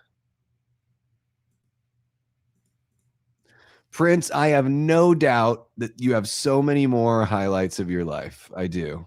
I love that's a very sweet thing of you to say, and I'm glad that we get to share some really fun moments here. But I have no doubt that you've got moments in your life that are bigger highlights. I know. What's his name? Oh, yeah. First mate ass. Yeah. Dude, the whole asshole thing. Keep firing, assholes.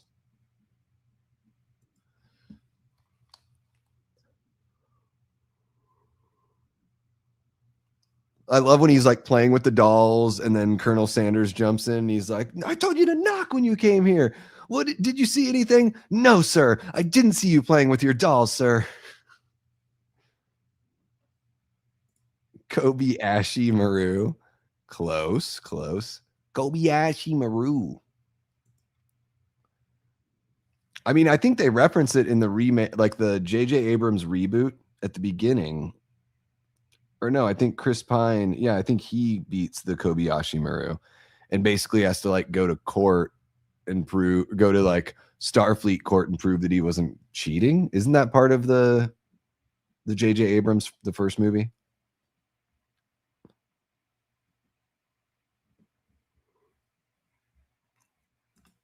I appreciate you looking out for me, Nettie. Thank you so much.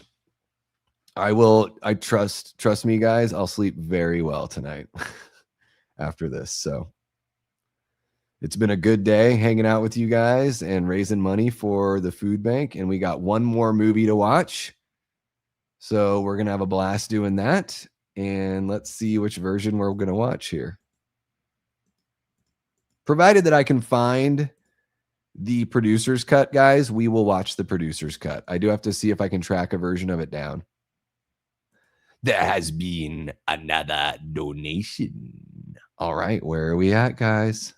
$13.93. We've had a $10 donation. Thank you so much for the fresh 10 buckers. Really do appreciate you. And only 182 and a half days until Halloween. Guys, this is the halfway mark. We've just crossed the halfway mark. So there we go.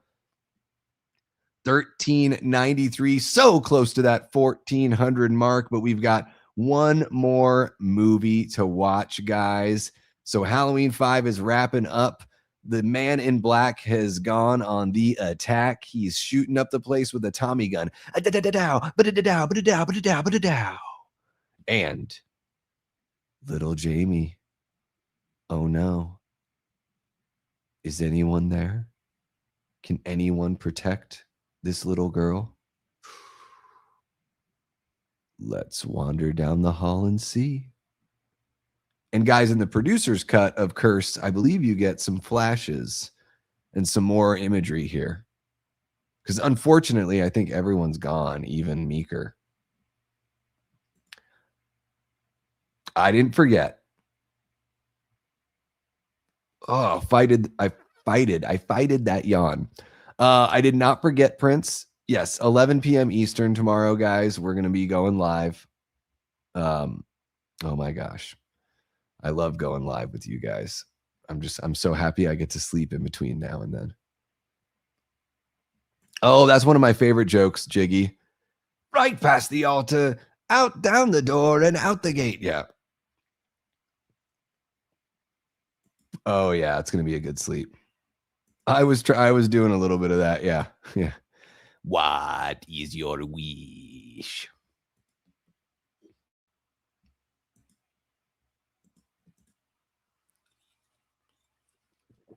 Oh my goodness. Oh my goodness. Oh my damn. Oh my goodness. They running ham.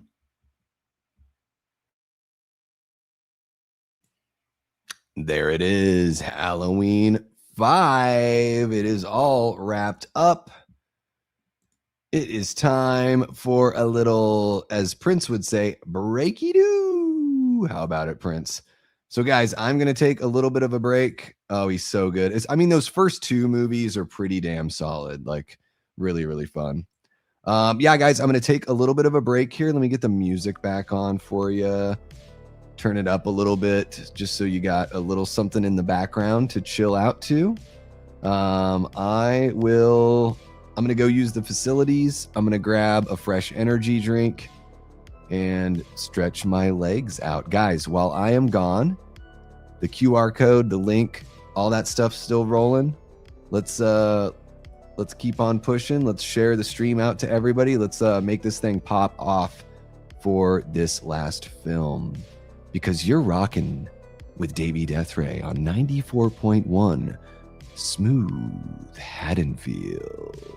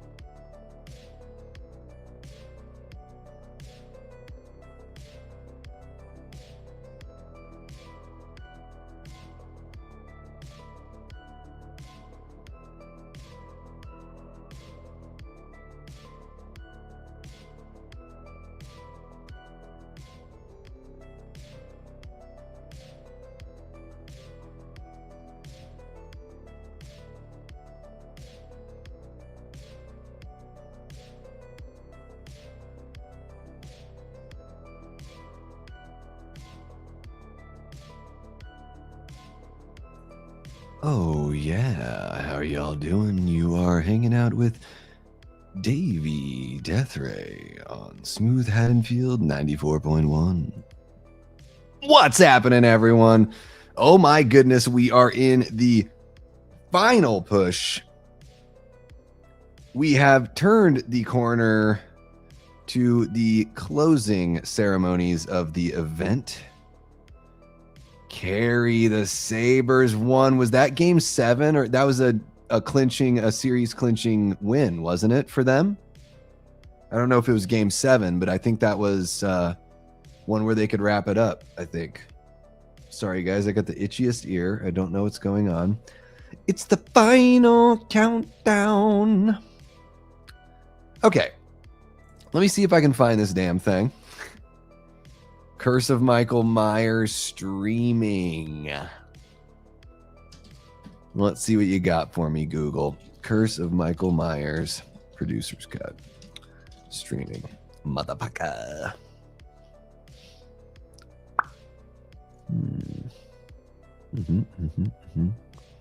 They want me to pay for this shit?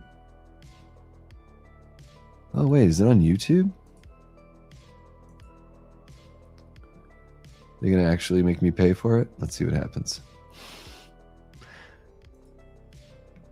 Yeah.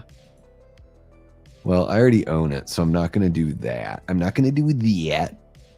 Curse. Maybe there's a version here. Okay. Sorry, guys. Let me just take a look, see if we can find. We might only be able to watch the theatrical version, guys. So let's see what you guys are saying here. Good night, Gina. Thank you so much for hanging out with us. You're amazing. Thank you for being a channel member and being a channel member for so incredibly long. Really do appreciate you. Okay. What just went? I just went off. And now I am back. I'm gonna smoke meth to help give the stream energy. But don't do that. I don't think that's, that's not necessary. I've been, so based, I'm doing it's a marathon fundraiser for a food bank out here in the Phoenix area. So we've got, a link in the description, pinned in the chat. That QR code next to me works as well. Takes you to a site that they set up where you can donate. Each dollar donated provides food for 5 meals. And some people's employers, you should check if your employer will match, because some people have donated and then the employer gives that same amount, which is really cool. So we're just trying to raise money. So this food bank, St. Mary's, they've existed since 1967. They're the world's first food bank. They do a great job helping people in the Phoenix area, and we just want to help them help others. So yeah, there we are. And yes, I'm still going halfway to Halloween. Guys, every 6 months, I'm going to do a charity stream. And, they're going to be a little bit different every time, hopefully. And if the channel continues to grow and all that kind of stuff, guys, I would like to do one of these like a quarter. It'd be really cool to do every 3 months, have a big old, maybe I do 8 hours instead of 10 when we start doing them more frequently or whatever. But I think it'd be cool to just keep it up. So. Okay, guys, producer's cut. I don't know if it's going to happen. So let's see. Are we on Curse of Mike? Yes, we are. Yeah. Little tired. Yeah, my eyes, because of my contacts, my eyes are definitely feeling the dry. For sure. So feeling that. More donations have come in. That's amazing. Thank you, Jamie, for the heads up. I appreciate you helping me out with all that. Thank you. Holy crap, 1426, you guys. Look at that. That'll push my energy up. How about it? And we've got somebody that's very sneakily, I think, I love seeing this. We've seen a couple of these. John Cocktoaston and Del Griffith. We've got, so I think I know who this is that's doing these donations, and I thank you very much. I think it's very sweet. If it is who I think it is, I don't want to out them, but I do think that I owe you an Instagram reply. However, I just want to let you know, I've just been, guys, I've had to ignore some of my DMs and stuff because I've just been so busy. And then, of course, with the with the stream today. I was just like, oh my gosh, I didn't have much available time before jumping into the stream, just with things I wanted to take care of. But thank you so much to everybody that has donated. I see that my horror show cohort, Susie Von Slaughter, the lovely Miss Susie Von Slaughter, has thrown in a donation. So thank you so very much, Susie. It really does mean the world to me. I'm so thankful for everybody that I've met through YouTube. Even if we've only met in the digital sphere, I'm so thankful for all of you guys. And then with Susie, I was able to meet her through the horror show. So, you know, meeting Cecil, interviewing Cecil, meeting Vin, just getting kind of like brought into that whole world. And these are people that are like, you know, in my area. So it's really cool. Same thing with Joe from Media Poop Shoot. It's just really cool to have people that I've gotten to know personally. Because, you know, like once you're out of school, it can be kind of tough if you don't have a job that puts you like in the social sphere like that. And especially for us nerds, when it comes to like liking really nerdy shit like horror movies and stuff, like it's just so nice to find others that are that you can share that passion and that joy with. And Susie is somebody that I've met, you know, through this whole journey. It's been really awesome. And thank you so very much, Susie. I really appreciate it. Guys, Susie busts her ass off. She's a mom. She's an artist. She's everything. So if you don't know her, now you know a little bit about her. And if you're in the Phoenix area and you need makeup done, or you know somebody that lives here that needs makeup done, like, fuck, Susie's work is goddamn incredible. So anyways, that's my pitch for Susie. How about that? And thank you so very much, Susie. Oh my gosh, and there she is. Thank you so much, Susie. I really do appreciate you. I didn't know if you were watching, but I still wanted to say I figured you wouldn't mind if I gave you some love here. Thank you so very much. Okay, guys. Curse of Michael Myers, a movie that is controversial, and some people, I know a lot of people don't like this movie, and I get it, especially if Halloween isn't your thing. Like, I totally get it. But I really appreciate Curse of Michael Myers a lot, and as we watch it, I'll tell you why. And Jamie is right. Another donation has come in. Holy cow. Guys, we are at 1451 now.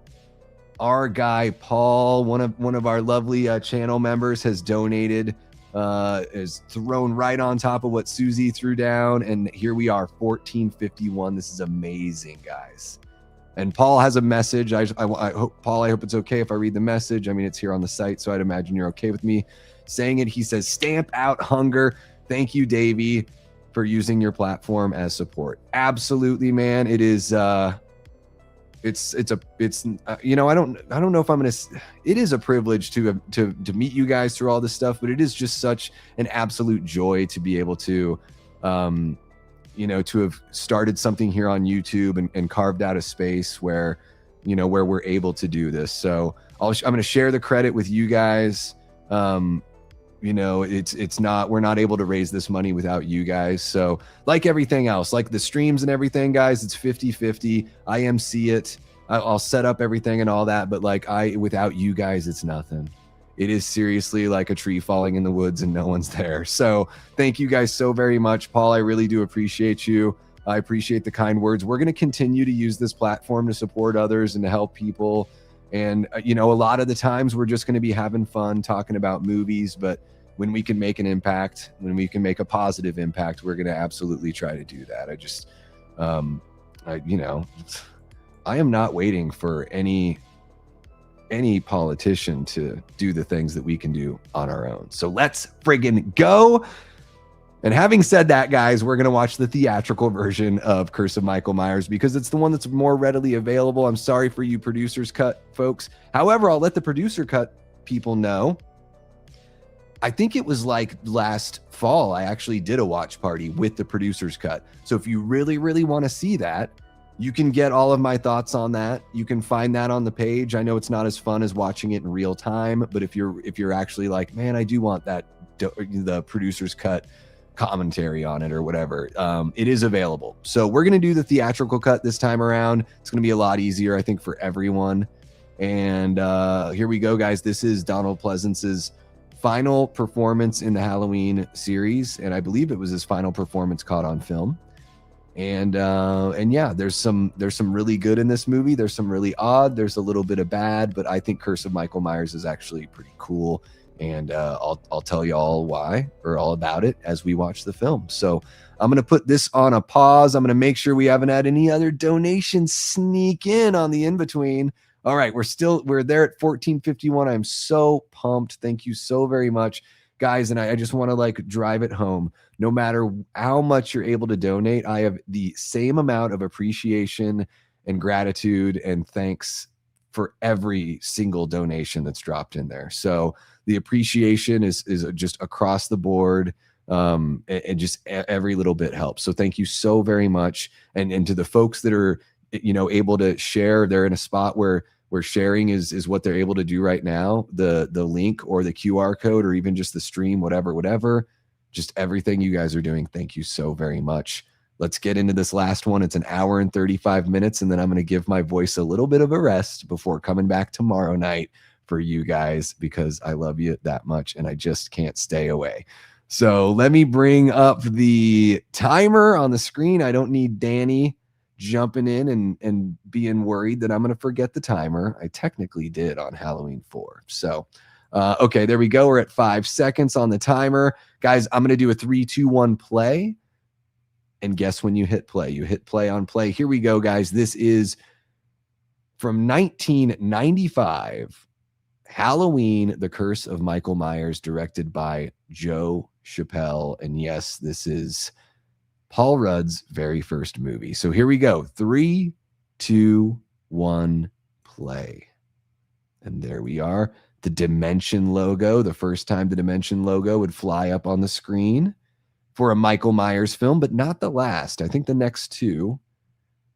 And then I don't know. I don't think the Rob Zombie ones fell under the Dimension, but I think they still were Weinstein, technically.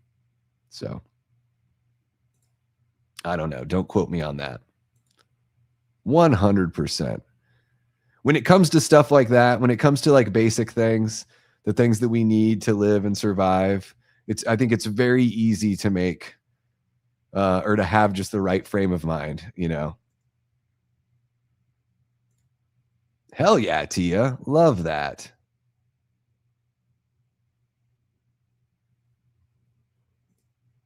Thank you, Tia. Appreciate you. So did Susie get to answer? I'm not sure if she's able to hang out. So a lot of the makeup that I see of Susie's is like, you know, getting people ready for like weddings and stuff like that, like bridesmaids and brides. Or like the bride's mom, like just the whole thing, you know what I mean? So she's I believe she's got everything, you know, on Facebook. I don't know if she throws everything onto an Instagram.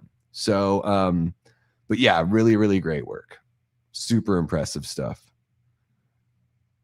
There was one the other day that I saw where she was there for or she was doing makeup for a wedding, and I believe it was like the bride's grandma had recently fallen and had like a bruise on the side of her face. And the after pictures, like she was able to make it look like, I mean, the woman looked so happy and relieved that she, you know, she looked amazing for that wedding, you know, that there was no sign of that bruise or whatever. So even stuff like that, like just very talented.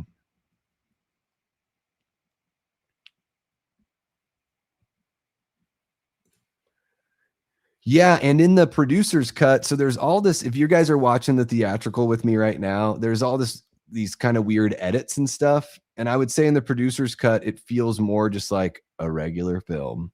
It's not as like overly hyper stylized, you know.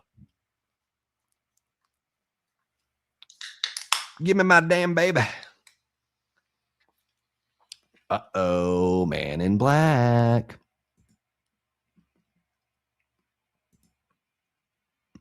Oh, HBO Max. Now, which version do they have on HBO Max, Nanette? Do they have the producer's cut on there? I'm curious. Yeah, but I would not be surprised. Now, I don't want to speak for her, but I would not be surprised if she were able to, you know, have some fun with like kind of gory kind of stuff too.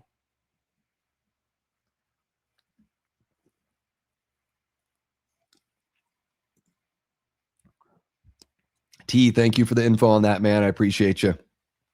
This is what I try to be in the chat when I'm on somebody else's chat. Wait, is this the producer's cut? This is the producer's cut. Because it's, oh shit, because it's Donald Pleasance. So guys, if you're listening to Donald Pleasance give the narration, then you're watching the same cut I'm watching. Okay. This is my preferred cut. I can give you the link if you want to watch it from the same site. But yes, if you're hearing Paul Rudd, you're hearing the version that is, it's like, why is it Paul Rudd? Why wouldn't it be Donald Pleasance? Because we actually recognize Loomis's voice. Why would they have another character that we don't know? I mean, we find out it's Tommy Doyle, but you don't know it's Tommy Doyle from a narration at the beginning of the movie. Anywho, T, thank you so very much. This is the kind of person I would be in the chat, is like filling people in. The Dimension Films logos are part of the RZ Films, but on digital and streaming, they're replaced by the Lionsgate. Okay. So Dimension made the movies, but of course lost the rights to the home distribution.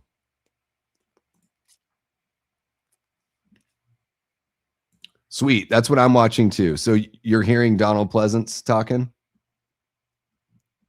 When Michael Myers was 6 years old. No, it's cool. The cult will take care. What in the Omen is going on? Don't you even. This is an alternative cut of Black Candles. I'm watching the one that has Paul Rudd. Okay, so you're watching the theatrical version, Nanette. It's okay. If you're watching a different version than me, it's okay. There's going to be some differences. I think the theatrical cut's a little shorter. I think the one I'm watching is an hour 35:56. I can definitely share the link. You got it, Nanette. And guys, just remember, if you go to this site, you're sailing the high seas. So you're going to want to use a pop-up blocker or the Brave browser. But there is that link. Yeah. At least for a few seconds it was, but we'll get back to a little bit of that. But at least in this movie, they do the cult thing. They treat it seriously. You know, God, Black Candles is just, come on. If I had seen Black Candles at 16 or 17 years old, I still would have been disturbed by some of the stuff in there, but I probably would have liked it a bit more. Me too, dude. Me too. Yeah. No, T, dude. I don't know whereabouts you live or whatever, but if you plan on making it to H50, man, I would love to, shake your hand and have an in-person chat with you and just say what's up.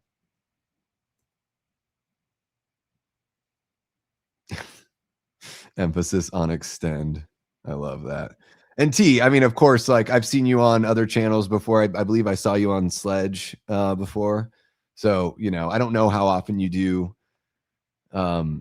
appearances or anything like that on channels, but by all means, man, if you ever want to put something together, the door's open. Please feel free to reach out. But yeah, H50, let's hang. I feel like I want to turn H50 into the biggest, I ain't drinking or nothing, but let's fucking party. I'll everything else. Well, not everything else, but but I will be as wild of an animal as I can be in a fun way. Man, this is a great kill here. I don't know why those spikes are sitting there, but probably because Michael might have to do this. I love the look of Michael in this one. I don't mind that he's a little bulky, a little like I was saying thick. I think I called him earlier. I don't think he's fat. I know people have said that. But yeah, he's a way bigger version of Michael than we're used to seeing. But I love the mask. I love the look. I think George rocks it. For how poor Michael looks in Halloween 4, I'm so happy that George got another shot to play Michael, because I think he shows that it wasn't him. He wasn't the issue in Halloween 4. And I think he plays Michael very calculated and cold here. I like it. I do like it quite a bit. Got a lot of love for this movie. Tia, I would imagine it's going to be in South Pasadena. That's where they did H45. I think that's where they've done all of them. And that's where, you know, it's where they shot the original. So I'm pretty sure that that's where they do it. Unless something else gets announced, I'm assuming that that's where it'll be, is at the convention center in South Pasadena.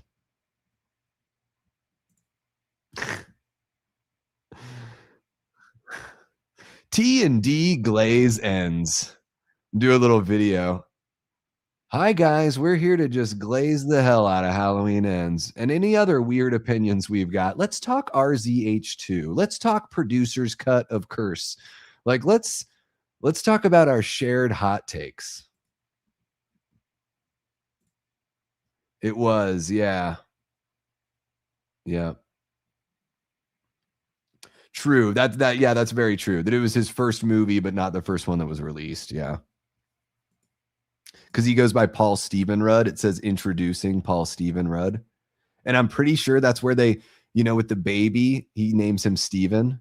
He's like, what do you think of that name, Steven? And I'm pretty sure that's Paul being able to work in his thing, you know? True. Yes. Yeah. Theatrical debut. Absolutely.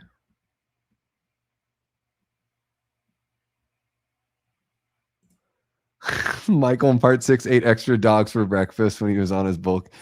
I mean, I dig it. I dig the look. Yeah. Pass a get down, Dina. Tia, you're so much fun. Will you please come out to H50? I want everyone to come out to H50. I won't be mad at you, but please make it out if you can. Yeah, it is funny. He's really good in Clueless. I think Clueless is fantastic. Like, I really do. I think it's an awesome movie. It's really fun. It's really sweet, all that kind of good stuff.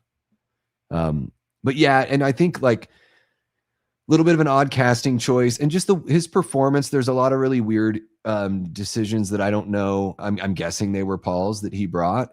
I don't know. Maybe Joe Chappelle directed him to act a certain way, but he's got this sulky, slinking away kind of quality, and he's got that interesting voice with the accent where he talks like this, and it's just this very, you guys know, I've talked about it before. So it would be 2028 and probably South Pasadena. Guys, H45 was amazing. I was like depressed for a week after because it was so much fun that I wanted it to last forever, you know? And it was really cool. Got to meet some people, you know, got to meet the boys from the Slaughtered Lamb. I think it was the first time I ever met Braden Timmons, even though we both live in this area. I think it was the first time we ever met. And then, I mean, there's the celebrities and everything like that too, which is really awesome. But for me, it was cool to meet, you know, other people in the community and hang out with them.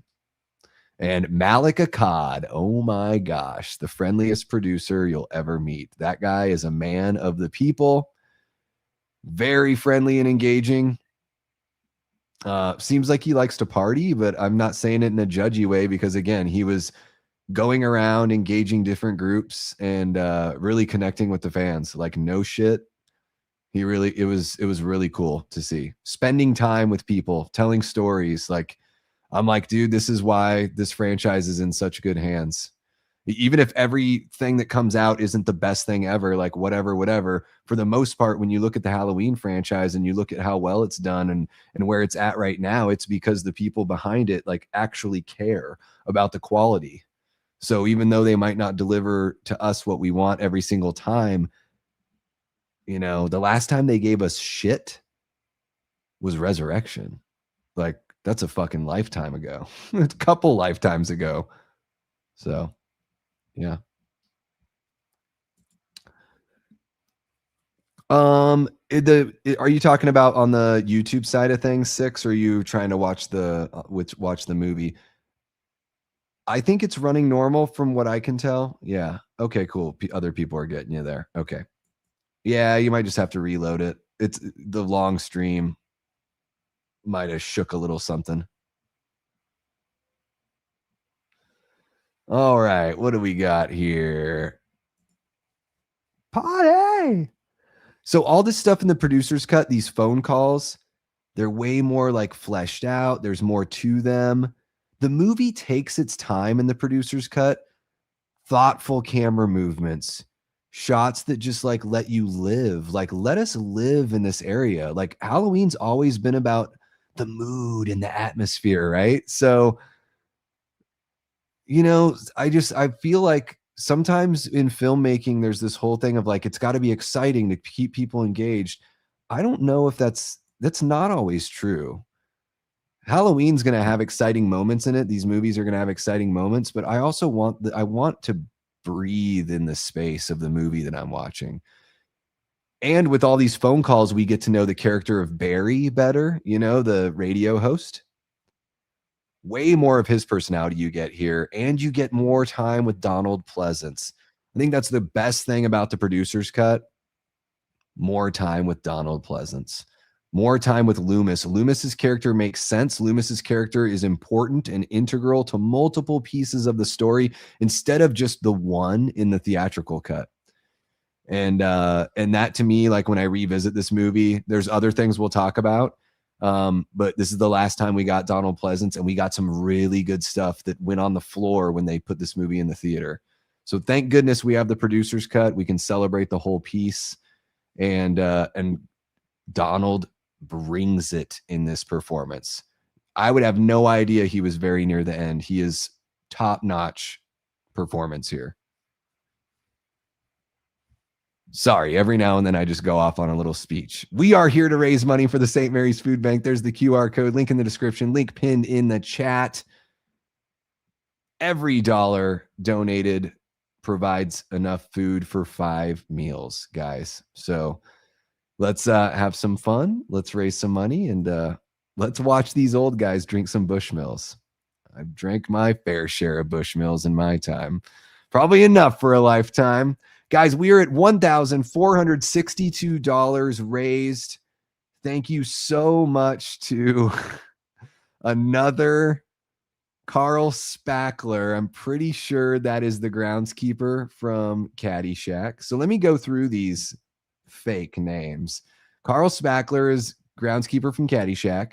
Del Griffith is John Candy's character from Planes, Trains, and Automobiles, obviously. John Cocktoaston, that's one of Chevy's fake people. I think that's the only, those are the fake ones we've gotten. I think so. Unless there was another one I missed. No, I think everyone else is using their real name. All right. Thank you so much. There's a Canadian 15 that was just donated. So guys, we're at 1,462. That is amazing. I would love it if at the very least we could hit that 1,500 mark. That would make me feel so awesome. I mean, I feel great about everything you guys have done so far. It would just be cool to hit that nice round number at least. And no matter what, guys, St. Mary's is going to be able to help a lot of people that they wouldn't have been able to help out without you guys. So thank you so very much. Wet Hot American Summer is damn good. Yeah, it's very fun for sure.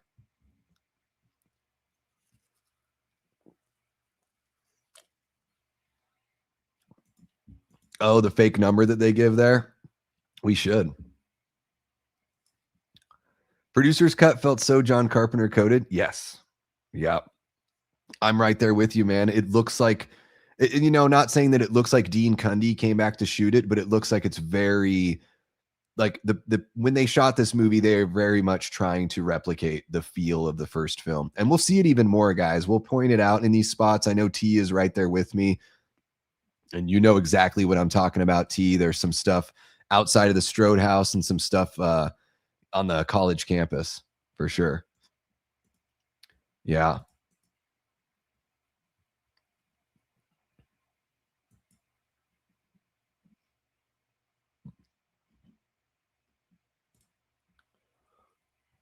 Yeah. Well, but it's interesting, Jiggy. I don't know if how much you've seen like both cuts. I try to be like go back and forth for a little bit so I could really tell the difference. He did. That's true that he did pass away. So like neither ending is as good as it could have been, no matter which version you watch, unfortunately. But they got plenty with him in these scenes that we're going to see, and I'll explain them as they pop up too, because there's some scenes that aren't in the theatrical version at all. So so yeah, he is definitely in.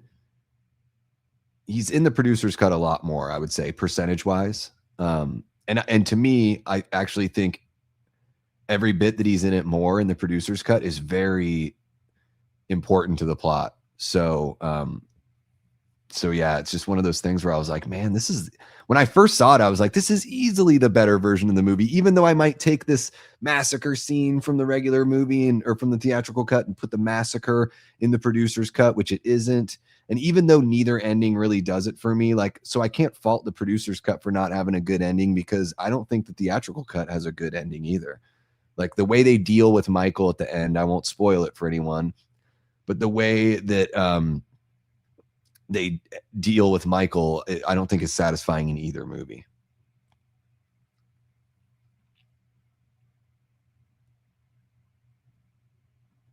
Do we have Manny's Manic Media jump in? Where did I miss one of your chats there, Manny? There we go. Oh, that was Manny. Welcome on in. One of our great channel members right there. Manny's Manic Media is talking about Wet Hot American Summer. So funny. So many people from the state and all that I really love.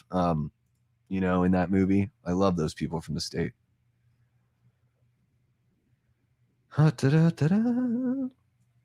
Yeah, Ryan, we are watching Curse. Michael is walking down to the bathroom in the train station. So we are about 20 minutes in, and we're watching the producer's cut, brother.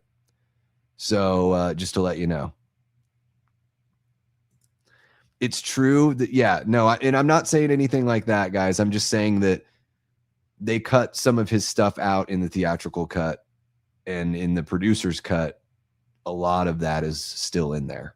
And to me, I think it's very high quality. And there are some big plot points that are totally different. We'll get to those for sure. There's one thing in particular that's very different between the two cuts. And I think the producer's cut is so far superior to what they do in the theatrical.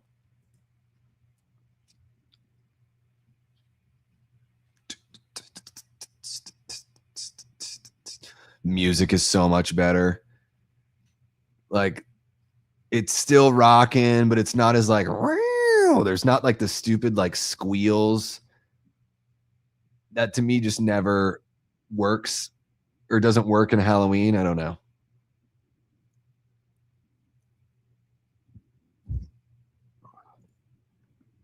Good night, Gina. Hope you sleep well. Well, you don't drive the, come on. What are you doing? You get rear-ended a little bit and all of a sudden you drive onto someone's farm and crash the car. Oh, come on, Jamie. This Jamie, not Jamie Hart. This Jamie in the movie. Come on, Jamie.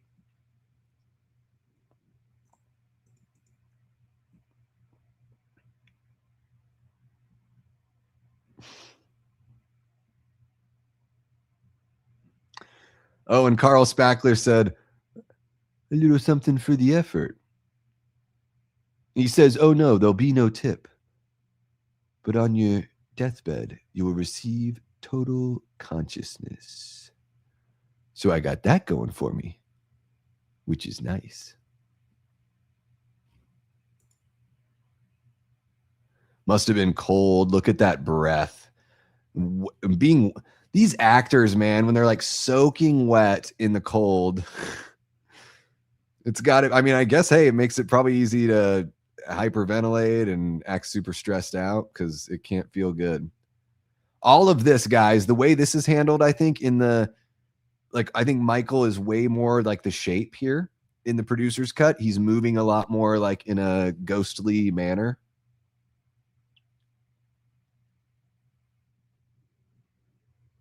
And he just stabs her. But we're not done. We're not done. We don't get that crazy the thing that, like, you know, what is the thing called that is it like a Thresher or something like that he pushes her on in the theatrical cut. We don't get any of that, but we get something different with Jamie, so keep an eye out.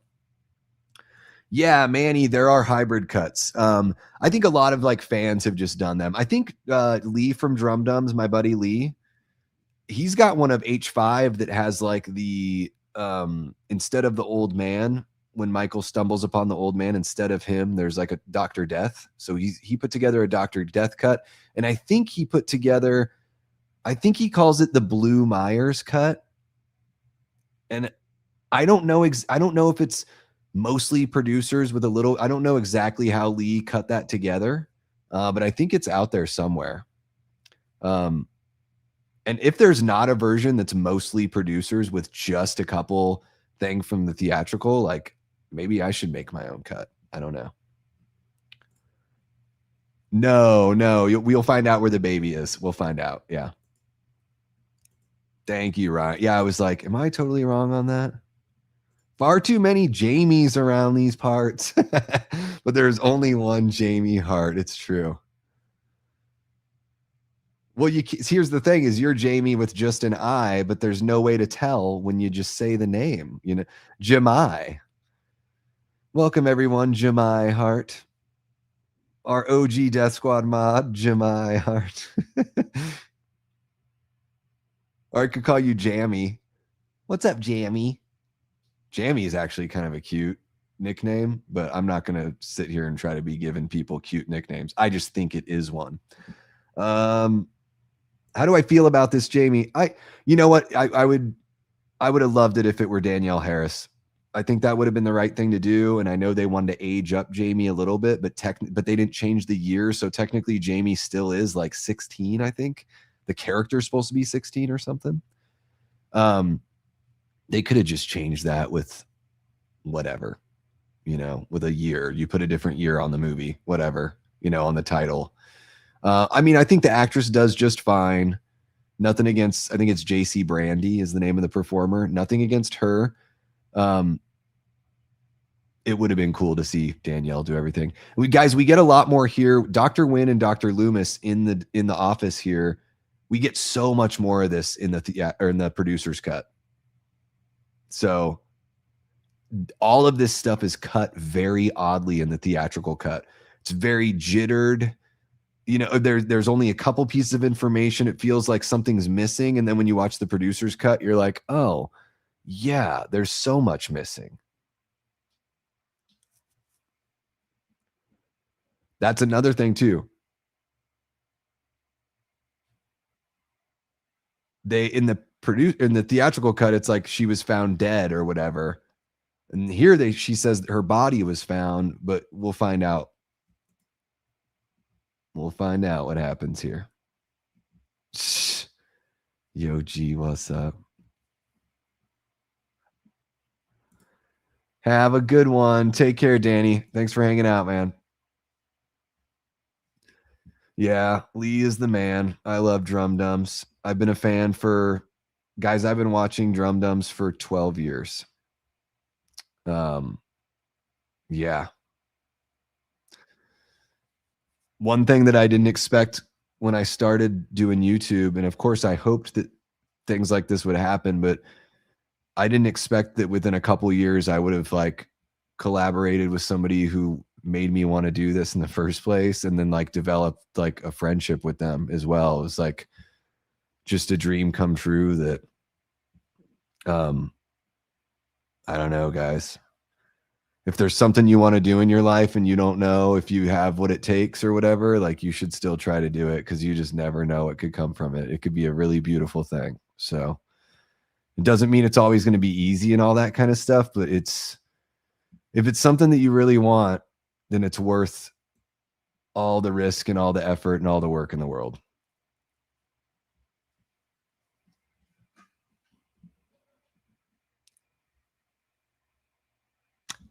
So, yeah, John Strode, you know, number one dick probably in the franchise. One of them for sure. Performed amazingly by Bradford English. Like, rest in peace. His performance is fantastic here. Like, he is, I don't know. There's something really believable about this performance. And yeah. But at the same time, too, when she's like living in this house is enough to make somebody crazy. Like, maybe you don't say that when you're living in somebody else's house. It's like, it is kind of a, I mean, I'm not saying he's right in doing what he does, but also, sometimes you got to bite your tongue because you're not in a spot to let it fly.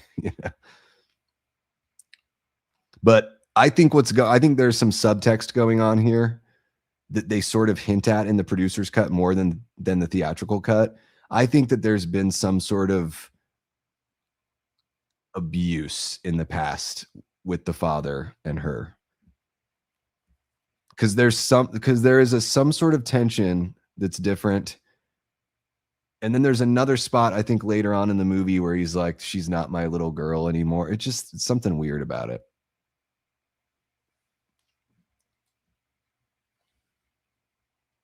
Is there anything about the theatrical cut I prefer over the producer's cut? I mean, listen to the music right here. Is so eerie. This whole thing with Danny, there's just so much air and like room for stuff to breathe and for the tension to build. I love it. I mean, the hospital massacre scene is really fun and really cool, and it's such a great spectacle. To me, it's not like it has to be in the movie. But if I put together a cut, I would probably throw that in there because I just think it's such a fun spectacle. But I think other than that, really, I think, see right there, when Tim grabs the girlfriend in the theatrical cut, they do this like like a stinger sound. I think the producer's cut is just like way less patronizing to the audience. I think the producer's cut is more respectful and understands, hey, if you're watching this movie, you're a Halloween fan, and we don't need to hold your hand and like show you all this is a scary movie thing. No. You're a Halloween fan and you expect certain things when you go to a Halloween movie. And I think the producer's cut reflects that so much better here with Curse of Michael Myers. But yeah, I would put in the hospital massacre just to add some flavor and bring some brutality to a movie that is very much like the original, but let's help set it apart a little bit with this glorious rave scene. It's kind of like a rave scene in a hospital room. It's wild. There we go. Jaime. Yes.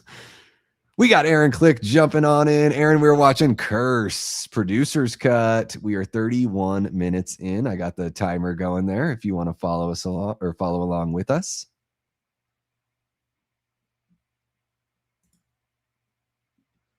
Yeah, and I think they didn't want to pay Danielle what they would have had to pay her because she had already been in 2 movies. So if she returns, I don't know if there was something with their contract, or I think they figured they would have to pay her more than they would pay JC Brandy, because JC Brandy would just be coming in for a small role. So I think that was the motivation, was a saving of money kind of thing. My friends from the UK have called me Jammy before. I didn't mind. Yeah, I think it's a sweet sounding name. Yeah. Used to watch this as a work print with time code and awful quality. It was nice they officially released it. Yeah, it was such a relief. I had heard myths about it, Manny. I had never seen the copy that you're talking about. I've heard about those copies, but I've never seen one myself. Yeah, it's amazing that they finally put it out. It's a beautiful thing. Yeah, because I'm sitting here talking about it. Yeah. Well, but Jiggy, she did get emancipated so she could be in the movie. I think that was the excuse they gave her first. Then she went and got emancipated, which made her, basically she was her own guardian at that point, right? So I think it ended up being a pay thing. It was easier to pay somebody that wasn't attached to the franchise previously. It was easier to pay them less than what they would have had to pay Danielle for a role that is small, admittedly. As far as I know, the role wasn't written differently before, but maybe it was.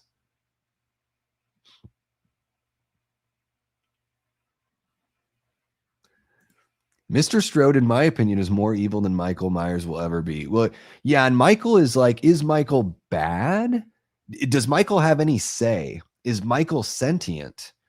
You know, these are like questions that we all get to ask because of how mysterious Michael is. So is there, like, can you blame him? Is he even, like, does he have a soul? Like, these, you know, these are things, whereas like you're saying, Mr. Strode is a human being that is acting so atrociously to a family member in front of the rest of the family, like in front of his daughter, his grandchild, acting that way to his daughter, which is shocking and vile. So yeah, you know, Michael's responsible for a lot more mayhem, but Michael might not be. Dude, Tommy, quit doing, what is it with Tommy's, like, is his neck, is it fused? Is something going on? I totally see what you're saying here, Nanette. Yeah, Michael is just doing his thing. He is like a killer shark. It's not his fault. It's just like, it's the nature. It's all in my nature. They could have pulled it off either way. You know, it's like 16, 18, like we're talking about movies. I think the whole age thing is just a smoke screen because it was a money thing. And it's easier to say it was an age thing than a money thing, or it makes you look nicer.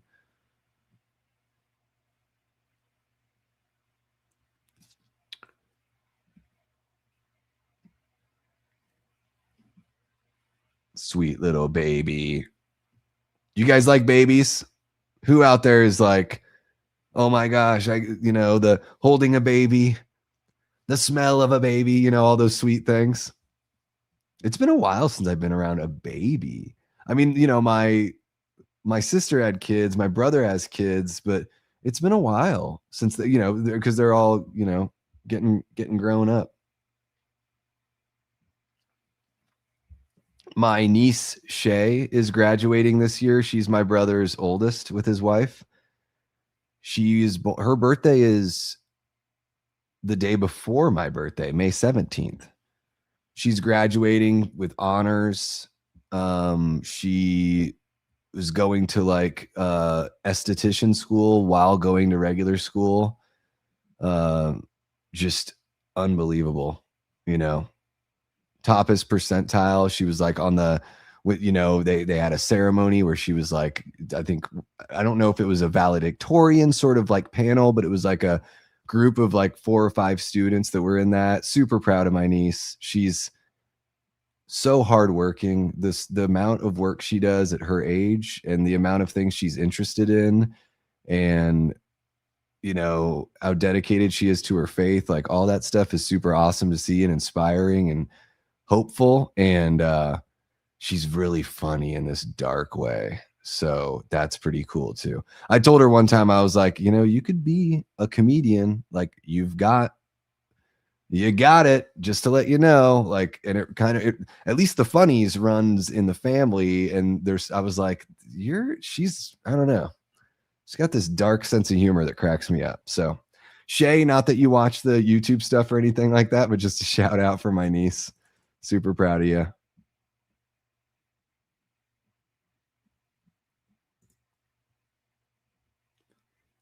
Yeah, I think they offered her basically probably what they were offering JC. Ill-advised butthead imitation from Tim there. You know, he wasn't a very good swimmer. How did I do, Aaron? How did I do? Guys, give me a line to read from a horror movie and I'll do my best imitation. At least I should be able to get the cadence right. I don't know if I'll do the voice perfectly.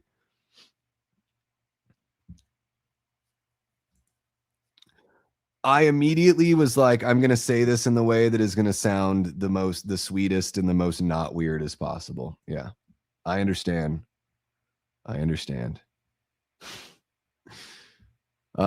Yes.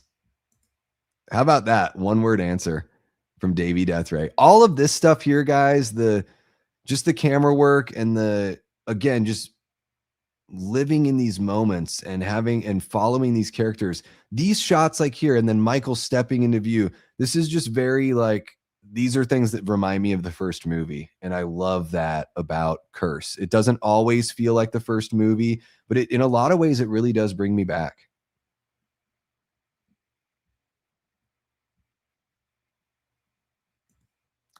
Everyone knows what I'm talking about. You know, like the top of their head, like I don't know. There's just something.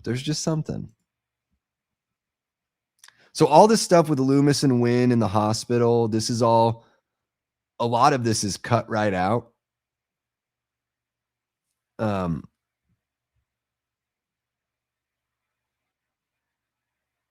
Right? Because they see Jamie here in the hospital. But in the theatrical version, it's like, we don't know why Loomis is at the hospital. In the theatrical version, Loomis is just there. Like, Tommy is just leaving the hospital and he's like, Dr. Loomis, and there's no reason for him to be there. But in this version, Wynn and Loomis are visiting Jamie in the hospital. I like babies and children's.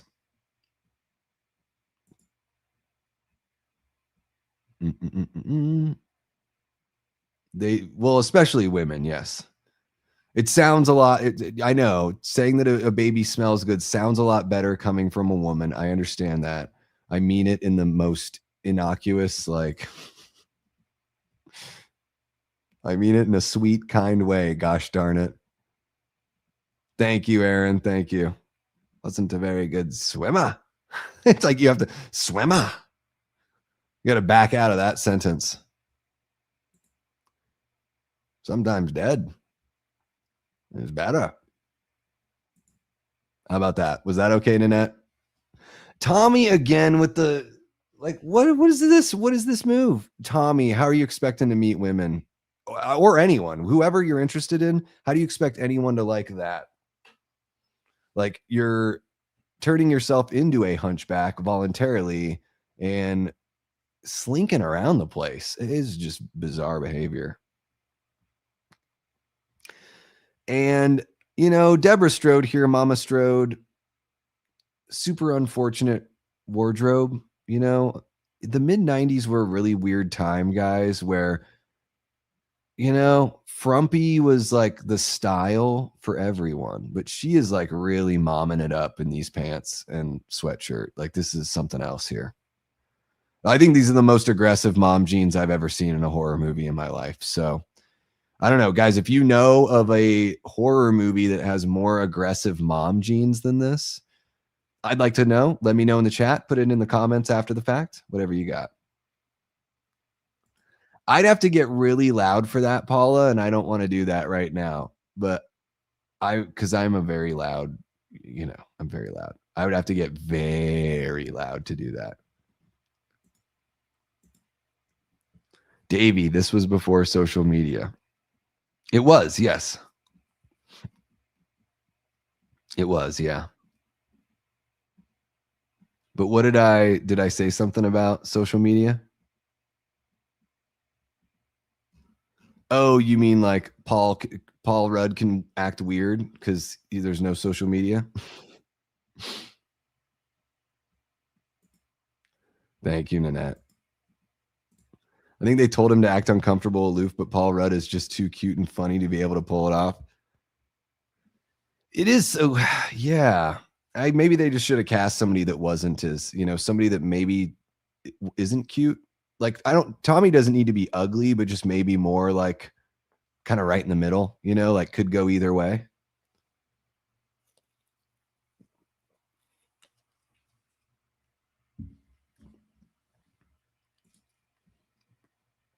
Dr. Loomis was at the hospital to pick up chicks. He learned from the best, Dr. Chalice. He's just smacking ass over there. Oh my God. The amount of butts that Dr. Chalice like smacks in Halloween 3, inspirational, you know, just life-changing stuff. Oh, yeah. It's and like all the moms were dressing like this in 1995. Like this was, or, you know, 93 to 95, like how many school teachers wore that kind of outfit that mom's wearing right there in this movie? Like, I shit you not, like terrible glasses, stupid haircut, and like god awful like mom jeans that do this weird, like they bow out at the knees and no pockets on or any definition on the back part. So it's like you don't even have a booty. It's just this like wall of denim. Ugh. Wall of denim. I'm gonna that's a, I don't know why, but I like that phrase. Maybe it's because I've been streaming for 9.5 hours. Yeah. So dress like you're a third grade teacher that's given up. That's perfect. It was very bad casting. Have you seen him in Romeo and Juliet? He doesn't even have a line yet. So you must have been in the one in the Baz Luhrmann one. I've seen that movie. I don't remember him in it. But that movie is super. I love the style of that movie. It's really fun. Blank expressionless jeans. The blackest jeans. The flattest ass.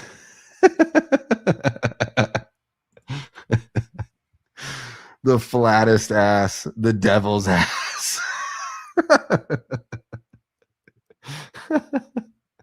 Oh, I've gotten to the point where I'm delirious. And that reminds me, guys, we are raising food or money. We're raising money for St. Mary's Food Bank. We've got a QR code. We've got a link in the description. We've got a link pinned in the chat, guys. We're here to have fun, of course, all that awesome stuff, but we are here to raise money for St. Mary's. So thank you guys so much, everyone that's donated so far. Thank you to everyone that shared the stream, liked the stream, all that kind of stuff. That is amazing. You guys are awesome. I'm going to reload the site and see if anything's changed here. And I know, guys, I'm getting a little loopy. I'm trying to hold it together, but I'm having a great time. So, guys, we have got another donation has come in. A $25 donation has come in, and we are at $1,487.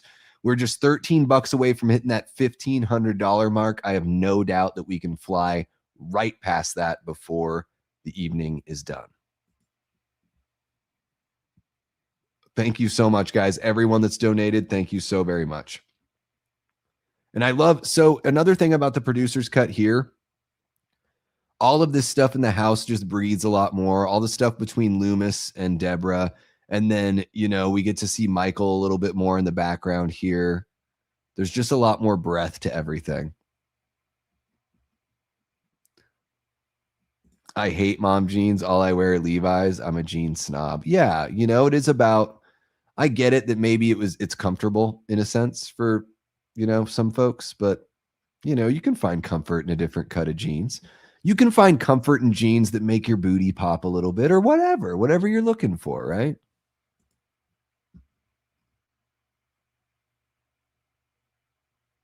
We all want to look good, right? Why not? Why not? See, he pulls this picture out of her. Happy Halloween, little girl. It's just, I think I just get a weird feeling about the history between John and, is it Kara? I believe it's Kara. Sorry, guys. It's been a long day. I know my horror reputation is on the line every time I'm about to say a character's name. But Kara or Kara, I don't know if I'm pronouncing it incorrectly, but I think it's Kara Strode. And this actress here, I feel like I've seen her in other stuff where she just looks totally different. I'm going to look this up. Curse of Michael Myers. Guys, this has a 10 on Metascore. Wow.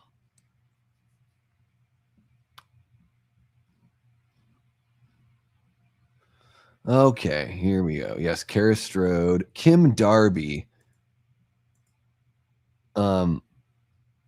Let's see. Oh yeah, she's in Teen Wolf 2. She's in Better Off Dead. Okay. I love Better Off Dead. Yeah, she's been in a whole bunch of stuff. Yeah, I know I recognized her from a couple things. Yeah, Teen Wolf 2, because she's the teacher that ends up being secretly another werewolf, I think, at the end of the movie. Don't watch Teen Wolf 2 if you don't have to, guys. I just want to warn you. Watch Black Candles instead. No, I'm just joking. Oh, it's dark. He definitely did the unmentionable, highly. Yeah, it's. And I feel like in the theatrical cut, you could still maybe take that away, but man, in the producer's cut, there's something a little more, I don't know, just really get that feeling. Tommy, you're kind of a weirdo, dude. That's a weird thing to do to a kid. Don't do that. But his eyes, guys, those his eyes are like this icy green in this movie. They just suck you right in. You know what I mean? Beth's character is the cover girl on Alice in Chains' Dirt album. Wait. Are you just joking? Are you saying the actress that plays Beth, it was on the Dirt album cover? Or are you just fucking around? You might just be joking, Jason. Either way. Guys, by the way, Jason is one of our channel members. I'm trying to remember to mention that every time I pull somebody up here, guys. It's been a long day, so just know that whether or not I mention it, I do truly appreciate your membership. So thank you guys so very much. I totally hear you. At the end of the day, which is a phrase I try not to use very often, it's a Michael Myers movie, and unfortunately, even some characters that we like have got to go, you know? And that's one of the things too, Nanette, is like, you know, when it hurts to see a character go in a movie, in a way, that's a good thing, because that means that they wrote that character, or, you know, gave you that character in a way that you started caring, you know? It's a good sign when you care about those things. Yeah, it's really rough. Oh my gosh. Yeah. Doesn't he do a like cover of like Do You Love Me? Like Now That I Can Dance, like that song? Oh, it hurts me that I used to rent that as a child, that I ever gave it a chance. Terrible. Yeah. Rough. And it's like the same thing, just with boxing in college. And he's like a cousin, right? Because isn't Michael J. Fox's dad's in the movie as like the uncle that drives him to college, if I remember right? Yeah, stay away. Stay away. Denise Richards was going to be Beth.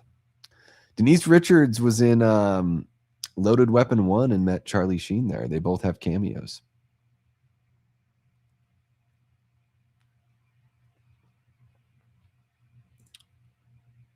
Mariah O'Brien.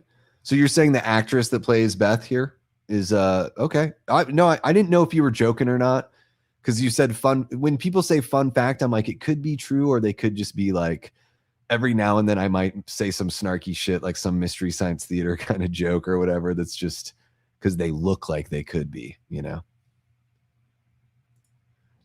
It might be in certain places. I don't know. Yeah, you'd figure that usually boxing is like some place where you go to like a gym to do it, right? But I think that's what it is in Teen Wolf 2. He is a boxer, I think. Is it wrestling? I always thought it was boxing. Teen Wolf 2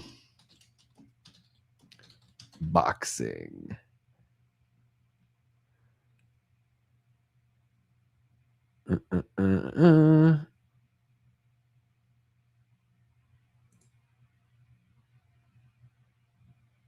Yeah, the film shifts the athletic focus from the original's basketball to boxing, as Todd receives a scholarship to Hamilton University based on Coach Bobby Finstock's hope that Todd's werewolf abilities will lead his struggling team to a championship.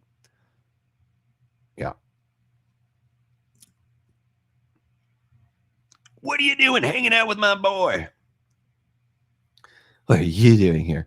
I brought you a baby. She's like, oh my God, marry me. Yeah, I probably rented it twice as a kid. Fucking stupid. Maybe that's why I don't like myself, guys, because I rented Teen Wolf 2 a second time when I was a child.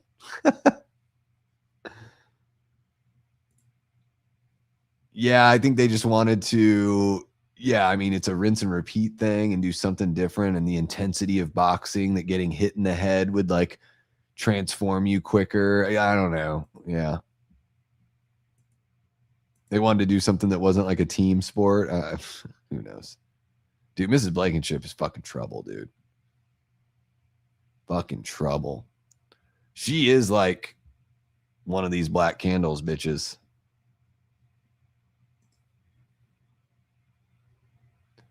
Dude, quit being so, you don't expect us to stay here. Like, quit being so snobby. You got like a madman chasing you. You know? Come on. Michael Myers. La, la, la, la, la, la. Holy cow, 63 likes on the stream. Thank you guys so very much, everyone that's tuned in, everyone that's kicked it. Some of you guys have been hanging out all day. It is absolutely incredible. Really do appreciate the support and appreciate the donations. You guys have been awesome. It's been really cool to see. We were able to gift 10 memberships earlier, so we've got 10 new members hanging out with us, which is really cool. And yeah, I don't know what else to say. Looks like Garrett from Born to Be Rad is talking right now. That's super cool. Vinegar Syndrome halfway to Halloween sale. Very cool. So if you guys are physical media nuts and you want to know what the best deals are out there, you can hop on over to Garrett's stream. Not now, but just, you know, here in a little bit. But I want to let you know, I love what Garrett does over there. You know, the channels that talk about physical media, like I love especially the ones that celebrate the film and talk about the, you know, it's a combination of celebrating the piece of art and then also celebrating like how we can get it in the best, newest quality or in just a really cool box, you know. You're going to get that from Born to Be Rad from Garrett over there. Christian, Planet CHH, of course. I'm sure you guys know all about that. Really trippy stuff here. In the theatrical cut, we get some of these shots flashed in at the beginning, like intercut, and I think they're in color. But here we're just sort of seeing, yeah, almost like a comatose dream. You know, she's having this, like a PTSD, you know, like a memory, a flashback of everything that went on at the beginning of the film, you know? And actually, I guess we're seeing here when she was possibly impregnated with the baby that we've come to know as little Steven. And they, yes, insinuate some interesting things about Uncle Michael here. Yeah. And I'm just not gonna say anything more on that one. A decision I would have not made or would have done differently here.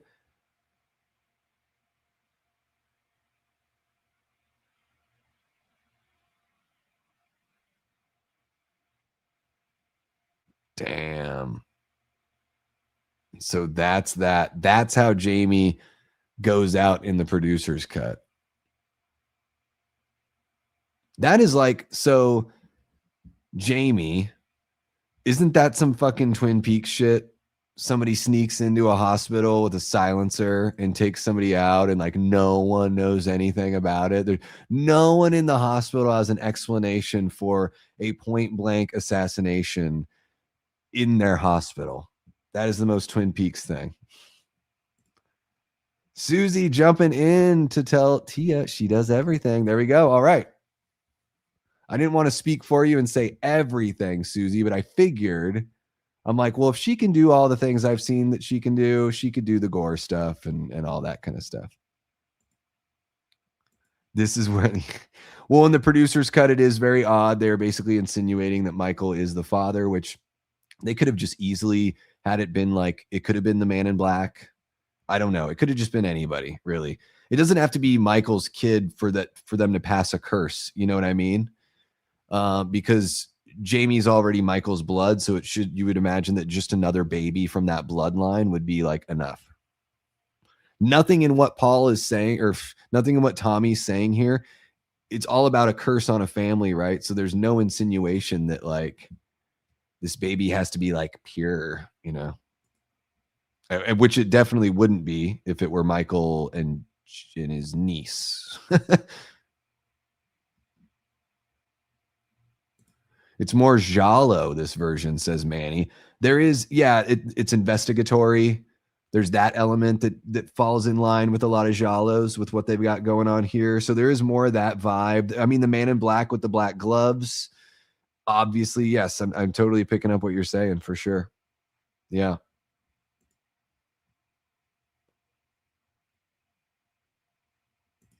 You know, I've heard about that. Is that did Guillermo del Toro like produce or direct a remake of that with Katie Holmes? Is that the one that I'm thinking of? I've heard great things about the original. There you go.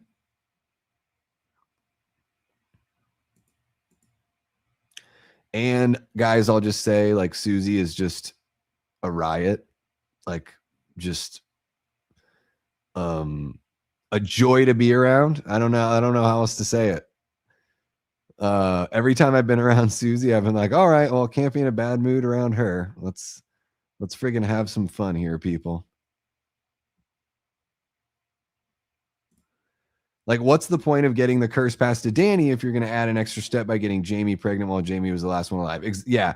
When it's like the man in black wants to turn Danny into the next Michael is almost like part of the plot, right? I mean, that's what it seems like is happening. So yeah, does the baby just what is the end game with the baby? What does the cult want with the baby? I don't know if we ever get that explained. But yeah, you're right, T. It's just like they could have just leaned into the Danny thing. You don't even really need the Jamie and baby Steven element.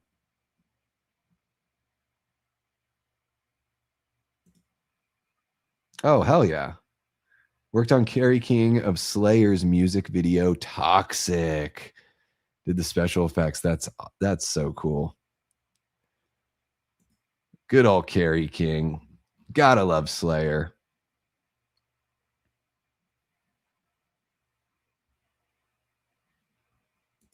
Oh, Miss Blankenship never said a damn thing in her life, and now all of a sudden she's like talking to Danny, Mr. soon-to-be Michael Myers, right? The original Corey Cunningham. So I never noticed there's something here. Did I already miss it? Fuck, I think I already missed it. But there's like, you can see Beth and her boyfriend in the background in one of those shots. I probably already missed it. Oh, no, wait, do we get him here? That's not them. Because Tim is dressed as, Frankenstein's monster, and then Beth is the bride. We see them in one of those shots. I might have talked over it.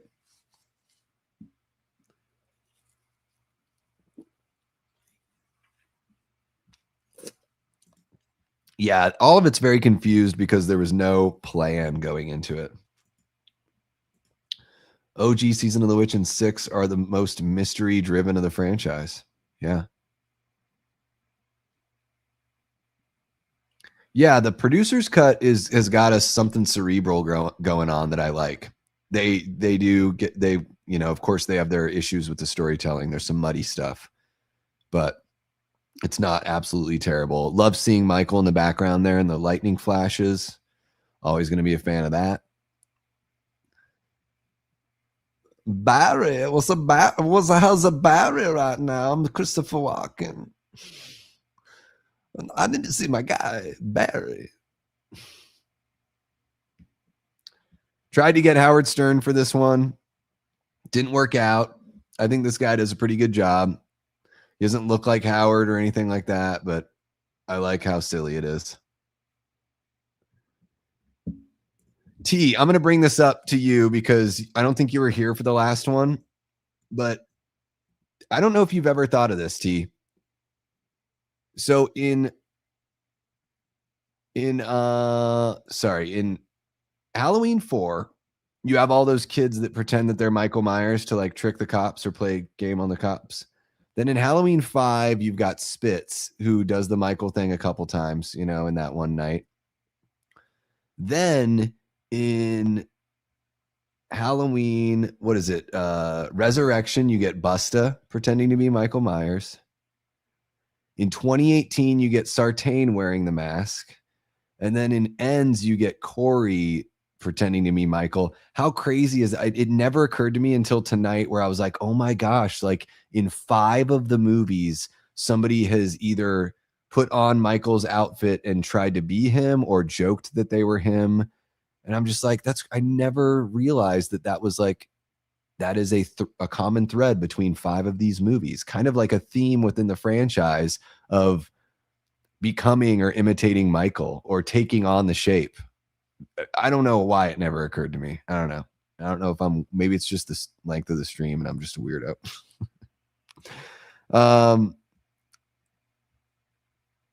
Yeah, Michael Myers is very thick. Yes, he is. Barry's in the first Silent Night, Deadly Night. Is he? Oh, is he the one that's with Linnea Quigley? Is that him? Yes, again, thank you. Yes, Ben Tramer. Although I get, Ben Tramer doesn't really know he's wearing a similar mask, but yeah, let's rope that in because even though it's unbeknownst to him, it still counts because he pays the ultimate price. So that's pretty crazy. That is pretty crazy. It's funny though, because people act like with Halloween Ends, they're like, oh, I don't ever want to see the blah, blah, blah. And it's like, damn, this has like happened 5 other times in the franchise. No one's ever complained about it. Oh, okay, Sartain, people did. And I was worried when Sartain put on the mask. I was like, get that thing off of you, please.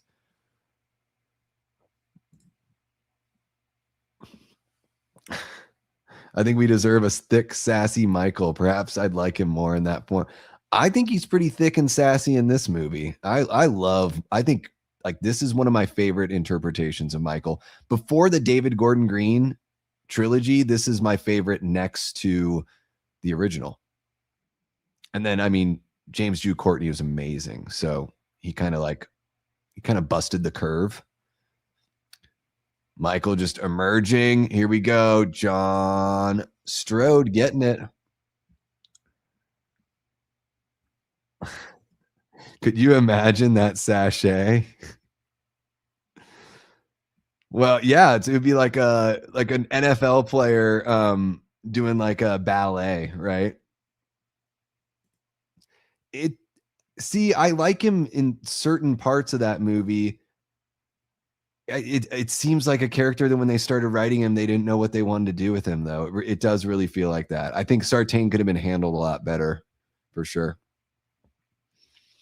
And I would have liked, Jamie, it if Aaron from 2018 came back and maybe he, of course, after the attack in the bathroom, he would be, there would be damage done, permanent damage, but he could sort of be like the new Loomis at that point.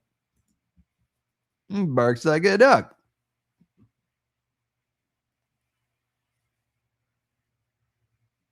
Yeah, you're absolutely right, Slasher Fred. We watched that earlier today. Yeah, that was our second movie.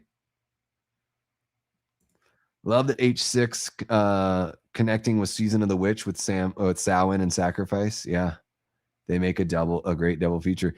They do feel like spiritually connected because of the druid connection, right? The Gaelic cult kind of stuff, or witchcraft.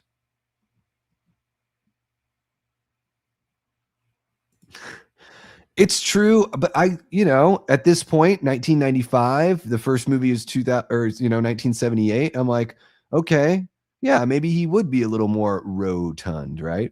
But to me, there's a physicality that this version of Michael brings because I don't feel like he's fat. I just feel like he's a little like he's just built big,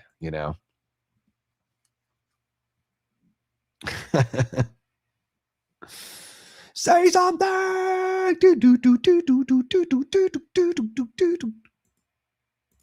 Sartain was only there to become a watermelon. He's got a couple funny lines, right? When the sheriff is like, you sit down and stay here. And he's like, I was sitting down. When he says, go back inside, I am a doctor. Okay, you're a doctor, so I should go back inside my house? Like, well, what do those two things have to do with each other? Like, this is your professional medical opinion that I should go back into my house? Weird. Fruitcake medium. He shouldn't have called Michael a pussy.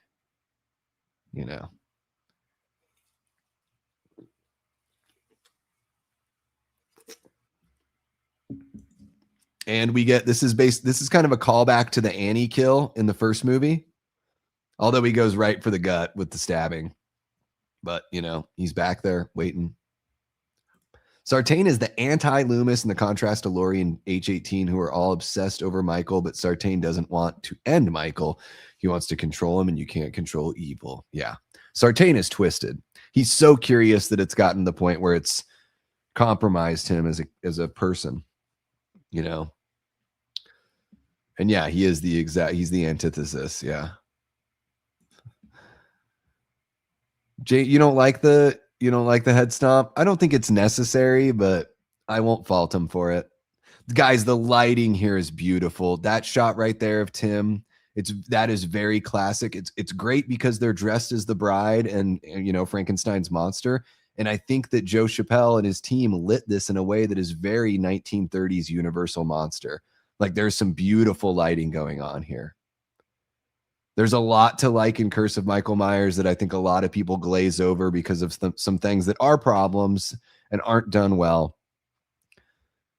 But I love this shot too, as they move away. Now we know that Michael's here, and Michael is having to relive this story as Beth tells the story.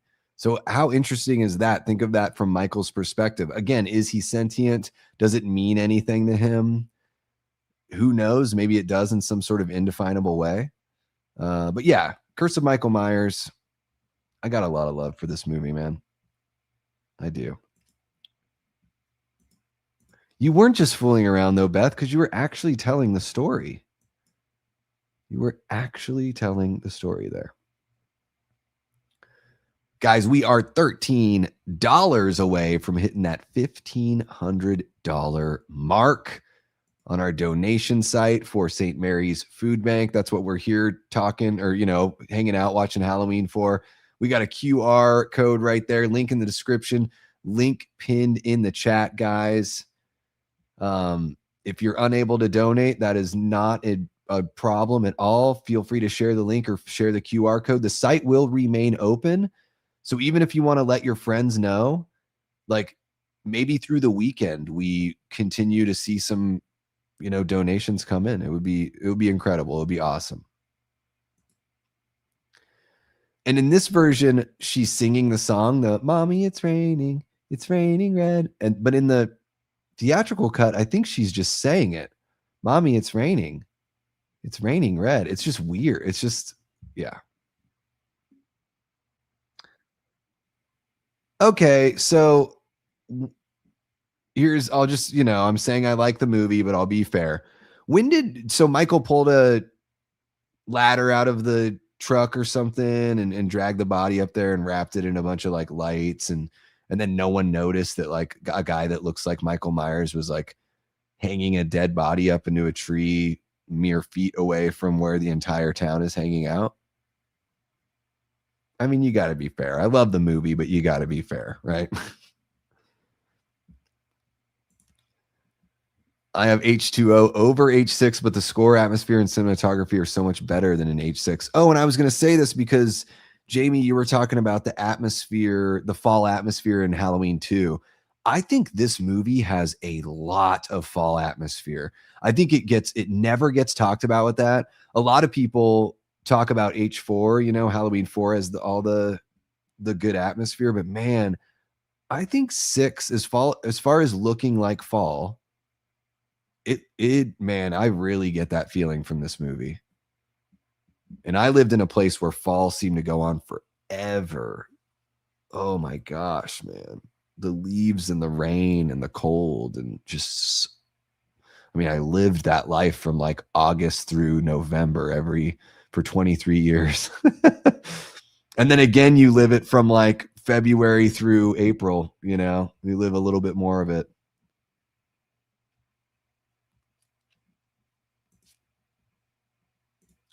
Lenny says, I really need to watch this cut. It's so good, Lenny. It's not like seeing a completely different movie, but it is like, I don't know. It gets pretty damn close as far as like just the feel. I'm sure you know, Lenny, if you're a fan of, you know, if you've seen Curse quite a bit, you've seen the theatrical version. It is so like spastic the way it's edited. It's almost like it was put together for the TikTok generation before the TikTok generation. Like it's very twitchy, like, you know, kids on a bunch of Jolt Cola did the editing. And this version of the movie, while it has its faults, feels like a actual professional film in every single way. There was a thump, then another that came quicker than the others. There's certain things that work for me in H2O, but yeah, I have a tough time loving it. I'll say that. I have a tough time loving H2O.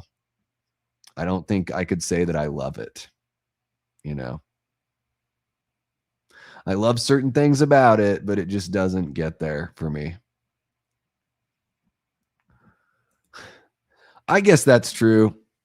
I mean, that's a project that would take a little bit though, right? For Michael to pull out the ladder. And I'd love to see like the in-between episode, like the process. Michael just actually, oh, put the ladder out first, then I'll drag the body over. I'm gonna wrap him up in the lights.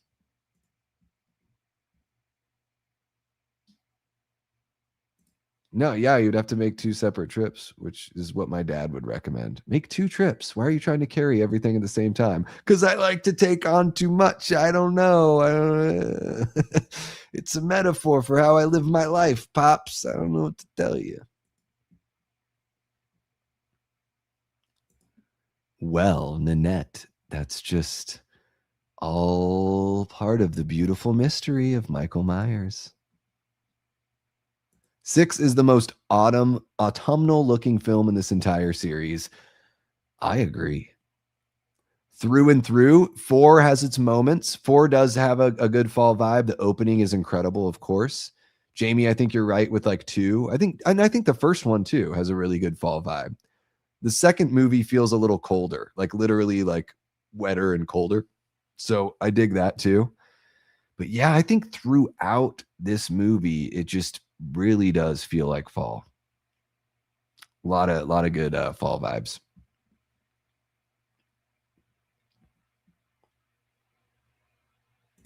Yeah, no, it's so bad. I think I know what you're talking about when Michael kills Beth. Is that what you're talking about? Yeah, it's so weird and twitchy in the theatrical cut. The editing really lets the film down in the theatrical cut.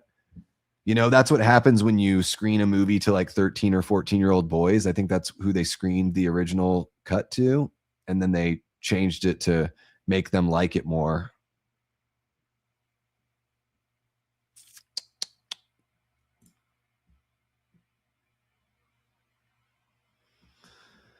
Well, that's a relief. I didn't know that there were many folks that really talked about that, honestly. I guess I can shut up about it then. I didn't know. I thought, I guess I just haven't heard many people talk about that. I know I've talked about it before for sure. Give H2O David Gordon Green's score, kills, and mask. Well, yeah. And that's the thing is H2O to me, we talked about it a little bit earlier, T. It's like the portrayal of Michael is just so abysmal. And it's the same thing with 4. You know, that Michael just doesn't look right. I'd say 4 does a better job than H2O. But that to me is just such a consequential element of this franchise for me that if I can't buy into Michael, I'm gonna have a tough time. There's a shot coming up of Michael that I just absolutely love. Yes, right here, his King of the Castle walk with his like, you know, shoulders back. There's something about it I just love. And he just got pwned right there. Just hit right in the back, dude. You got schooled by like a 95-pound chick. You just got rocked.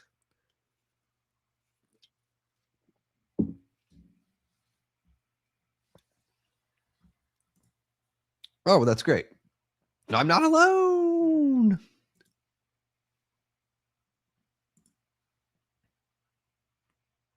The cock on the block walk. King of the castle, king of the castle. It's like the Borat thing.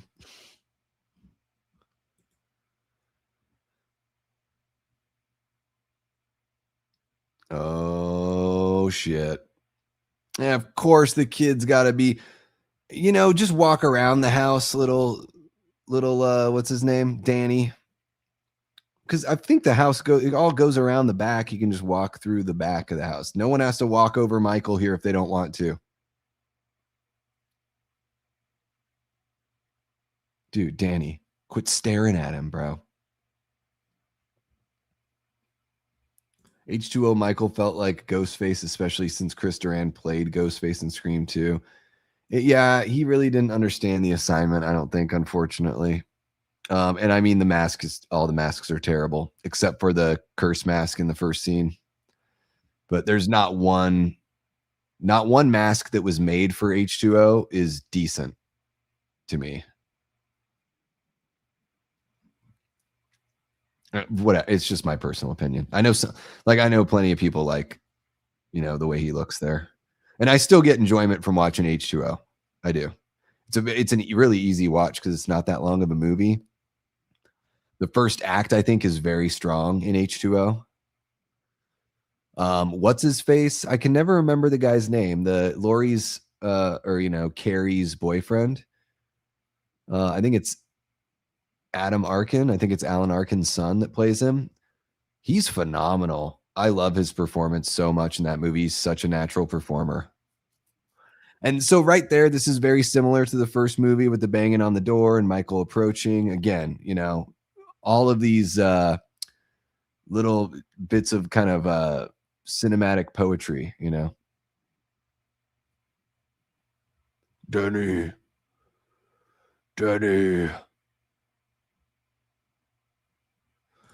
Davey, are there any entries that have too much atmosphere? I think there are too many trick-or-treaters in the DGG trilogy. Sidewalks are too full. For me, there's not one that has too much atmosphere, no. You know, I guess like some of those times where there's a lot of trick-or-treaters, it's probably earlier in the night. If Haddonfield really is that small town vibe, I could see that. Maybe that's an old school sort of thing. Like in my hometown growing up, again, I was born in the early 80s, but you know, in Southeast Alaska, on Halloween, there were a shitload of us out there. And you know, we're talking, you know, mid 80s to mid 90s are my trick-or-treating years. Dude, Miss Blankenship. How dare you? Kara has a terrible scream. I will say that is a very shameful scream.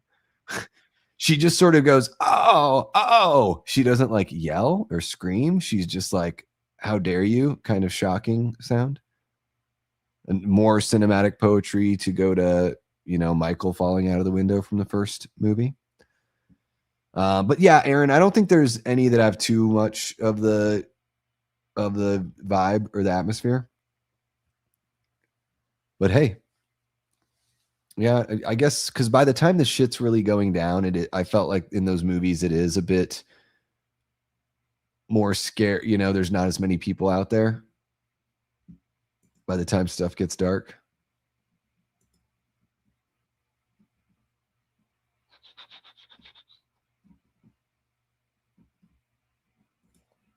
Josh Hartnett. Just dropping the Josh Hartnett.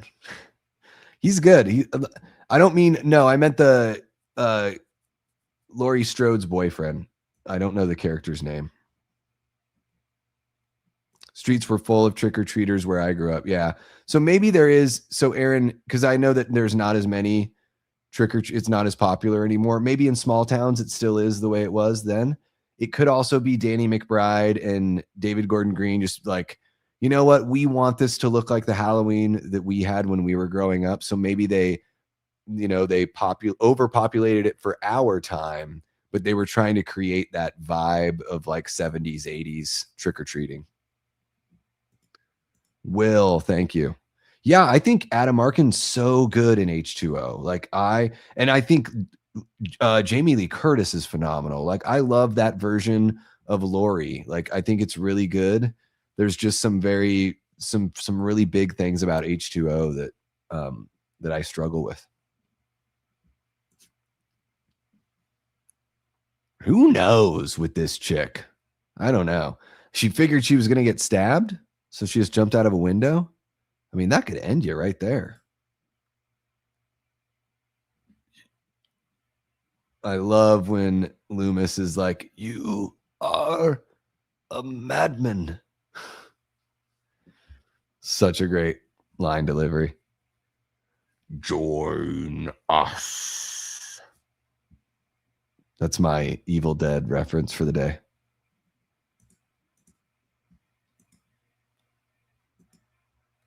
Special baby.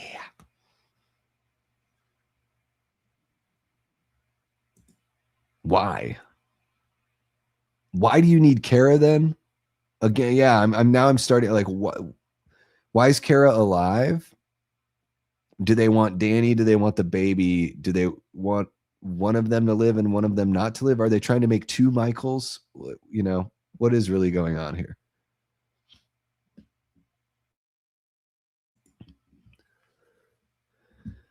Ooh, late night mac cheese. I'm definitely going to run out and grab something. See, he's doing the slinky thing with the friggin' fused spine look. Come on, buddy. If I was in a room filled with cult members, I'd jump out too. That is like the perfect setup for a really awesome political joke that I'm not going to make, because you really could make that joke about almost anything. That's why it's such a great setup. T, turn that into a joke, man. That's a really great setup. Fuck, I already used that one. Damn it.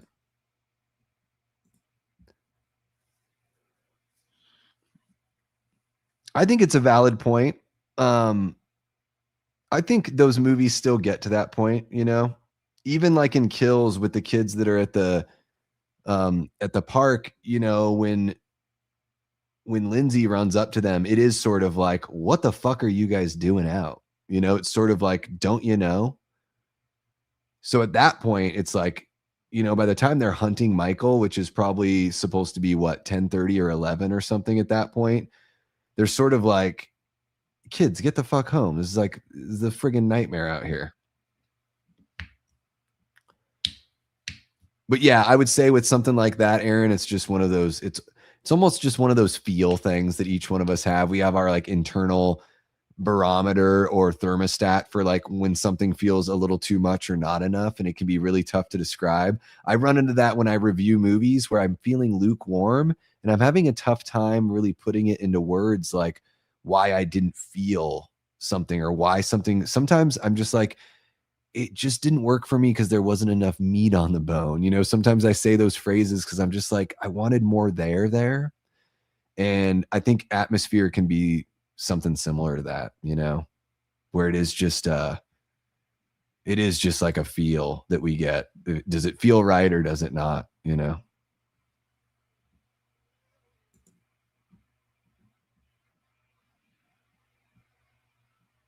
You are a madman. Madman. For sure. I mean, that one shot, I think, is probably what you're referring to most, right? Because the one shot seems to have the brunt of it. I think in that one shot, I think it's very safe to say that they are trying to harken back. They're trying to show us what Halloween was like. You know, I think it's I think it was a choice that was made with purpose. And also, I think they were kind of showing in that one shot. I know it's technically not a one shot, but during that scene, I think they're trying to show like, this is the power of Michael, is that he can weave in and out of this setting and no one would even know, because he is just like a force of nature moving through the night. So maybe that's part of it too. I know I'm reaching probably. But, you know, when you talk for over 10 hours on a stream, you got to think of something to say. Go, do it now. Come on. Stop it. What are you doing? Come on. Danny. Now, who are these guys? Are we supposed to recognize those guys? I recognize some of these, obviously Mrs. Blankenship, and then there was the secretary. There was Dr. Wynn's secretary, but am I supposed to recognize the other guys? I don't know.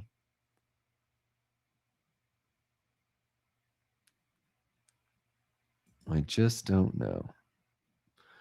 I don't know, Margot. Madman. Yeah, is he talking about the show on AMC? Do you want me to start bench cut Chris Daughtry, Green Day, and Coldplay? Is that what that is? That's what I'm assuming that is. Man, I mean, I'm going to start Green Day out of those three. I don't know much about Chris Daughtry's music, really. I've heard, 25 years ago, I maybe heard a song or two. So I guess Green Day, Coldplay, Chris Daughtry. Yeah.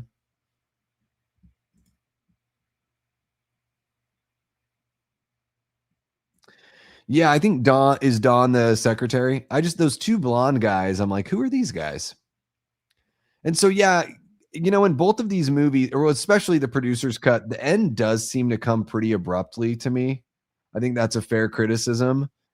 The theatrical cut has like the hospital massacre and all that great stuff. So maybe I would take some more elements from the hospital stuff from the theatrical cut just to sort of stretch out a little bit of this. But to me, stopping Michael with the runes, the way he does it, like stopping Michael with the runes or beating him to death with a pipe, which they do in the theatrical version, both of them don't really work for me. Paul Rudd is still trying to figure out if he's human or not in this character. Still very odd to the very, very end. It's a very strange performance.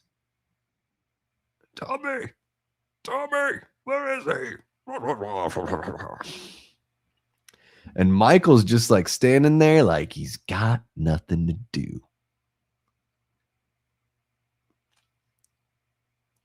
They've reduced you to just this thing.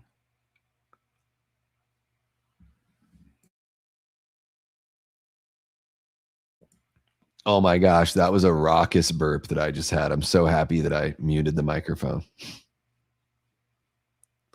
That's a beautiful shot right there. I think the lighting is fantastic. I think it's really good on Donald as well.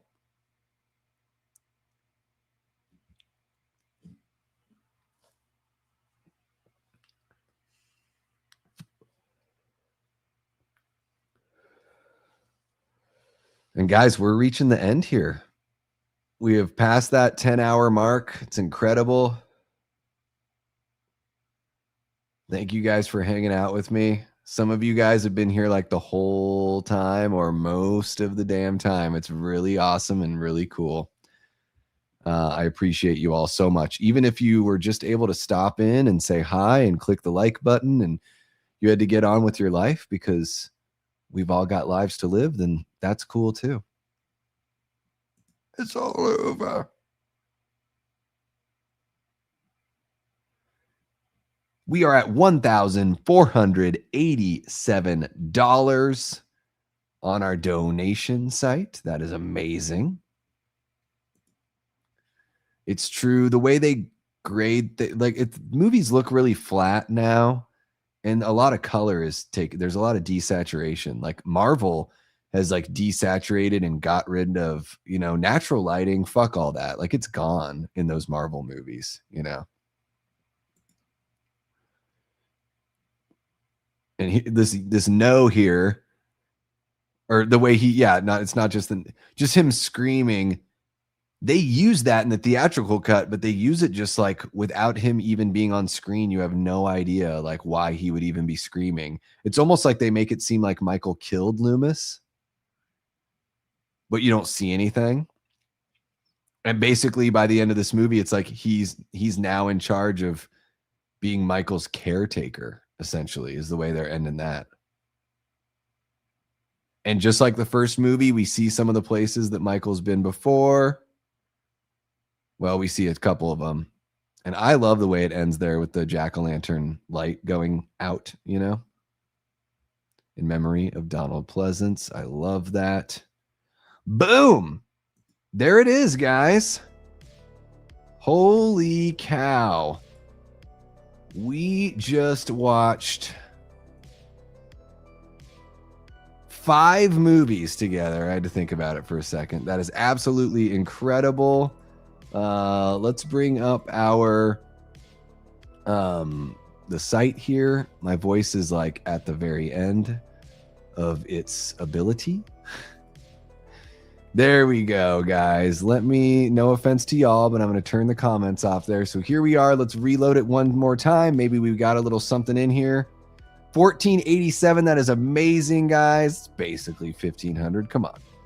So look at that. We started out after the last stream. It was 838. So let me do the math. We're looking at about 6 or something that we've raised here today. So 1487 minus 838 is what I believe it was to begin with. So we've raised $649 on this 10-hour stream. You guys are amazing. Thank you so very much. Look at that. Let's just tally it up for fun. Each dollar makes 5 meals, or provides money to make 5 meals. So let's see. Guys, so far, this part of the community, this horror community on YouTube, has been able to raise enough money to make 7,435 meals possible.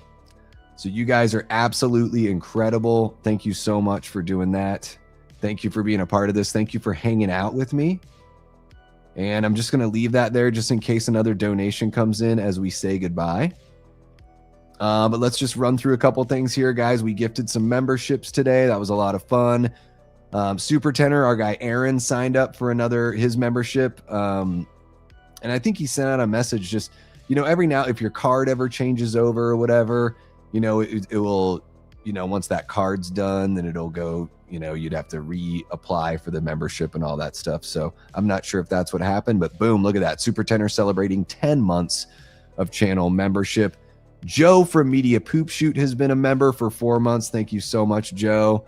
And yeah, thank you to Jason from Backtrack Cinema watching Halloween 2 with us. And of course, Joe from Media Poop Shoot watching Halloween 4. That was a lot of fun hanging out with those guys.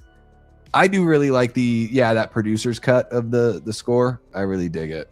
A lot more than the theatrical one. Let's see here. So here we go. We got Joe's ranking for today.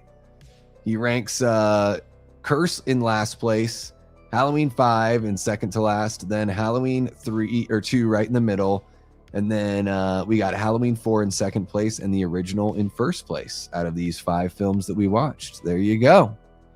And there you go. If I had to rank these 5 guys, I would go 5, 4, 2, 6, 1 is how I'd go ranking these movies. I don't know if that's a hot take. I don't know if it is. Let's see here. Well, hey, only watched 4 of these movies. Only watched 4. Nanette, do not sell yourself short. There is no only, okay? There's just you watched 4. No, it's great. I mean, you spent a lot of time hanging out. It's helps the stream so much, you guys hanging out and you guys engaging. So yeah, there's no onlys and there's no justs. Everyone's done fucking awesome today. I'm proud of everyone. I love you guys. So I really do appreciate you. I'm gonna give myself a little bit of a break here. I'm gonna grab some food and think about my life and everything, and I'll be back tomorrow night at 11 p.m. Eastern to hang out with you guys. I don't even know what we're gonna do next, but I'm gonna think about it and I'm gonna put it together. But rest assured, we're gonna have fun. We're always doing something, different here on the channel. And yeah, again, you guys have been just incredible. Thank you so much for being on this whole journey with me here. And check this out, guys. We just hit that $1,500 mark. Hell yeah. I had to reload it just to, I had a feeling. So Emmanuel Campbell donated $13 right on the dot to get us at that spot. That is so awesome. Thank you so much, Emmanuel. Really do appreciate you. There's just something nice about seeing that number getting hit. I wanted us to hit that number. It's a nice round number. It looks beautiful there. And guys, just think about the amazing impact. $1,500 raised on 2 streams. It's amazing. It's only going to get bigger and better from here, which means the impact that we have, the positive impact we can have on people, can keep on growing. So let's do it to it. We'll have another one of these in 6 months around actual Halloween. Should be very cool, guys. Imagine when Halloween comes around this year, we're all Evil Dead Burn will be in the background. We can talk about that. Excuse me. We'll be talking about Resident Evil from Zach Kreger. It'll just be a whole new world. You know what I mean? It'll be great. And we'll be able to put together another one of these fun fundraisers. All right, guys, that's going to be it for me. I'm going to pop back on over here really quick just to say goodbye to you. Amazing day today, guys. We reached a $1,500 mark on the donations. I'm going to reload it just to make sure I'm not missing anything else. I love seeing that number hit. Thank you guys so much. Again, the link is going to be good for the foreseeable future. If you ever want to jump in there and donate or whatever, if I see any updates, guys, I'll keep it open. I'll update it throughout the weekend.